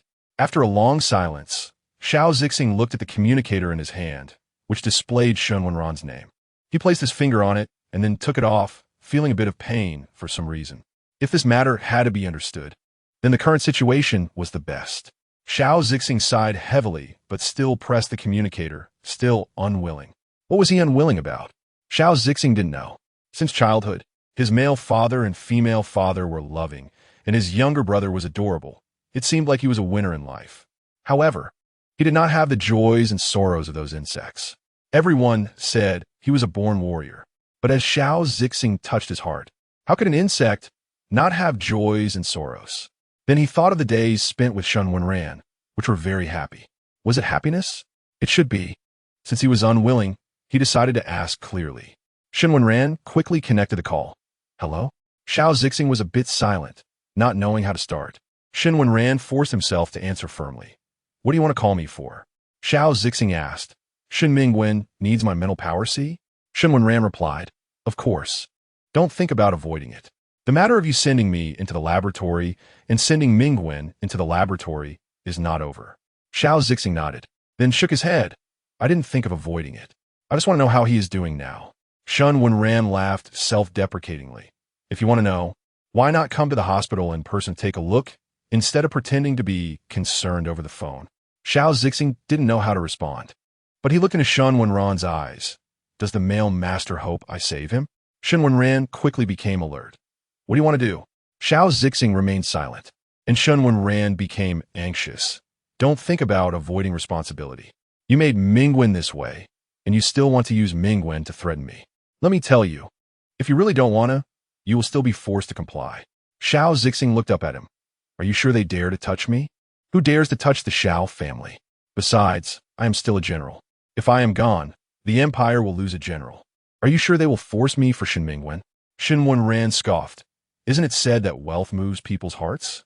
Your Xiao family is very powerful. But the Shen family and Zhuo Wenba's insects are all on my side. At least for now, they still need me, right? My dear female lord? Chapter 69. Manually extracting the madness of the spiritual power CSHO was the X-Ang's eyes flickered slightly upon hearing the term darling, feeling some stirring. Say it again. SH and WNR-N thought he had threatened SHOZX-ing and felt a bit pleased. I said I have the cabinet and the Shi NGBO association behind me. I have what they need, so even if you're unwilling, it doesn't matter. SHOZX-ing shook his head. Not that sentence. SH and WNR-N thought carefully. He meant that, but he didn't know what SHOZX-ing was talking about. However, when SH and WNR-N saw the look in SHOZX-ing's eyes, he suddenly understood. You want me to call you Queen Mother? Dream on. What qualifications do you have? After this, we will get a divorce. SHOZX-ing blinked. I remember SH and NGW-N seems to be unable to hold on for long. It seems difficult for you to protect him with just your spiritual power. Besides, you said that even if the cabinet and the Shi NGBO association are powerful, the SHO family can drag things out for a long time. Do you think SH and NGW-N can hold on until then? Or, if he does hold on until then, will his body have problems? SH and WNR-N admitted that at this point, he was still being manipulated. He looked at SHOZX-ing. Whatever demands you have, just say them. SHOZX-ing smiled. A beautiful smile. But SH and WNR-N had no mood to appreciate it. He looked at SHOZX-ing, suddenly laughing, feeling a bit confused about what was going on with him. After laughing enough, SHOZX-ing touched his heart, although he was smiling. He did not feel any joy, as if he were just an NPC, laughing when it was time to laugh. SHOZX-ing looked at SH and WNR-N and said word by word, if you don't divorce me and move back in, I will give you the spiritual power C. SH and WNR and didn't believe it. I don't trust you. SHOZX Ing sent over a document. If you sign this document, I will agree. As long as you sign it now, I can extract the spiritual power. SH and WNR and looked at the document. There wasn't much content, just that he couldn't get divorced and couldn't move out of this house. Otherwise, he would permanently lose his status as a Zerg citizen. SH, WNR, in looked at SHOZX Ing with a complicated expression and signed the document without hesitation. I've signed it. What about you? Although SHOZX Ing got what he wanted, he felt something was off, unable to pinpoint what was wrong, just feeling gloomy. Was he coming down with a cold? SHOZX Ing fought, but he didn't show it on his face. SH and WNR and originally thought SHOZX Ing would come to the hospital for the extraction operation, but unexpectedly, the next second, SH and WNR Ing's pupils dilated as he looked at SHOZX Ing.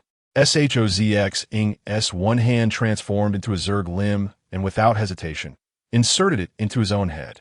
SH and WNR Ing wanted to scream, but couldn't make any sound. He could only stare blankly at the scene before him.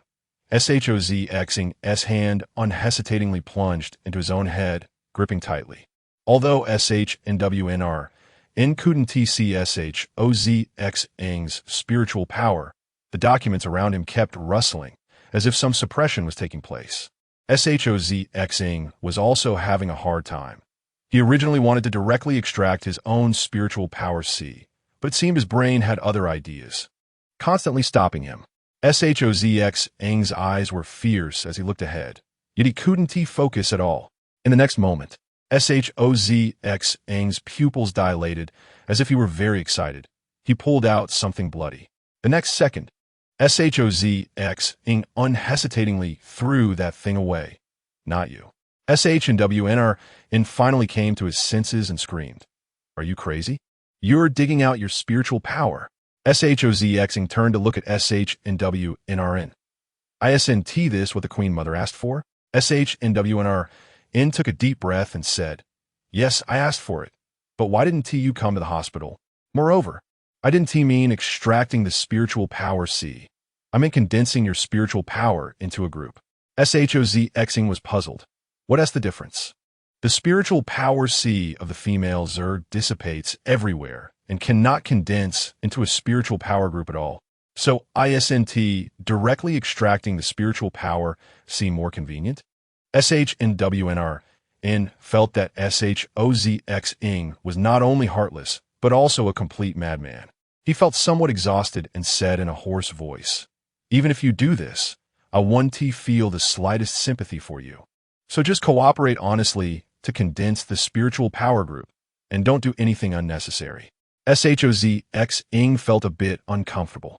He looked at SH and WNR Ing and fell silent. Eschau and VNR and Vosteuert. He felt that SHOZX Ing was impossible to communicate with and directly hung up the phone. SHOZX Ing looked at the mass he had dug out, feeling a bit confused. Is it because I dug you out instead of my spiritual power C? So the Queen Mother got angry? If I put you back in and extract the spiritual power C, will the Queen Mother be happy? Thinking this, SHOZX Ing was about to stuff that mass back into his head. At that moment, SHOHY happened to come in, saw this scene, and let out a sharp scream. What are you doing? SHOZX Ing tilted his head to look at SHOHY. I'm putting it in. Didn't you see? SHOHY saw SHOZX Ing trying to stuff some unknown thing into his head. Then looked at the bloody Zerg hand and the big hole torn in SHOZX Ing's head, and really screamed. What are you doing? What are you doing? Without waiting for SHOZX Ing to explain, he directly rushed over and skillfully tied SHOZX Ing up. Then called the Queen Mother and the doctor. Hello, my brother is having another episode. Please come quickly. By the time the doctor and LXNX arrived, SHOZX Ing had already been knocked out. SHOHY stood to the side watching the doctor treat him while explaining to LXNX what happened when he entered. That's how it is. What do you think my brother was doing? LXNX looked at SHOZX Ing with some pain in his heart, but sighed. NGW needs ZX Ing's spiritual power group. SHOHY was somewhat surprised. Does my brother still feel sorry for those two kids? LXNXN shook his head. This clearly looks like a result of WNRN's phone call. Mention an S8N number N. SHOY felt guilty. So my brother just wanted to dig out the spiritual power C and give it to SH and Xiangzi? LXNXN nodded, feeling some pain for SHOZXing, but not knowing what to say. Feeling sorry was one thing, but thinking of SH and WNRN and SH and MNGWN and SH and MGN. He sighed again. I said before that he would regret it, but I still think your brother's temperament probably won't have any emotions. It's a momentary lapse in judgment. SHO, why didn't T know what to say? We were wrong, but given my brother's condition, it doesn't T look good. And how could he possibly condense a spiritual power group? LXNX, and also didn't T know what to say, only able to say, let nature take its course. Everything has its fate. SHO clenched his fists, but we can't just watch my brother go to his death in vain. Digging out the spiritual power C. What is the difference from becoming a madman? Besides, my brother's body can't withstand this kind of torment. Chapter 70. Mental power liquid. Li Xuanxuan shook his head. Children are all debts. Xiao Huayu looked at Li Xuanxuan thoughtfully. So, mother, do you think there's still a chance for brother? And Shen Xiongzi? Li Xuanxuan glanced at Xiao Huayu. Would you forgive a bug that deceived and betrayed you, even if there were reasons? Xiao Huayu shook his head. I can, I'm petty. Li Xuanxuan fell silent. Not far away, on the hospital bed, Xiao Zixing had a tear at the corner of his eye, indicating that the bug had awakened. Xiao Huayu didn't know how to describe his feelings or how to comfort Xiao Zixing, so he could only stand by the hospital bed and mutter, if brother really can't do it, just cling to him. If it doesn't work, just stick with him. It doesn't matter if you hate him, as long as he's still by your side. Li Xuanxuan shot Xiao Huayu a glare. What do you mean? As long as he's by your side? What kind of terrible advice are you giving your brother? Xiao Huayu denied that he was giving bad advice, and wanted to say something more, but was interrupted by Li Xuanxuan. All right, you should go back for now. I'm afraid you'll lead your brother astray here. After Xiao Huayu left, Li Xuanxuan sat next to Xiao Zixing. Xingbao, I know you're awake. Xiao Zixing then opened his eyes. Mother, did I really do something wrong? Li Xuanxuan didn't know how to respond, but still patted Xiao Zixing's head. You've been wronged, I know that. When you received this task, you already went with the attitude of sacrificing yourself for the country. Xiao Zixing's eyes turned red, but all the bugs are saying I did wrong. Li Xuanxuan sighed deeply. Xingbao, many times you can't have it both ways. I know you did it for the empire, but before sending your Xiongzhu to the laboratory, Shen Wenran treated you well, and that is beyond reproach. Do you know? If he had come with a mission, then what you did would be completely right. But he didn't. He is still a Xiongzi, not a human. This is our fault towards him. If we really want to talk about who's wrong, it should be those upper-level bugs who ordered Shen Wenran to be sent to the laboratory. But Xingbao, the harm you caused to Shen Wenran's Xiongzi is irreversible. And then there's Mingwen. Clearly, he could have waited until he hatched before being sent to the laboratory. With our family's power, it wouldn't have been difficult to protect these two children. But Xingbao, you took the child to exchange for Shen Wenran's Xiongzi. No one will understand this. Shen Wenran's Xiongzi will think you're being hypocritical. Others will say you're malicious, even willing to harm your own child. I don't know what mindset you had when you did this, but the most innocent one in this whole event is that child. Xiao Zixing's eyes filled with tears. But mother, I didn't know why I had to do this. I just felt it was worth it to exchange him for Xiongzhu. We will have more females in the future, and we still have Mingyuan, right? Li Xuanxuan looked at the confused Xiao Zixing and sighed. Zixing, that is your egg. Although the bug race does not consider eggs as bugs, it is different from intentionally causing the egg's accidental death. It's all my fault. When your brother was born, I instilled the wrong concept in you, making you think that eggs don't count as bugs. But Zixing, that was a special situation. In this world, if you do anything to an egg, it is not allowed. Xiao Zixing fell silent. So, mother, I have no chance to remedy it? Li Xuanxuan looked at Xiao Zixing. What kind of deal did you make with him? Xiao Zixing pressed his lips together. I said I would give him a mental power group if he stayed by my side. Li Xuanxuan sighed. Zixing, I don't know how you ended up here, but there is no turning back once the bow is drawn. One mistake leads to another. Xiao Zixing's eyes lost their light. I understand now, mother. After Li Xuanxuan left, Xiao Zixing sat by the hospital bed in a daze for a long time, until his body became stiff. Only then did he slowly start to move. He saw the air around him being continuously compressed until a drop of liquid flowed down. And then he reached out to collect this drop of liquid into a bottle. As the air kept compressing, Xiao Zixing's face grew paler. He seemed to have reached his physical limit, but still did not stop. It wasn't until the bottle was filled with liquid that Xiao Zixing stopped. He looked at the concentrated mental power liquid with a bitter smile. Maybe this is fate. Things that don't belong to me will never belong to me. After saying this, Xiao Zixing staggered out of the hospital and boarded a public flying vehicle. In the hospital, Shen Wenran was continuously injecting mental power into Shen Mingwen's cocoon. But the effect was not very good. The doctor looked at the somewhat exhausted Shen Wenran and advised, "Xiongzi, this is really damaging to your health. What if you exhaust yourself before waiting for General Xiao's mental power group?" Shen Wenran's lips turned pale as he smiled. But Mingwen really needs mental power right now. Doesn't he? I can feel that Mingwen seems to be in pain. Even if I can alleviate it a little, it's worth it. The doctor looked at the determined Shen Wenran and waved his hand, choosing not to speak further. When Xiao Zixing arrived, Shen Wenran also seemed to have reached his limit, swaying unsteadily. Xiao Zixing instinctively wanted to support him, but Shen Wenran avoided him. Xiao Zixing's outstretched hand froze, then he casually retracted it, pulling out a bottle of liquid from his sleeve. "This is the mental power liquid you wanted." Shen Wenran reached out to take it, somewhat confused. "Is this your mental power group?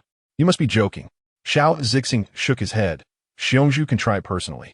Saying this, Shen Wenran first handed the bottle to the doctor. "Doctor, please check if this is the mental power liquid." The doctor looked at Xiao Zixing in surprise. But Xiao Zixing shook his head, signaling the doctor not to speak out. The doctor could only take the mental power liquid, open the cap, and said, "This is the liquid condensed from mental power, more effective than a mental power group. To see if it's General Xiao's, just place it below and see if it gets absorbed." Shen Wenran watched the liquid in the bottle visibly decrease, letting out a sigh of relief. However, as time passed, there was still more than half of the liquid left in the bottle, and Shen Wenran was somewhat puzzled. Why isn't the liquid in this bottle decreasing? The doctor explained, "The little bug only absorbs the required mental power, and it won't absorb more. Absorbing too much poses a risk of exploding." Shen Wenran looked at the remaining half of the liquid in the bottle, then at Xiao Zixing, his expression complex, not knowing what to say, but still nodded. Then, "Doctor, do I still need to inject mental power?" The doctor shook his head.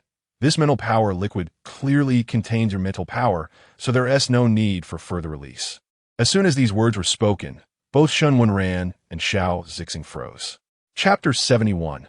Amnesia will only be late, but will not fail to arrive. After hearing that he didn't need to release his mental energy, Shen Wenran relaxed, and the next second, he fainted. Xiao Zixing hurriedly caught him and looked at the doctor. "Please come over and take a look at him. What's going on? How could he suddenly faint?" The doctor examined Shen Wenran and said, "During this period, Shen Xiongzi has experienced extreme emotional highs and lows, which has led to a bit of exhaustion. There is also a time of malnutrition, but he has improved somewhat since then, so his body is now in self-repair mode." Xiao Zixing breathed a sigh of relief, then thought of something and said to the doctor, "Please repeat this to him after he wakes up, but don't let him know that I understand his physical condition." The doctor nodded. "Do you want to check your mental energy, see? With so much mental energy liquid condensed, it must have consumed a lot of energy. Is your body still able to handle it?" Xiao Zixing smiled slightly. "I'm fine, no need for checkup. Please keep this matter confidential for me." The doctor felt a bit helpless. As the female lord of His Highness Shen, he has the right to know about your physical condition. Xiao Zixing felt a bit weak, but shook his head. "The Xiong master won't ask. If he does, you can tell him, but if he doesn't ask, just treat it as if this matter never happened." The doctor nodded. Just as Xiao Zixing was about to leave the hospital, a sharp pain struck his head, and he fainted. When Xiao Zixing woke up again, it was 2 months later.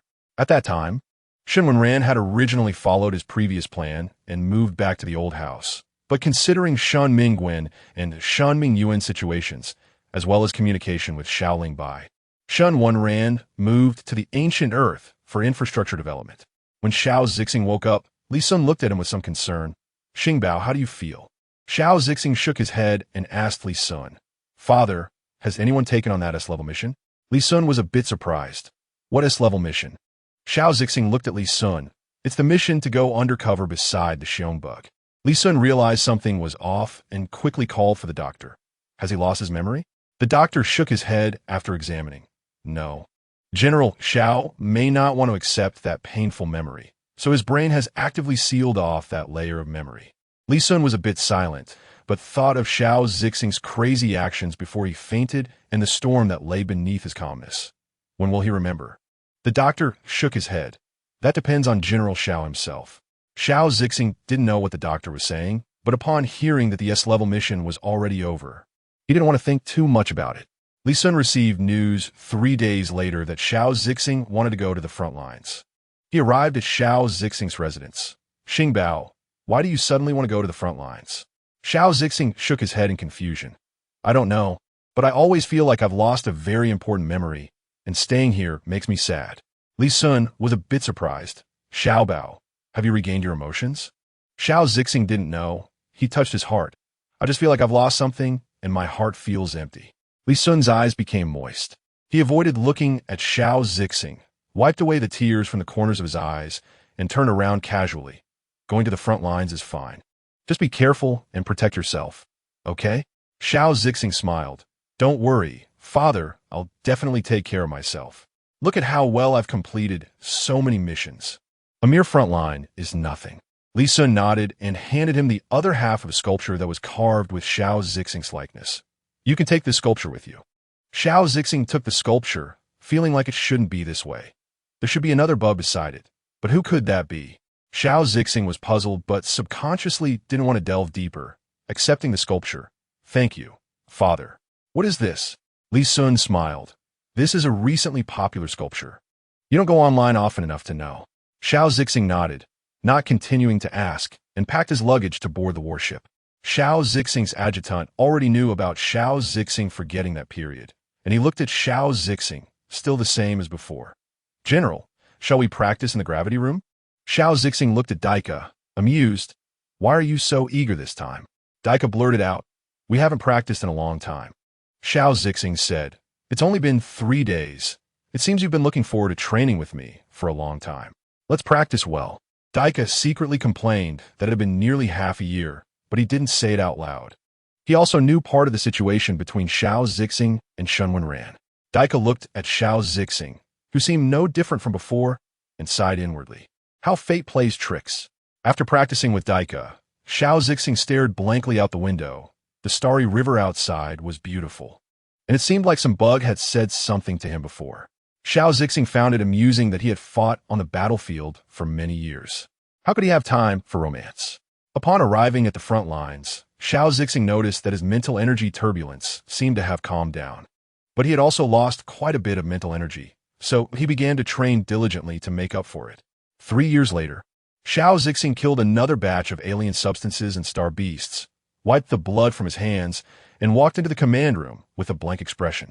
Daika looked at the increasingly cold Xiao Zixing, unsure of what to say, but could only remain silent. After entering the command room, Xiao Zixing received a mission to clear alien substances and star beasts from the outer layer of Earth. Xiao Zixing frowned at the mission. The SS-level Xiong bug resided there. But the outer layer's alien substances and star beasts blocked the way, so the army needed to clear them. Xiao Zixing felt a surge of annoyance for some reason. He looked at Daika. "You should lead the team for this mission." Daika looked at Xiao Zixing in surprise. "General, why are you suddenly letting me go? Aren't you going?" Xiao Zixing shook his head. "This mission is relatively simple. It's better left to you." Daika was a bit unconvinced and continued to ask, "General, why not consider this a vacation? You haven't taken a break in 3 years. Just relax this time." Xiao Zixing hesitated a bit. He thought about it and found it feasible, nodding. Daika immediately became excited. "I'll gather the bugs right away." Xiao Zixing smiled slightly. "Looks like our little Daika wants to marry a bug." Daika was stunned. "General, what are you talking about?" Xiao Zixing was confused. "Aren't you so excited because of that Xiongzi living on ancient Earth?" Chapter 72 ending. Part 1. Daika swallowed hard and asked, "General, are you serious?" Xiao Zixing looked at Daika in confusion. I'm not the kind of bug who doesn't care for my subordinates.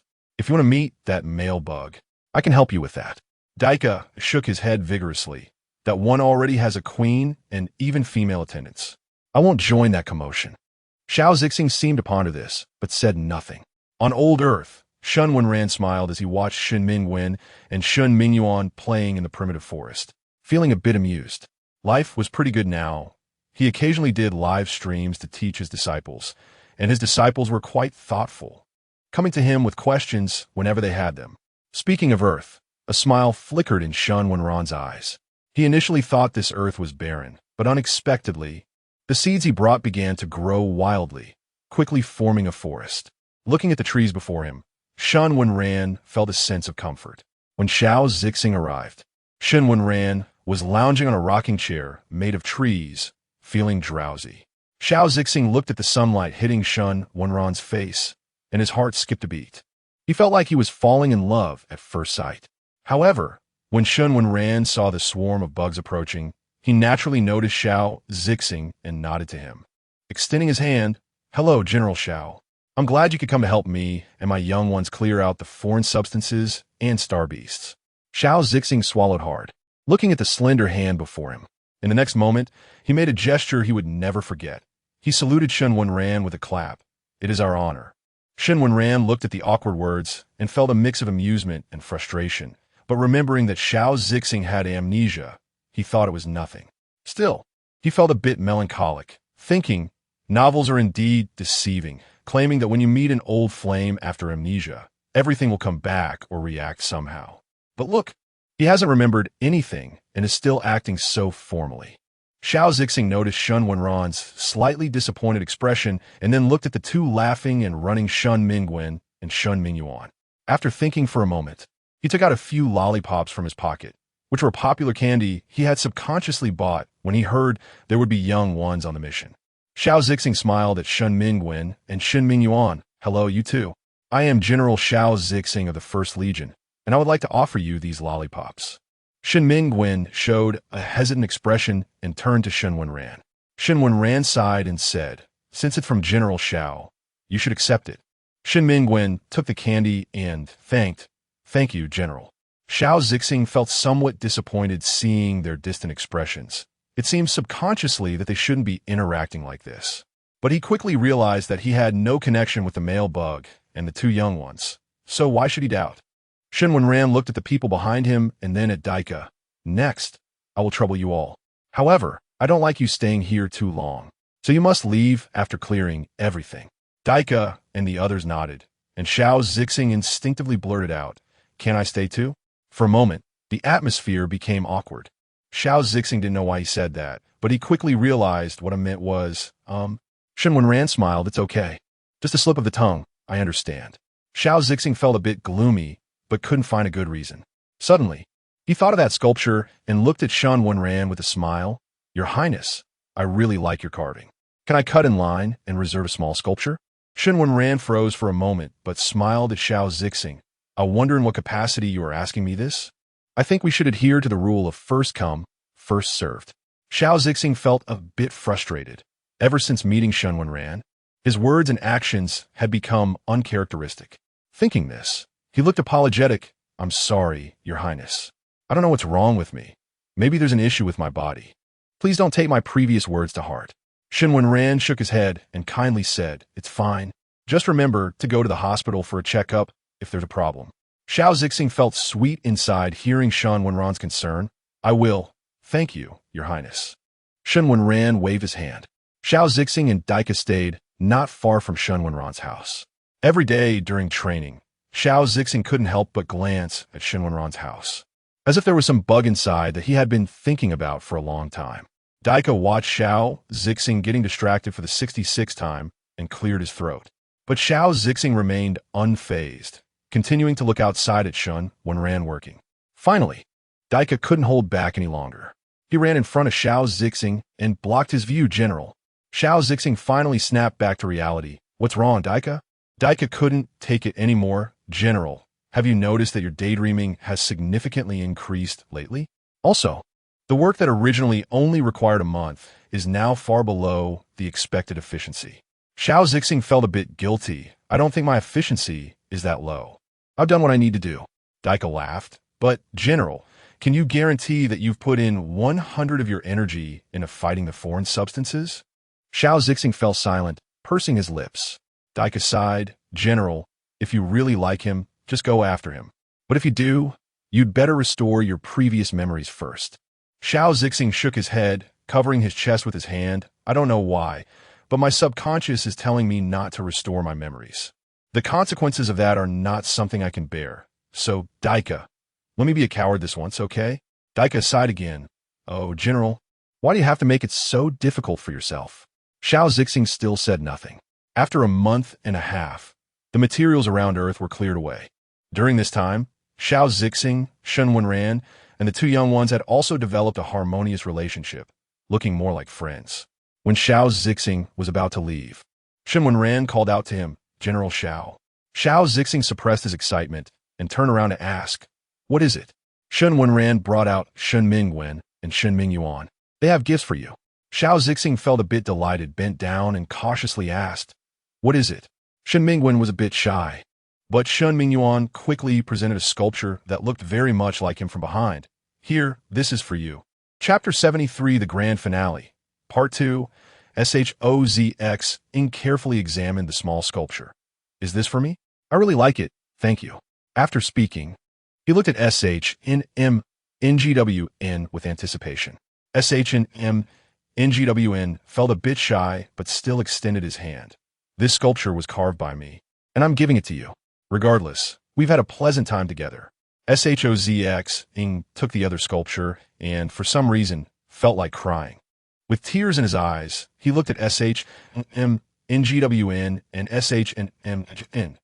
Thank you both. I really like it. SHNM NGWN turned his head, seemingly hesitant to face this emotional side. SHNM was much more open. He stood there, holding SHNM NGWN's hand, and said, no need to thank us. I think my brother feels the same way. There are some things he may find hard to express, so I'll help him say it. Maybe you had your reasons before, but now you don't. If you still want a future with us, it doesn't matter what happened in the past. We hope you can be happy moving forward. SHOZXing didn't know what to say, but could only nod vigorously. I will. After SHOZXing left, SH and WNR looked at SHNM NGWN with a bit of reluctance and patted his head. CICI. Have you forgiven him? SHNM NGWN smiled at SH and WNRN. Whether I have forgiven him or not, I already gave my answer in the sculpture. What about you? Have you forgiven him? SH and WNR looked at SH and NGWN and said confidently, as long as you have forgiven him. That is enough for me. As for myself, of course, I haven't forgiven him. SH and NGWN laughed and pointed out SH and WNRN's lie. But I saw you laid a bouquet of roses on the ship of the female father. SH and WNR immediately lost some of his confidence, glancing around, but not looking at SHNM NGWN and SHNM Juin. That was just a farewell bouquet. Don't overthink it. SHNM NGWN looked at SH and WNRN, who had his own thoughts, and said, if you really like him, you don't have to worry about me. I'm not the reason for your reconciliation or not. Whether I forgive him or you still like the female father doesn't conflict. I know you've always felt guilty towards me, which often makes you neglect your younger brother, but that's unfair to him, and this is between me and the female father. And suddenly hunched over, looking a bit helplessly at SHN. I'm sorry, MGN. I wanted to treat you both equally, but I've overlooked you. SHN patted SH on NGWN's back and laughed heartily. Don't worry. Xing F. The debts you owe me, my brother has made up for them. He'll definitely help you treat us equally. I'm not that sensitive. SH and WNR. Suddenly felt that he was being quite irresponsible as a father. He asked in confusion, am I not a qualified father? I seem to be unqualified towards both of you and your female father. SH and NGWN shook his head. Everyone is a first-time son, a first-time husband. You're doing well, Xing F. Even if there are shortcomings, we know you've given us all your love. I know that if the female father had just sent you into the laboratory, you would have forgiven him. Not just because you understand his sense of duty to the country, but also for us. But this incident happened because of me. So you worried about my resentment towards the female father, which is why you took me and Jew North away from that place. I know all of this. However, I don't recommend it. To say that at birth, I did have resentment. I resented him for making me premature as a female father. And I resented him as a female monarch for not protecting you. I've held on to that resentment for a long time. But all of this changed when he gave me that bottle of mental energy liquid. It's not that I repay kindness with kindness. I'm not that noble. I just feel that I can give the female father a chance to correct his mistakes. No matter what others say, I'm willing to. And that's enough. Shen felt a bit bitter in his heart. But all of this shouldn't be something you have to bear. It's the fault of both the male and female fathers for not protecting you, which is why you suffered. Shen also quietly walked to Shen side. But we always have to look forward, right? Shen looked at the cheerful Shen and forced a smile. But have you forgiven your female father? Shen's cheerful demeanor suddenly turned somber. He lowered his head, not letting Shenwnr and Shngwn see his expression. I haven't forgiven him. Shnmngwn looked at Shnmngwn in surprise, seemingly unaware of why his younger brother, whom he had protected so well, suddenly displayed a world-weary aura. Shnvnumr understood, After your brother left, your female father said a lot of hurtful things to you, which affected your state after you hatched. Shngwn looked up in surprise. Shwnr smiled. I'm your Shngf, of course I know. You often wake up in the middle of the night and talk in your sleep. Do you think that's why there's an uncle who comes to Earth to play with you every week? Shngw suddenly realized. So that's a psychologist? Shnwr looked at Shnmngwn. I know your thoughts are heavy. You never share these mixed feelings with us. I thought, what if you bottled everything up? So I asked your grandfather to find you a doctor for regular counseling. Shnmngwn suddenly felt like crying. Shnwnr looked at the child he had raised so well. Whether you forgive him or not doesn't matter. We have enough without him. And having him won't make us any less. So don't overthink it, and don't choose to let go for each other. I just want you both to be happy, okay? Shnmngwn and Shnmngwn exchanged glances and nodded. Got it, Shngf. Shnwnr hugged them like he did when they were newborns. All right, don't think too much. We still have some homework to finish today. You can't slack off. Shnmngwn and Shnmngwn suddenly felt a sense of despair. Know that?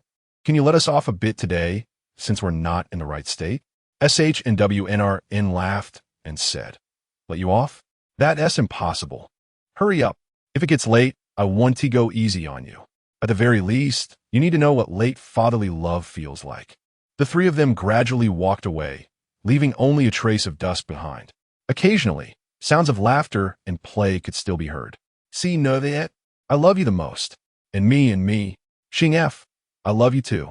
All right, I love you all. But you still can't skip out on today as homework.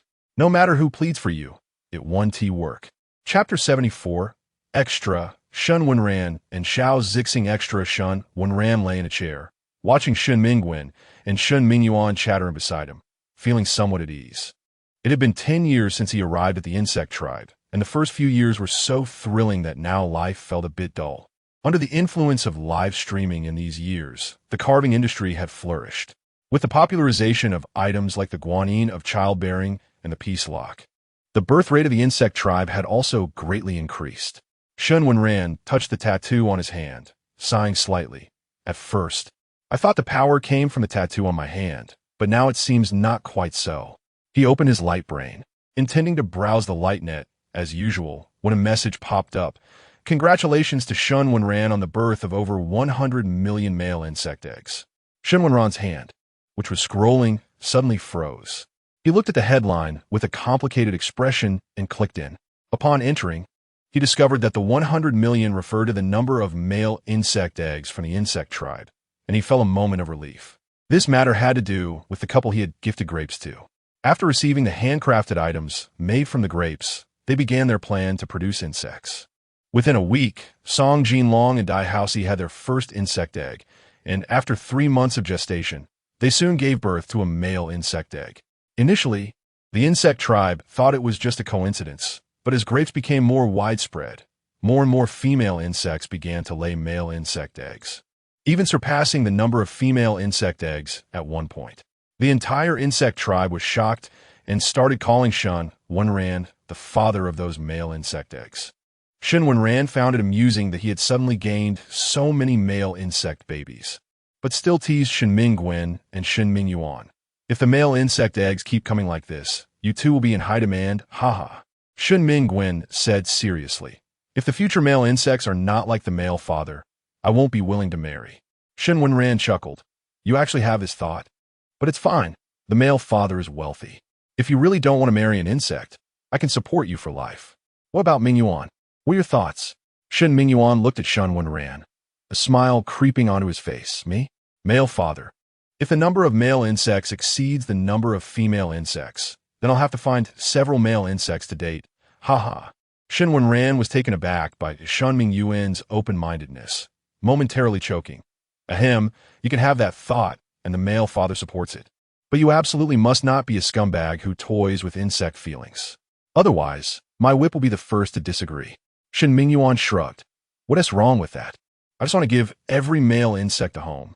While they were joking, a flying vehicle arrived on Earth. Xiao Zixing stepped off the vehicle. Over the years, he had kept in touch with Shen Wenran and the others, but when Xiao Zixing wanted to explore Shen Wenran's past, he found himself at a loss. However, the communication over the years had only intensified his feelings, growing like a wildfire after the stars. Finally, on the second day of becoming a marshal, he arrived at ancient Earth. It was time to give himself a chance, Xiao Zixing thought. Shen Wenran was not surprised to see Xiao Zixing. Even after losing his memory, Xiao Zixing still could not help but gravitate toward the original male leader. Was it the attraction of mental power, or was some other emotion? Shen Wenran was unwilling to delve into it. He only knew that this peace was what he desired, whether it was cowardice or softness. Forgiving those who had hurt him in the past did not seem so uncomfortable. Moreover, upon careful reflection on that period, he realized he had merely gambled his sincere heart on Xiao Zixing's feelings, but it had simply been a wrong bet, which was not a big deal. Thinking this way, Shen Wenran honestly returned to his room, closing the door to avoid visitors. Thus, only Shen Mingyuan and Shen Mingyuan were there to entertain Xiao Zixing. Shen Mingyuan looked at the pile of gifts Xiao Zixing brought, and his serious face broke into a grin. You just come over. Why bring so many gifts? It feels so distant. Xiao Zixing recalled a time a few years ago when he had heeded advice and didn't bring gifts. But they didn't even let him have a sip of tea, so he shrugged. Some words are better left unspoken. After receiving the gifts, Shen Mingyuan and Shen Mingyuan went back to their small room to unpack. This left Xiao Zixing alone outside Shen Wenran's door. Xiao Zixing knocked on the door helplessly. Your Highness, are you there?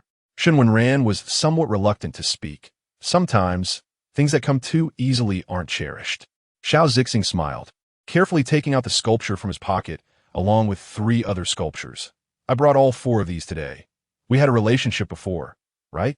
Shen Wenran sat at the workbench, pretending to be indifferent, his hands still moving, but his ears perked up at the mention of the sculpture he had given Xiao Zixing. Xiao Zixing didn't mind whether he received a response, focusing on assembling the sculptures, trying to put them together. When I saw your sculpture in the room, I felt a surge of joy. I thought to myself that I might have been moved a long time ago. As he said this, Xiao Zixing smiled. How could a gentle male like you not touch an insect's heart? However, Xiao Zixing's hands paused as he pieced the sculptures together.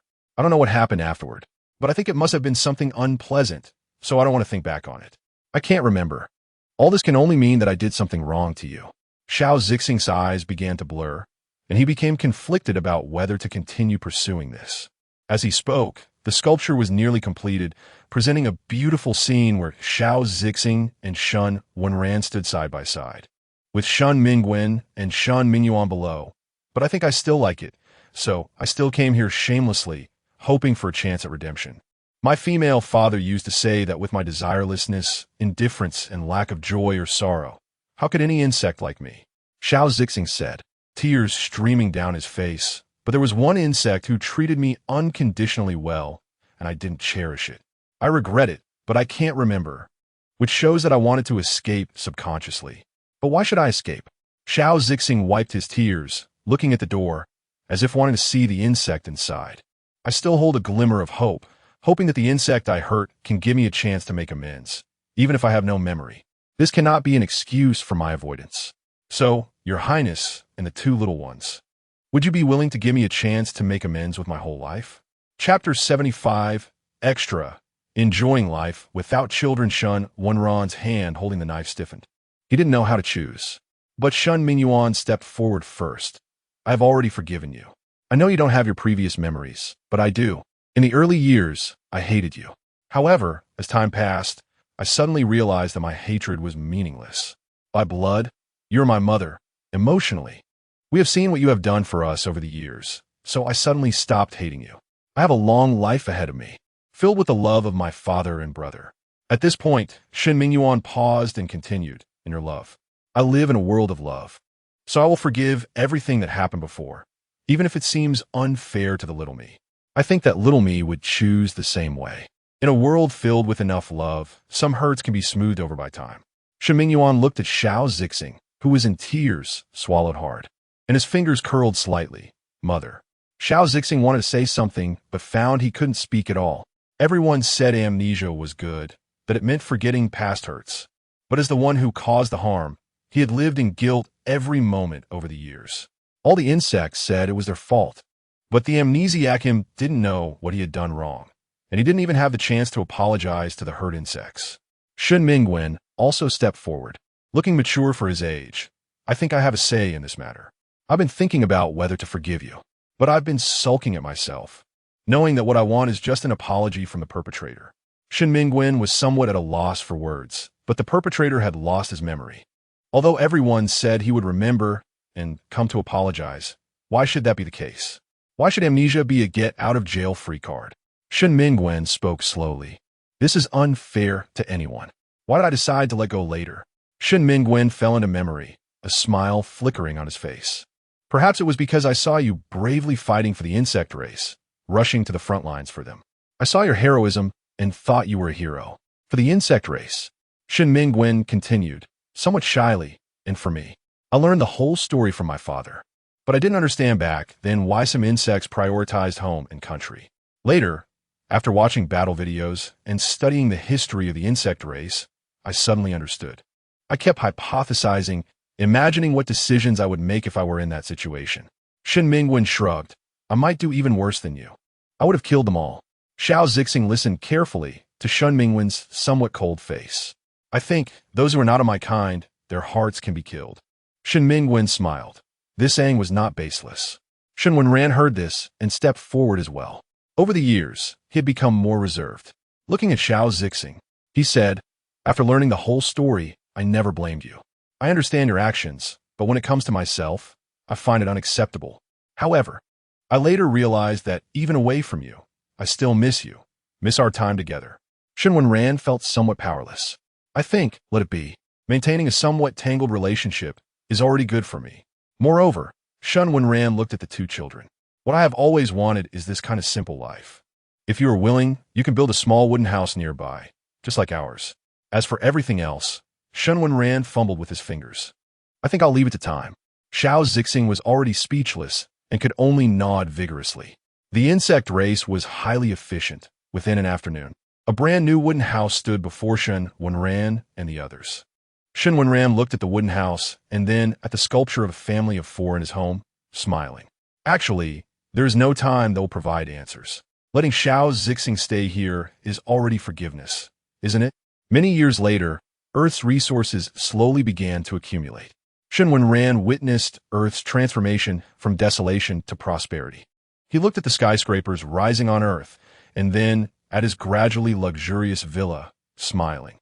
By the time Shen Wenran's hair had turned completely white, Shen Mingwen and Shen Mingyuan had already made a name for themselves far and wide. In the insect race, everyone talked about the fickle Shen Mingwen and the love-struck Shen Mingyuan. Shen Wenran watched as Shen Mingwen changed partners again, rubbing his temples. "Do you remember what you said when you were a child?" Shen Mingwen, with an unsteady tone, replied, "What a child says doesn't count. When young, I didn't understand the good of male insects, mistakenly thinking that not getting married was a treasure. Now I live happily every day. Why worry so much?" Shen Wenran sighed and then looked at Shen Mingyuan, who was holding a rather unrefined male insect. "Are you going to dig wild vegetables again?" Shen Mingyuan, for the 66th time, tugged at Luo Zixing's sleeve. "Father, Zixing truly loves me. He just plays around with other insects. It's only real with me." Suppressing his anger, Shen Wenran said, "The insect you brought last time cheated on you, and the time before that, he tricked you into spending money. The time before that, he deceived you into filming that kind of video. This is already the 66th time. Have I ever told you that if you bring him back again, I will kick you out of the house?" Shen Mingyuan clung to Luo Zixing. "But father, he has truly changed." Shen Wenran looked at the pretentious Luo Zixing and finally understood the feelings of those who saw their daughters bringing back a yellow-haired partner. He never expected that the once clear-headed Shen Mingyuan would actually like such an insect. Shen Wenran didn't know what to say, feeling too angry to talk. At that moment, Luo Zixing stepped forward, kneeling on one knee and taking Shen Wenran's hand.